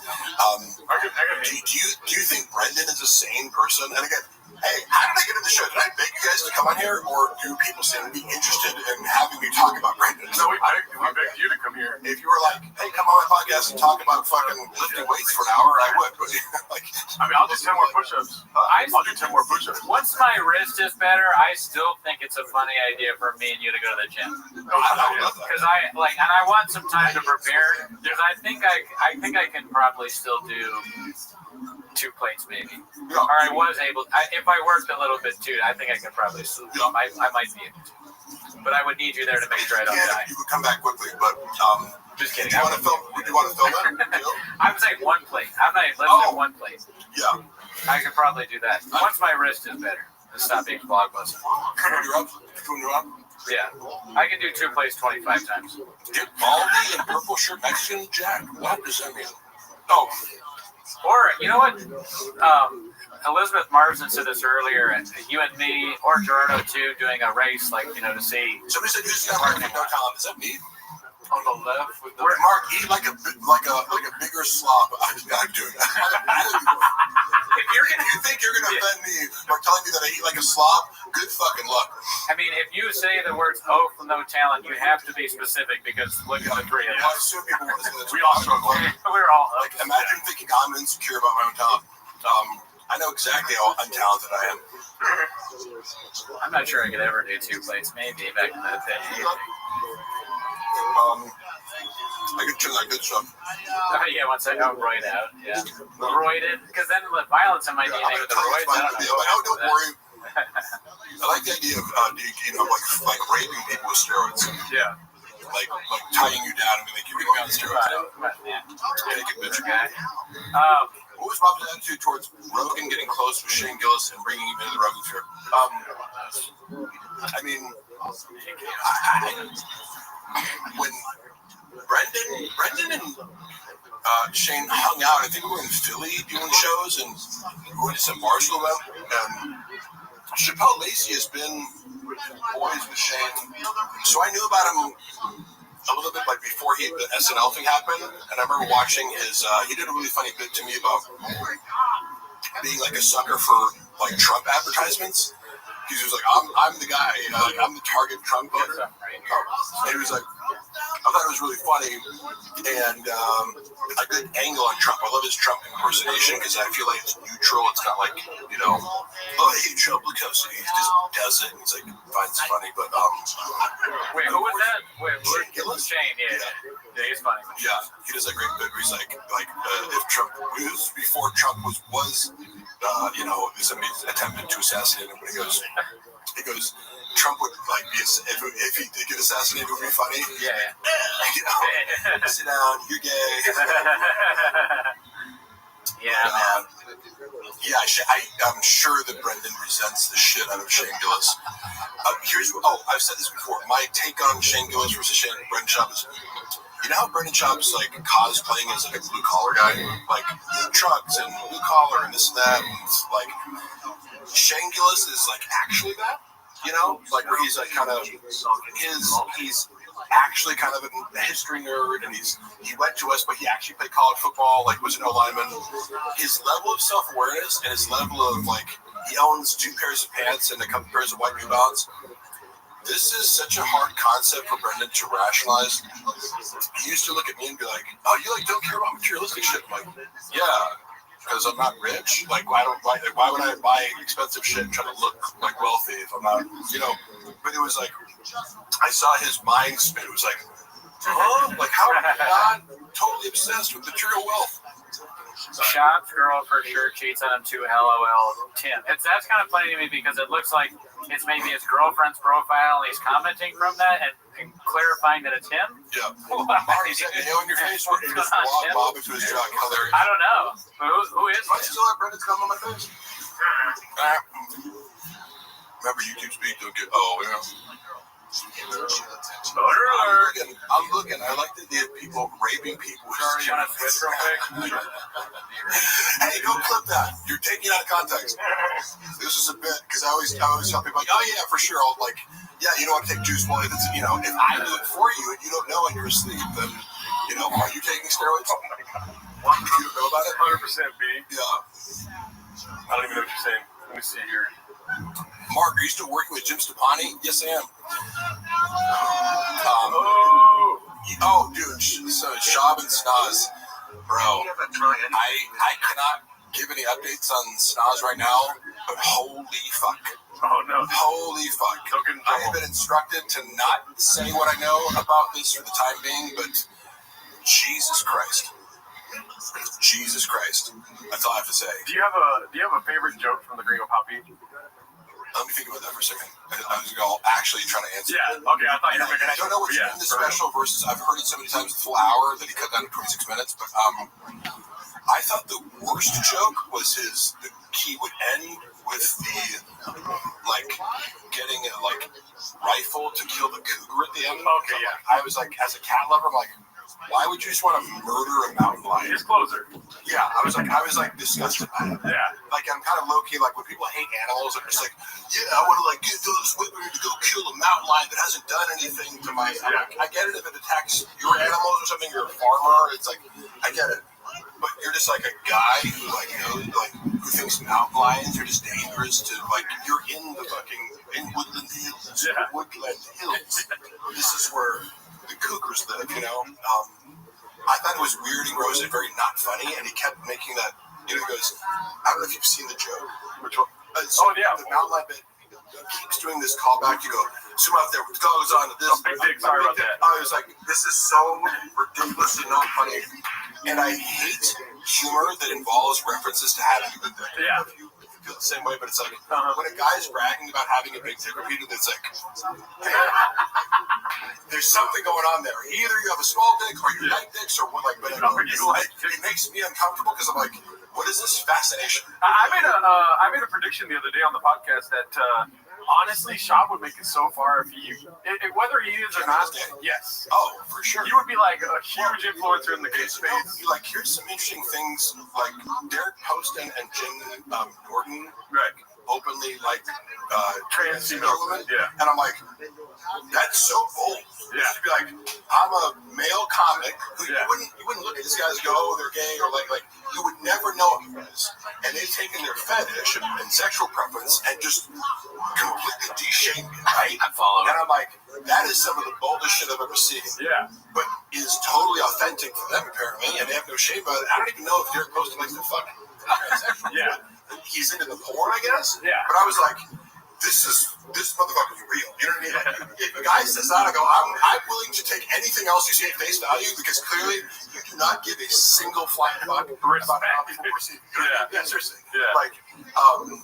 So I always told or would say about Brendan, if you just were more authentic, the whole thing would work better. But if you have no real self and you've constructed a false facade to make up for a wounded self whatever the NPD thing is. It's like you can't be authentic, unfortunately, because you dig inward and there's only shame. You know, NPD, what's that? NPD, what's that? Narcissistic personality disorder. Any cluster B personality disorder, sociopathy, borderline personality, histrionic personality disorder, Machiavellianism. You know, cluster B has a lot of overlap with regards to like a damaged self that allows you to be either self-destructive or destructive of other people. Yeah. In various expressions, but they gotta have a core commonality of like something's wrong with your brain morally. You know. How did you learn about all that stuff? Like, I'm very interested in personality disorders. These terms will be like, oh, that person's bipolar, or like I go, you don't know what bipolar means. Do you think people who have like mood swings are? I go, no. Bipolar means extended periods of mania and extended periods of depression. So these things are fascinating to me. With narcissistic personality disorder, the moment I started to get buff, people would be like, "You're a narcissist." I'm like, "Am I a narcissist?" Because I'm like, a little bit down. Mic check. That's good. That's fine. My cable was raised in a Deadpool costume. Oh my god, I saw that skit with the Deadpool costume. It was so cringy. But also representative of like he used to have a team that would do these skits for him, so it was like high production value, but terrible and unfunny. Yeah. Okay, so I like how, so I don't know if you heard, but I asked him a question. I said, what's your favorite bit from the Gringo Poppy? And he was like, my least favorite bit. Somebody says, we get it, Mark. You've watched Jordan Peterson podcast. First of all, I have consumed many hours of Jordan Peterson, but like, imagine me learning psychology from Jordan Peterson. Now, he has, that's his area of expertise. I don't subscribe. Can you show me where I can get some pencils, please? He is an expert. Like, have you listened to Jordan Peterson? Because what he says about psychology is highly accurate. You've been able to get pills in the past, have you I'm not? sorry, Mark. One look at Jim Norton and I knew. Well, good for you. I didn't. But I do. You know, I know a girl who used to date Jim Norton. Here's a funny story about him. So he was dating this straight girl, and for either his birthday or her birthday, I forget which one, but they hired a male escort because he wanted to watch this girl get fucked in front of Jim Norton. Yeah. And like, so I'm sure they get a guy with a huge cock, and he's like face fucking this girl. Oh shit! Oh my god! Throwing up, and Jim Norton couldn't take it. Oh yeah. He thought he wanted to see this, but he couldn't handle it. And like stormed off and it created this huge conflict. Yeah. You know, because the girl was getting banged by APD, ASPD, NPD. Yes, exactly. That'd be funny. I like Jordan Peterson. Oh, Mark, who provided the 300 pages of evidence?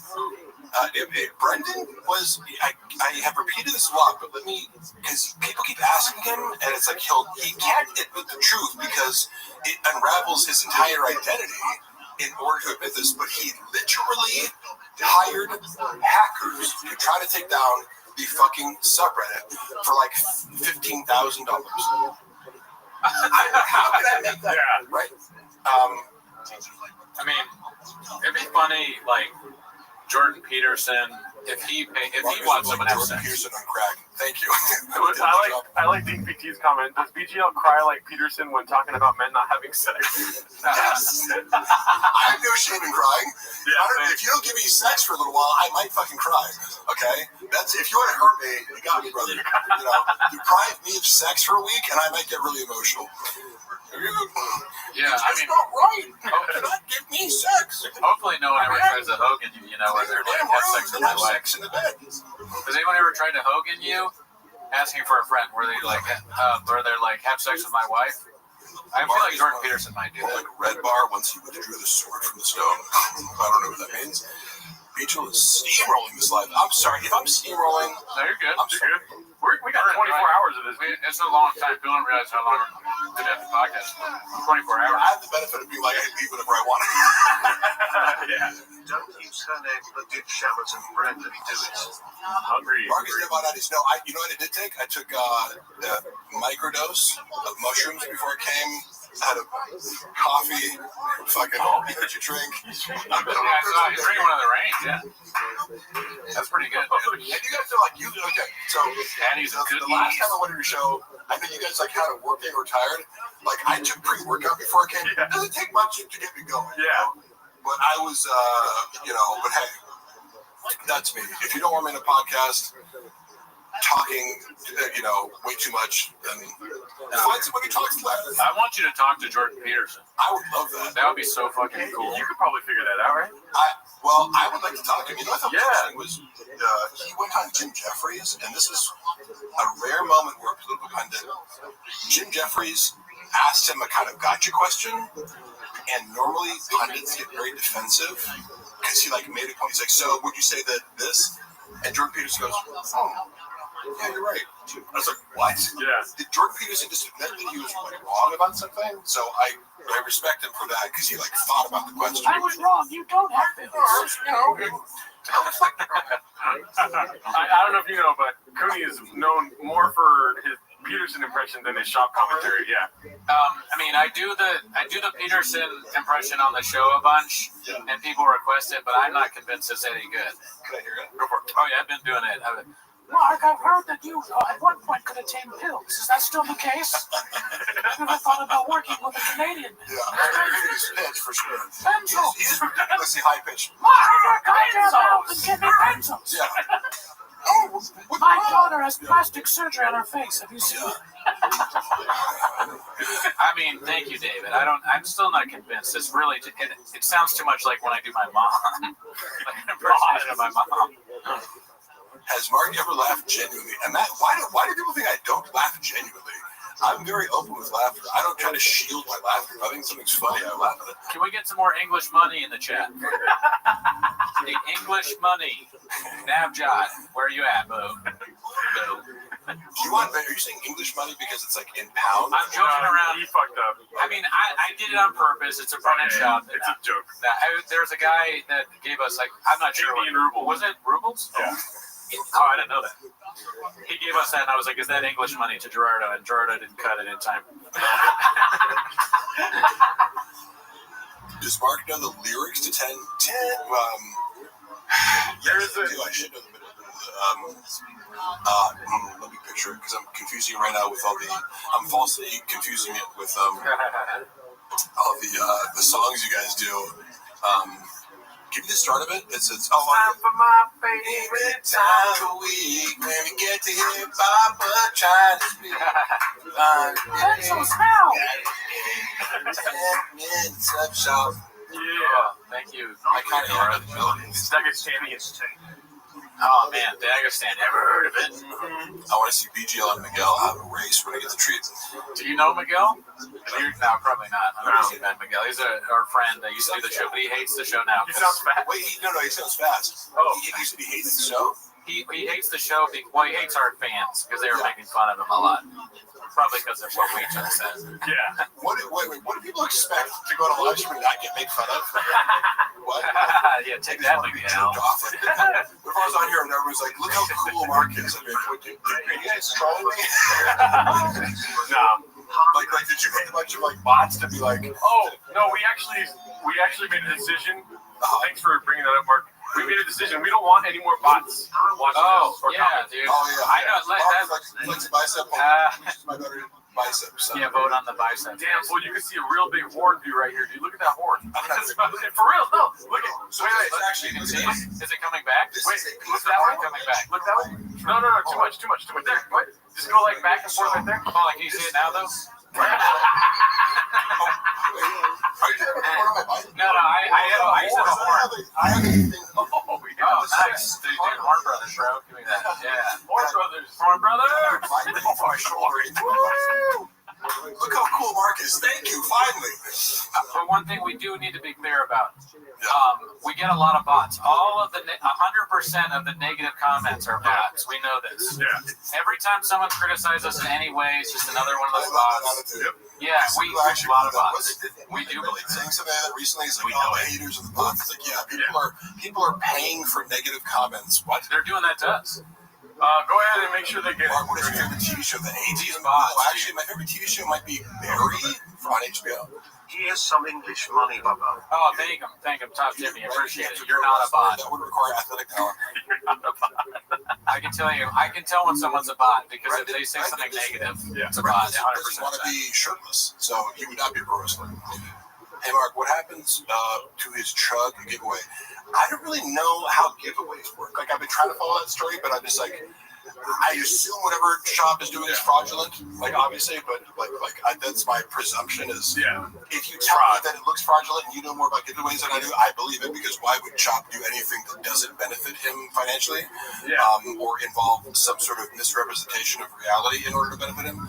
The only giveaways I do are facts. Yeah.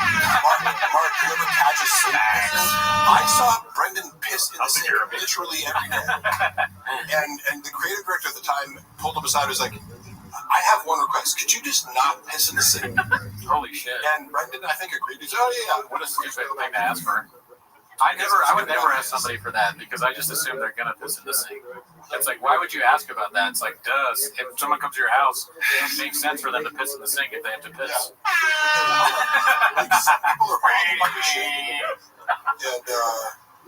Dude, I piss in all of my friends' sinks. Both men's sink is full of piss right now. Horn Brothers is when you get horny at the same time. Hilarious. Ah, fuck. Really? You guys horny right now?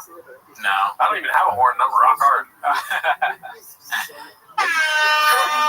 If y'all are wearing hats inside, please, it's crazy. Listen. It doesn't matter. That counts. That's a bot comment. We found a bot comment.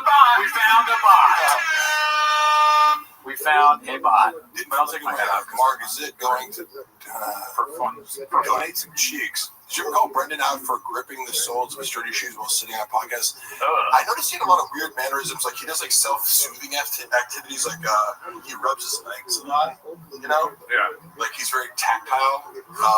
So this is a neutral observation, just because certain personality types, I think, do like rubbing behaviors or like. But he was always doing this on his knees. Yeah.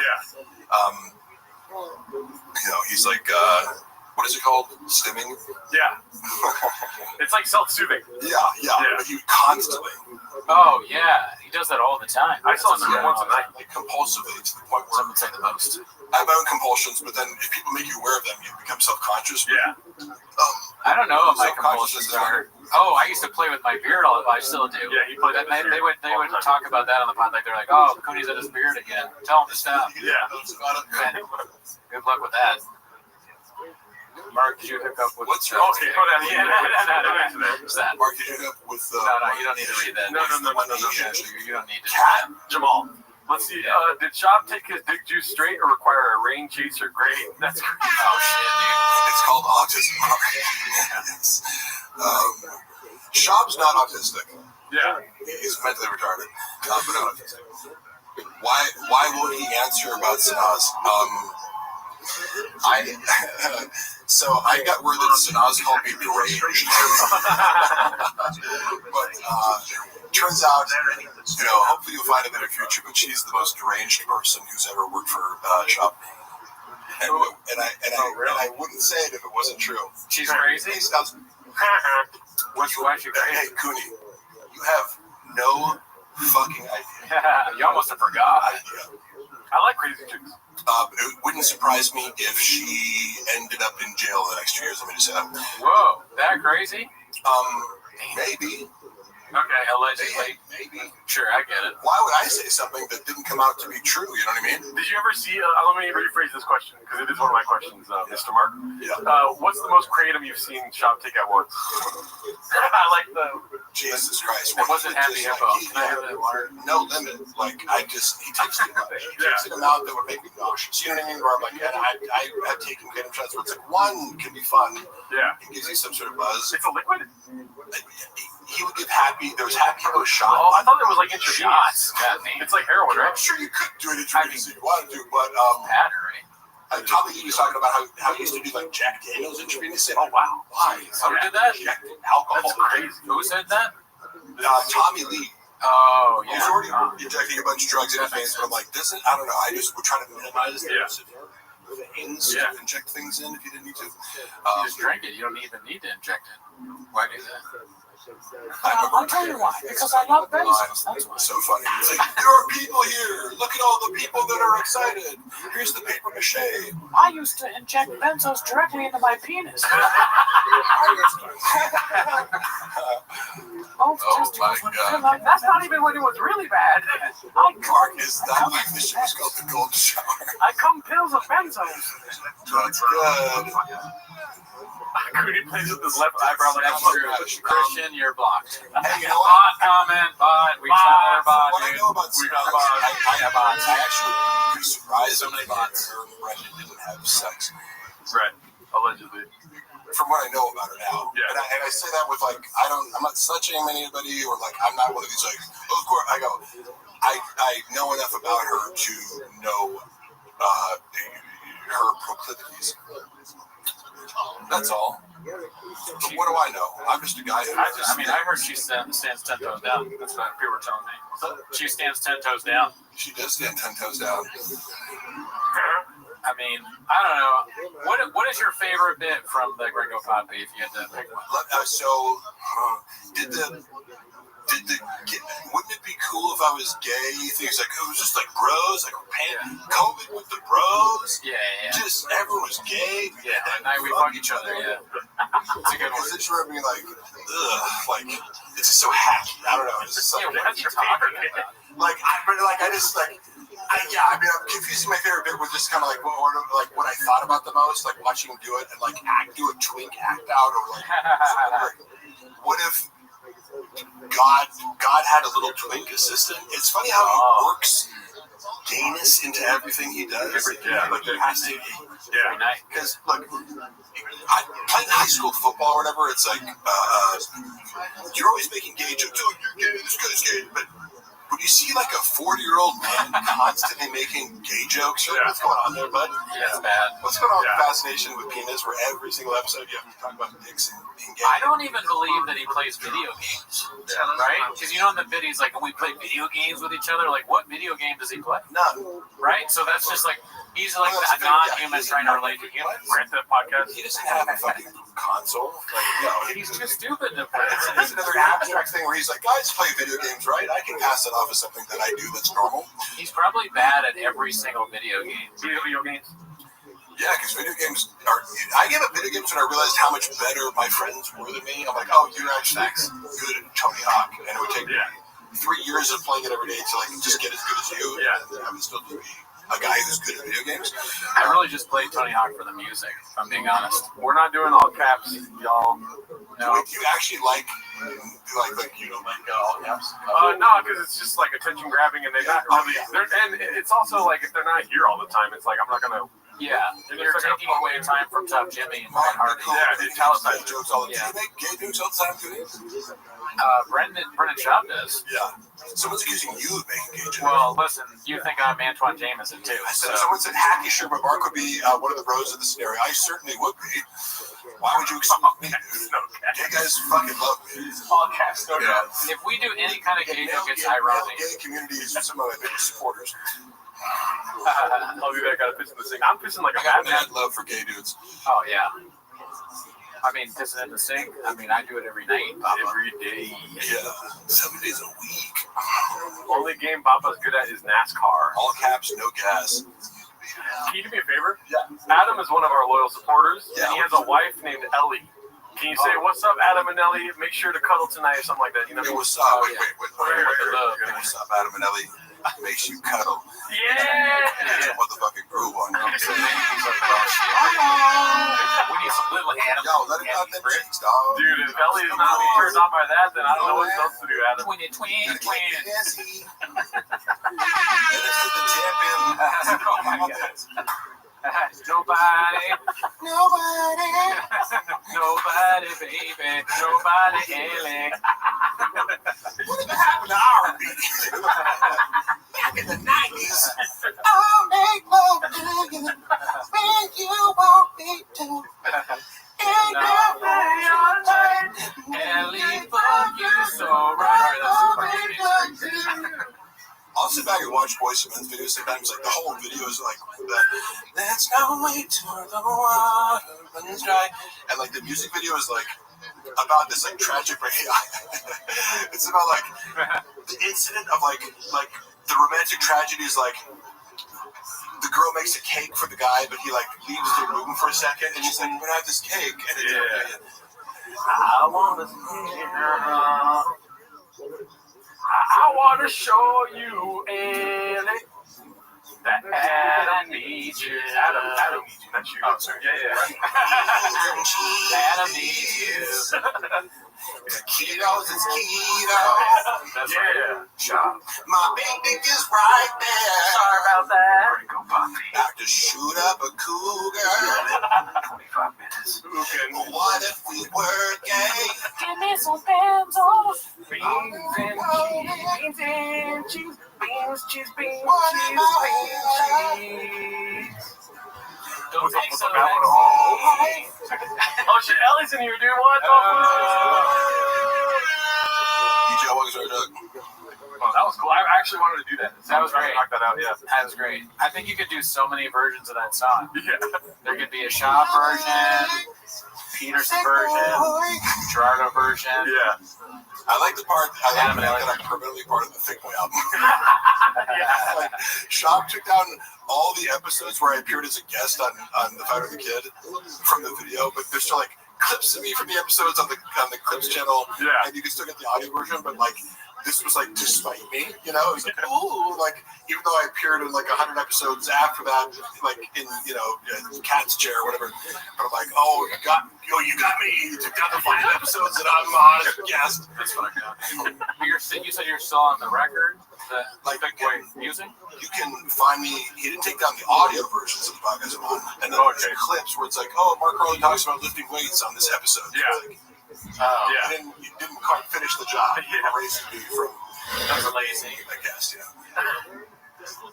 I like this. Bench press is to me at hour 22. So, Two S words, frijoles y queso. That's pretty great. Frank Shop hasn't gotten called out more for saying he played in the NFL. I feel like he does get called out a lot, but it's insane. That is an insane lie. Yeah. We just become more brothers.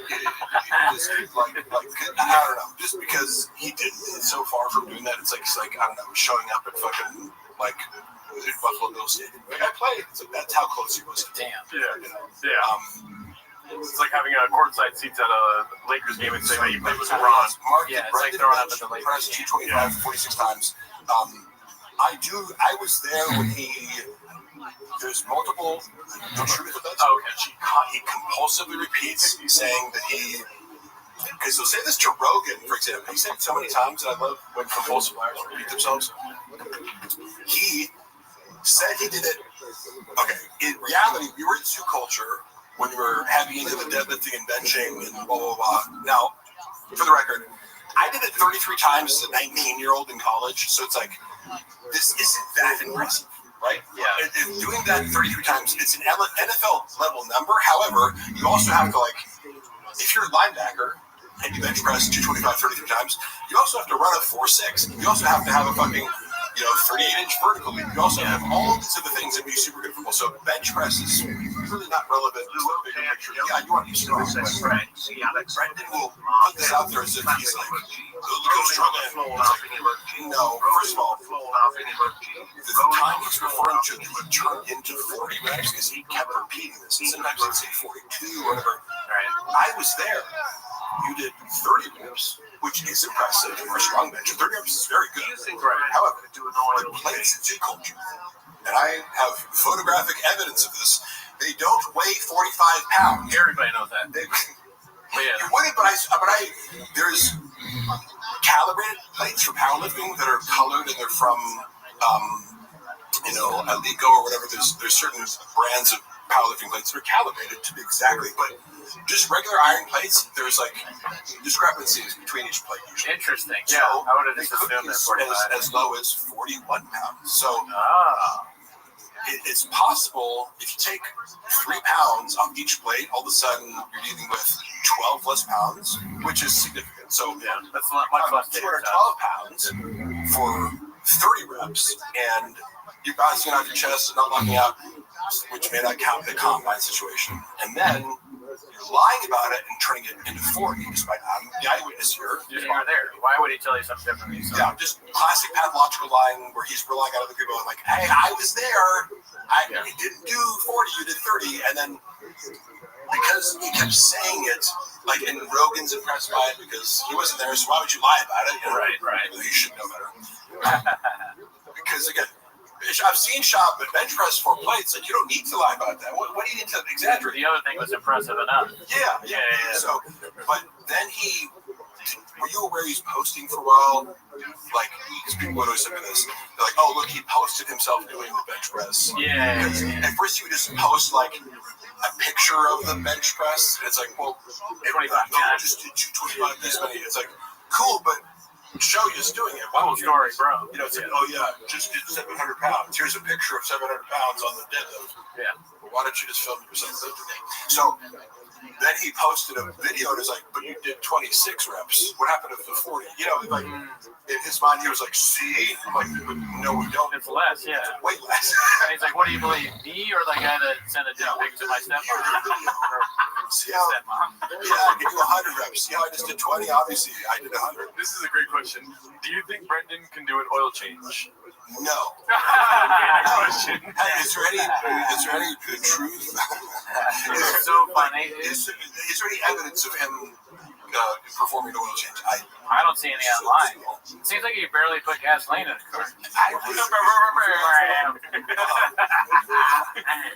That's a Diet Coke talking. 6'5" bench pressing 225 done count. Yeah, okay, so what the done count thing was really funny because we were looking, and I think I maybe present this video when I was doing current events, but I showed a video, and maybe it was Ryan's opener. Nick is this really buff guy. Oh yeah, that guy. Yeah. He seems like a cool guy. Like I think I only DM'd them because we were referencing this. I was like, dude, Shop's so ridiculous for like trying to mock you. Yeah, because he's got short arms. 20-pound dump press, you know, which is in most commercial gyms 120 pounds. That's a lot, right? And he shoulder presses them with a full range of motion, like 9 times or something, which is a shit ton. Yeah, he's a big dude. But he had so if you do a wrist wrap, it's just for wrist support. It's so your ribs doesn't like collapse. I need that. It doesn't help you with strength, right? Yeah. If you put an elbow wrap on, that creates an elastic advantage where it's like there's a rebound. Oh yeah. Going here, so you can add weight. Definitely. This thing is just for support. Shop looks at it and goes, he's wearing wrist straps. It doesn't count. It's like, what? It doesn't help you lift more weight. It helps your wrist up. Yeah, he probably doesn't. He either is lying or he doesn't know it. But it was, he's just, his logic for everything is, what's the thing I can use to dismiss the person who's doing better? Yeah. Because you could, so we have to say, it doesn't even count. What do wrist straps do exactly? Do they help you lift more weights? Oh, I don't know. He hates anybody that does anything. You know, when the question it's true, no, truly. Can you either saying can Shop do a oil change, and then someone else, I think it was Mark Mayer said, can Shop change a tire? The real question is, can Shop change a light bulb? How many shops does it take to screw a light bulb? Mom, Shop is deaf watching once you message. The funny thing is, Shop is just scared to watch this. He's a man who's scared of, he's scared of comments. He literally is. Yeah, I mean, so he really doesn't read comments? He's scared to. Yeah. Like, I read them because I go, give me something to argue with. This is fun for me. I read them compulsively looking for conflict. I just learned a long time ago that you can never, ever read, even if the live stream, I haven't read a single one of these things coming out. Baseball dead letter. What did you guys think about what happened to Papa's dog, Donnie? Any guesses? What do you think, Anthony? Oh, Donald Trump's dog. Oh, Donald Trump. Is that dog off the pod now? I don't know. Probably his own solo pod. You know what is rebooting as I'm looking over all this big dog. Big dog pod events. I had this video on my phone of when I lost my cat in late 2021, early 2022. My cat went missing for 8 days, and me and Luana were really torn up about it. And I thought the cat was dead. You have to accept if a cat goes missing, you have to accept. I remember that, yeah. And I sent to him privately, him and Chappelle video, of us. We just found the cat. And you're sleepless, you haven't slept. If you're looking for a cat, you have to stay up at night and take shifts. And it fucks with you mentally so much. And I'm super into my animals, so it's this is all you can think about. Sure, yeah, you're better. I sent it to him going like just him and Chabelle, like we found our cat Snyder, and it's a video of him coming and eating rabbit as he's eaten for 8 days. It was like raining and super cold. It was like the coldest day in fucking January like ever. It was the day he got lost. So we were super worried about him. And you hear like Luana's like talking to her mom like in German in the background, and we're both kind of like crying, like and I'm fake, like I'm like, but I was emotional. Sure. He plays it on fucking Fire and the Kid and starts making fun of us. Oh shit. He was like, I got Luana in the background. I'm like, you're doing a Hitler joke about Luana crying because she's speaking in German to her mom, and then like making fun of God. Hey, cool, so bro. Like, but it's now I don't take offense to it. It just tells me like you have no empathy. No, probably not. And you don't understand people's relationships with pets. I know that too because we lost a cat, Rogan and Shorty Pie, our cat. We can't find. Really? Yeah. No, it's pretty brutal. It's haven't seen him in a while. Cats, you either keep them indoors. I know. Take my cats outside and monitor them and take them inside. The cats want to be outside all the time. How many cats do you have? 4. Oh shit! And I walk them every day. But really? With like a leash? I don't walk. I just walk. They like to play in the courtyard of our apartment complex, and they just like to smell shit and be outside as much. But if a cat had its way, it would be outside most of the day. I like cats, but I have a dog.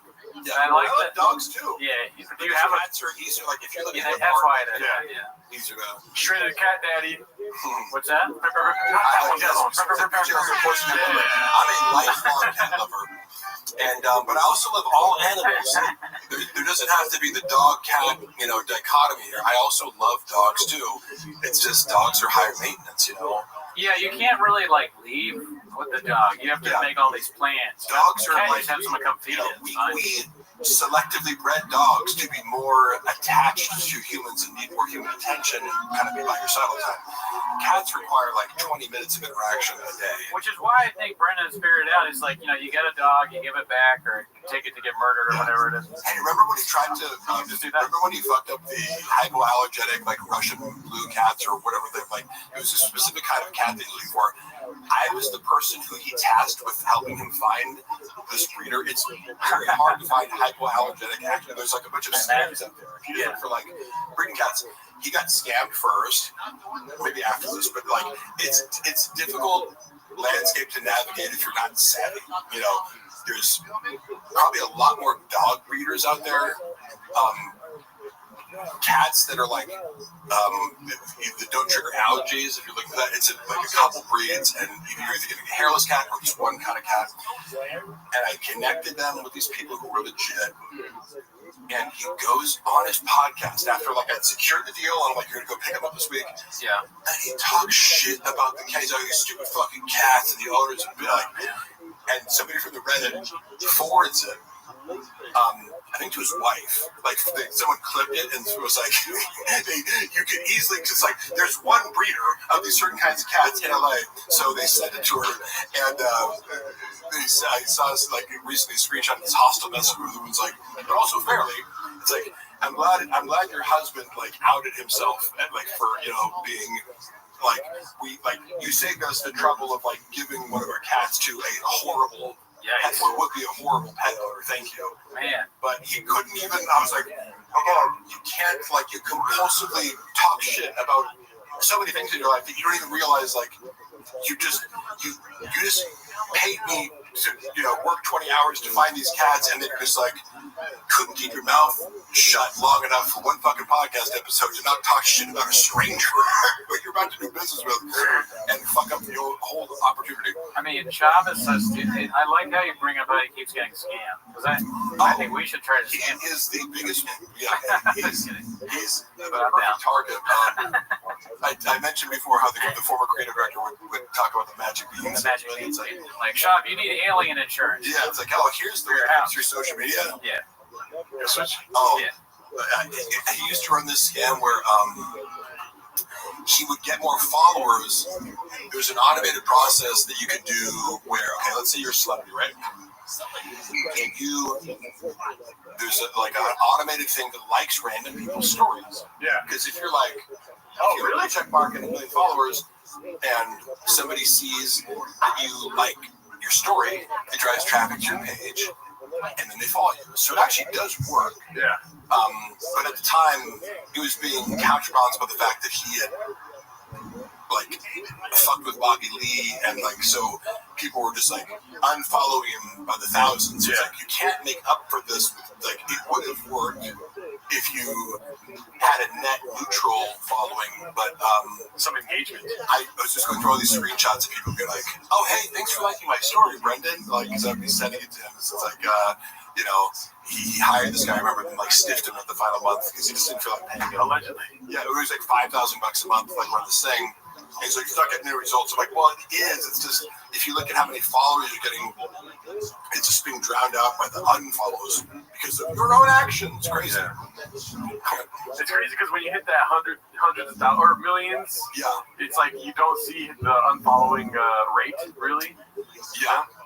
But just somehow someone who didn't play on their college team is playing in the NFL. LOL, yeah, exactly.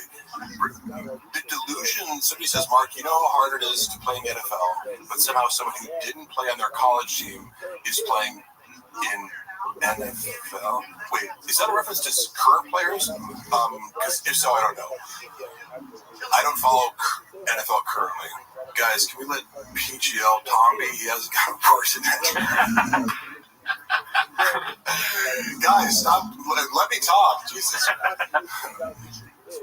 This has been so much fun, dude. This has been amazing. I like how. Okay, so how many times is Gringo Poppy gonna play? I mean, we did the math. I think it's 57 or 58. I don't know even what number we're on now. I will tell you, you made the first 3 hours bearable. I was thinking about the production value versus this first one. Yeah. Like it's like the first one looks amazing. It's the theater and the lights and everything's so perfect. And it was like this looks like it was shot in someone's like basement. Super 8 camera. Yeah. My favorite joke is actually on the first one of Shops. Which one? When he's like hunting with Joe Rogan. Shut up, Goody. When he's hunting with Joe Rogan and he goes, where are the turkeys at? Over there? Okay, cool. And then he kicks all the turkeys. Fucking hilarious, dude. Why does he kick I don't remember this joke. Because he's like, it's so easy to kill them. You know, you don't need a gun. You can just kick the turkeys. He's like, where are they at? Over there? Okay. Oh, yeah, for sure. Yeah. And he starts kicking them. I don't know, man. I like all these jokes about like callousness towards animals. Yeah, that's a good point, Mark. I mean, turkeys are great. You ever see those wild turkeys? They're so funny and they're kind of friendly. Yeah. Some of them let you pet them. And I don't know. I get hunting more turkeys. I kill one elk and eat the meat for the rest of the year. I totally get that, but I don't know. Trophy hunting is a little weird to me, but I get like the argument for it is it drives animal conservation. Sure. Sometimes you gotta kill a deer. I just wouldn't ever sign up and be like, yeah, let me go kill a lion. You wouldn't want to do that. So I can put his head in my fucking living room. It's weird. Yeah, that'd be cannibalism. It's a dead animal. It's in a closed environment, and I had a high-powered rifle. You know? Talk about a lion killing a lion, bee? Mark, let me ask you a question about that.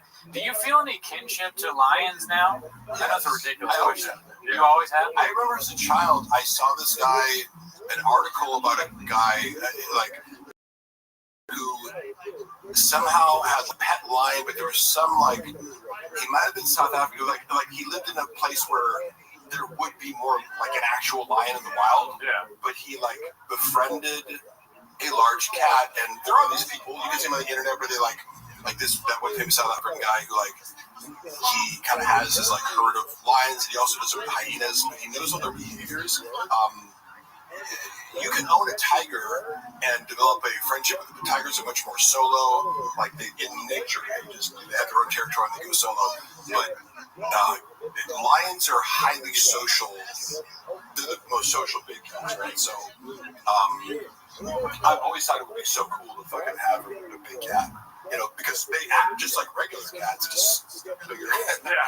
You know, and they could, instead of like, oh, it's like scratch my arm, it's like you'd be dead. But you know. This question I wanted to ask you next right here. I think you got lost in the sauce here. Oh, what? We're already on another take of the Gringo Poppy? God damn, dude, not enough, man. Did he delete it? It was a great question. Oh, here we go. This is it right here. Do you think Brendan has ever read an entire book without pictures? No. Such a quick no. He only reads picture books. He hasn't read like Hemingway or Jane Austen. Jane Austen. Do you guys remember, like, Little Women? Never. How did I say this? Chris Quantity was also because with that. But I have a little Tim Kennedy story. Indirectly involved Tim Kennedy. But he was on the Food Truck Diaries when I was working there, and he came in again. Tim was very gracious to me. I also get that he seems to have told some ridiculous sociopathic lies that I'm like, what the fuck? Like, again, isn't it enough to be a Green Beret who, like, was a great MMA fighter? Yeah. You have to, like, invent, that you did more crimes in order to see. Like, and no one's checking that for you and being like, hey, bad idea, buddy. Who's surrounding you, What was your upbringing like? There's this deficit of attention. Did you have a bad childhood with the Vita Vice? He got Tim Kenny's like, I was in Glendale the other day and I was just shooting all these Armenians. Because even looking at that, like, not even looking at one. It was funny watching Callan try to explain. Because Shop always has these, like, broad stroke, like, no, I got it. So, okay, look, Kenny's good guy. And Callan's like, no, precisely what the argument is whether or not he had the Bronze Star would be good. Yeah. Specific. Shit that I don't know about. The Callan researched into it and had an understanding of, like, why it's a big deal to like even go from this star to something with a, but and he actually looked into it and said, yeah, he's a good guy. Like, dude, we're not fucking. You have to be. This is a very nuanced debate here. Yeah. Military people are talking about the technicalities of medals that they get. And it's in that world, it's very important to be highly specific and not misrepresent yourself. Well, that's the thing about that world is that he's not Superman, but you're going to find out he's Batman. You know what I mean? What the fuck does that kind of mean? I was like, huh?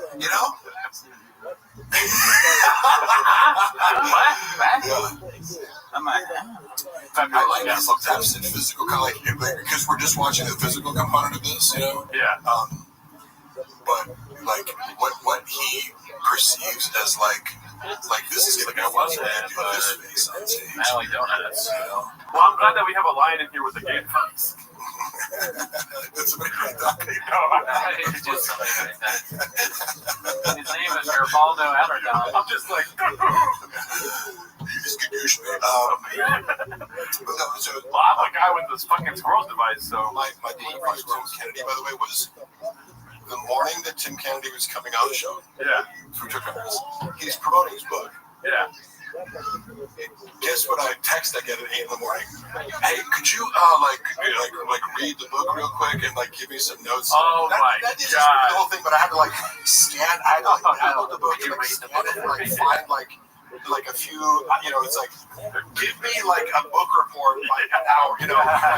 So I had to like feed Shop questions so that he could pretend as if he had read it. That's why, right? And I'm like, why not just say you didn't read it? Who gives a fuck? Nobody thinks you're a reader. Yeah. And then you go, so I didn't read the book, but tell me about it. Yeah. Yeah. And allow Tim to talk. Right? He can tell you about the why does everything have to be predicated on a lie? Make yourself, because that worked. Because like he asked the questions that I told him to set up because it was just thematic. It was like, oh, so you talk about this in the book, and it teed up Tim perfectly. Yeah. It just if he'd asked one follow up, it's like, oh, like. Did you remember the chapter about this? And he'd be like, yeah, the one with the thing. And he said, Tim asked one follow-up question. Okay, House of Cards. Your ability to assess risk. What the fuck is Chilian? Chili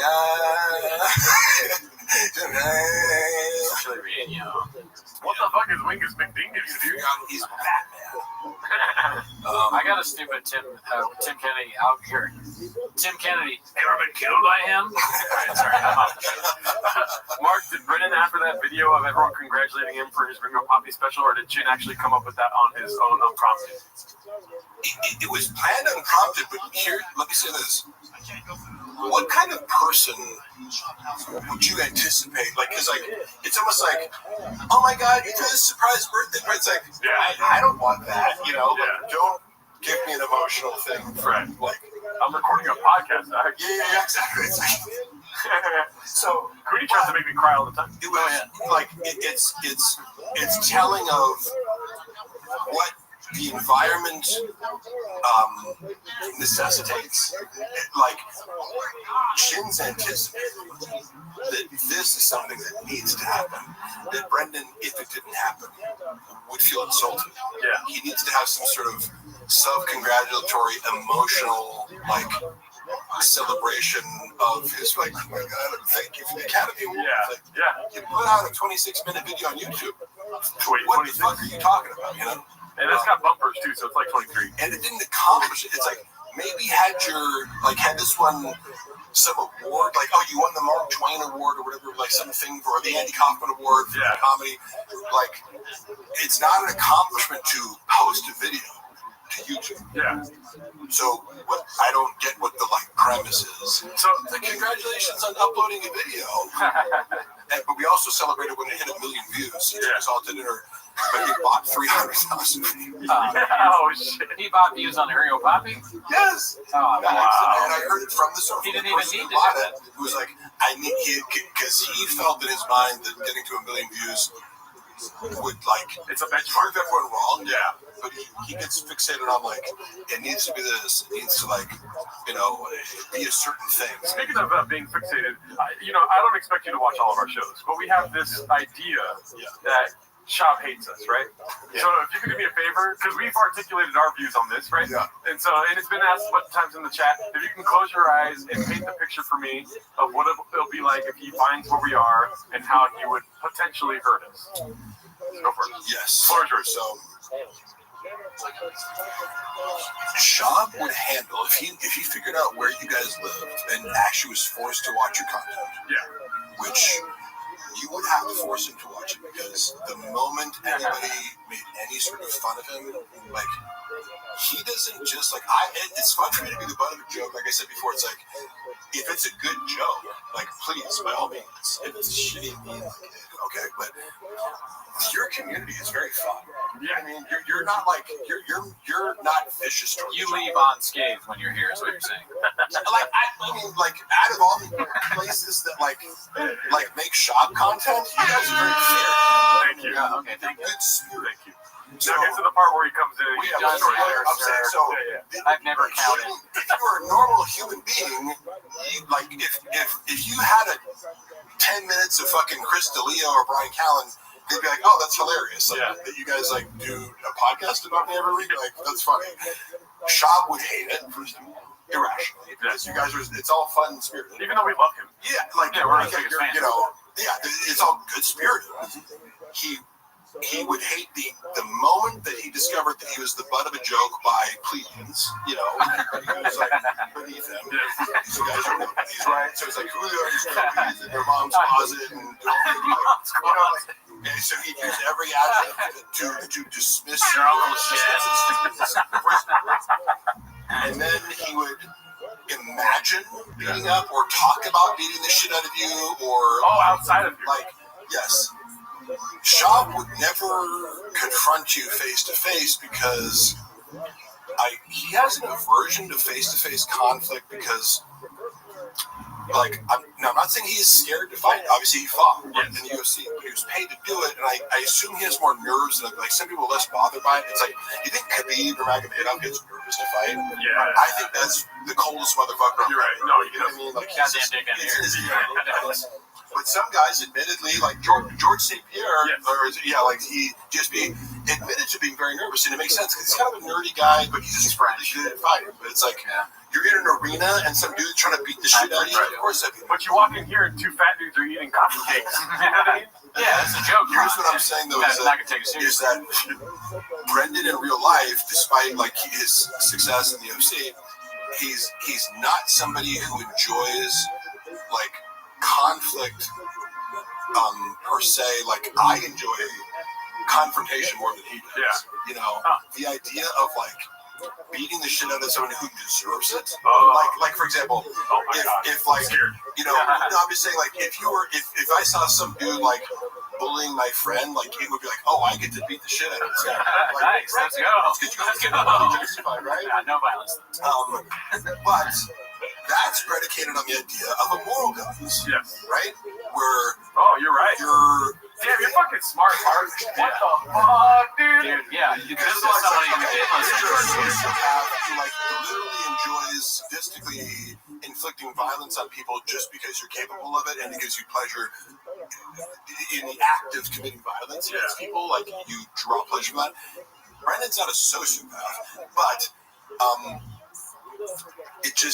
it implies like there would be a world. Now, of course, if somebody attacked his wife or kids, of course, it's automatic. Oh, yeah. I have no doubt that he would defend them. He's going to intersect the hell out of you, dude. But he wouldn't be able to comprehend or justify what the moral transgression is. Yeah. Now, there are fighting words for guys where it's like, you can roast me or whatever, but there's certain things a guy can say to me where I'm like, you're inviting me to hit you in the face. Right, like you're disrespecting me in a way that transgresses a male boundary.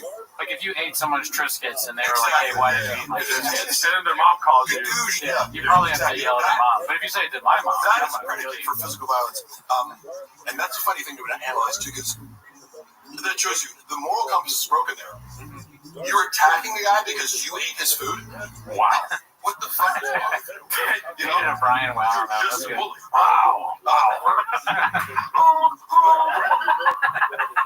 In his mind, he's the hero of that story. He doesn't realize he's like, oh no, you're Cobra Kai. You know, Assad, dude. Assad is one of our favorites. Finally, dude, he's a chef. Hey, real quick, y'all talking about Baba being scared? That's your takeaway. Look him in the room, block him in the room, and he'll fuck his way out on skate with the Diet Coke. Yeah, exactly.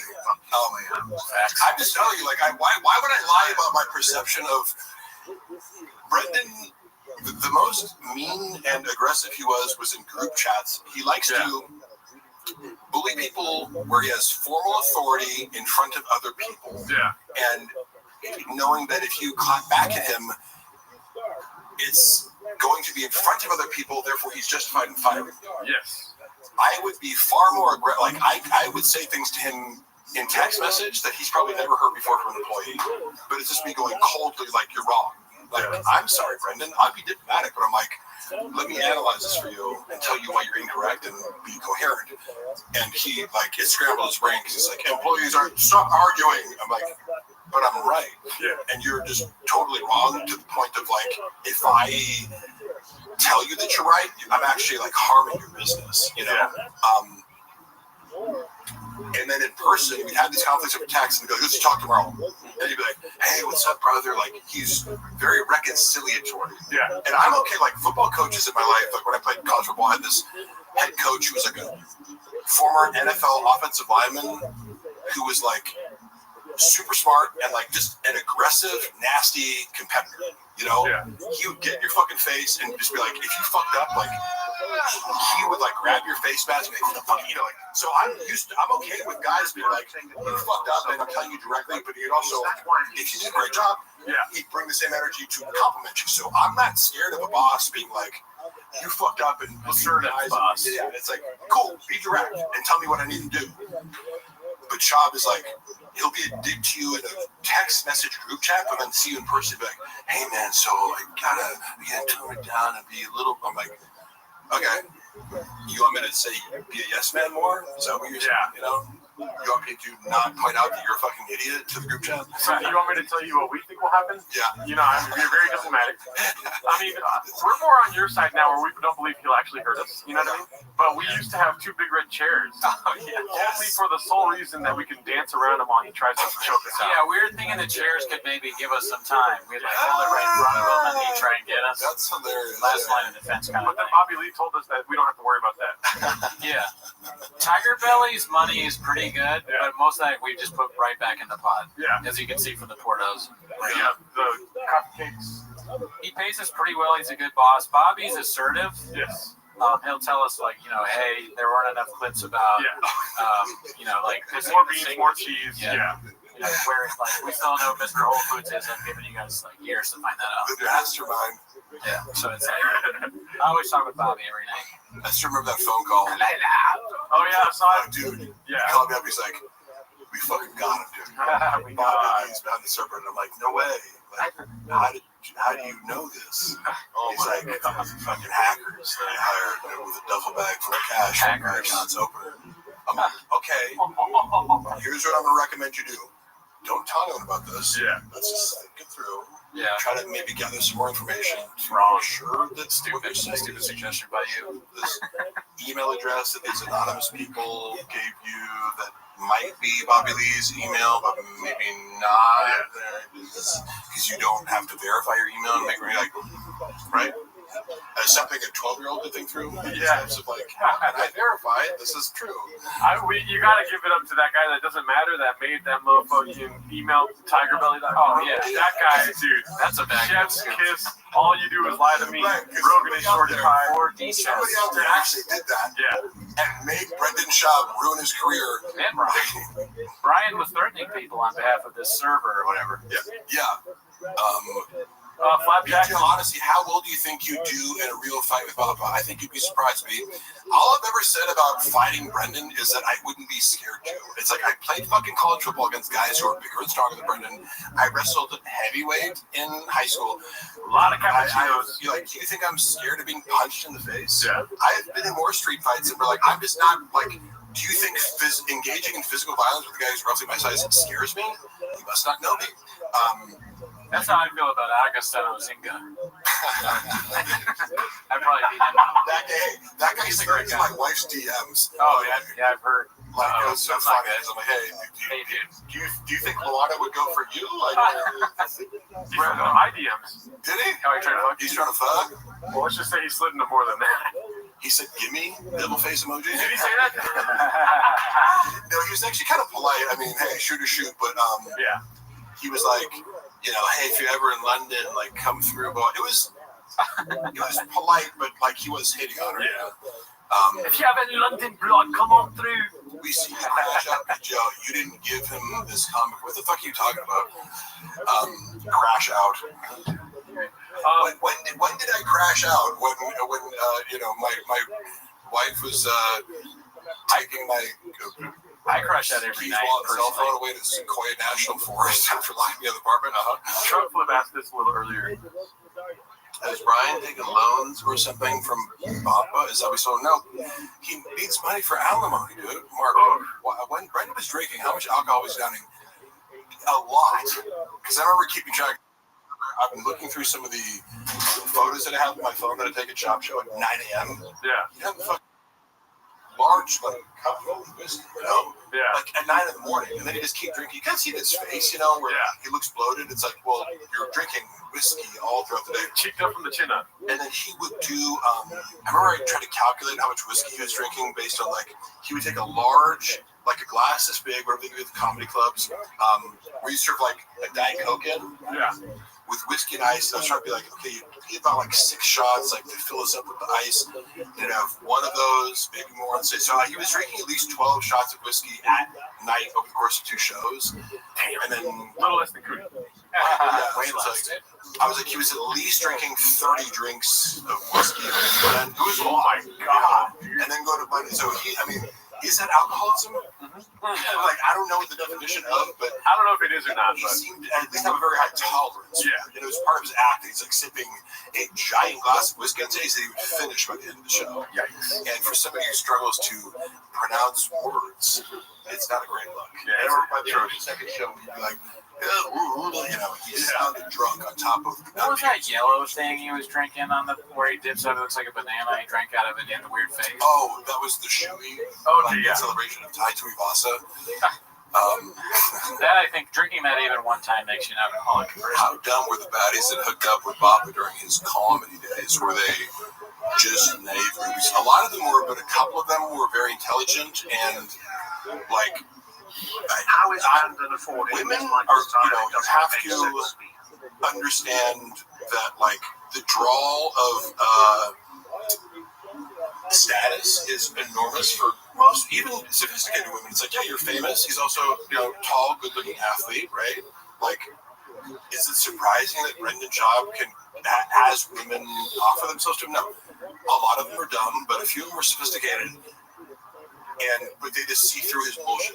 Yeah. He gaslights every woman he's with on the side to be like, he does this like future faking where he's like, I'm gonna leave my wife for you, and like, oh my god. He's like, poor old me, like I don't even see my wife anymore. It's just like a stage marriage, like yes, for the kids, and because I've seen him to my own friends, multiple of my own friends, because I'm like, this chick that I work out with, Zoo Culture, like who he like pursues, or this, I've seen him pursue so many women that like I knew before him, and so I get the real tea of like his approach is identical, you know, it is like baddies, baddie. He's the most socials. He is incapable of not repeating the same things over and over. So he uses the same story, which involves like I'm super sympathetic. My life is actually really sad at home because I don't have sex with my wife, so this is really cheating. But you are the one that I'm gonna leave my wife for and start a family with. Yeah, he does like a 60-year-old in the middle class. What? He acts like a 60-year-old in the middle class, like acting like they're gonna leave their wife. Right. They don't really have that much money, so they can't just pay for sex and like not have to coerce. Yeah, you know, like I don't know. It's like because you could get away with all this by the look, you know the deal, right? Like I'm famous, I have money, I have a kid. You're the side piece. Yeah, he can't be honest. Yeah, he needs a shared fantasy. There's also NPD. You know, classic behavior. You enter into a shared fantasy because I've received like women I didn't know that well when that would reach out to me and be like, we made plans to go to a fertility clinic to talk about having kids. I'm like, what?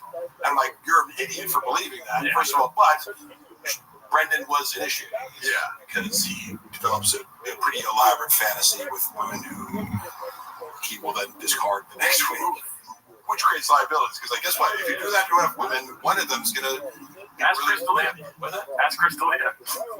Yeah. Right. It's just like you're upping the odds of like, if you treat enough women like objects, one of them might protest.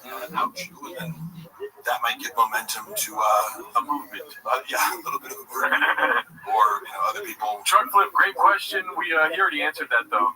Yeah, he thinks Elder Guerrero is Netflix. He's doing God's work. He's an artiste. How many addies went with all that wig ski? Oh, you already answered that too. 4K. Yeah. Which is quite good. How is Brendan affording his lifestyle? It doesn't make sense. Peter. Somebody said Peter. Okay. So I really try to not speak inaccurately, right? Like because there's already so many people speculating on like he's going broke, he's doing this, but if I don't see your bank accounts or know your exact financial situations, I can't comment on that because I know he made a lot of money doing stand-up, for sure. He made a lot of money doing podcasts, so like if you have any sort of financial intelligence, you tuck some of that away. And I think he doesn't keep it a secret that he lives outside of his means. Like he talks about that he just bought a Corvette because he got money from the UFC or whatever. Right. And that's the main thing is like a guy like me, if you give me a bunch of money, I'd be like, I'd buy a functional car and like I don't know, live in a tiny home. I don't care. I just be like the comfort would be having a bunch of money as security to kind of do what I want and not have to worry about it. It doesn't make sense to me to be like, I got a bunch of money, I can look like I'm more rich. Like, what? Who gives a fuck? But to him, the appearance of wealth is very important to him in Joanna. As, many people in LA that you meet that are just, they're fucking materialistic. They're in Austin now, though, and they do, one thing we were laughing about with the expensive thing, he's whining all the time about Austin now, and one of the first things he said was, they don't have an Erewhon out here. Oh, yes, I wanted to ask you. Yeah, well, what do you think about that? That's a crazy thing to say. Oh, yeah. Also, you guys have been to Erewhon. Oh, of course. I would never have actually shopped there had it not been for Shop. No, just because it's like, I hate, because I can as a bodybuilder, you cook your own food, and I eat steak and rice and chicken, right? I don't need fancy shit, right? So I'm already cooking for myself, so I'm like, wait, so this $10 steak that I could get from Costco, that's amazing. The equivalent of that at Erewhon would be like $80 from the fucking, I just remember going there and being like, wait, I bought a drink and a plate of food that had meat and a side dish, and it's $40. What happened? Yeah, their hot bar different. It's now the food is very good, but it's going to Erewhon is part of the whole I'm rich, I can afford it. You like to be seen at Erewhon because everything's so expensive, it prices out all the brokies. So Erewhon's like fucking Costco with a beach, dude. Just derailing. It's a funny little thing there. It was invite me there, but like I'm like I can eat McDonald's. I don't give a fuck. Shout out to CR Guitar, dude. What the fuck? Mark. CR Guitar. CR Guitar is the guy that made our theme song. Oh, He's in Canada. He's a great musician. He's a great follow on Instagram. Mark, you go to Ireland with the T-Mo's boys. You know, on my mom's side, her mother is Irish heritage. Mary Evelyn Ruane. We're all so Irish. you have Irish heritage.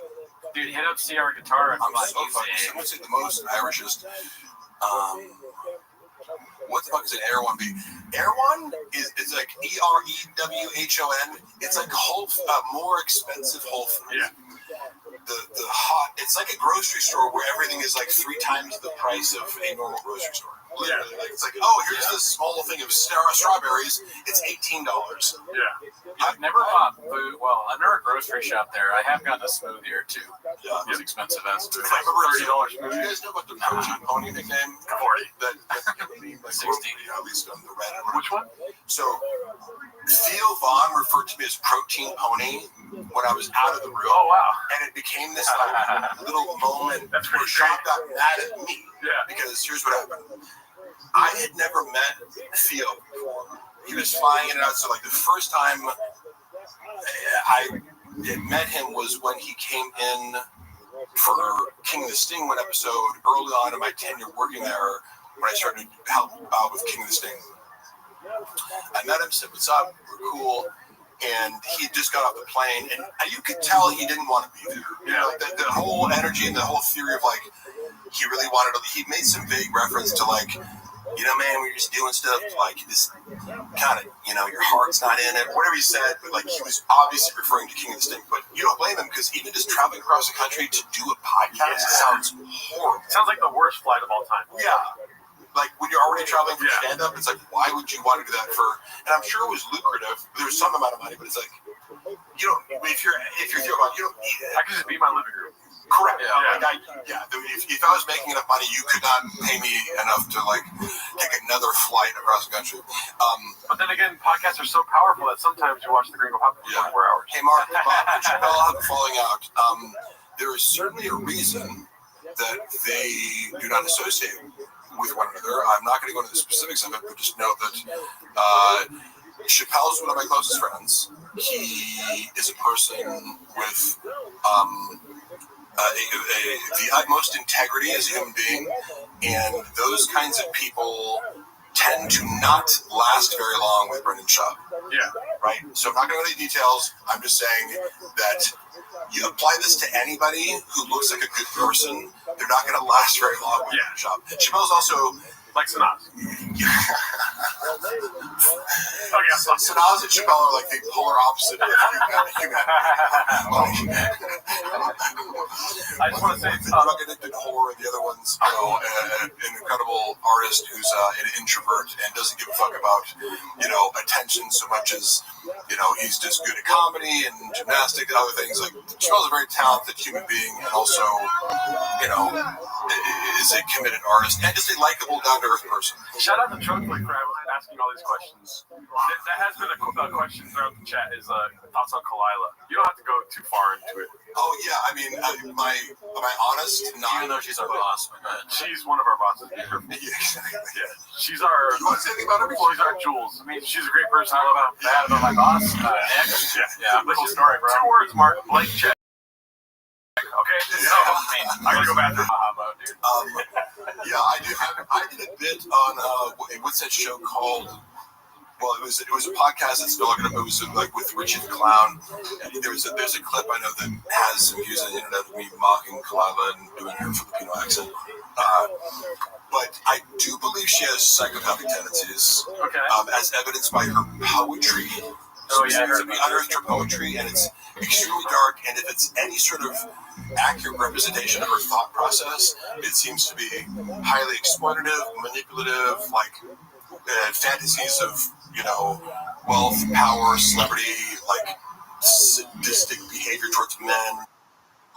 Like if you found someone in a journal and you saw this shit, you'd be like, this person writes like a psycho.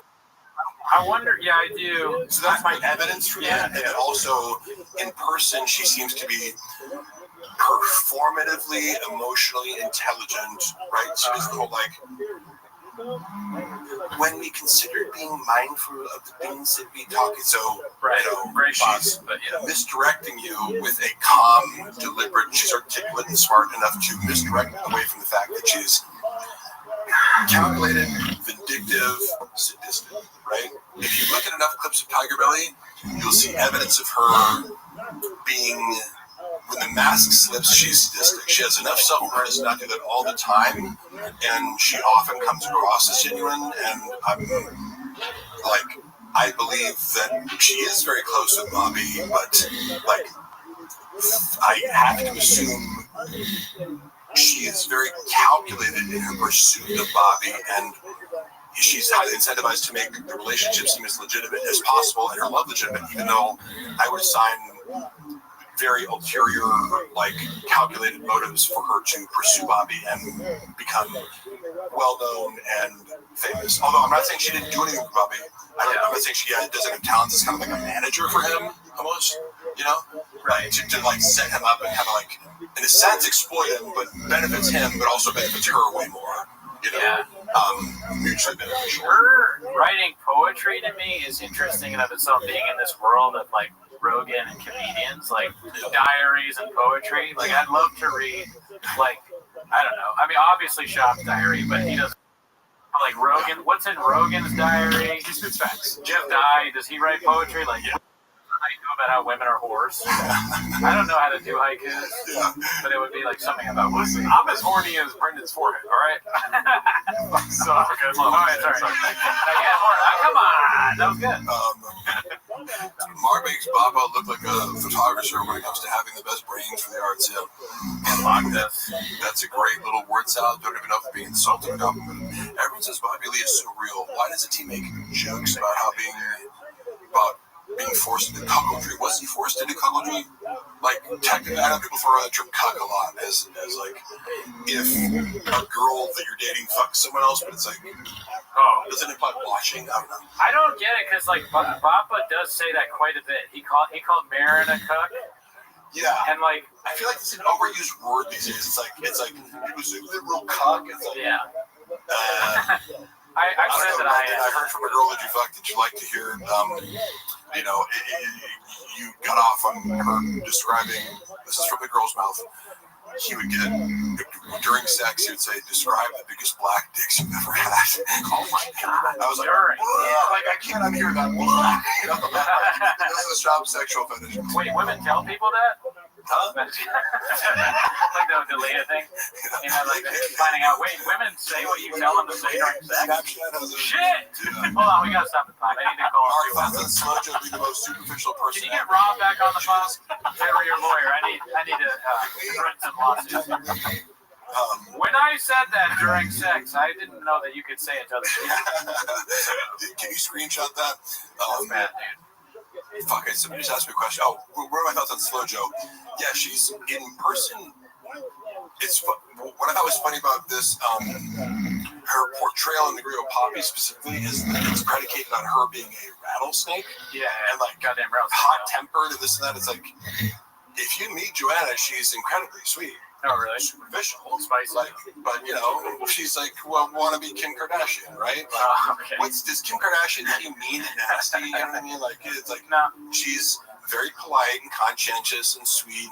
Now Shab will, privately, he'll complain about her, we get into arguments and this and that. And I'm well, yeah, anybody who doesn't buy into your, stupid worldview you have arguments with. So. Sure. I would imagine that she's, not accurately portrayed by Shab, for sure. There's no way he's, describing her accurately. No. Crop out the ugly. No, yeah, I know for a fact he's real rap. He told me how, because there's a joke in Gringo Poppy where he goes, crop out the uglies, and sit back, and then the review is, we're in a group chat, dumbass, and he's saying that to his wife. Yeah. And I go, did she really say that? And he goes, no, that was me. I was like, oh yeah, well, you told us before. Oh, it's the opposite. There's always a swapping going on, right? There's always a projection or a reversing of the victim and the offender. I'm fast. Or sorry, let's call it what it is. 40 chess. Oh yeah, he's playing 40 chess. 40 chess. Yeah. 5D chess. Thank I like you, people, Timothy. like 3D chess is enough. People have 4D. Like he's playing 8D. What is 8D chess? Yeah, 10D. Yeah, so we're on right now. What's the 8th dimension? Well, it's 40, like 40. Oh yeah, 40. CT. I mean, some people are just giving money. I know, it's very nice. Thank you, Tim. They're just giving it. I think it's because like you already spit the facts as it is. They don't really have a question. They don't question the facts that Mark Harley spits. Somebody said honest thoughts on Brian Callum. Okay. Hey Brian, you want to hear something funny that I learned recently? Oh yeah, of course. I don't think you. I mean, I don't know. I don't give a shit if he cares.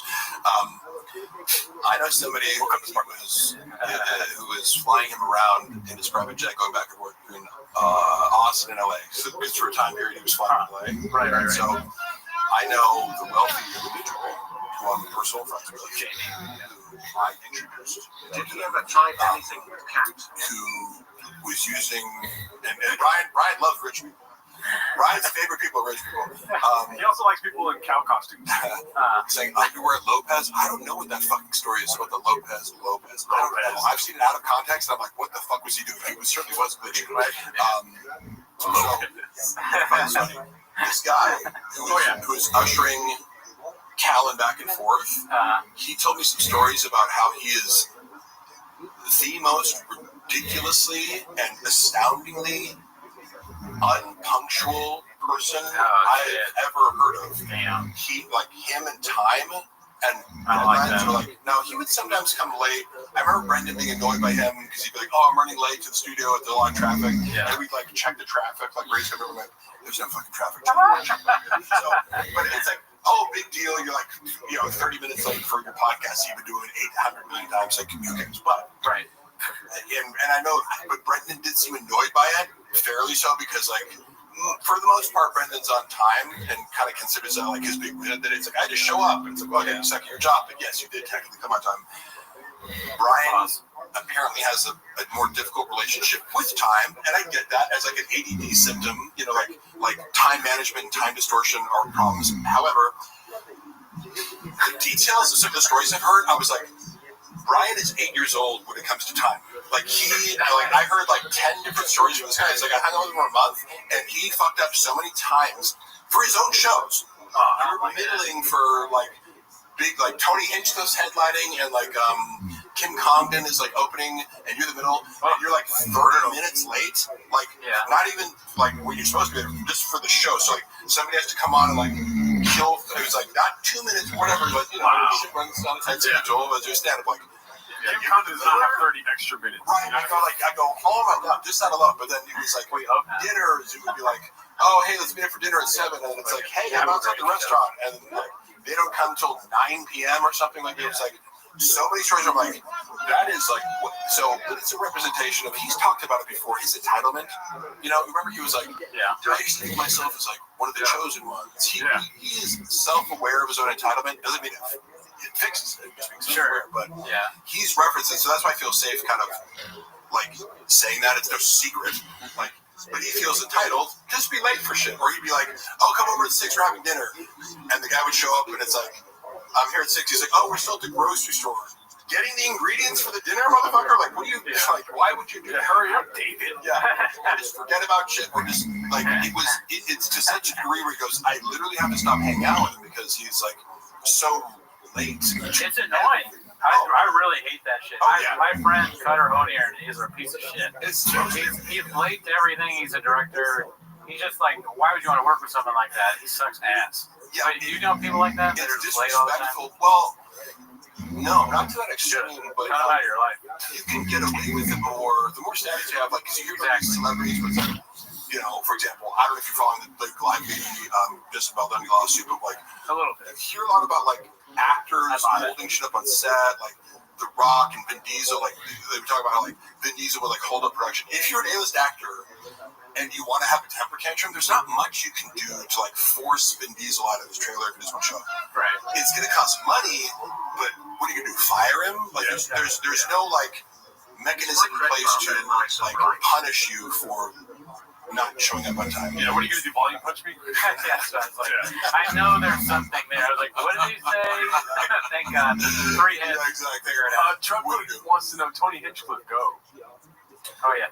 Tony Hinchcliffe. Did you guys have thoughts on Tony Hinchcliffe? Oh yeah, we do. Yeah. Go for it. He's terrible. Really? Oh. No, I'm like, I don't want. He's absolutely horrendous at stand-up. Yeah. He's another guy that was actually nice to me, kind of, and I was like, when I met him, but his stand-up is just very bad. You said something that was very, I think, do you like when he's on Kill? Do you like Kill Tony the show? Not really. Okay. Yeah. I mean, here's the thing. Kill Tony show is great, right? But he's only a part of it by name. What I said the other day was that he's an open micer that got his way. Like the fantasies of an open micer, Tony Hinchcliffe for some reason can just achieve all those. Yeah. And without really the talent. To corroborate that, because I also met him. He was really nice to me. He made a funny joke about me. He called me like half man, half centaur, or some funny joke that I was like, oh, that's funny. A funny roast, you know. But it wasn't mean. And my buddy, who is a comic in LA, seemed to have an issue. Like I brought him up once, and he was like, "That fucking guy walks around the Comedy Store like he's the fucking king of the universe." So apparently, he does rub people the wrong way if you interact. People say that. People have said that about him a lot. I mean, the only interaction I've had with him is I did kill Tony once. He was nice to me on that, and then after the roast battle, he gave me some compliments. Yeah. So like both times I was like, and he didn't need to be nice. He could have slammed me because I bombed. So both times I was like, all right, well this guy's a nice guy, but that was before. So I do still feel bad about clowning him. Yeah. But my thing is I want to be as honest as possible. Yeah. His stand-up is god awful. We watched One Shot, and you can't even find it online because it's they took it down, right? They took it down. I have seen him actually do that in person. The thing where he's like acting like a big deal. Yeah.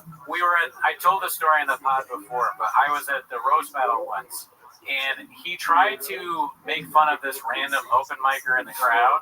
Yeah. And this open micer, I like the guy. Yeah. But again, I'm going to be honest, he is not fun.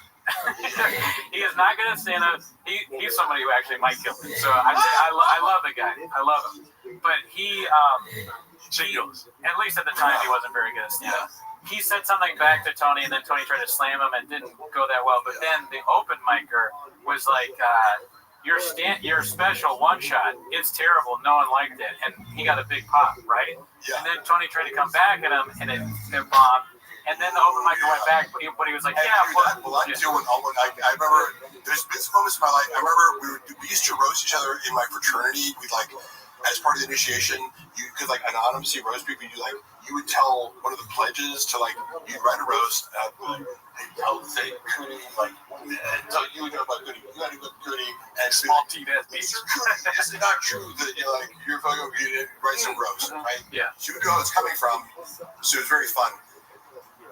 One dude, like, who we like, he was, I think, closeted gay, but because he was also like really in your face, like narcissistic and like overcompensating straight. That was what made it like, you don't want to just out a gay dude, right? But like he was a dick and a douche and like a narcissist. Right. So the final joke of the entire evening, somebody goes up to him and goes like, "Sir, whatever, you're gay and no one likes you," and it was just like, oh, like, people laugh. It was like sad. And then I remember he said, "Did you fucking say that joke?" I'm like, "No, dude. Why would I? That's so mean."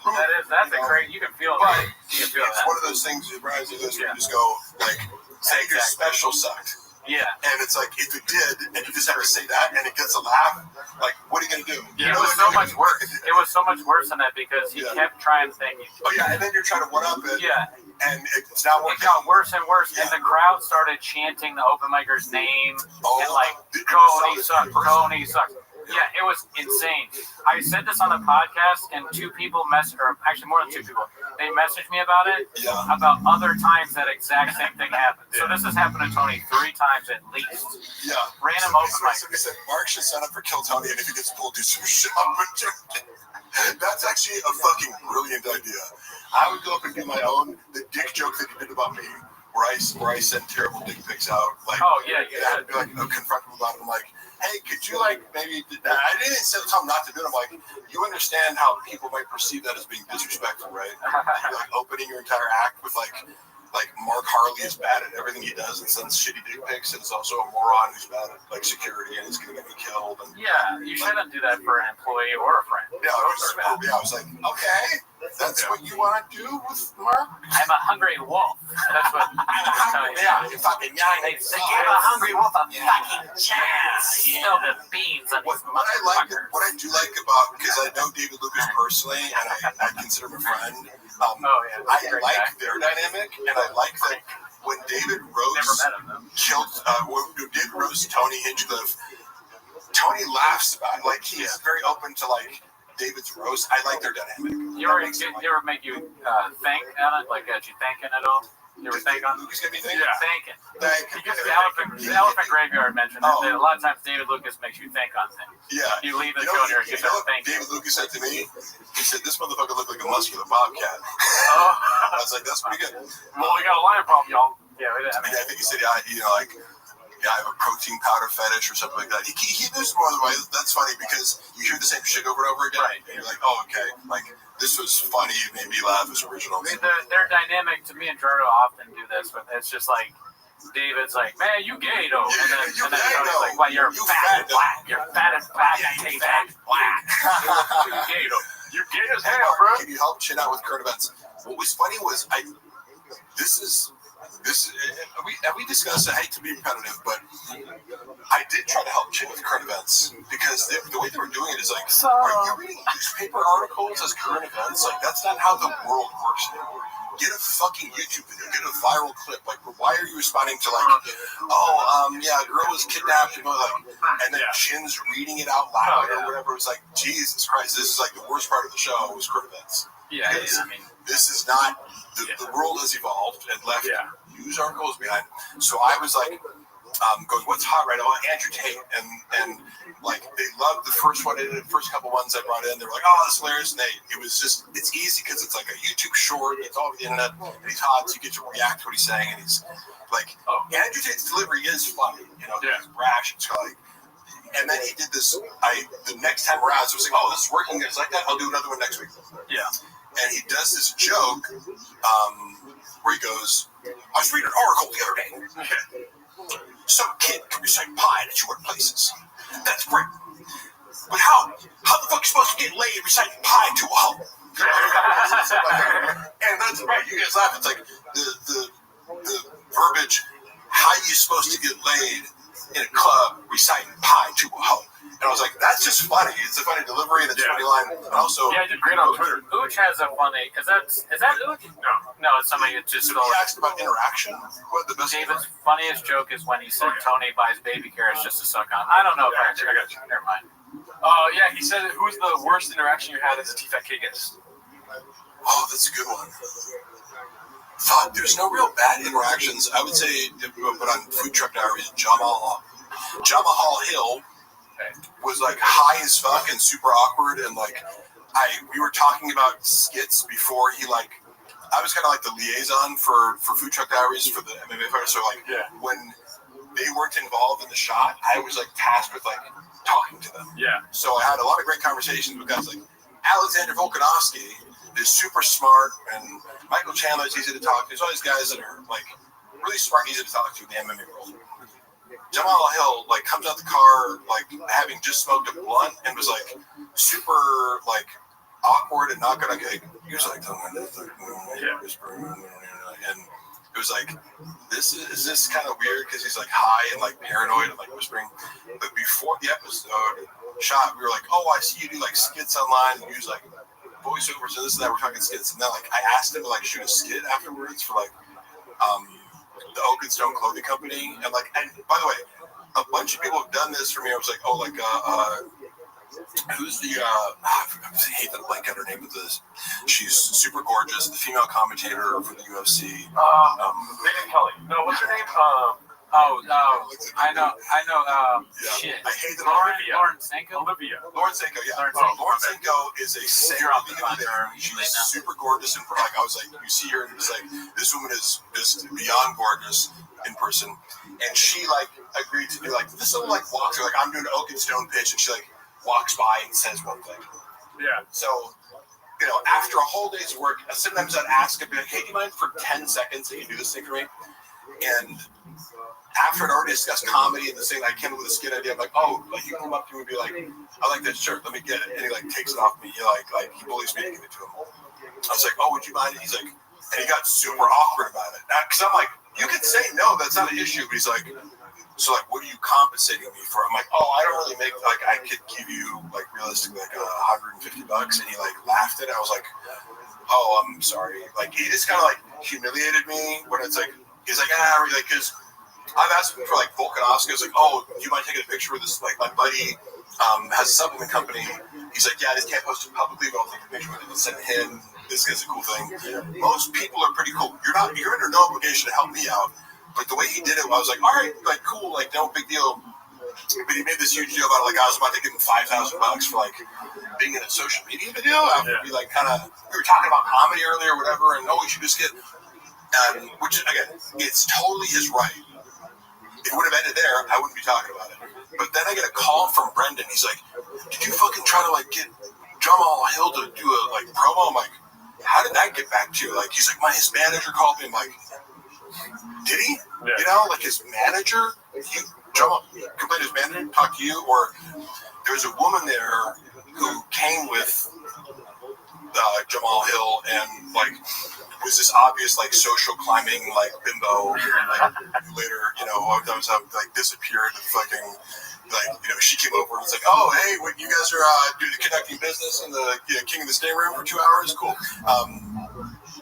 But she was there, I think. Shop had left, and she was still there. I think she must have, like, used it as a predicate to, like, reach out to Shop. She's like, oh, just so you know, like, Mark made Jamal really uncomfortable. Like, as a way to, like, kind of be like, oh, I'm just looking out for your best interest. But, like, why am I being reprimanded about asking a simple question to a guest? Like, we're in a production studio. Yeah. He just did, was he paid for this whole episode? Like, I like, it was just, because again, I'm totally open being said no, but Brendan even considered it was like, this was the worst episode of like Food Truck Diaries ever, and I don't disagree. Yeah.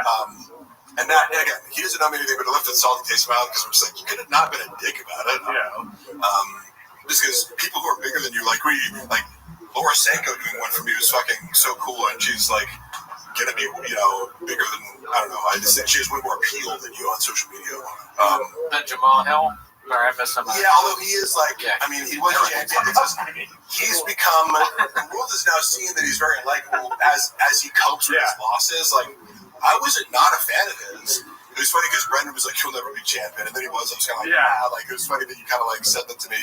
I was agnostic as far as his fighting skills, but Megan Olivia, no, it was Lauren Sanko. Okay. Lauren Sanko is gorgeous in person. Like, she looks hot on camera. It's like, in person, it's like, has Mark answered who Boppa makes cleanup is used? Whoever the fuck is there, probably George or janitors or give me insight info about the Pure Spectrum. Yes, okay, Pure Spectrum lawsuit. That's a great question. All I can say is Brendan introduced the idea of the Pure Spectrum lawsuit. It must have been 2021 because we were at Zoo Culture lifting alone, and my recollection is not exact of the time frame, but we were lifting there, and I wasn't yet working at Thick Boy, so I believe it must have been like summer 2021. Somehow this gets brought up. He's like telling me that he had to sue them. Yeah. Right? And so his version of events, again, when I first met him, so I have no reason to distrust everything he says, which I now, like, anything the job says is like, take it with a grain of salt, because if it involves him being wrong, then other people, like, and money and numbers, it's like, none of this is potentially true. There could be a kernel of truth, or he could be flipping it entirely on its head to, like, project, his bad deeds onto other people and reverse victim and offender. But he told me what is literally an upside down version of the story that is on record now, which is, he said this. I was working for this CBD company, like, I got ownership stake in it, they like came to me and like offered me this, like, and he presented it as, I'm getting, like, I own a portion of the business and it's like paying some sort of dividends each month, and everything's going great, and then slowly that starts to dwindle down to the point where I'm going like, what's going on here? And I'm condensing this, but it's like the accusation that Shab was making is I'm being fraudulently, like, kind of my stock in the company's being diluted or something like that, or I'm being like,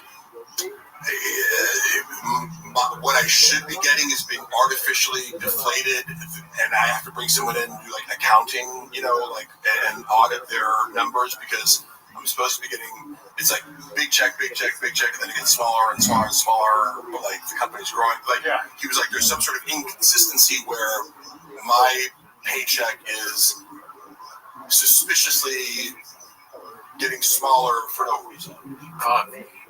Then the lawsuit says this, which feels you're like, that's weird, like that's crazy, and then you like, so you have to take legal action against this guy, like in this story, he's the innocent victim of being swindled out of like a business deal. You know what I mean? He was unfairly treated by a guy who like Magic Bean salesman. Yeah. It's like, this guy came in and just fucked me over, and I'm like, I gotta sue him. But then you read the lawsuit, and it's like, I can corroborate what he did here because I've seen him do the same thing elsewhere, which is what you're getting paid is a flat fee to do social media posts, right? In rain bottles, whatever the total was something like $3,000 over the course of the relationship. Whatever it is, we'll pay you $10K a month, but you have to do 2 Instagram feed posts and 8 stories or something. You have these like requirements, right? Yeah, we call that a Black Rifle Buffalo, right? It's like you have to do it.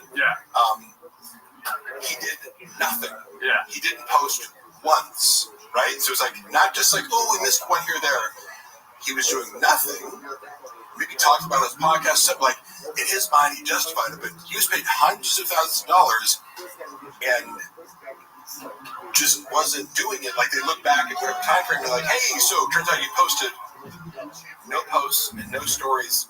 We have to stop doing that, or like we have to dissolve your ownership. So, and then the ownership of the company would be another source of revenue if it pays dividends. And then also like using a code, like use code shops. You're getting the percentages of the sales using the code. So 3 streams of income. Well, if you're not posting like the code, if you're not promoting it, if you're not hitting the post, your pay is going to get docked. If you're not getting commissions, your pay is going to get docked. And then the ownership stake, I think, was negotiated because they were like, well, instead of us suing you for the $300,000 that we gave you to do nothing, how about you just like give us back the 10% of the company? And that's where the point of contention is whether or not he had the 10% ownership of the company, which he claimed to have in some sort of legal document that does or does not exist. This is the whole lawsuit goes around that. But it's alleged that he took $100,000 after dissolving his ownership stake to pretend that he still had or claim legally that he still had the ownership stake. Took $100K cash from these KGB guys in order to oust the CEO like in a hostile takeover, because it's like it would be like, these guys own 45%, ad shots 10%, now you have majority stake and they can oust you. That's like, so I go, that's great. The opposite of what you told me. Which one's true? Gee, wonder if you're telling the truth. Sad, because at the end of the day, that whole CBD thing was about the kids. Giving CBD to kids for their type 1 diabetes. And I think he justified, because I was saying, I know he justified it in some way. Probably him crying about it on a podcast where it was like, I did the promotion. I talked about CBD and how it cured my kids' seizures, and therefore I am God now, and give me $500,000. When I see a kid, I'm just like, you want any CBD? Like, and I do my Jack 9, like Pete Holmes with Magic Mind. I'm like, you want some Magic 9? I give it to kids all the time. This guy's a real narcissist. The boys get tired. You know what? I'm autistic, bitch. Hey. No, I was going to ask him about the CBD thing too. We want to talk about CBD. You know what? If you have a problem with that, that's your problem. Why don't you go back to Dallas? I love it. If you allege me of being a narcissist, why don't you use the diagnostic criteria? Oh, you don't know what the fuck you're talking about? There's 9 of them. Can you name them? Can you go into theory? Do you ever watch Sam Vaknin lecture on narcissistic personality disorder, borderline personality disorder? Oh, y'all must have forgot. Y'all must have Where are my pencils? People accuse me of being a narcissist who know nothing about narcissism or any form of personality. Sounds like somebody's not watching on YouTube. Oh, give me 1 second here. We got a guest coming in. Oh shit! We got a motherfucker zooming in. Oh shit! Who is it, Danny? Oh, I don't think he's there yet. Okay, he's not there yet. Wait, let's not. Oh shit! Is that Brendan Walsh? Brandon, you got Brendan talking about Brendan on another Brendan. What's up? What's up, Walsh? Dicey. Wait, you're unmuted. Oh, you're unmuted, dude. Unmute. You're mute. I'm gonna text him. You're muted. How about this in 5 Mark? Yes, I am. Oh, there he goes. Yeah, dude. What's up? What's up, Walsh? How do you make it big? How can I hear him? Oh, are your headphones kind of fucked up or something? Let me see. Oh yeah. No, it's like this. Do you hear now? Like, hello. Can you hear? I'm lost in the sauce. Go ahead. I can't hear him though. I can hear him. Brendan, we can hear you. It's just Mark can't hear you.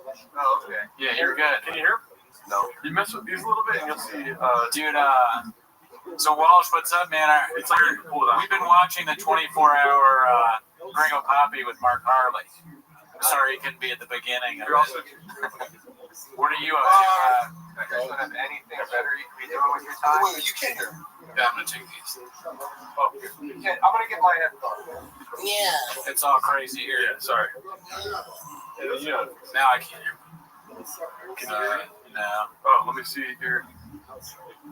Where are you at? Is that you? Yeah, that's me. I got it. Okay, We're got good. All right, technical difficulties, but I can hear now. What's up? Now Walsh can't hear. I hear you. Okay, good. Truck walk difficulty. Where are you at right now? It's Nice. Great place, never been. I'm fucking a lot of chicks. Oh, hell yeah, dude. Hell yeah, dude. DMing. Have you guys ever talked or have you ever met Mark Harley? No. What's up, bro? Hey, real quick. How many chicks you fucking? I was just curious if you did have any hookups for addies and baddies while here. Bro, I got all the hookups. I got friends in dark web places. So how's it going with the watching? I mean, could there be a better way to? I think we've watched it 15 times. Oh yeah, we watched we watched it a lot already. Yeah. We've got. I think I ever watched the whole thing. Really? Yeah, it is pretty long. Walsh, do you have a favorite bit from a Gringo Poppy that you can remember? Oh, the I one. Did you go mute again? I don't know why. I'm trying to fix this. We can't hear you. That's the other. Oh, he's muted. By the way, He's muted again. you think Bob is still on? Can you hear us? How bad of a drug addict was he? When I was working for Thick Boy, Brendan was on so many substances every day. As like a business owner, it's like he's drunk, he's on kratom, he's popping Adderall, he's fucking nicotine. It was like. So tell the story because we can't hear Brendan at the moment. Oh, we're trying to fix the audio. To tell the story of what Brendan being a drug addict. Yeah. It wouldn't surprise me if he got off of drugs. Like I don't think he's somebody who would necessarily misrepresent that because it was all pretty out in the open when he was doing whiskey. Yeah. Now we can hear Walsh. Sorry. So what was your favorite bit from Gringo Poppy? I think I like when he makes his eye go like this.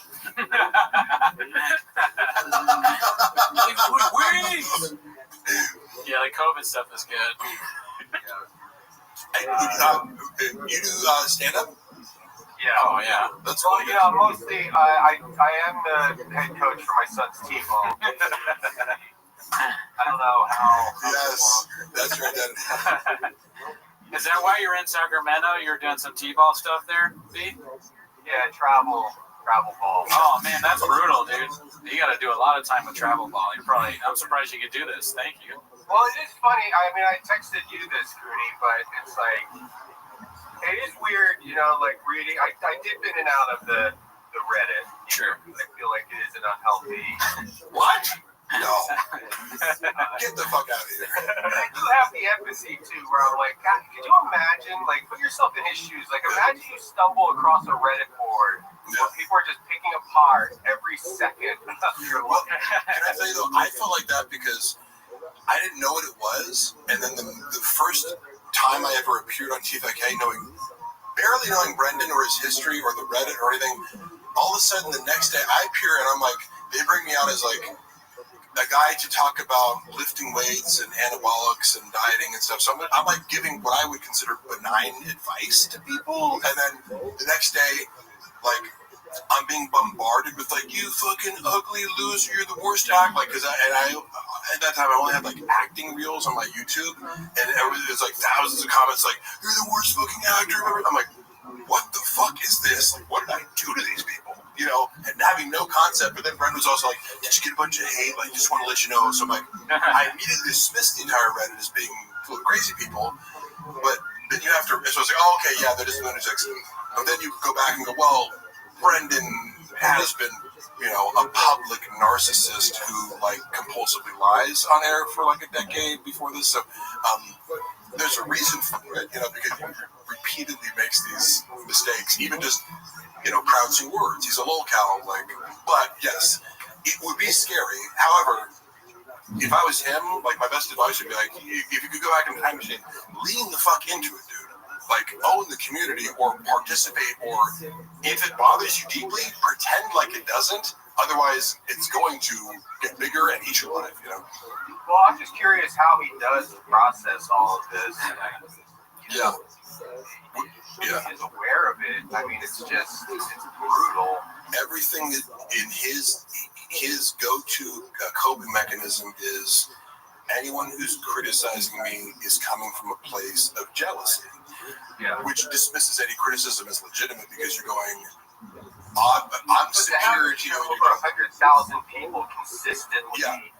And honestly, it's illogical. That's what winds up sucking me back in, because like, you know, I'll do this too, where I'm like, you know, I have better things to do with my time. I can't fucking do this shit anymore. And then, you know, I'll step away for, you know, a month or two or three, and it'll just be one of those things. Like late at night, I'm fucking, you know, everybody's in bed, goes to sleep. My girl, that's the thing too. You know, my name's Brendan. I'm a failed comedian. I'm a failed podcaster. It's fucking watch sometimes because it's like, look, you know, my wife's name is Johanna. Is it really? Taco Bell. It's not a Taco Bell Mexican. Right. I mean, you can relate. That's part of what brings us in. See, the thing, what I would say, you asked, like, how tough is it to be in Brendan's shoes? But if you're in Brendan's shoes, your feet are going to be wet, remember? So he drinks out of his shoes, so you can't do that. But, you know, that's what sucks me back in, though, because it'll be late at night or whatever. For whatever reason, I'll be online just fucking wasting time, and I'll be like, I'll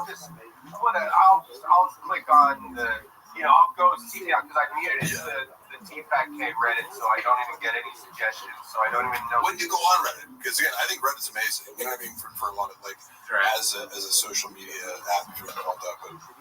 But I'll get away from it, and then I dip in for a second, and then it's like the guy. I mean, it's just non-stop hits. Like I'm like, what the fuck did you what?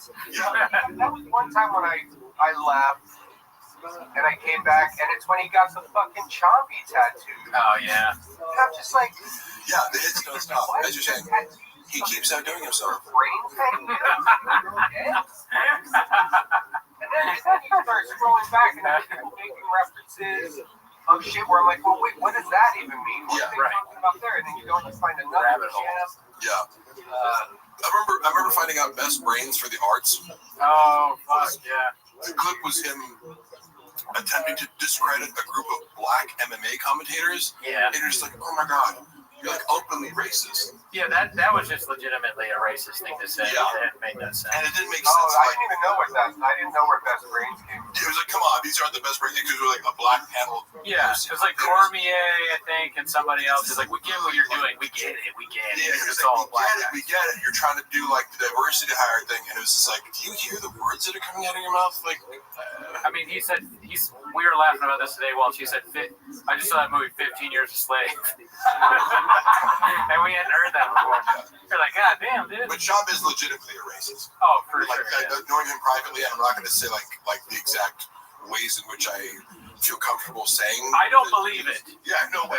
Like, The Bobby guy? I've seen various shades of racism expressed, like, depending on the circumstance. If we're completely alone and there's no one around, he's going to express racism in a certain way and more subtly in other ways, and it kind of slips out, you know, even when he's on fucking camera and he knows everyone's watching him, he still can't help but be racist. But there's some sort of, I mean, you know, simpletons are racists, right? But, like, I always feel like, you know, I'm like, were you raised this way? Like, is your dad racist? Because I get empathy towards people. I go, look, if you were raised with certain terminology or attitudes towards other races because your father or parent, you know, like, or your community acted that way and it's normalized, like, I bet people from South Africa sometimes are like, the way that they talk about black people, I'm like, you know, that sounds really racist in America. Harold Shaw he was born in South Africa, his dad. Shut the fuck up, man. Well, I got a question for you. So with the Reddit time, is it like in the house? Is it like Daddy's doing his Reddit time, or they're just already asleep? No, like, don't disturb. I don't do anything until everybody's in bed generally. Okay. Otherwise, there's fucking weird shit on TV. But it does get. I mean, I haven't been this bad in a while, but there was a period of time when I did have to step away, when it was literally the first thing I would look at. Grab my phone, check, you know, whatever. If there was a text message, I looked at that, and then the first thing I would do is go on Reddit and see like this. But it's a testament to the creativity of the group. Addiction problem. It's like going to it in the morning and there's nothing. You're like, damn it, there's something. The same hours as this guy. Hair of the dog. I would like to put a plea out to everybody running the TFATK Bobby Lee, Reddit board. Right. Bobby Lee and his cohorts.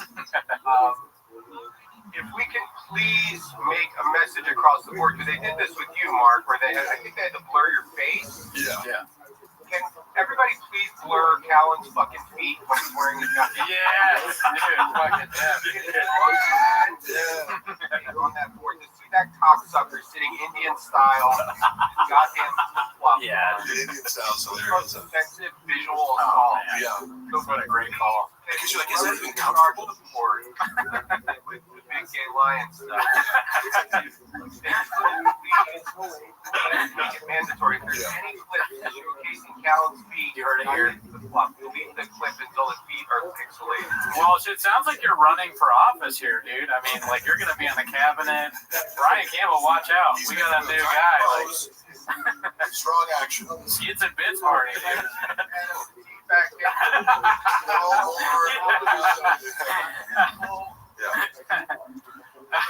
There is no black TFATK or white TFATK. There's TFATK suit.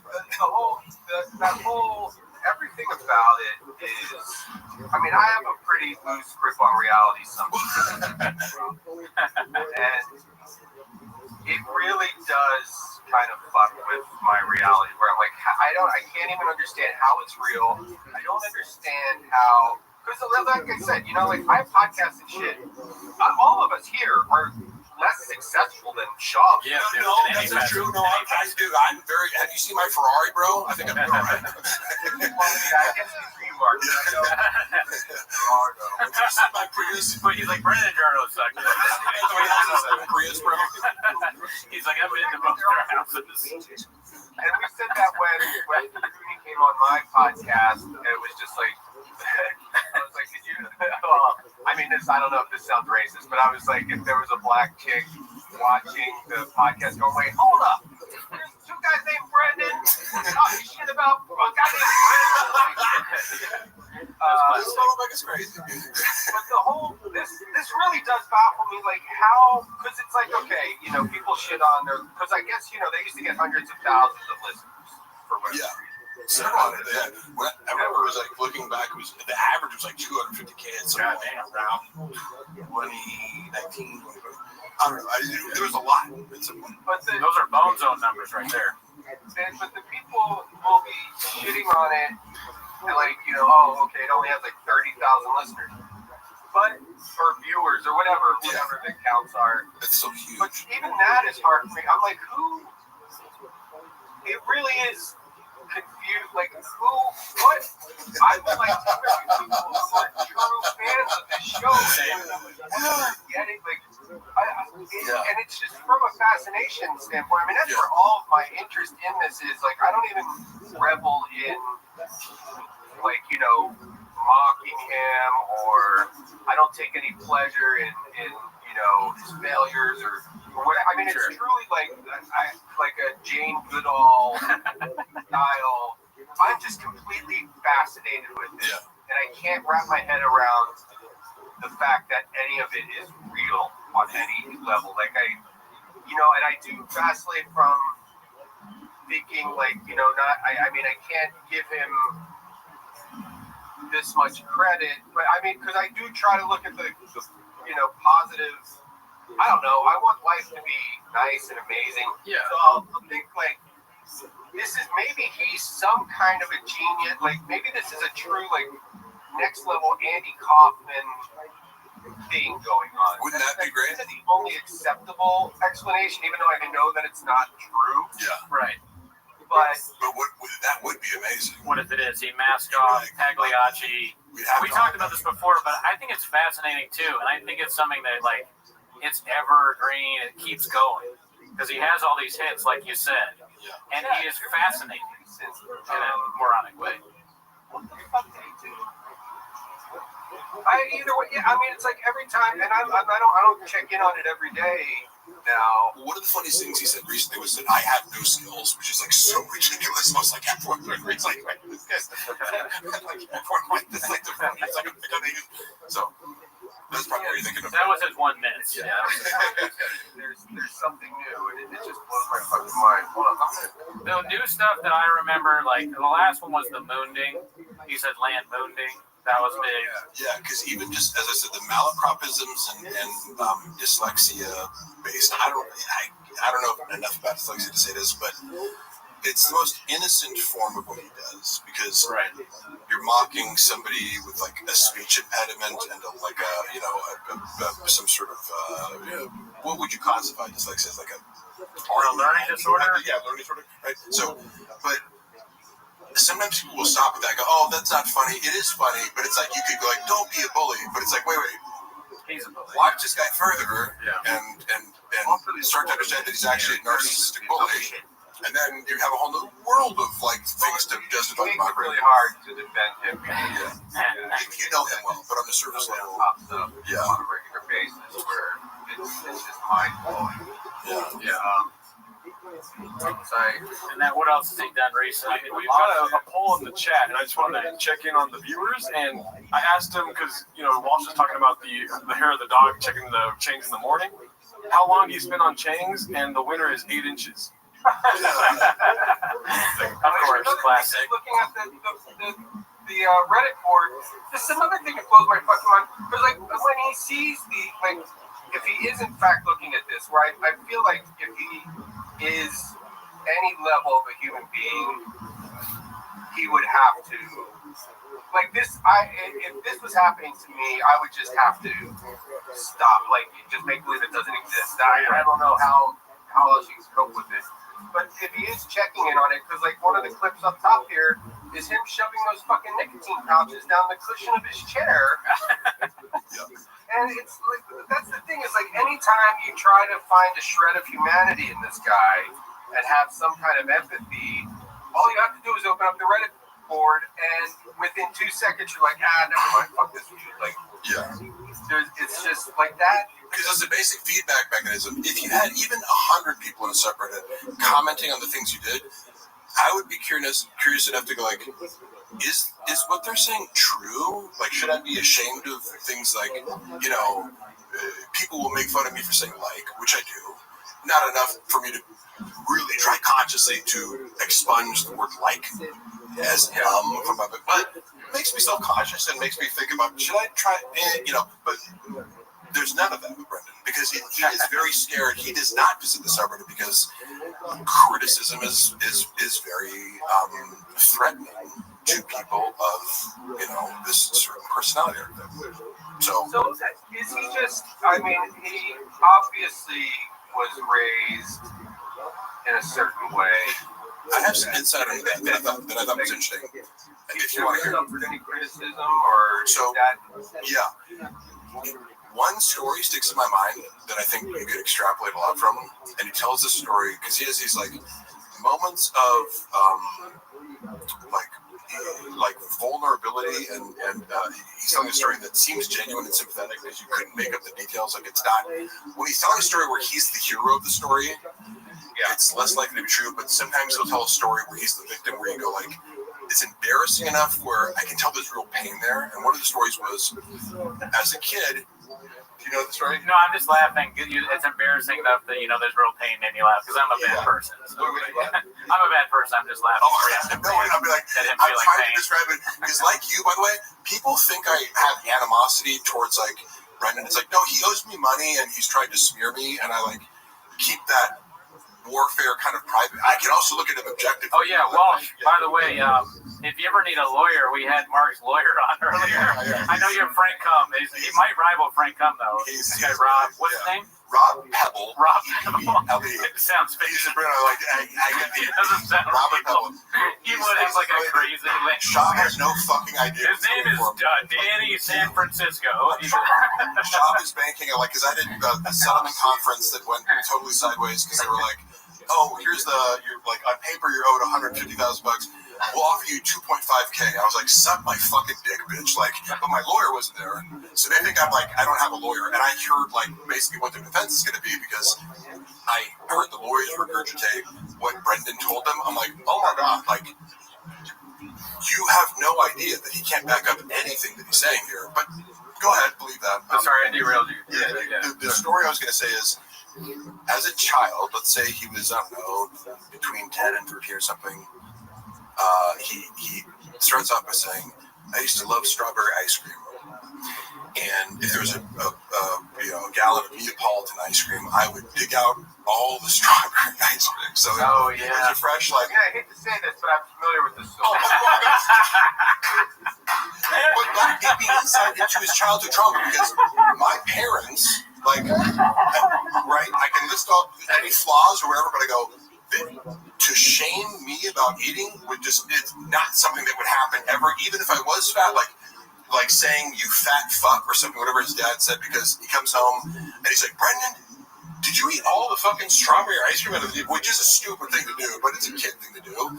But like, clearly Brendan has always been self-absorbed, and he's like, I know, I'll just eat all my dad's fucking ice cream, like eat this one part of the ice cream to myself. And my dad yells in the room and just goes, did you know fucking strawberry ice cream? He's like, yeah. He's like, fat pig or fat fuck or fat pig or something. And his response, remember what his response was? He's like, oh fuck, it was like a dagger through my heart. So that was the moment where I'm like, oh, your dad hurt you. And trauma aside though, is the fact that he has managed to go this far in life with just, never really learning anything. I assume his dad is his dad funds everything he does. Like, he doesn't, like this. His dad made actual success. Actually made like the Pentium chip or something like that. He did something where it was the diamond mines are pretty profitable. Emerald, he says the Emerald Empire. He actually built a business, rather than Africa. I'm surprised that there hasn't been like an actual. I guess there's like the those YouTube channels like the Beige Frequency and the Elvis Graveyard and shit. But this is just, he's such a fascinating guy, like to have a real true documentary made about this guy. Oh yeah. But I guess he can't really keep up with it because by the time you're done editing, they're going to be like, He did 70,000 fucking crazy things since you. That's facts. That's the facts. documentary. Yeah. So there has to be like an ongoing like reality show. Like I don't know. Like a reality show would just be like a fucking. That's Such such a good Reddit idea. is useful because Such a good it's like hive minding. It's like who's gonna watch all this shit and come up with the find the footage that matches him contradicting himself and previous things. I never watched that Beige Frequency documentary or whatever it was where it exposed all like the lies in his before I met him, because I met him and I was like, oh, this is a guy who Chappelle Lacey opens for. Like I had a clean slate as far as meeting him, so he just seemed pretty normal to me, and I didn't have any incentive. Once the subreddit attacked me for appearing in his world, I was like, oh, these are crazy people. So why would I seek out more information about this person when I feel unfairly attacked? But I think, and then later you watch the page and be like, oh my god, he just lies about everything his whole life. By the way, the chat is saying that you guys are on Baja mode. I don't know what that means. Thanks, chat. I think that you guys have a great idea with the reality show. I would watch that, but my thing has always been documentary on specifically the Gringo Poppy, because that is the most important aspect of his work. I want to work. I'm being serious here. I want to work as.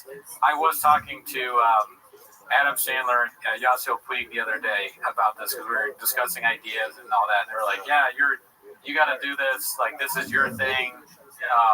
That's something. But no, I do think that the main thing that I would like to see is a documentary on the building of the set, who wrote the stuff, how did he come up with the jokes, what is people's reaction to it, and then obviously Papa comes in it and we interview him at some point, or the director does. I would like to contribute some things I could add a few key, not everything, but I go I was there for the conversations where I'm friends with the editor who's being tasked with you're sending.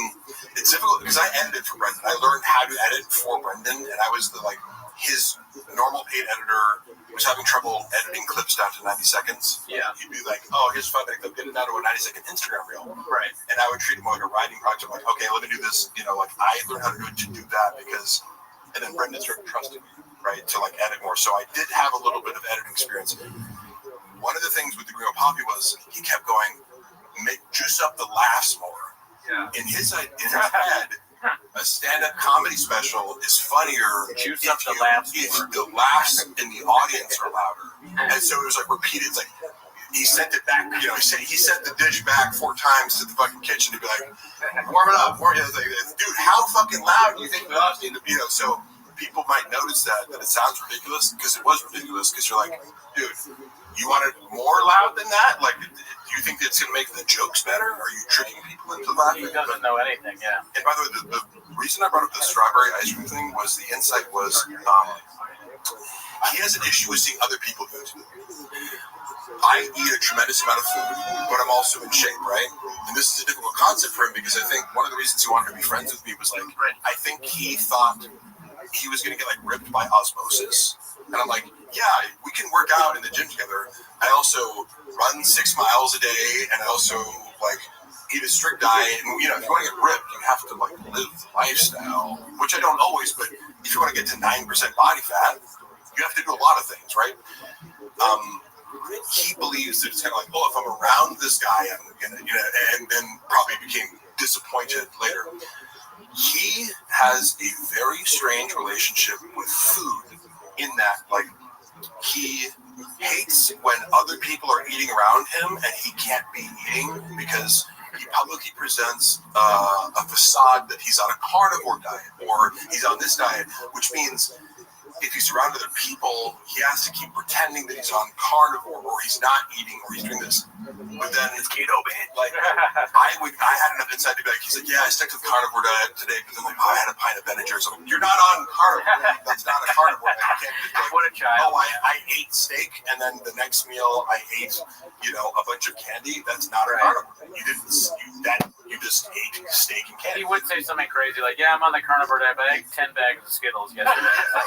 Every day with him. I don't think he stuck to a diet for more than 18 hours at a time. So I go, well, you wonder why you're not losing weight is because you just you're eating an additional 1,000 calories of fat. Right. So, but he would in the green room because in the green room he's in charge, right? The Oprah isn't on there, but that's where we get fed, right? So I'm ordering oh, can I get 2 orders of chicken tenders because I eat a lot of fucking food and if it's Saturday, yeah, I eat good all week. I'm gonna have some fucking chocolate cake or something because it's free at the Improv, or He hated it. He'd be like, Jesus Christ, Mark. Like, I'm like, do you think you can shame me for eating a lot? Like, that's not how that works. But it's like, Sees your joy. And in front of you have shame over eating. Yeah. And that's your problem. But I see you trying to shame me the same way your dad shamed you.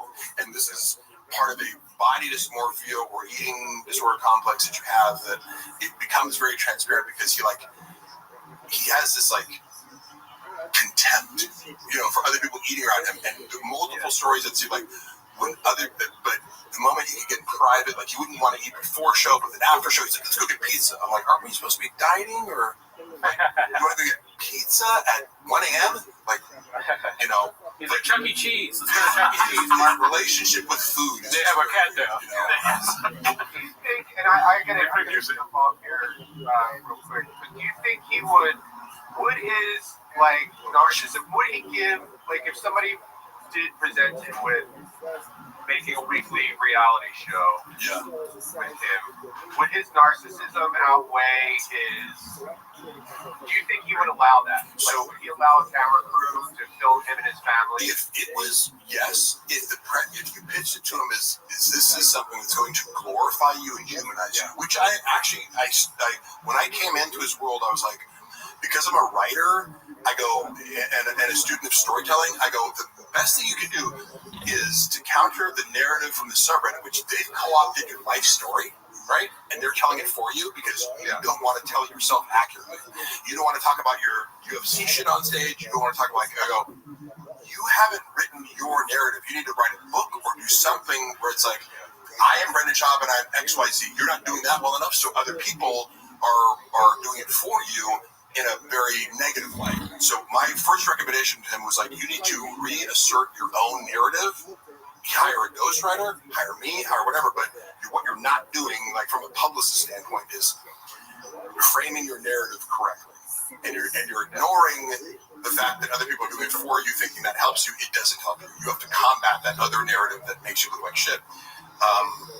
But I had a few novel ideas that I thought were fun, but like, for example, I took over the TFATK IG and started talking to the voice of the page. I was like, I'm going to talk in Shabanese. Somebody would say, like, what are we doing here? And I'd be like, I don't know, B, or something. Like, I would respond.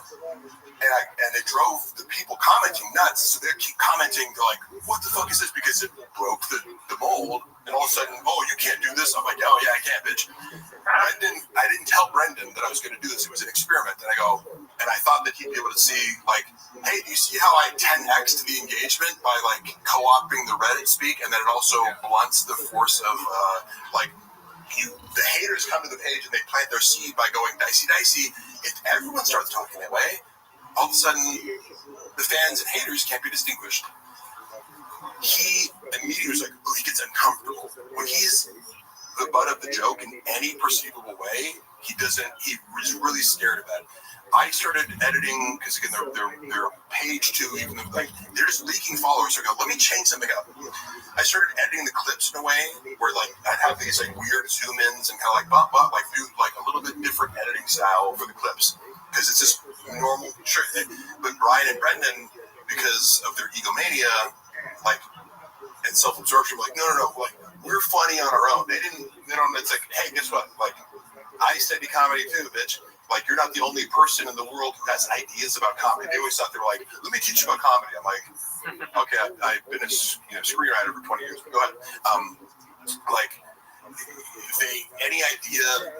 This put them at the butt of the joke because the clips, by zooming in on certain things that Brendan would say where he's like stuttering or something like that, it was funnier, but it made him the butt of the joke rather than we're telling a funny story. But if you do something like that, and I'd be like, I'd edit it in such a way that zoomed in and sounds as if you were editing that to show that, and they hated it. And I have a couple examples of what I did that I can show. Like, there's probably still up there. But they were like, they also. Again, I was taking... Who's they? Brendan and Rabbi. Okay. And the creative director at the time, because... Creative director? No, this guy, he's actually very talented and quit.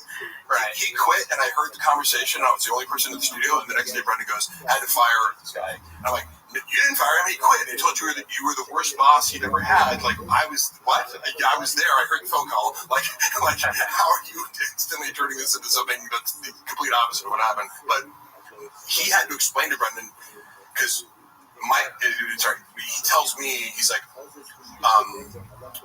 Brendan's like upset about the reels the way you're editing them, and he doesn't understand that like you're open to feedback and just trying things, and that this is a style, like an artistic style that you're experimenting with. And Brendan thought that I was like going to be too sensitive to I'm like, I can this is harder to do. So like, you're going to edit it the easy way. Sure, I can give you 3 normal shitty reels, but these ones are getting more engagement because it's weirder and more kind of like watchable, and but they hate anything that makes them the butt of the joke. So any novel idea I had, like you're proposing, of like a reality show, well, yeah, if the reality show, if he knew that it would end up being something that was reliant on his stupidity and errors being the source of comedy, rather than him being just a funny person who's telling funny stories, like, and roasting other people. Like, if it was like, watch Shop roast his kids and his family and his loved ones, and like, he's the only normal sane person, in the household, that's his style of comedy. Everyone around me is stupid and incompetent, and I'm just a normal cool guy enduring all the idiots around me. That's how he perceives, like, his role in his comedy universe. The moment Brendan's the butt of the joke, as a bumbling retard, he's out. He would not even, entertain it in any facet. So you just gotta trick him into it. Well, right. So we gotta figure out a way to trick him into this. Yeah. You'd have to do it long form and edit it all at once. Well, again, he's got to be kind of so detached from reality. I don't know if his wife would point out that, like, because I don't think you have to have an angle of like making fun of him. I think you just present. Yeah. Reality, and it's like, he wouldn't necessarily be aware. Yeah. Okay. If it wasn't overt, you could make it seem to him like it was great, but it would read as funny. Okay. I got an idea. I gotta leave. Okay, sure. I just one question. How much does Callan get paid for being on the? My understanding from Brendan, which again, take with a grain of salt, but also it sounds about reasonable, is that because that Brendan takes a fluctuating percentage based on like TFAT being around Thick Boy Studios and kind of taking care of the ads, stuff like that. Callan shows up, does his job, and gets $25K. That's my understanding. $25K a month. Yes. See, none of this makes sense. Nor does it mean like, I go, how do you have a podcast of $40,000 where the split is? It's like $1 per listener, I don't know. Like, I don't know how they get that much money. I mean, Harold must pay Brian that money straight out of the bank account from Emerald. Yeah, and that could be exaggerated from Brendan. I don't know. Brendan Walsh, I just want to let you know, somebody has posted Jersey the Real Dog on the Fighter in the Kids subreddit. Request blur all future posts of Brian's feet. It's company policy to respect the victims. Bean cheese, bean cheese, bean cheese, bean cheese. You're making waves. I hope people stick to that. Yeah. Well, you guys have fun with your little hate rally. All right. Well, you and me, we're gonna do Windy City Heat 2 with Brendan Chopper. Okay? That's our next business plan. All right. Love you. Bye. Nice meeting you, Pete. Nice meeting you. Thanks, bro. All right. See you, Brendan. Wow, Brendan Walsh, world record pod. Check it out. Let's switch. There you go. We got it. Oh my gosh. Sorry, I've been running around. Let me see here. We have been playing the Gringo Poppy in the background that whole time. If anyone's wondering. How do you guys originally know Brendan? Just through comedy. Yeah, first Alan Strickland Williams. I go from his Skits and Bits online. Yeah. So, Mark, what's the thoughts on college peptides? Oh my God, Joe Rogan is a redacted, unfunded paycheck. Peptides are very low consequence.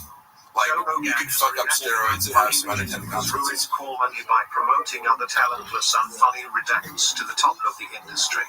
Okay, so you think are the 3 worst comedians of the Rogan sphere? Great question, Truckfoot. What do you think, Mark Harley? I was going to let you guys go first because I feel more comfortable shitting on comedians after actual comedians shit on comedians. Okay, 3 worst comedians in the Rogan sphere is a question. Tony Hinchcliffe, Bert Kreischer, who's the 3rd? David Lucas. Oh, there you go. How dare you? So easy. That's my boy. Oh, sorry. I mean, No, I'm just kidding. I'm glad you I will stick up. I will not stick up for your friends. Not enough people are sticking up for their friends these days. Yes. Yeah. I genuinely love David Lucas. We work out together. Like, he's just always been a cool guy to me. So. You guys play video games? Mark, how many monthly Patreon subscribers would you suppose to have right now? You know, that's funny. So Unique has, most people send me Unique shit, and then he starts popping up in my algorithm. So I see a lot of stuff from Unique's channel, who I have an odd kinship for, or like affinity for. He will say, "Oh, these posts are getting 60 likes, therefore it must be 60 subscribers." And I'm like, the 60 likes are probably out of like 200 plus 300 something. It's a fraction, you know. Yeah. I would assume 500 max. Yeah. That'd be reasonable, right? Yeah, let me see here. Let's do a quick study. It wouldn't shock me if there was 500 subscribers. Because it was like, okay, if you're getting, let's say you get 50K monthly viewers, you know, that's 1 out of 100. I mean, look how strong you are, dude. We got 438 viewers with 342 likes, dude. What the fuck? Oh, hell yeah. Someone said David Lucas works out. David Lucas is actually very strong, yes. You'd be surprised, B. He will twist your neck off. Walksboss has a lot of stuff to say. Walksboss, first of all, let's put all your comments into one comment next time, yeah? Did Shop farting loudly during the business meeting really ruin the sale of Tiger Fit? I've never heard that before. But 100, it's funny you can say shit like that. I go, I wouldn't put it past him. Yeah. You know, how could you, like... Is he a gassy guy? Not particularly, but like it's one of these things where it's like you can see him doing it because he lacks self-awareness and self-consciousness. Yeah. He would rip someone else for farting and then turn around and fart somewhere else. Like that's the thing. He just has no principles. Where it's like the same rules apply to me and you. So you're disgusting for eating, but I'm not disgusting for eating. So it was this weird mix of like shame and projection with times like this. Let's see here. I'm gonna make this a little. Can you make me more tan? Do you naturally tan? I go to tanning beds and also run like if I hate to admit it, but it's like I look for my auditions that I usually get. It's like if you're looking for I get like the bodybuilder or this kind of it's like I've gone long periods without tanning. It's just like when an audition comes up, they typically for the roles that I get, it's better to be tan. So either if I'm not tan from running outside, I'll go to a tanning bed. Like I wasn't, but you know I love donuts. You know. Oh, what is that? The shop is. Wait. When he talked about his mom and like getting a vaccine because she likes donuts.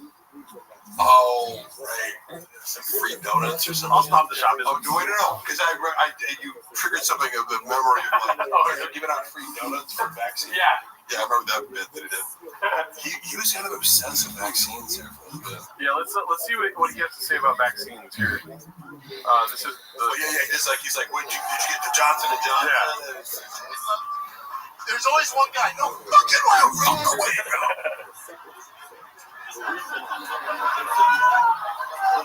It's like that's you. He's not touching this fucking table. Yeah, it's funny because he's outwardly he pretended like he was not anti-vax, even though he actually was very anti-vax. Oh wow, yeah. And I'm agnostic about I got the vaccine just because Luana was paranoid about it. Yeah. But I'm like, I don't give a fuck either way. But it was funny watching somebody have this, cognitive dissonance over like. You feel like you have to tell people that you're not like against vaccines, but then every time you're alone, you're like, look at vaccines, man. Yeah. Well, you've seen the most recent Joe Rogan episode with him, right, where he talks about vax and autism. Yeah. And it's funny because it's like that's a conversation. Be like, I've read RFK's books just because I'll be like, when someone's like, this guy's a lunatic, and then I hear him talk, and I'm like. If you can get past his bullfrog voice, that I was imitating earlier as a joke, I didn't actually have to think of because I go, this guy's coherent and clearly has an encyclopedic knowledge of certain things. So I go, I'll read his books and hear him out. Like I'm not, and I realize when someone's polarizing. So I've read the arguments about the connection between vaccines and autism, and I don't know enough to actually I didn't dive deeper into it, but I go, I'm aware of the arguments. Yeah. But somebody like Brendan Schaub should not be discussing this. That's not your place to discuss science. Thank you for having me on the Fighter and the Kid podcast. How much did you live, How many chicks can you? I fought 5 squirrels last night. I was around Central Park with a big black bear in my SUV. And at night we fuck each other. I got a vaccine. RFK Gringo Bobby.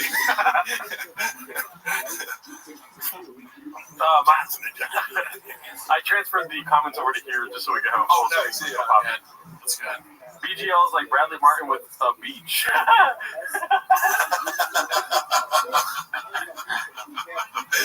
Oh man, Did he do Bradley Martin. It was funny. You know, I was like, do people know about Bradley Martin and Brendan Schaub's dynamic? What's their dynamic? I know that he won money. Yeah, like it was just funny because when they first started talking, it was like I got to witness them first hanging out, and it was always funny because I think like had I not been with Brendan, Bradley's so sensitive to like social status, he would have completely ignored me. Yeah. All he cares about is like, are you in your 20s and like a rising social media star that I can take advantage of? Like, that's literally his only. So it's like he sees my gray hair and is like, next, like he would have been like, I don't give a fuck about you, but like I see you paying a lot of attention to Brendan Schaub, and then like by virtue of me being in his orbit, he's like would like acknowledge me. No, he was nice to me. Yeah, like he was nice to me, and he gave me a ride at some point. Like I don't have any problem with Bradley Martin, but their dynamic was funny because like outwardly they're like, oh man, it was fucking mean. This guy was like Spider-Man mean, like the same person. Yeah. But then Brendan would talk mad shit about him behind his back because again, anyone who threatens him, he tells a story of like they were doing a podcast maybe, and something came up where he's like, someone's like, who's stronger than you two? And Brendan's version of the story was, or like Brendan's attempt to be diplomatic. Right now, Bradley Martin's super strong. Like, he's not just a big dude. He can deadlift 700 pounds. He can bench 4 something. You know, it's like he's strong as fuck.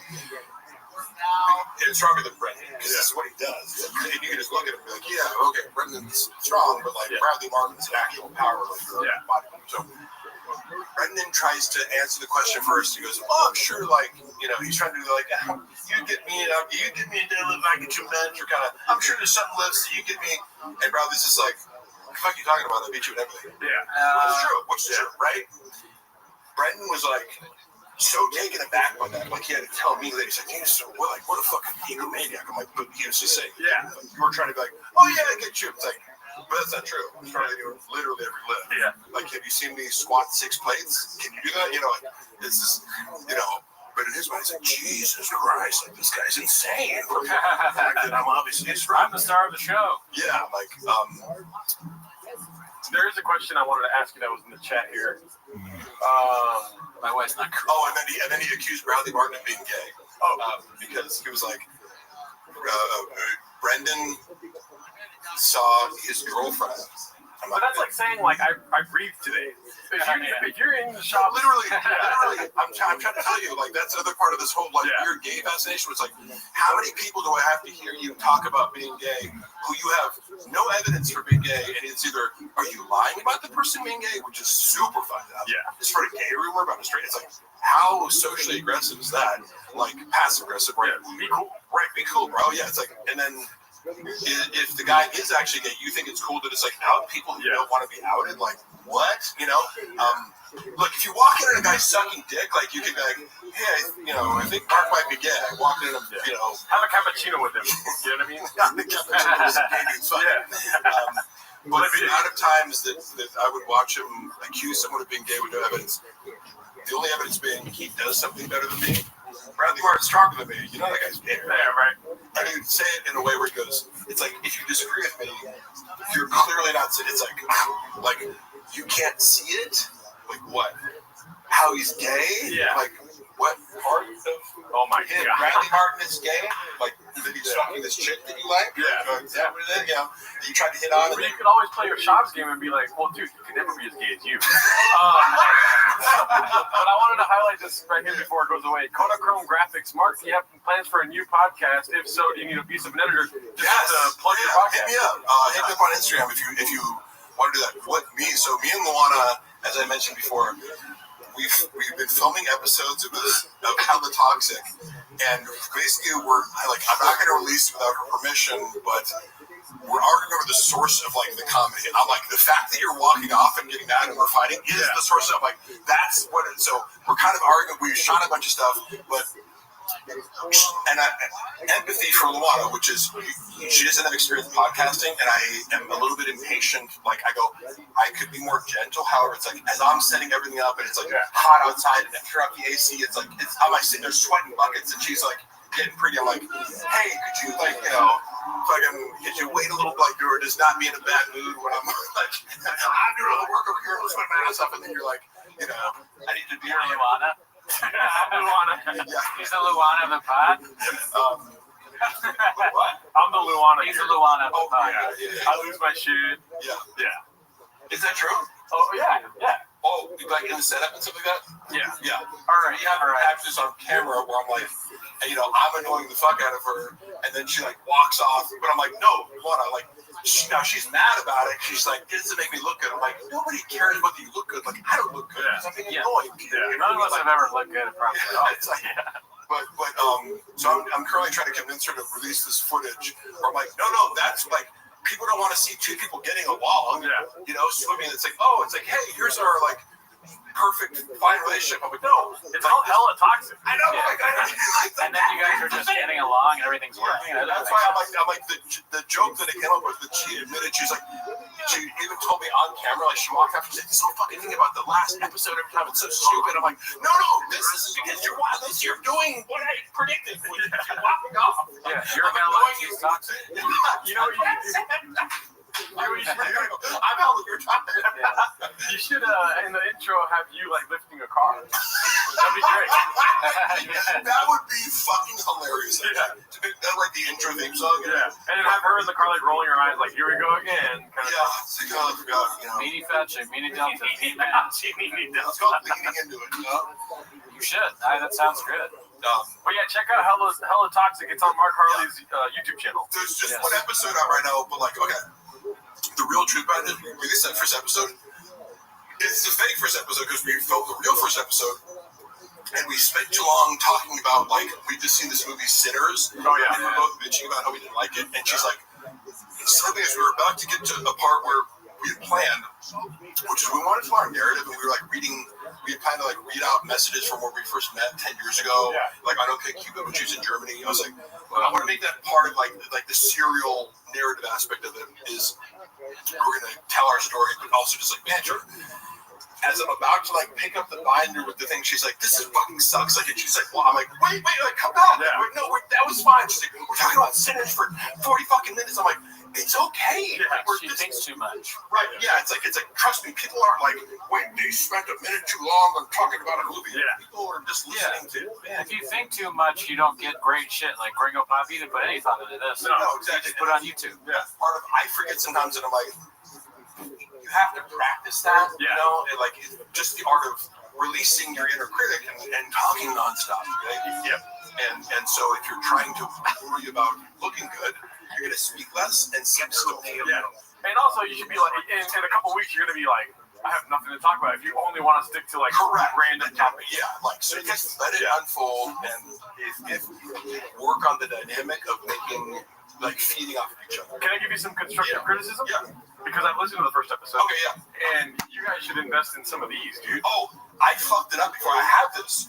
I wasn't connected. I didn't realize. I was like, they weren't. It was like the camera. So then we reshot another one. I'm like, motherfucker, like I didn't even know how to work them. But these are great. I had that exact one. Okay, so we were wearing them. And I was just like, someone's like, the camera's picking up the audio. And I was like, no, it's not. We had them. And I'm like, oh shit. And that happened to me the first couple times I used it too. But it's super effective. And do you guys use a phone or do you use the camera? You just use a phone, but I just got a camera. That camera. I was experimenting with that. I'm like, it looks way better. Yeah, even with the phone, it has a nice little hookup. But if you guys have good audio, I'm sure you guys are gonna take off. Yeah. Well, yeah. My only point in doing this was like, we filmed the first episode on our 10th anniversary because I'm like, look, we can wait to like do the perfect fucking setup and everything, like, but that's gonna happen. Yeah. Now, like, they're like, okay, when we have $5,000 to do stuff, go put the camera up, put it in our fucking living room, and just let it one angle, whatever, because then it's also like, there's no editing where it's like to make you look good. This is just it. There's no editing, so you see the tension. Yeah. You know. Yeah. And it's deliberately lo-fi, which I like. Go look. Yeah. I hate when people like pretend like that they're bigger than they are. It's like, yeah. Oh, we need this whole podcast. It's like we're getting 100 views. Why do you need to fucking have this whole official space? Yeah. As if that's the thing. No, be interesting first. Get a storage unit. Right, yeah, somewhere to put your truck. Yeah, as I've always said, Brendan, it's like, Brendan, why wouldn't you just shoot everything in your fucking own garage? Like, you have the space to have the studio. Yeah. You can't, yeah. Like, why wouldn't you just make that the thing? You can't wait for success to come to you. That's why we don't have a Rain sponsorship, but we have Rain out, as if we did. Yes. Because one day Rain will find us. They're like, you guys are great. We love what you're doing. Beast of the manifest. We're a marketing geniuses, just like off our, forefather Brendan Shaw. I've actually been waiting for this moment, Mark. If you could do me a favor, please. Yeah. I will cue the music. What I need you to do right now is just focus really hard, right? And please use the keyboard here. Yeah. Spell my name. It's Gerdo. Oh shit. D-O. Sorry.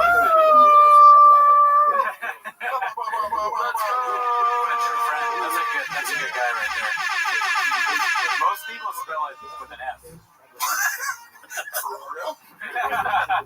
I was saying Jafardo. That was great. Wait, is it spelled giraffe? Gallardo? It's kind of like Chin, not knowing that Australia isn't in Europe. You go, how did you like figure out how to feed yourself? Yeah. Nice Mexican man. How did you like My name make is this? Gerardo. Gerardo, can you get me some benzos, please? Benzos. They're all trying to tell you how to spell it. You got it right, y'all. Gerardo. Just Tosto. Gerardo. Gerwaldo. Gerardo. Okay. Look at you guys. I'm here for. Oh yeah, you didn't spell it right. Cockfest. You didn't put any salsa on top of it, so No. it wasn't spelled correctly. I like. Okay, that is probably my favorite joke special because it's so. That was like the viral bad joke. Yeah. It was like, what's a Mexican cookie? A chocolate chip cookie with some salsa on top. It's like A pillow. Yeah. because. Thank you. Sorry. No, I'm like, like, could there be a worse lazier joke? Yeah. You know? I mean, I never thought of that before. No, it does sound like it is. I don't think it's lazy so much as it is just racist. You know? Yeah, it's degrading. It's like you've never seen a Mexican cookie before? Yeah, that makes sense. So unaware of yes. It is hurtful because they're so good. You know what I mean? Like a salsa cookie is disgusting. Yeah. But a Mexican cookie is Disneyland, dude. Yeah, That's what I always say. Mexican cookie mean the thing you brought that one time specifically? Yeah. It also implies it's like, oh yes, Mexicans don't know how to make food. Yeah. Like, why would you put salsa on cookie? Yeah. Yep. Facts. Everyone knows Mexicans don't know how to make confections. They're really upset. They're saying my name is Sharpie. I don't know what that means. Jafardo, Gerdo, Greg Giraldo. Oh, I'm sorry I can't spell your fucking name, dude. I didn't sign up for a spelling bee. I signed up for a 24-hour fucking podcast starring BGL, dude. The flyer you sent me said BGL, 24 hours. We're not going to talk. Be careful, BGL. My car is very heavy, okay? So. My car has a hybrid battery. We reenact that here. Yes, please. That would be crazy. If we could water down the footage of what's actually out there, it'd be great. But this is what I do all the time. Hey, to have BGL lift your car. It's like a carnival act. Yeah, this is just a stunt that I do. It's my thing. He's the world's strongest threatening man. Oh, I'm sorry, I abused a fucking car one time. Yeah. I apologize to the car. Yeah. The car's in court. The car got a temporary restraining order against me. You couldn't do that to a truck though. Hey, Mark, please confirm if Bubba ever told you that he had baddie hour time with Whitney Cummings. Yeah. All the time. What? You're saying that Shab had sex with Whitney Cummings all the time? I mean, I'm just saying, it's my honest perception of it. Oh my God. I have actual confirmation of it, and my inference from, I'm not making a stretch, I'm not guessing. It's like my impression based on what he told me was that they have had casual sex as friends over the course of several years. Yeah. So, Oh my God. I mean, according to him, like, again, yeah, So that explains, like, you brought I up. don't know why he'd lie about it. It's not like he's like, oh, my big flex is like, I'm fucking with you. They're friends, Yeah. This is like, you brought up Sinners. It's like, that explains why Whitney Cummings lost her funny and Brendan Schaub got really funny. You know what I mean? He sucked it out like a vampire. Yes. He took her comedic abilities for sex. Yeah, that was one of the things about Sinners where I'm like, wait, so you become a vampire and all of a sudden you're really good at playing the fiddle? Yeah. It was like, this is confusing me. I didn't like Sinners because the rules of the vampires were clear. I'm like, what is the... Okay. I'm like, you're introducing the vampire rules too late. Suspending your disbelief is like running over hurdles. It's like, I gotta suspend it. Yes. Well, it was... And then it's like Whitney Cummings is like Sinners because she's a vampire skank. I gotta say, hey, you know what? I don't know what you guys think about this. I'm an interesting story. Maybe we talk about it.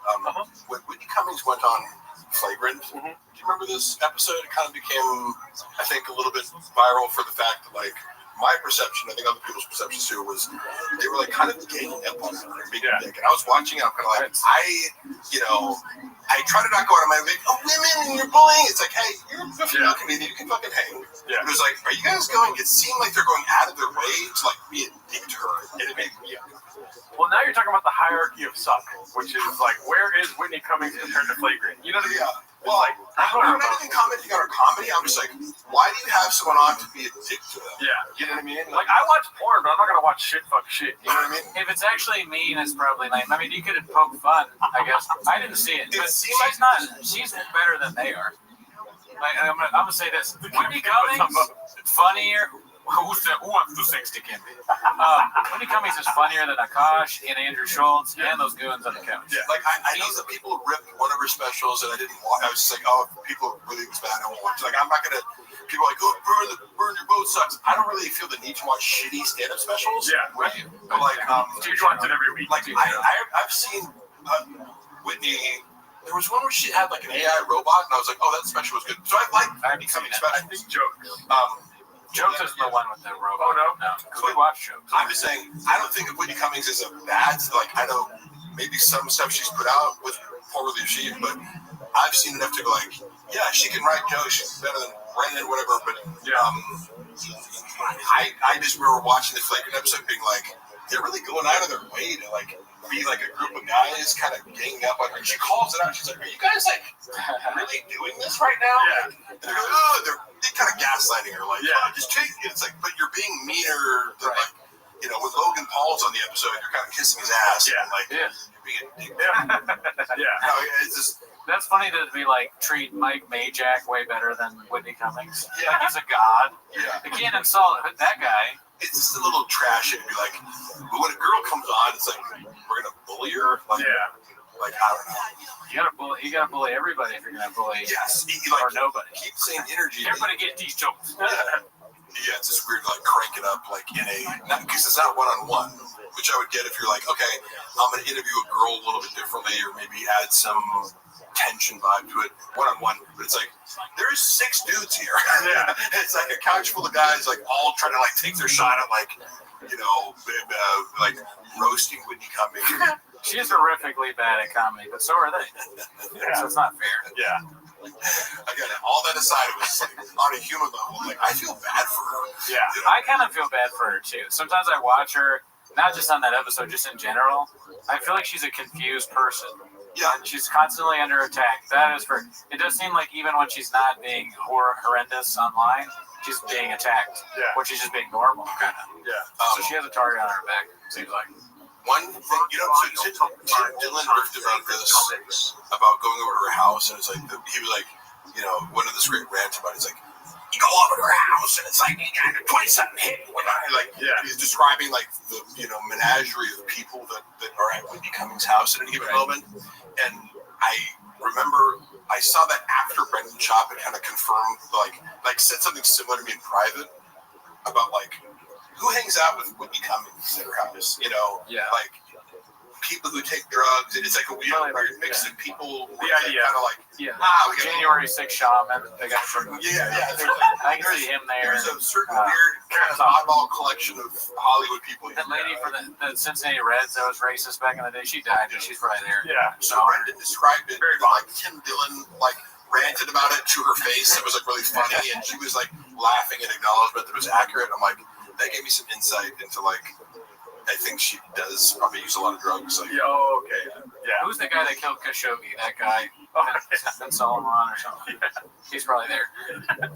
Khashoggi, fuck man. The Ayatollah's in the corner. For a second, I just imagine she picks people like her. Now she's gone right wing, so she can't have like Reese Witherspoon. Yeah, she's super right wing now. She can't have like fucking the Disney stars over her now, but she's transitioned a little bit. She's gonna have more like right wing people, like Tucker, or maybe comes or whoever, Christine Levitt, and the I don't know, women that are conservative, I guess. Yeah. Tim Dillon. Women that are conservative. And Tim Dillon. Okay. I mean, I think she's somebody that just doesn't. She's not authentic. She's struggling with her thoughts, so she just asks herself, "What do people think?" And then she does that, And so that's what you get. Oh, what's cool? She's a constant. Is this cool? Yeah. What's cool right now? Okay, that's what. Wow, Matt Rife's not cool anymore.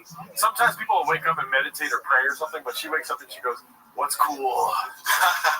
Yeah, exactly. She checks TikTok like Walsh checks Reddit. Do you guys watch TikTok at all? Because No, I don't, not really, no. and I kind of like draw the line there. When someone sends me a TikTok link, I'm like, if you're not sending me this on the app because I'm not on there, iMessage me a fucking TikTok link. Same thing with Facebook. My mom also on Facebook. For some reason, I'm a hypocrite because I go on IG, but I'm like, one social media app that's addictive is enough for me. Yeah, TikTok is too much. A lot of those go unseen that I get sent because I'm just not on it. I just don't give a fuck. My sponsor sends me so many TikToks, and I just put I did the Cooney. I put haha. Yeah. I blocked Jardo and his mom too. So they can't send me stuff. I exclusively send them Aspen Gold TikTok clips. I'm gonna block your dad too, just preemptively now. Thinking about it, because if he ever gets on TikTok, I don't want that. I don't want that.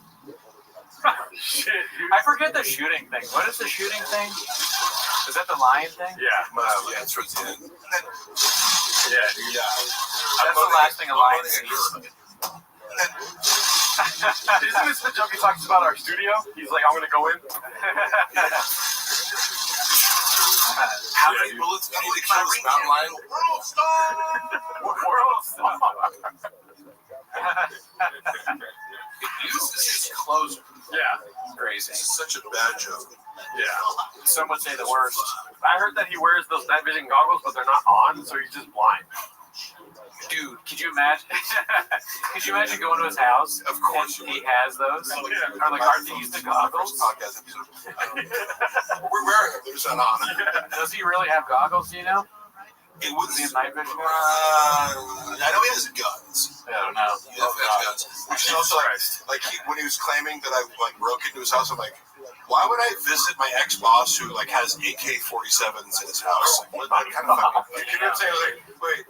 Gerardo. Why would I go harass a UFC heavyweight fighter who has an arsenal of weapons? Yeah.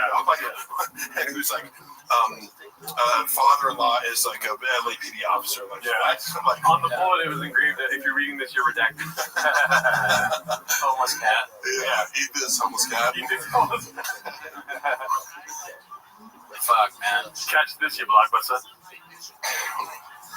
He's definitely coming for us at some point. Yeah. You know, I'll fight to the death. It's a matter of when as opposed to if. I remember because it's funny, like when you chose to. I would love to. Earlier you asked about Akash giving me notes. Yeah. And one of the things I wanted to comment on was how do you give notes on somebody on a stand-up special that's already been filmed? Yeah. You shot it, motherfucker. It's like, hey, can you give me script notes on the movie? It's like, well, that would be at the script stage. You have to watch somebody's set and give them feedback. Yeah. Right? So he was doing a lot of like, can I get feedback on this, on his finished product? And it's like, well, unless I have access to all the footage and angles and jokes you took out, I can't, unless I have the raw footage, how can I get to know? So my editor, and that would take weight, So I remember he was just like thirsting for, like, is this good? Hey, Rogan, is this good? And then he doesn't get back to her. He says, oh, yeah, I'm proud of you. And then later he says he didn't watch, that story. Did you watch it? You didn't watch it, Yeah. And he's like, well, clearly he didn't fucking watch it, He was just like, yeah, hey, great job, buddy. Yeah. I'm doing 8 3-hour podcasts. Definitely have time to watch. I mean, there is precedent for that, though, because I think it was Joe DeRosa just did his special. Yeah. And he said that he had already filmed it. I keep thinking it's whenever it's the What's Up Dallas. Let's see, because it doesn't happen. Anyway, that's our donation. Cockfest up. But Joe DeRosa filmed the special, right? Ladies here tonight, I'm Bro Whisperer. I'm not used to that. A demo, basically. We got your own mails. That's what I specialize in. Real cockfish. Yeah. I don't mind it, though. I'm the Bro Whisperer. I'm the Bro Whisperer. Is Chin's family dishonored by him, Mark? Oh my God, that's an aggressive question. Probably not, because he's maintained steady employment. Have I told you? I don't know. I don't mean to be repetitive. The connection that I see between Korean culture, what I know about Korean culture via Malcolm Gladwell book, and do you know about this? Like culture. How I like what Malcolm Gladwell books because he focuses on these little interesting anecdotes that prove some broader point, like the 10,000 hour rule. One of his books talks about how Korean Airlines had a disproportionate number of crashes, and they tried to trace it back to basically the communication between the pilot and co-pilot was stunted or stifled because in Korean culture, hierarchy is so important to every aspect of how things are done socially. Yeah. Like, if you're above me socially, you can't drink tea before me. Like, it's very strict. You do not question your boss. Like, so it's like, Chin's a perfect employee for Brendan. Yeah. I'm a nightmare. You know what I mean? Like, it's like, because I'll talk back to you when you're wrong, Chin's like, whatever you want. Like, I'm just abiding by you're above me. I don't get to question you. Yeah. But also, Brendan he likes that. Despises the fact that Chin isn't like offering new creative ideas. He's like, well, you can kind of get one or the other. Or super loyal until you shut the fuck up all the time. Or utilitarian. Yeah. So he loves it and resents it. But I do see that as part of the reason. How do you survive in the shop universe? You have to be totally compliant. You gotta be a shark. You never stop swimming. Non-threatening. You gotta be geeky. Yeah, it's like he either has to have some sort of leverage with you or be so vital or whatever. It's like, like I said, Chris D'Elia is like, if you're funny enough, it's like Chris D'Elia can do no wrong just because he's like so vital to his world. He looks up so much to him. You're either like a god to him or like an appliance that never questions. Yeah, he is like a Jeffrey Epstein-sized void of like, why does everyone keep Shop around? He's not funny, and he sounds like fucking terrible to be around. Here's the thing, if you're socially above him, like D'Elia, Brendan makes it much easier for you to be around. He's not a high maintenance friend, because he's also sensitive to social hierarchies in the sense that like he's texting me around the clock as my employee, like transgressing boundaries, and knowing that I can't really be like, hey dude, like no more texts after 6 p.m. Yeah. Unless I want to, then he's going to find another reason to fire me or something. Yeah. He makes you understand that without saying it. But Chris D'Elia, he's not going to bother. Yeah. He's going to go. He's going to tag on with Chris wherever he fucking goes, and he doesn't really hang out with these people outside of. So you fired Mark, bro? Did you though? Yeah. That's a thing. I love Mark. Mark? I don't know what, I don't know where Mark is. He left, but I mean, he was like, pretty cool. Like, we You live drinking Burn Common together, bro. Really no. Oh my god. I mean, yeah, Chris was way nicer though. Yeah, that's good. Do you think with Papa, like, who do you think he thinks is the funniest person, or does he even like him? George Carlton? You didn't even know George Carlton is. Yeah, because he would cite people like Jim Carrey. It's like obviously how old are you? 34. Okay.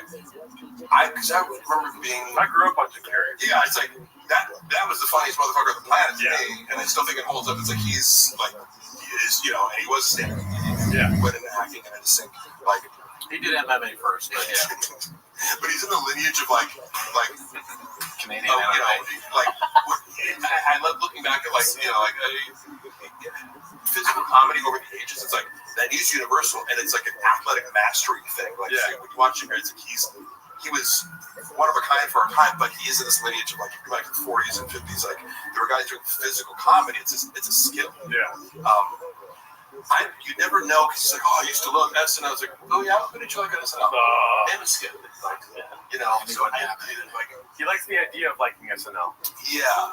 And like again, we've heard that change. He'd be like, oh yeah, growing up, like my dad wanted me to be a UFC star. My dad wanted me to be an NFL player. I want to be like, wait, what was the childhood dream again? Or what? Worked on drugs. I was a comic book seller. Yeah. Like it's again, and someone like Beige Frequency is the person who can kind of like. I didn't see that of like, when you put all these things side by side, when he's telling some bullshit story on that Ari Shaffir. He thinks like Jim Carrey is Elmo from Sesame Street. He's like, the guy with he's red, you squeeze him, but he's some tickle him. Sometimes he laughs. Jim Carrey moves. Yeah, it'd be interesting to hear like because as comedians, you guys think about like not only who you like the most, but why you like them. Yeah, it'd be interesting to hear Brendan go like, why do you like Jim Carrey? Yeah. Articulate what you think is weird about him. But I have heard a man sure I go. Did David Lucas get beat up in Mothership parking lot? I heard that. Oh shit. Does the Mothership have a parking lot? How dare you? This David Lucas slander I will not stand for. You are being racist right now, and I need you to stop. Okay? Oh, I think he's confusing it with the time where an owl landed on his arm. He falls asleep. Yeah. Did you get beat up in the parking lot, David? Is that an inside joke I'm missing? Yeah, he thinks that titties on your arm, an owl landing on. It's pretty funny. That was something special. Did he get fucking beat up? Where is that an actual rumor? I don't know. This is the first I heard. It's a Trent Flip narrative. I've heard some stuff about him at the Comedy Store. I'm not sure about the Mothership. Yeah, I think I heard that, but I now have forgotten what it was. Does that surprise anyone? Great. No, like the David Lucas part of your brain is like it got conquered by Graves. Yeah. Graves is the Fourth Reich in his brain. You know what I mean? What's Graves? Oh no, that's kind of does sound like a nickname for Elf Graves. No, I have Graves disease. It's like it's not a big deal, Papa. That's thyroid issues. Oh, thyroid issues. Ever heard of it? Yes. But I take a pill. I'm fine. Yeah. FT3? Yeah. And yes, exactly. Dude, this guy's a doctor. Wow. I mean, listen, he knows his stuff. Like a doctor. Joey Diaz was talking to a doctor yesterday, and they'll admit this. It's like you can be more of an expert in certain or specific niches. Like a lot of bodybuilders probably know way more about anabolic compounds within your body versus doctors. They're not teaching you shit. You roughly know, but vaccines. Like a checkup, and they're like, "You're taking too much testosterone." I'm like, "Oh, good." They're like, "You should take 50 milligrams." I'm like, "Yeah, for sure." Like, shut up. Yeah. You should be able to be that small. Come on. Yeah. How many fucking things can you lift, dude? What is that? How many cars can you lift? Does that stethoscope help you fucking bench? And shut up, dude. You're on pills. Yeah, he's on medication, but we are also trying to come up with merch to solve his Graves. I know. If we could just get a few more Patreon subs, I think I might be able to overcome Graves. Wait, do you guys feel comfortable telling me how many Patreon subs you guys have? We have like 400. Oh wow. Yeah. That's impressive. Yeah. Because I was gonna say, like, my guess for Chief NK was like 500. Oh, okay, yeah. I gives this segment 5 big boobs. We about the live once we said that the Rizzler is a national socialist. Man, this is my favorite special. I'm so glad we could get together and watch it 85 times. Such a big deal to me. Yeah, it's great. Oh, fuck, man. I can't believe I took part in this. And it was like such a big team effort celebration. And the documentary has to be a docu-series, and one episode has to be called Marg with a G. Yeah. And it's like it has like AC/DC music playing, like a silhouette of you. This is a joke of yours, but like I can actually. Oh no, this is not a joke of mine. No, this is not a joke. I'm being 100% serious. I'm sorry for. No, I like it because I like the idea also of like books, for example, because oral history is kind of like different. Like it's like a story told of different perspectives about an event that happened. Exactly. So The Last Dance is about the 6th championship. In that scope, they go back. I get to watch that. I want to watch it. Yeah. I know everyone loved it. So, like for instance, this is his 6th championship, his 2nd special. You know, the Gringo Poppy. That's the lens, but then the scope of it all kind of comes back to this. Yes. You're part of it. The whole history with you would be an episode, and it goes back to like I don't know how to make a documentary about the special itself, like a joke he told or whatever. Yeah. Oh my god. But it would be like Brendan Schaub would need to be involved because Michael Jordan was involved. And then this is like dude, he would make bang. Shot for shot remake. Oh my god. Shot for shot remake. You just there's a way switch out everything shot for like Brendan Walsh was alluding to earlier, like to get him involved. I agree with you. It would be pivotal. You could do without him. 2 words, dude. 100 million. Oh, you think he's gonna say no to that? Of course not. Yeah. This guy committed fraud for $100,000 like after he already gotten like 400. 2 words actually for you guys. We are rich. Yeah. Dude, could you imagine? I know that. Come on, stay with me. We do a shot for shot remake. The part where Michael Jordan's like, and for some reason I took that personal. Yeah. It's Schaub on the laptop, but he's watching Sesame Street again. Yeah. You know, another element. For some reason I said Durant. You know. Yeah. North Korea with a beach. I'm trying to think of what shops I took that personal would be. Hurt both ways, like Bobby Lee. Oh yeah, the right. That's your perspective. Yeah. That's your fifth documentary gets all these different people's perspectives. Andy Letterman. Yeah, that could be that. Oh my god, yeah. Who's Scottie Pippen? Brian Callen. Are you sure about that? No. What is it? I just wanted to do that. The thing is, like, his openers are better than him, you know? Like, whether it's whoever he brought up. We go through the whole lineup of the Chicago Bulls. Like, who's Scotty Kukoc? Who's fucking BJ Anderson or Tony Kukoc? Scotty, dude. Stay with me. From what I understand about the rivalry, by the way, between Scottie Pippen and Michael Jordan was so intense that they were like, they bet on like the size of their son's penises or something. Oh my god, crazy! Like this is I don't know that it's about what I read it, like, it's conceivable because these guys are like egomaniac competitors, right? Kind of. Mark, can I ask you though? Did you read that online, or is that a Tiger fact? You know what I mean? Thank you. Yeah, we're gonna get that. I'm like, no, this is fine. Like, it's triggering to people, or they like it, or whatever. But it's like, because you think you're going to promote this fucking shitty whiskey without being polarizing? Like, they wanted it to be like, you know, some professional thing. I'm like, oh, cool. So, who is the art director for the photo shoots that you want to do of like, you know, this elaborate Tiger thick whiskey promotion on a budget of nothing? Like, what? You know, make it look like the Rock's page. Okay, cool. Do you want to do that with AI, or like, you know, you want to pay the Rock money? Yeah, or do you want me to fucking troll people into following this page? Your choice. And then I stopped managing it, and 2 months later, it's like taken down. I remember commenting on it. I got blocked on the page because it was like I was posting every day on it, and like I got fired for putting an extra C. Yeah, the fourth C. Yeah. Which took it to I was looking at his screens because he got to review out my evidence. He was so fucking pissed at that. He was like, "Fuck!" Like he's telling, like, dude, like one person saw it on Facebook because it didn't even. You can't hyperlink on Instagram, so we went to a Facebook account. Me and Jay were both like, there's a Facebook account, like, it's auto-posting. None of us were aware of it.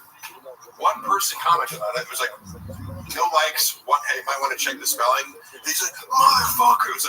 Like, as if he just, like, accidentally, you know, uploaded a picture of himself fucking a nude to the internet, you know, and he's like, oh my god. It's like, yeah, that's happened to all of us. And then I get fired, and it's like, okay, so wait, like, what? Like, you know, I'm getting, and then when you go, you assume you got someone else lined up, right? And then I watch it, like when I left, I was like, how come no one's posting to this page? And, you know, like, hey, how's the replacement going? It's not been fixed. No. We're actually in hour 5, y'all. What the hell?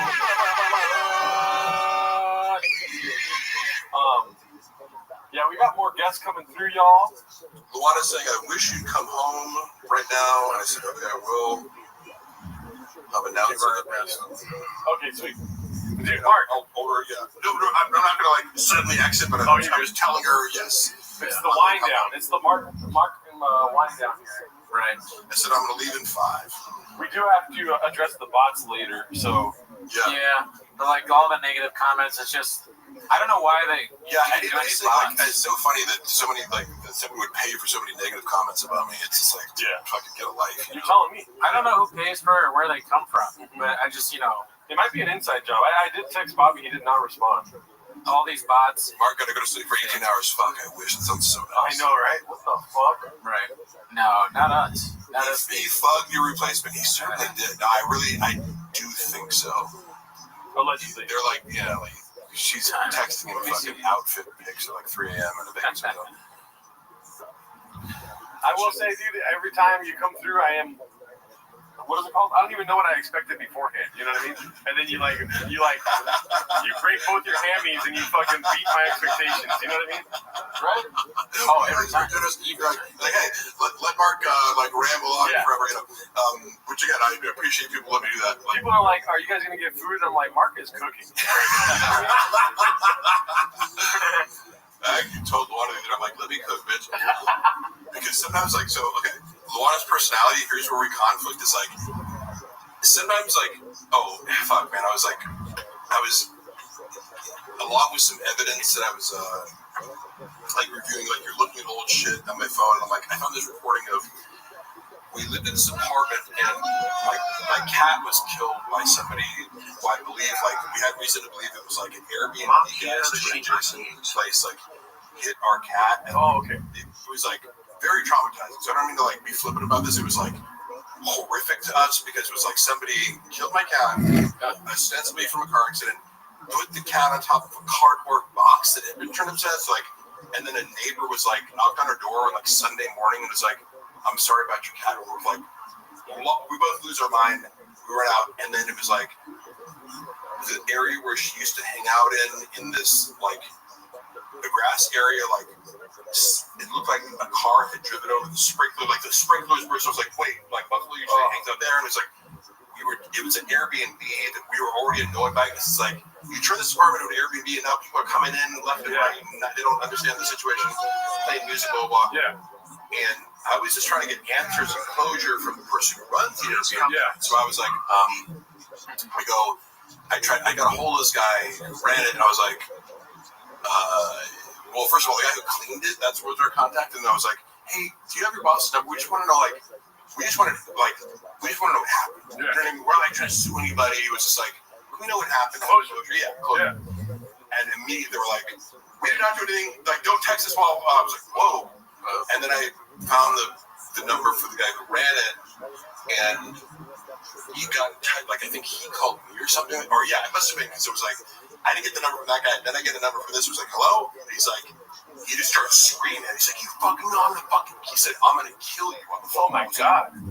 What? Like, who the fuck is this? Some guy named Vito? I was like, I had no idea who he was. I was this guy screaming at me on the phone, telling me he's gonna kill me. And I'm like, it's trying, because I'm like, my cat just died, and I'm just looking for closure, and you're telling me that you're gonna murder me for asking questions about it. So I was like, so I had to eat that, right? Because I'm like, I have no idea who this guy is. He's then blocked me, and I can't, like, and then like a week later, I'm coming home from the gym, and I see these guys in front of the Airbnb. I'm like, oh, that's Vito, and he's like this small, Asian, like Filipino, like gay man. Like, I didn't know what Vito. I was like, I'm assuming this is some Italian dude or something. Yeah. But I figured out, like, oh, because they're like looking around and like looking. Oh, we gotta like. So I presumed I go, like, I walk in and go, hey, do you guys run this Airbnb? They're like, yeah. I'm like, hey. On the phone, I'm like, I get up in his face. I'm just like, you said you wanted to murder me? I go, why don't you do that? And I bust in his house, right? I'm just like in his house, like, hey, so I wanted to give you that chance. He's like, fucking touch me. I'm like, no.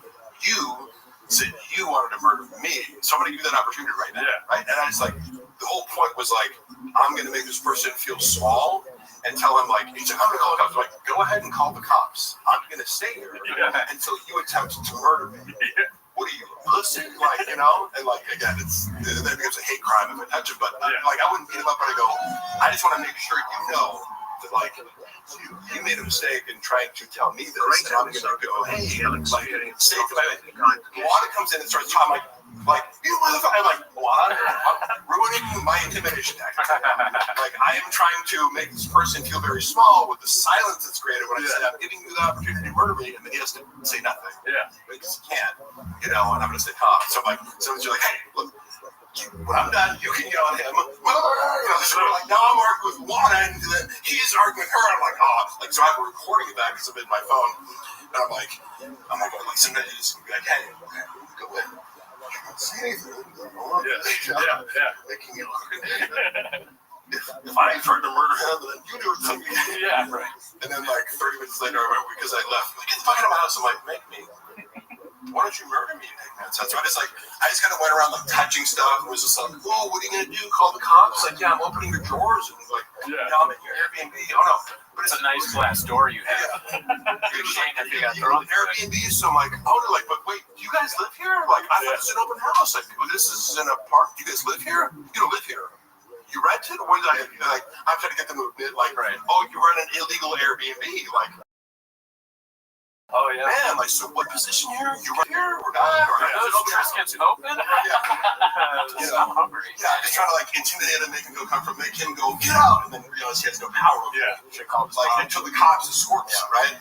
But I left on my own accord, but I felt like the job was done. Yeah. And then the cops, like 20 minutes later, come over to my house, and they're like, they're like, hey, were you in this guy's house? I'm like, yeah, I was. You can't do that. I'm like, I know. Thank you. No shit. You're trying to arrest a lion, officer? I don't know if that's a good idea for you. Yeah, bro. Try it. Try me right now, dude. There's a guy in college I knew who has become a shirt. One of the guys on the track team. He was being drunk and disorderly, got tased by the police at the party. And he like ripped the little things out and he goes, I'm an athlete, I can take it. Damn, I'm sorry to hear about the cat, dude. Yeah, sorry, man. No, I didn't like it is sincerely like losing a pet. Yeah. Super emotional. If I wanted to go there and think about it, I'm glossing over my emotions about it right now, but it was to get to the point of like you know, the humor of like when you want to be a tough guy and then your wife's like nagging you. It's like, hey, stop right now, like I'm, you know, because that'll happen with the strong personality like Luana. Yeah. It's like, hey, have your shirt in a second. Right now, I'm being the tough guy. Speaking of which, Luana doesn't have to come over now. Okay, yeah.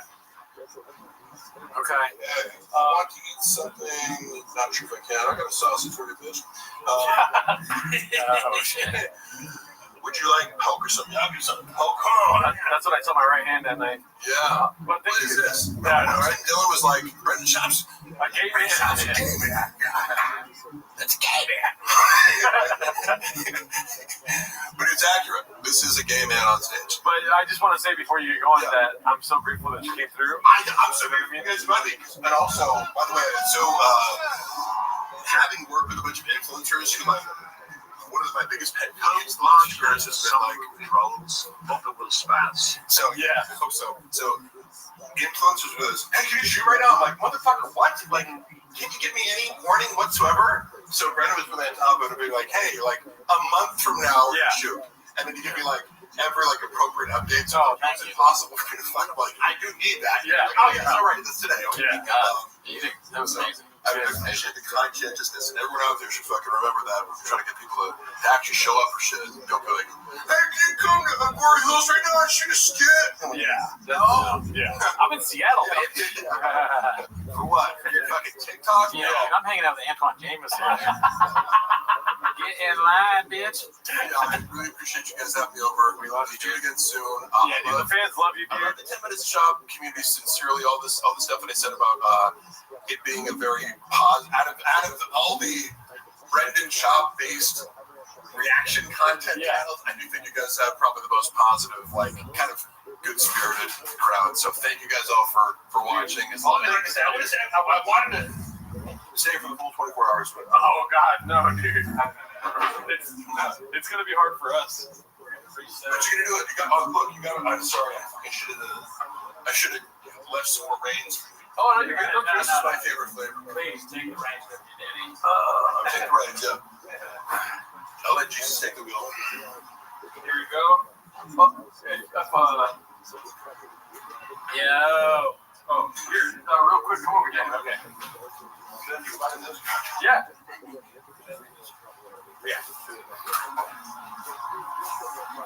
Just stand here and talk real cool.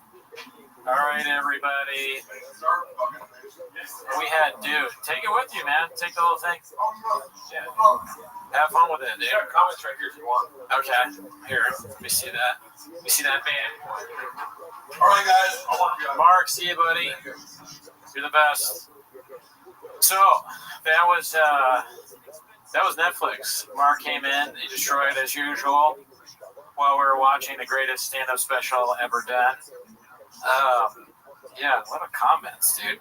Oh, 2 S words. Yeah, maybe Horn Brothers can be a thing. I'm not glad that the horn in the middle of my head is back. I had that surgically removed by a doctor. The doctor cut off. He said this is a real thing. You got a horn in the middle of my head, and the doctor cut it off. And I didn't think it was going to grow back, but I guess it's grown back. What's up, Mark Ramirez? Good to see you. Good to see you, Lando. It's been a while since I've seen you. TriStar. Whoa. I feel like I haven't seen TriStar in a while. Tommy Jarvis. What'd you say? This is so great, Papas. You got good guests and everything. Yeah. Walsh, I mean, we want to get some more people on. It's been tricky to kind of like coordinate with everybody. But I think later on, It Doesn't Matter podcast is going to be on with us. Potentially, we got to reach out to a few other people. One big guest, obviously. Well, they're all big guests. But potentially, we were hoping to have Brian Campbell, our CEO, but he's very busy on presidential stuff. But maybe him, maybe Sean, maybe Alan Strickland-Williams. Is Walsh coming? We already had Walsh on, dude. You missed it, but it's on the show, so you can watch it after. Did we reach out to Chin? No. I thought about that. I actually grasped at somebody pretty big, and I was promptly turned down. But I won't say who. But I was turned down. Oh yeah, Ghidorah says, when is AZ coming? I'd like to have AZ on the podcast. I think maybe on the Raccoon Tweeties episode. Somebody tell him to message me. I think that would be funny. Hot chip guy? No. TriStar, you should know better. We'll never... Nick is not... We're not down with Nick. He's not welcome here. Chin is welcome. Nick, not so much. No, I didn't reach out to Joe Rogan. That's a stupid question. Bobby Lee? I haven't had the balls to reach out to Bobby Lee just yet. Plus, he's my boss, so it's kind of awkward to ask your boss for stuff. Have you ever had a job? Never heard of it? Mark Ramirez, you're close. I'm coming for you. Your life is almost over. Oh, you know what? The trick with the idea about racing is funny. Maybe we'll do that. I want to do more like bits where we're doing stuff outside. So lifting, racing, selling trucks, maybe food truck type diary thing. Timothy Wendell, thank you. Yeah, that was kind of weird. I mean, I think most people like Sinners. I honestly, I haven't heard a single person say that it's bad yet, but everybody has their own opinion, you know? Okay, cool. Oh my goodness. Water.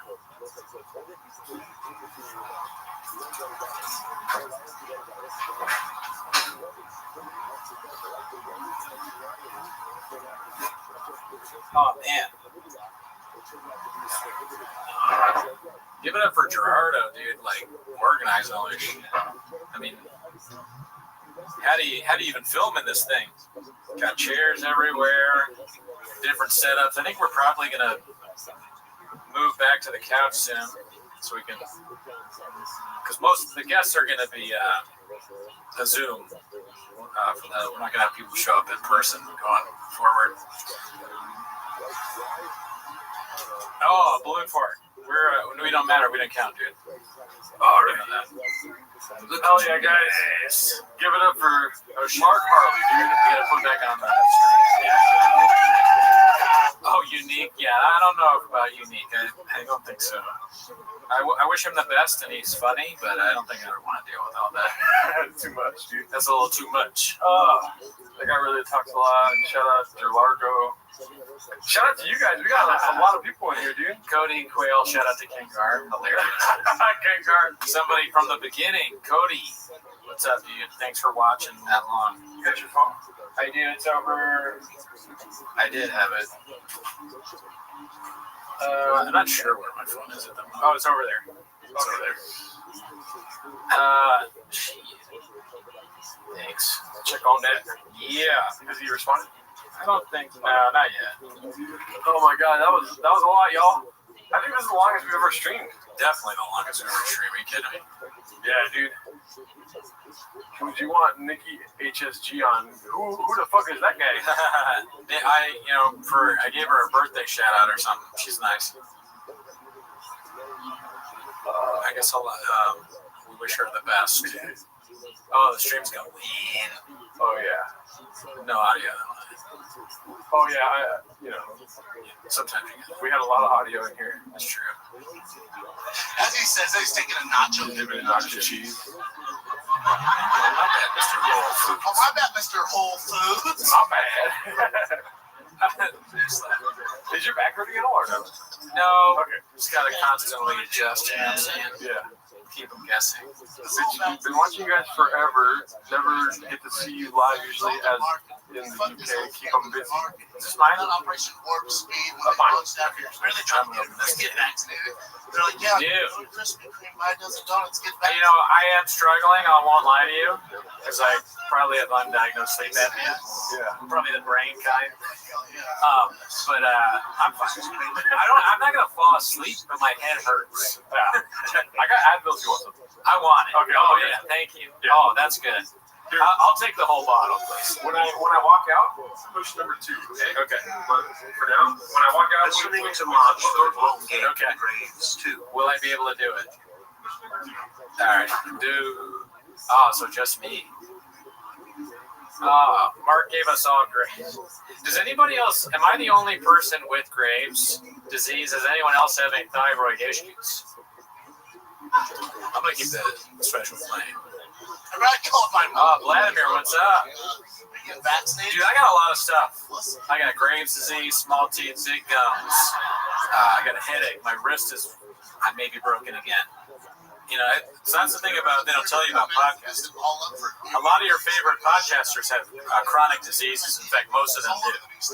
Part of having a black belt and being very good at talking for a long period of time about nonsense is you have to have something that's threatening your life. In 20 to 30 years, I could be dead. But right now, all I have is a headache. So it's not really that big a deal. Thank you. I got it done. I got that Jones right. I was telling them part of podcasting is having chronic disease. I think that's true, though. What is it that got you? Mark Harley being here or the Gringo Poppy playing? I would say it was the inherited grapes. And probably apple. Maybe the drinking and the food. Nine-piece actor we've never heard of. Just blast them all. But I'm fine. Look, we're not the only podcasters that's sick. Yeah, we know a few. All over the news, all over the But news. it's nothing I can't handle. I feel pretty good. I feel great at it. Cooney or Gerardo? Wait, there was some fan funding that we gave to us. Holy shit. This is the payment for my Raccoon Tweety Special Edition Rain. Thanks. Listening to Mark for that long gave me Graves too. Mark thinking the center screenplay needs work is what is Kino mean? I don't know, but I was like, I just assumed that meant Dicey. I read it. Oh yeah, it's like everybody likes that movie. I've not talked to anybody who doesn't like it. So surprising. Shout out to y'all for the fan funding. Actually, not one person did say they didn't like the tone of it because they don't like vampire shit. But I don't agree. Yeah. So is that your takeaway? You know what I mean? Yeah, I mean that movie is fucking rules. Oathman, shout out to Oathman for being in here, dude. Oh, hell yeah, dude. Bothman should be on the show later. Yeah, he's able to. Still a little early. Talk about locking us back The now. IBM boys. I can't go through another lockdown. Straight up. Thank you, Bothman. Over that last one. Thanks, Melly. I donated over $20 in less than 10 minutes. Thank you, Tony. Yeah, dude, I stayed up until like 1 in the morning setting up this board. The MNXT says as soon as Cooney transitions to the couch, he's falling asleep. Yeah. Like a red, I should DoorDash Red Bull. Dude, I would drink this at gunpoint. I can get you Red Bull if you want. Do you have Red Bull? No, but you know, I can go to the Aldi right here. If you want to. Yeah, I can do that. I mean, sure. Can you? Yeah, I mean, listen, I'll just keep talking to the chat. Okay, I'll go get 2 Red Bulls from you. Yeah. I got you. Yeah, you're good. That's what. Yeah, when Gerardo leaves and he's getting a drink from me, and I'll just make fun of him. I also what's it called? I got a free trial on Zoom, so we're good. Oh, sick. Yeah, I gotta cancel that. Yeah, I'll keep an eye on it. Yes. And would you rather sit on the couch or no? Up to you, bro. I'm fine here or there. Everything's already set up for the couch if you want. That's fine. Okay, cool. You can always send this to you too. Yeah, dude. I mean, Red Bull Run seems healthier than what my original suggestion was to order DoorDash pizza. Every time we have pizza on the stream, it goes really bad. So I think I'm just gonna live off baked goods. Earlier, when I were like planning this shit for the stream, it was kind of, you know, we've been telling you all about this for weeks, but I'm not gonna lie to you. I won't sugarcoat it for you. I won't put sugar all over your dicks and vaginas and tell you it's delicious. We didn't really plan a lot, I would say. Like, we're just reaching out to people like, can you be on? Can you be on? Then we're like, we need Diet Coke. So Gerardo got Diet Coke. And I was like, what kind of food should we have? He's been streaming for so long. So I was like, what bakeries are open? So I ate coffee cake. And, you know, I wasn't going to get donuts. I wasn't, but, you know, I love donuts. So I got a bunch of bakers. I'm so tired, I forgot where I was going. So let's check back in with the chat. Brian Hardy, where did you get the Puig jersey, Daddy? Okay, I got the Puig jersey on... what is that site where you, it's like, I've never used it before, where you bid on things. That's how the Graves is hitting hard. I got it on that site where you bid on stuff. And I wasn't sure about jersey sizes, so I had to chat GPT, what is large in jersey sizes? If you don't know, eBay, that's it. See, you asked the question, you knew the answer already. That's the kind of fan we want. Thank you for helping. I got it on eBay. I bid a little bit under, and I won immediately. And I was like, damn, I should have bid way less. I said, you're in a group chat with other parents, dumbass. Fucking, but it wasn't that expensive. And it came, and then like yesterday, I got a little surprise for you, Gerardo. And he was like, oh, I think I already know what it is. I had forgotten that I texted him. Oh shit, Gerardo's calling me. I'm gonna put on speaker. All right, you're on speaker. You know I want sugar free. Don't ask me a stupid question. I'm kidding. Thank you. I appreciate it. All right, I'm sorry. All right, later. Dude. Would you guys are sugar free people, I'm assuming, right? I mean, is it, I'm glad that he asked, but because sometimes people aren't, but I gotta have a sugar free. But anyways, I was talking to Gerardo, and he's like, I think I know what it is. I'm like, what do you mean? He's like, the Yasal Puig thing. Apparently, I texted it to him earlier, and I forgot. It's just, you know, I mean, the Graves is really, recently, I just don't remember anything. I might have even just said that twice. I'm not really sure. Yeah, dude, I mean, all sugar-free soda is pretty good, so I think it's all great. You know, Bone, would have been cool if you guys could have gotten Matan on. I don't have any connection to Matan. I think he's funny. Sure, it'd be great to have him on, but I don't know anyone that knows Matan. So if you all know Matan, you can tell him to come on our show. If he has the time, we'd love to have him on. That guy, he cracks me up. Originally, I was sort of like, I don't know about this guy, but now I think he's hysterical. Fucking cursor. Cooney doesn't put sugar all over his Red Bull until that's exactly right. I couldn't have said it better myself. Thank you, FB. Appreciate it. Thank you. Thank him. Is the light count good? I haven't looked at it. To be honest with you, I don't even know how to check. Gerardo does the checking of light counts. I'll just trust your word for it, Trifling. But yeah, definitely like the video. That would be helpful. We got Patreon content. We just watched Kill Tony. We watched Jordan Jensen's new stand-up special. Jordan Jensen's funny. She'll like Jumpy. We enjoyed it. Pretty good stuff. We watched on the Patreon. We watched specials and we reviewed them. Never heard of it. Synthetic sweeteners give you cancer. I'd rather F up my teeth. Listen, Skinny Popeye. You could just drink neither one. Don't F up your teeth. You gotta make sure you got a dentist, B. You don't want to end up. Gerardo's got all sorts of teeth problems. I just have small teeth, but I don't have any cavities. Gerardo is getting like a root canal soon. I don't want that. And that's true. TriStar brings a good point. Everything gives you cancer. I'm gonna turn back on the special now. I thought you would like that list. Then fucking Gringo Poppy probably gives you cancer if anything else. Enjoy that list of doubts. Nah, thank you for the food, but I don't. Nah. Field Trippers, you're wrong. His singing his ass. Hard disagree. He's got a good voice. He sings well.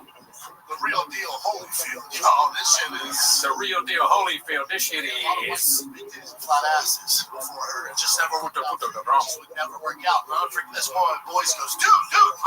Hit 2 when Gerardo locks in. It's already I think probably 4. But when Gerardo, I should hit 4 just fucking. Should I hit 4? Spicy? You know spicy means? Thank you, dude. Let's talk about it. Oh shit, dude. 3 4, so I had to buy 2. Oh no, you go. No. Dude, when we first got together, we just looked at authentic Mexican food. What flavors are they? White gummy bears. Sour gummy worm and white gummy bears. White gummy bears is a strange choice. Why white gummy bears? That's so weird. Rain is like racist or something. What is the question? Gerardo trusts me so little with streaming that he's doing a poll with 3 energy drinks in his hand. If I let you do it, the computer will break. White gummy worm. White gummy bear. See that? I fucked it up already, dude. Is he not a Puerto Rican shortstop for the Dodgers? I haven't had a Red Bull in 5 or 6 years, dude. Something crazy like that. But I'll do it for the stream. Anything for you all. We aren't sponsored by Red Bull. We have loyalty to Rain. However, I will not drink it because it is poison. Shout out to you, Timothy Wendell. Oh my god, it's so good. Yeah. I missed this. I will regret this in 30 minutes. Oh, dude, it's close. Dude, let me ask you. Oh, shit. It's a tough question. Let me ask y'all a question. Every time you come anybody ever remember 5-hour energy drinks? I used to like to drink those and watch the girl Bobby solo. But no, dude, those are like Sal Volcano. We watched him on the Patreon, and the one thing I agreed with him about is the feeling you get from having a 5-hour energy is indescribable. Yeah. It is not a good feeling. Yeah. The second you drink it, you're like, oh my god, why? Why did I do this? What kind of job is this? That I need 5-hour energy to do it. That was when I had the most hourly of hourly jobs. Bookstore, restaurant, smoothie guy. I was slamming 5-hour energies, making smoothies with apple stickers in it. Hey, mine has a sticker in it. Who's the guy making it? Oh, I'm sorry. I accidentally left the sticker on the apple. I apologize. With 3 thunder drums. Dude, everything they eat, bean cheese, bean cheese, bean cheese, bean cheese. Like, oh, I forgot about that shit. Dude, everything they eat, bean cheese, bean cheese, bean cheese, bean cheese. Like, what the hell, man? We're just gonna carb load you around? You never tail off the carbs? That's the game plan? I got you. I'm fucking sorry. All right. They go, wait, Paul Pierce is going to be on the show? No. The truth. Hey, Paul, what do you think? What do you think about the Gringo Poppy? He's like, man, you gotta get those fucking better special than that. Dude, it's half and half. They don't know which one they want me to drink. They're both so good. I mean, Rain is pretty good. I'm not gonna lie, I was pretty pissed when he drank my Rain. Because they don't even have that flavor there anymore, dude. It's crazy that they got new flavors. I don't understand the marketing of Rain. Like, why make a new monster? Yeah. Why rebrand like that? Yeah. You're cutting into monster sales. It's like, we need something for Gen Z. A new kind of, and I'm fine with it. This is the perfect energy drink right here. Well, coffee, but the second best. Which one do you want me to drink? I'm not gonna look. I mean, I think white gummy bear. You gotta try the new one. Push it. That's all. I fucked up as usual. Don't vote for me. Don't vote just like I vote. Okay. Don't copy me. Don't be a cuck. All right. That's the last thing you want to be. Don't cuck off me. Vote with your heart. I'm gonna wait till it says 5 minutes ago, and then I'll choose it. I don't need sycophants, okay? But if you criticize me in any way, you're a bot. Yeah. I was so upset. We should have started the stream off with the bots thing. We kind of killed the bot joke, Yeah. but I forgot everything I was going to say anyways. Yeah. So We met up last night and talked for 3 hours about this bot bit that we were going to do. It's not a bit, it's for reals. We're done with the bots. yeah, no, there's no bit. No more bots. You know what I mean? We're going to focus our attention instead of on the comments, on coffee cake, stuff like that, donuts. It's just crazy, like the comments where they go like, "Oh, go back to Timo's every week." It's like, all right, bot. Yeah. Like, do you think I was born yet? Do you think this is my first rodeo? Yeah. That's what I told Gerardo last week. I was like, "There's a lot of people, and I told him to sit down so you can take it out." I was like, Yeah. I got to talk to you. There's a lot of people that are watching us right now that think it's actually the first time that we've been to a rodeo. And he was like, you know what? Yeah. You're right. You said that. Remember, you said you're right. Yeah, I told you, I was like, there should be bots that put sugar all over our dicks and tell us it's delicious. You know? You're like, both of us have been to many rodeos. Yeah. I did say that. Yeah. We talked a lot about rodeos after that, bull riding. Yeah. And we came to it after we talked for a long time about bull riding. We were like, you know what? Bots need to go. We have a no bot policy. We don't read the comments, so we won't know.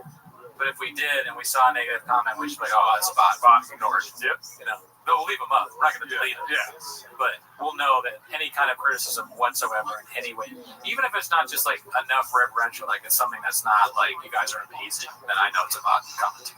Yeah. You know, it's like, who's going to read it? The other bots. So why would we delete it? You know what I mean? The bots are communicating and liking each other's posts. Elizabeth Marsden, peace myself laughing. What up, Ireland? What up, Irish bot? What's up? Yeah, I do like a Schultz thing. What's up, fam? In Ireland, bro? What's up, my fucking home country? I saw some Irish comments, so I was happy to see the Irish flag, and you know, I went to I went to see Swell Season last night at the Greek Theater. Shout out to Irish people. I don't know if any of you are fans of Swell Season in the chat, but it was pretty good. You ever heard of the movie once? Ever heard of it? Take these broken boat. All right, it looks like White Gummy Bear won for that poll. So let's go ahead and jump the other one. Picho 55. Cooney, go get sleep study, please. I agree, dude. I think Oathman was right. I don't know if I mentioned that earlier. Oathman is the one that told me I probably have apnea. Because he's got it, but it affects his brain is so small. Yeah. That that's why he has sleep apnea, because they measured his brain and it's very small. The bots are blowing each other. That's another bot telling us what's happening in the bot room, dude. I know. I mean, for all I know, bots can have sex with each other. I have no idea. Check this out, dude. Ready for this? Oh, I've been at Belfast. Belfast? Belfast. Truck flap and Belfast. I'm really losing it. But I have been. You ready for this sweet, sweet sound? Yeah. Of that rain, that nectar. Thick nectar, dude. Ready? Ooh, ASMR, dude. Shit, dude. Yeah, that's crazy. Try not to buzz, dude. Trick Flip talking about Black Cab Tour. I've been on it. Not good? Damn, that sucks for you. It's way too sweet, dude. Oh, it's really sweet? Yeah. You want some? No. Okay. Absolutely not. Now you dig your own grave. Get that away from me. You're right. Just smell my hand. Okay. Oh, dude. The crash from the energy drink probably, The last time I had Red Bull might have been more than 6 years ago. Yeah. In fact, I think it was. Because it was I was hanging out with my old roommate from Philly, and they were drinking, and he goes, Hey, I got your Red Bull across it. and I was like, oh man, really? And he's, Yeah, we're gonna drink some Red Bull. We'll stay up drinking. I was like, all right. I was pissed off. I don't want to drink a Red Bull, but cheers. What you guys got a lot of bots in the spot? Yeah. We need a cocaine protocol. No. Check this out though. Look at the screen over there. Watch this. Whoa, dude, have you ever seen someone looking like they had more fun in your life? Rain fucking rules. Yeah. It's just so good. Dude. It's such a good product. They care. They do a lot of volunteer work and charity and shit. There's a Rain charity where they give sour gummy worm to like mothers in need when they're pregnant. And yeah. It just, I'm gonna get emotional talking about it, but they're a great company, and it means a lot to us that they support. I told you off this podcast, but my kid was having seizures, and I gave him Rain.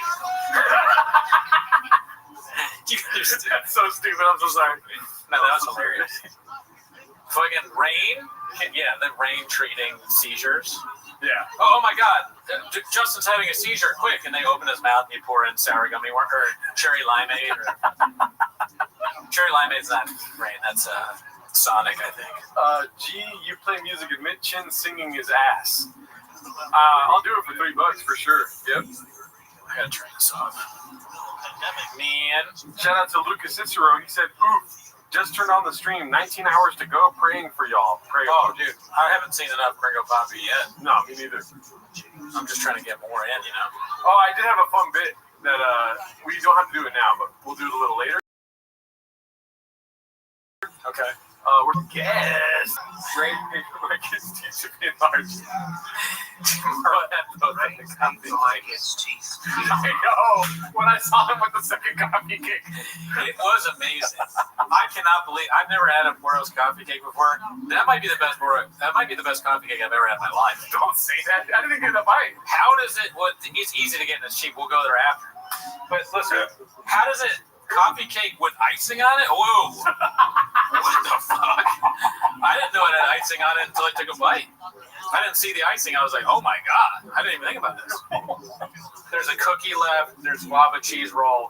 That donut is disgusting. Oh, really? Yeah, it's horrible. Look, you can eat it if you want. The cookies? If the donut's not from Portland, so I won't say where that is. It's not from Antigua. I went into Antigua and I was like, cool story. I don't know what you got going up here, but I don't like what I see. Yeah. So, I didn't buy anything. I mean, it's Lucas's birthday yesterday, so let's just say happy birthday, Lucas. Happy birthday, Lucas. From all of us over here at Timos and RT, dude. Yeah. Dude, that's so funny.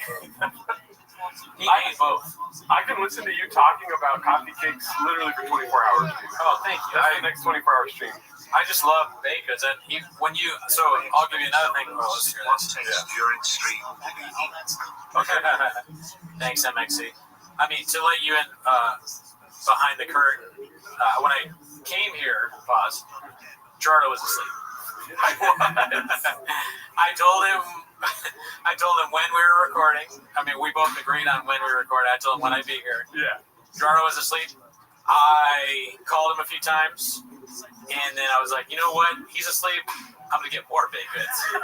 I tried to get coffee cake, but I was like, I'm not gonna drive far away, so I went to another coffee shop, and or bakery, and then I came back and he's still asleep. So I honked my horn, and then I went behind his window, and he's charging his car through his window.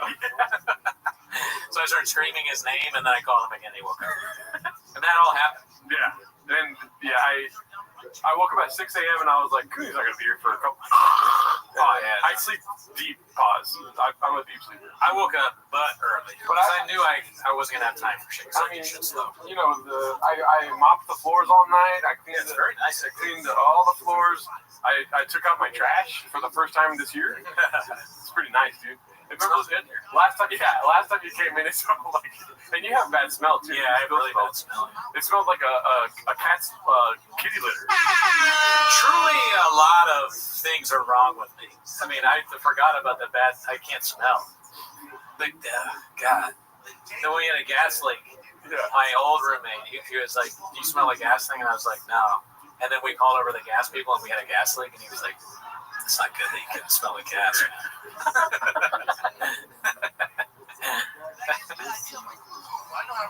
That's hilarious. Fucking gas leak.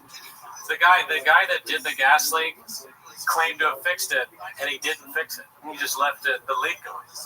So we had to have another gas guy come out. They're trying to kill me, dude. My shop hired him for flappers. Does anything on Cooney work? Taste. He's a lemon. I can still taste. I can see.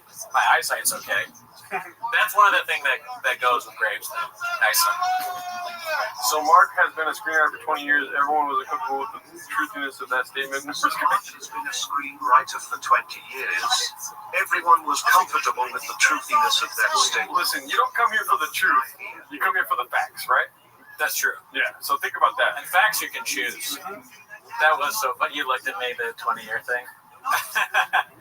Sure, I've been a screenwriter for 20 years. That was awesome. I wish I said stuff like that. I like how Brendan Walsh, in the same motion he entered the chat, he left the chat. Yeah. He was like, all right, I gotta go. See you later. No, listen, you don't have to tell the truth when you're spitting facts, right? Yeah. That's what I say. You have no sense of smell and you have no sense of humor. Comedy, ever heard of it? Come on, dude. That's a bot. That's a bot, dude. Oh, that's a bot. Yeah. That is a fucking bot and a half. Oh, shout out to the subscribers, too, dude. We got a shit ton of subscribers today, dude. Oh, we just hit 10,700. Hell yeah. Oh, hell yeah. Yeah, dude. I mean, of course we did. This is the greatest special of all time. Yeah, there's a bit that we're going to be doing later. I'm excited to do it. I told Cooney about it when he got here. It's going to be, we're going to try to do some Gringo Poppy meditation, see where we can go. It's like trying to do DMT, but with a large dose, because we're going to be listening to this. You know what I mean? Okay. I'm with you. I hear you. Don't kill me. Don't kill me. Yeah, and then it's when you're in a meditative state, that's where you know where the real funny is, right? Oh, yeah. Yeah. I don't go to a comedy show unless I close my eyes for 10 minutes and focus in on my inner child, you know? Sorry, what? Well, Luminowski, I've met him in person. Never met him. If you guys want, I can make some fucking sausage salad. You go over there and do a cooking show? Yeah, I can do that. I got camera set up for all that. This is you. You're like, I could. You want to. Mm-hmm. You want sausage. I already told Policy to bring sausage and salad. Love Timos, but honestly, I miss when it was weak. David, listen. Bot. Yeah, bot. Like, your bot, just because you use emoji, you think we don't know it's a bot? Yeah. And then TriStar, thank you for calling it out. In the community, we have to stay together, stand strong, and call out bots. When we see them, David's son is a bot. Yeah. Okay? You're lucky you're not blocked bot. Yeah. Yeah. I'm not mad, I'm just upset. This special is death to all bots, but no violence. No violence. Yeah. I know if you want to watch you cook together. I can teach you how to make some. Oh, how to burn a sausage and put it on salad. If you're I think I know how to do that already. Oh, okay. No offense. Sausage salad all day. I'm gonna tell Flossie to bring some sausage and some fucking salad, dude. Sorry for calling. Oh yeah, I mean, listen. Eudora says make banh mi. Can you make banh mi? God damn, who's that? You guys gonna premiere any new songs today? Not today. We're not done with songs, okay? We're still doing Gerardo. He's working on some things in the kitchen. We may go back to songs. I mean, we want, and that's our goal. But as you can see, we're very busy. Energy drinks. The Gringo Poppy has to play for 24 hours. A song on today's podcast. But you got Cowbell, you got Mark, you got Walsh, maybe some more guests. You know, don't ask for too much. You're a bot. Actually, it's a bot question. That's a fucking bot. You tried to trick me, bot. You tried to trick me, bot. I forget who you are. I mean, we just noticed this a couple days ago, so we're going to be struggling with who's bots and who's not. Timble's sentient being. How many hours deep? I don't know, 6 hours? I was thinking about making beans and cheese, but that seems like a mission. Beans, cheese. That would be crazy. I remember I said on the phone nachos, but I was like, that's gross. Oh, yeah, the nachos is bad. That would fuck us up. Yeah. I mean, pizza would fuck us up, too. When you left, I was laughing about how hard it is to stream and eat pizza. Yeah. Not a good time. But, you know, if you're asking me what I want, pizza's always the right answer, you know what I mean? Pizza later. I mean, I think it's a great idea. I'm ordering right now. Who's your top 5 comedians that are also incredibly gay? I don't know. Well, actually, that's easy. Yeah. So Eddie Murphy, Chris Rock, George Carlton, Richard Pryor, and Dave Chappelle. Boom, done. Boom, nice. Easiest thing I've ever had to do. I mean, you forgot about the wild card. Which one's that? Oh, Hannah Gadsby. Well, that's my top. Yeah. That's my top. Yeah. Hannah Gadsby is the best it's ever done. What was I going to say, though? Oh, can you watch the first Papa special, or will the stream get gadooshed? John Doe, the stream will get gadooshed. If you don't know, in our early days of podcasting, we did watch the first special, and we uploaded it to YouTube, and it got gadooshed immediately, dude. What was that? The first special. Oh, yeah. Yeah. Dude, yeah. Look at that. Should we do that for a bit till later? Yeah. Okay. Hell yeah. Same link? Hell yeah, Papa. Yeah, same link. Or wait, no, that meeting's over. Let me. Okay. I'll leave this over here. Yeah, got you. All right. Dude, thank you, Wade. We love you too. Oh, hell yeah, dude. Look, what is the color of our belt? Black. Always. Black belt. We were black belts like when we first started, honestly. We Yeah. were doing it even before we started. Yeah. It's just something we know.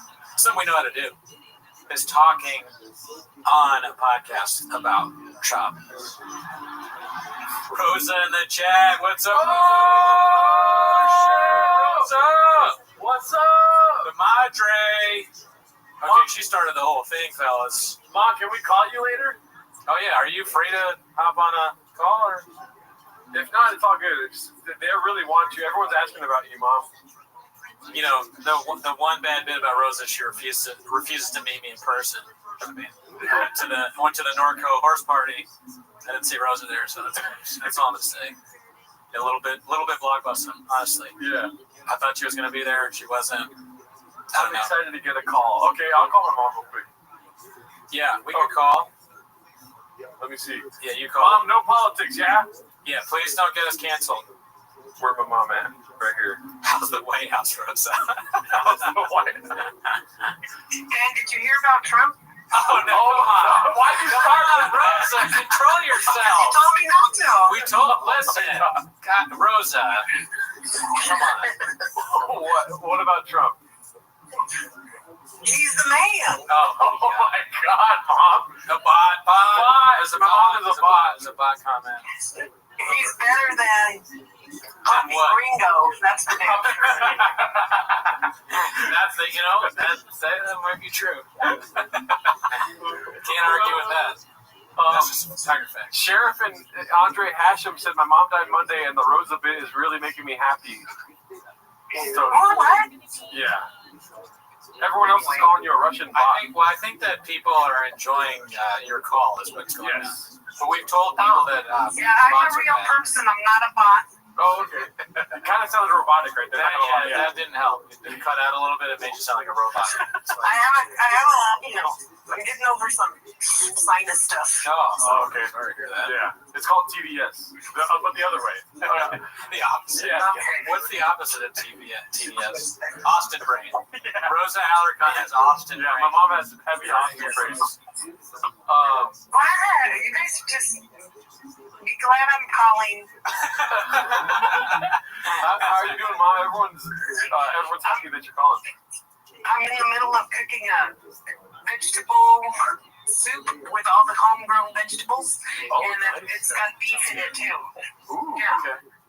All right, please don't make any abondigas. Yeah. No.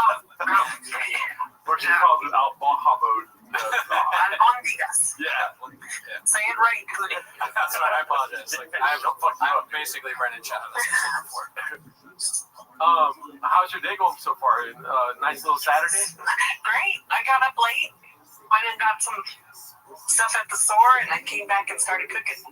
Nice. Can you tell the people how often you cook beans and cheese? Every day.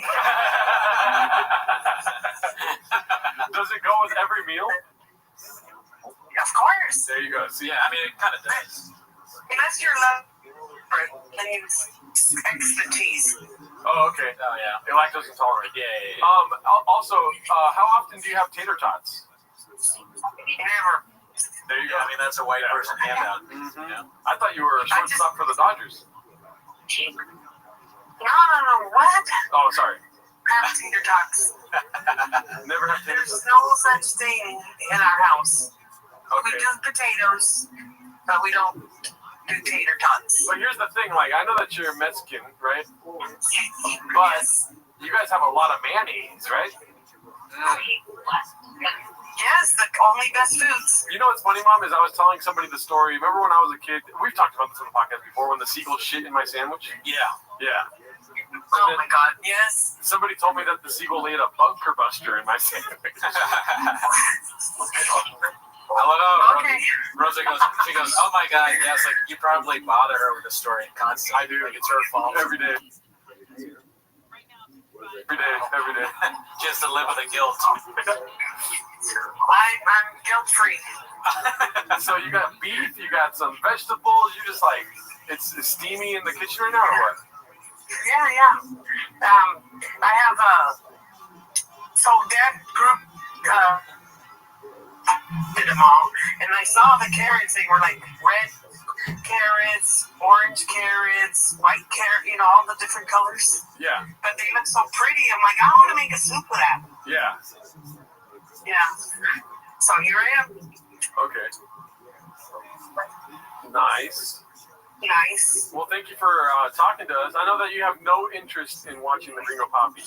Never seen it, right? No, he's an idiot. Why do you guys even give him so much glory? Oh my God. Thank you. I appreciate that. You think that what we do is glory or something like that. Glorify this fool. Yeah, that's true. Did you see the guy that I had in my apartment earlier? Big muscle guy, Mark. Big muscle guy. Which one? His name is Mark, but we call him BGL for short. No. No, you missed it. You missed the early part. Yeah. No, I'm not. I haven't been tuning in much. Oh, okay. You would have had skeptical hippo eyes if you had seen him on here. But thank you, Mom. I'll call you later. Maybe tomorrow. We have another guest chiming in here. All right, then go ahead. All right, have a great night, Rosa. Not as important as your next guest. You're the most important. I love you. I hope the boss haven't taken you too, Mom. I love you. All right, bye. Love you. Oh shit! Look who it is. We got AS fucking W, dude. Alice Stricker Williams. Live from the beach in North Korea. North Korea. Everyone here is so stoked for Gringo Poppy. Glorious leader has been watching with us. Damn, you look lounged out there. That looks like a comfortable chair, dude. Oh, I'm in a bed, dude. Oh my God, even better, dude. Yeah, that's the best place to watch Gringo Poppy. It's a bed. We had Walsh on earlier. I don't know if you didn't see any of that, did you? No, man, I've been living my life. As you should. We had Walsh. You get this. Walsh talked to Mark for a while. Mark Harley and Walsh. Yeah, it was pretty cool. I gotta say. It was fun. How long you guys been going? We've been going since 9, Diddy. PST. Don't laugh that hard. Dude, Gerardo showed your record. Oh yeah, at the very beginning of the stream, I pulled out your record and was like, shout out to Alice Stricker Williams. We're trying to get people to buy your record ran through. Yes. Yeah. Yes, please. I need it for my me and the baseball dads. Yeah. Yeah, man. Well, you're following Rosa Alarcon right now. We were just on the phone with Mama. I did catch a little bit. Oh shit! Happy to be following her. I don't know. Are you guys eating? We were earlier. We got some Portos. Yeah. We were trying to do a Gringo Poppy fast, but that didn't last long. Because there's like a coffee cake bit we've been doing, so we're going to test coffee cake while watching the Gringo Poppy to see if it was any better while we had like coffee cake. Yeah. If it enhanced the viewership at all. Wakes you up a little bit. Yeah. We asked Walsh this, what's your favorite part? What's your favorite bit from the Gringo Poppy, if you had to choose? Well, I got to say, I was born in Dallas. Okay. So, as a Dallas boy, I think that his his local humor it's pretty good. stuck out to me. Do you? Oh, you know, actually, wait. You know my favorite part? What? The end. Well done. Do you do comedy in Texas at all? I actually did a show at this place called the Dallas Comedy Club, which is a good club. But it was just so weird because from like you go outside the club like to smoke a cigarette, you could see the hospital where I was born. So it was like I hadn't come far at all. But yeah, and then I've been to Austin. I recorded my album in Austin. Oh, okay. Yeah, the Velveeta Room. But yeah, I think I've only done Austin and Dallas. So, do you find the observations that Shop made about doing comedy in Texas to be true? Is it better? They're pretty true. Yeah, Yeah. It's definitely better. It's just Texas strong, Right. Like, They don't make you wear a mask and all that shit. Like, you don't gotta be woke and all that shit. No. It's different. It's definitely different. It's different. Different. Yeah. Different. I think that Gringo probably is the one where he talks about his barber, right? No. No. That's the first one. Yeah. You'd be surprised. You'd be surprised. Jamal, the Asian Jamal. Yeah. I think my favorite joke is North Korea with the beach on Gringo Poppy. That is a pretty good one. I think that might be mine. I like Mr. Whole Foods a lot, though. That sticks out to me personally. Yeah. And I'm glad that we can celebrate the special itself on a glorious day like this Saturday, Dude, Alan, you gotta, if I could be so bold as to give you advice, I think you gotta do that as an improv. Yeah. No, you're right. I think you gotta do that, dude. I mean, look, I just right now I'm just trying to focus on my kids. And we all got COVID, so we're canceling some dates. But we'll get back. Dude, COVID's not real, man. I mean, and also I know you know about the double placebo blind studies that are done, so you're all in. Well, you know what I never realized is I wonder if he did Addie's in Addison. Yeah, for sure you did. Yeah. Addie, You think they get the Gringo Poppy without Adderall, dude? Did you see the thing that Moses Storm did when he did the improv, like the IG story? No, I don't think so.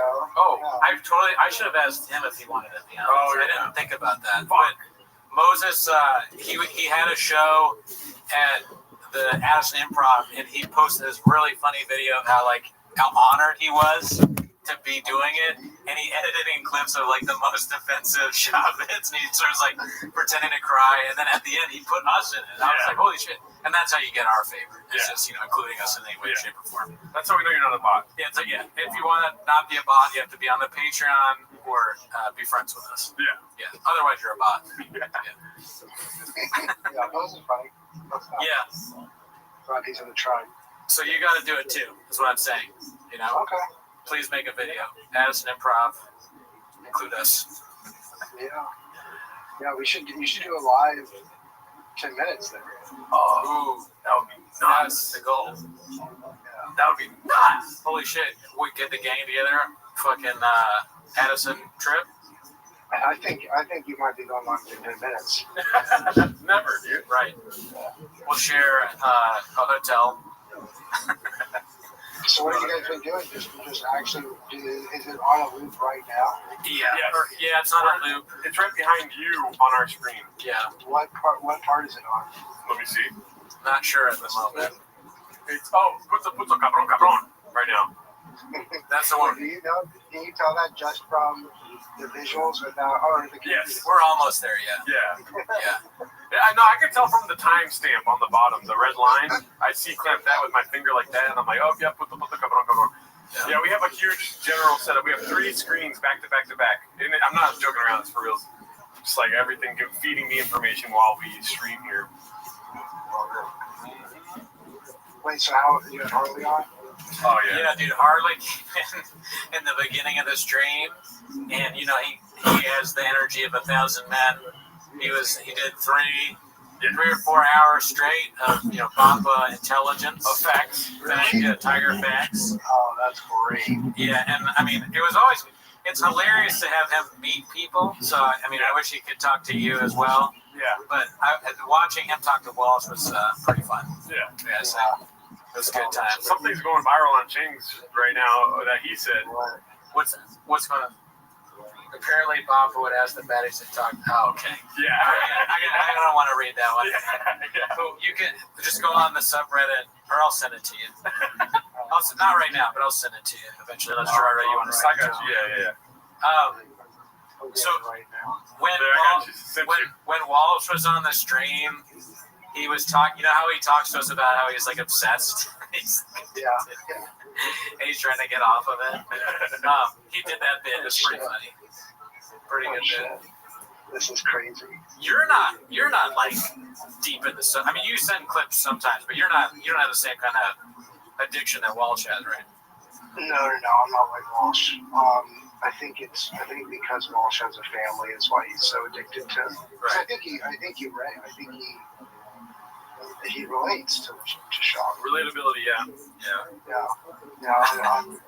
I'm not. I'm just a one big boy on my own. Yeah, I'm more of a Joanna than a shop. Who are you in the Shopperverse is a good question. We've probably done this before. I like Louis Vuitton more than I like baseball, you know? Is there anyone who's bald in the Shopperverse? Mandel.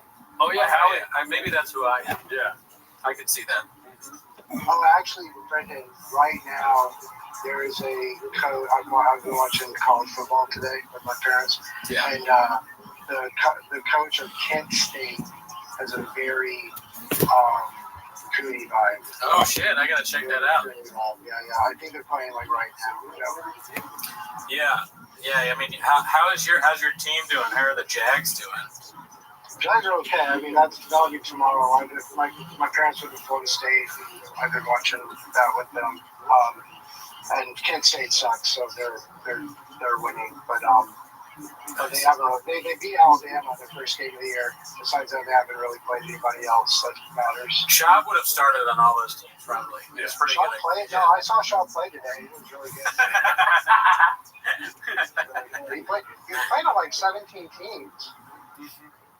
He did. He was very good. Yeah. Buffalo Bills is the main one. I'm sorry to inform you, but I think the Jags are going to lose tomorrow. Who are they playing? They're playing. Who are we playing for? Who are the Commanders playing tomorrow? Do you know? The Commanders play the Raiders. Yeah, that's right. Oh, Jags are playing Houston. Yeah, they're going to lose. Yeah, they might. Although Houston's lost both games so far. True. I've always been a football guy myself. I don't know anything about football, but I'm in a Pick'ems league, and I picked the Jaguars to lose.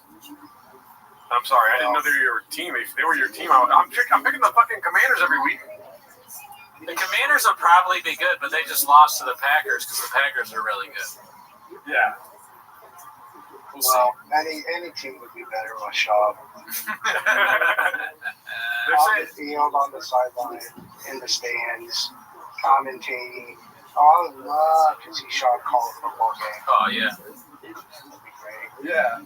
I mean, Schaub talking about anything is awesome. We were talking with Walsh about like a reality show. That was the new idea he had, a Schaub reality show. But I still think the Gringo Poppy documentary is what I'm most interested in. Oh yeah, no, I like a keeping up with the Schaub. Exactly. Like that kind. Yeah, I could see that working. I could see Schaub hosting hosting a Love Island or something like that. Schaub Island would be pretty good. It's just people in the Shopperverse that have to live together in a house. And you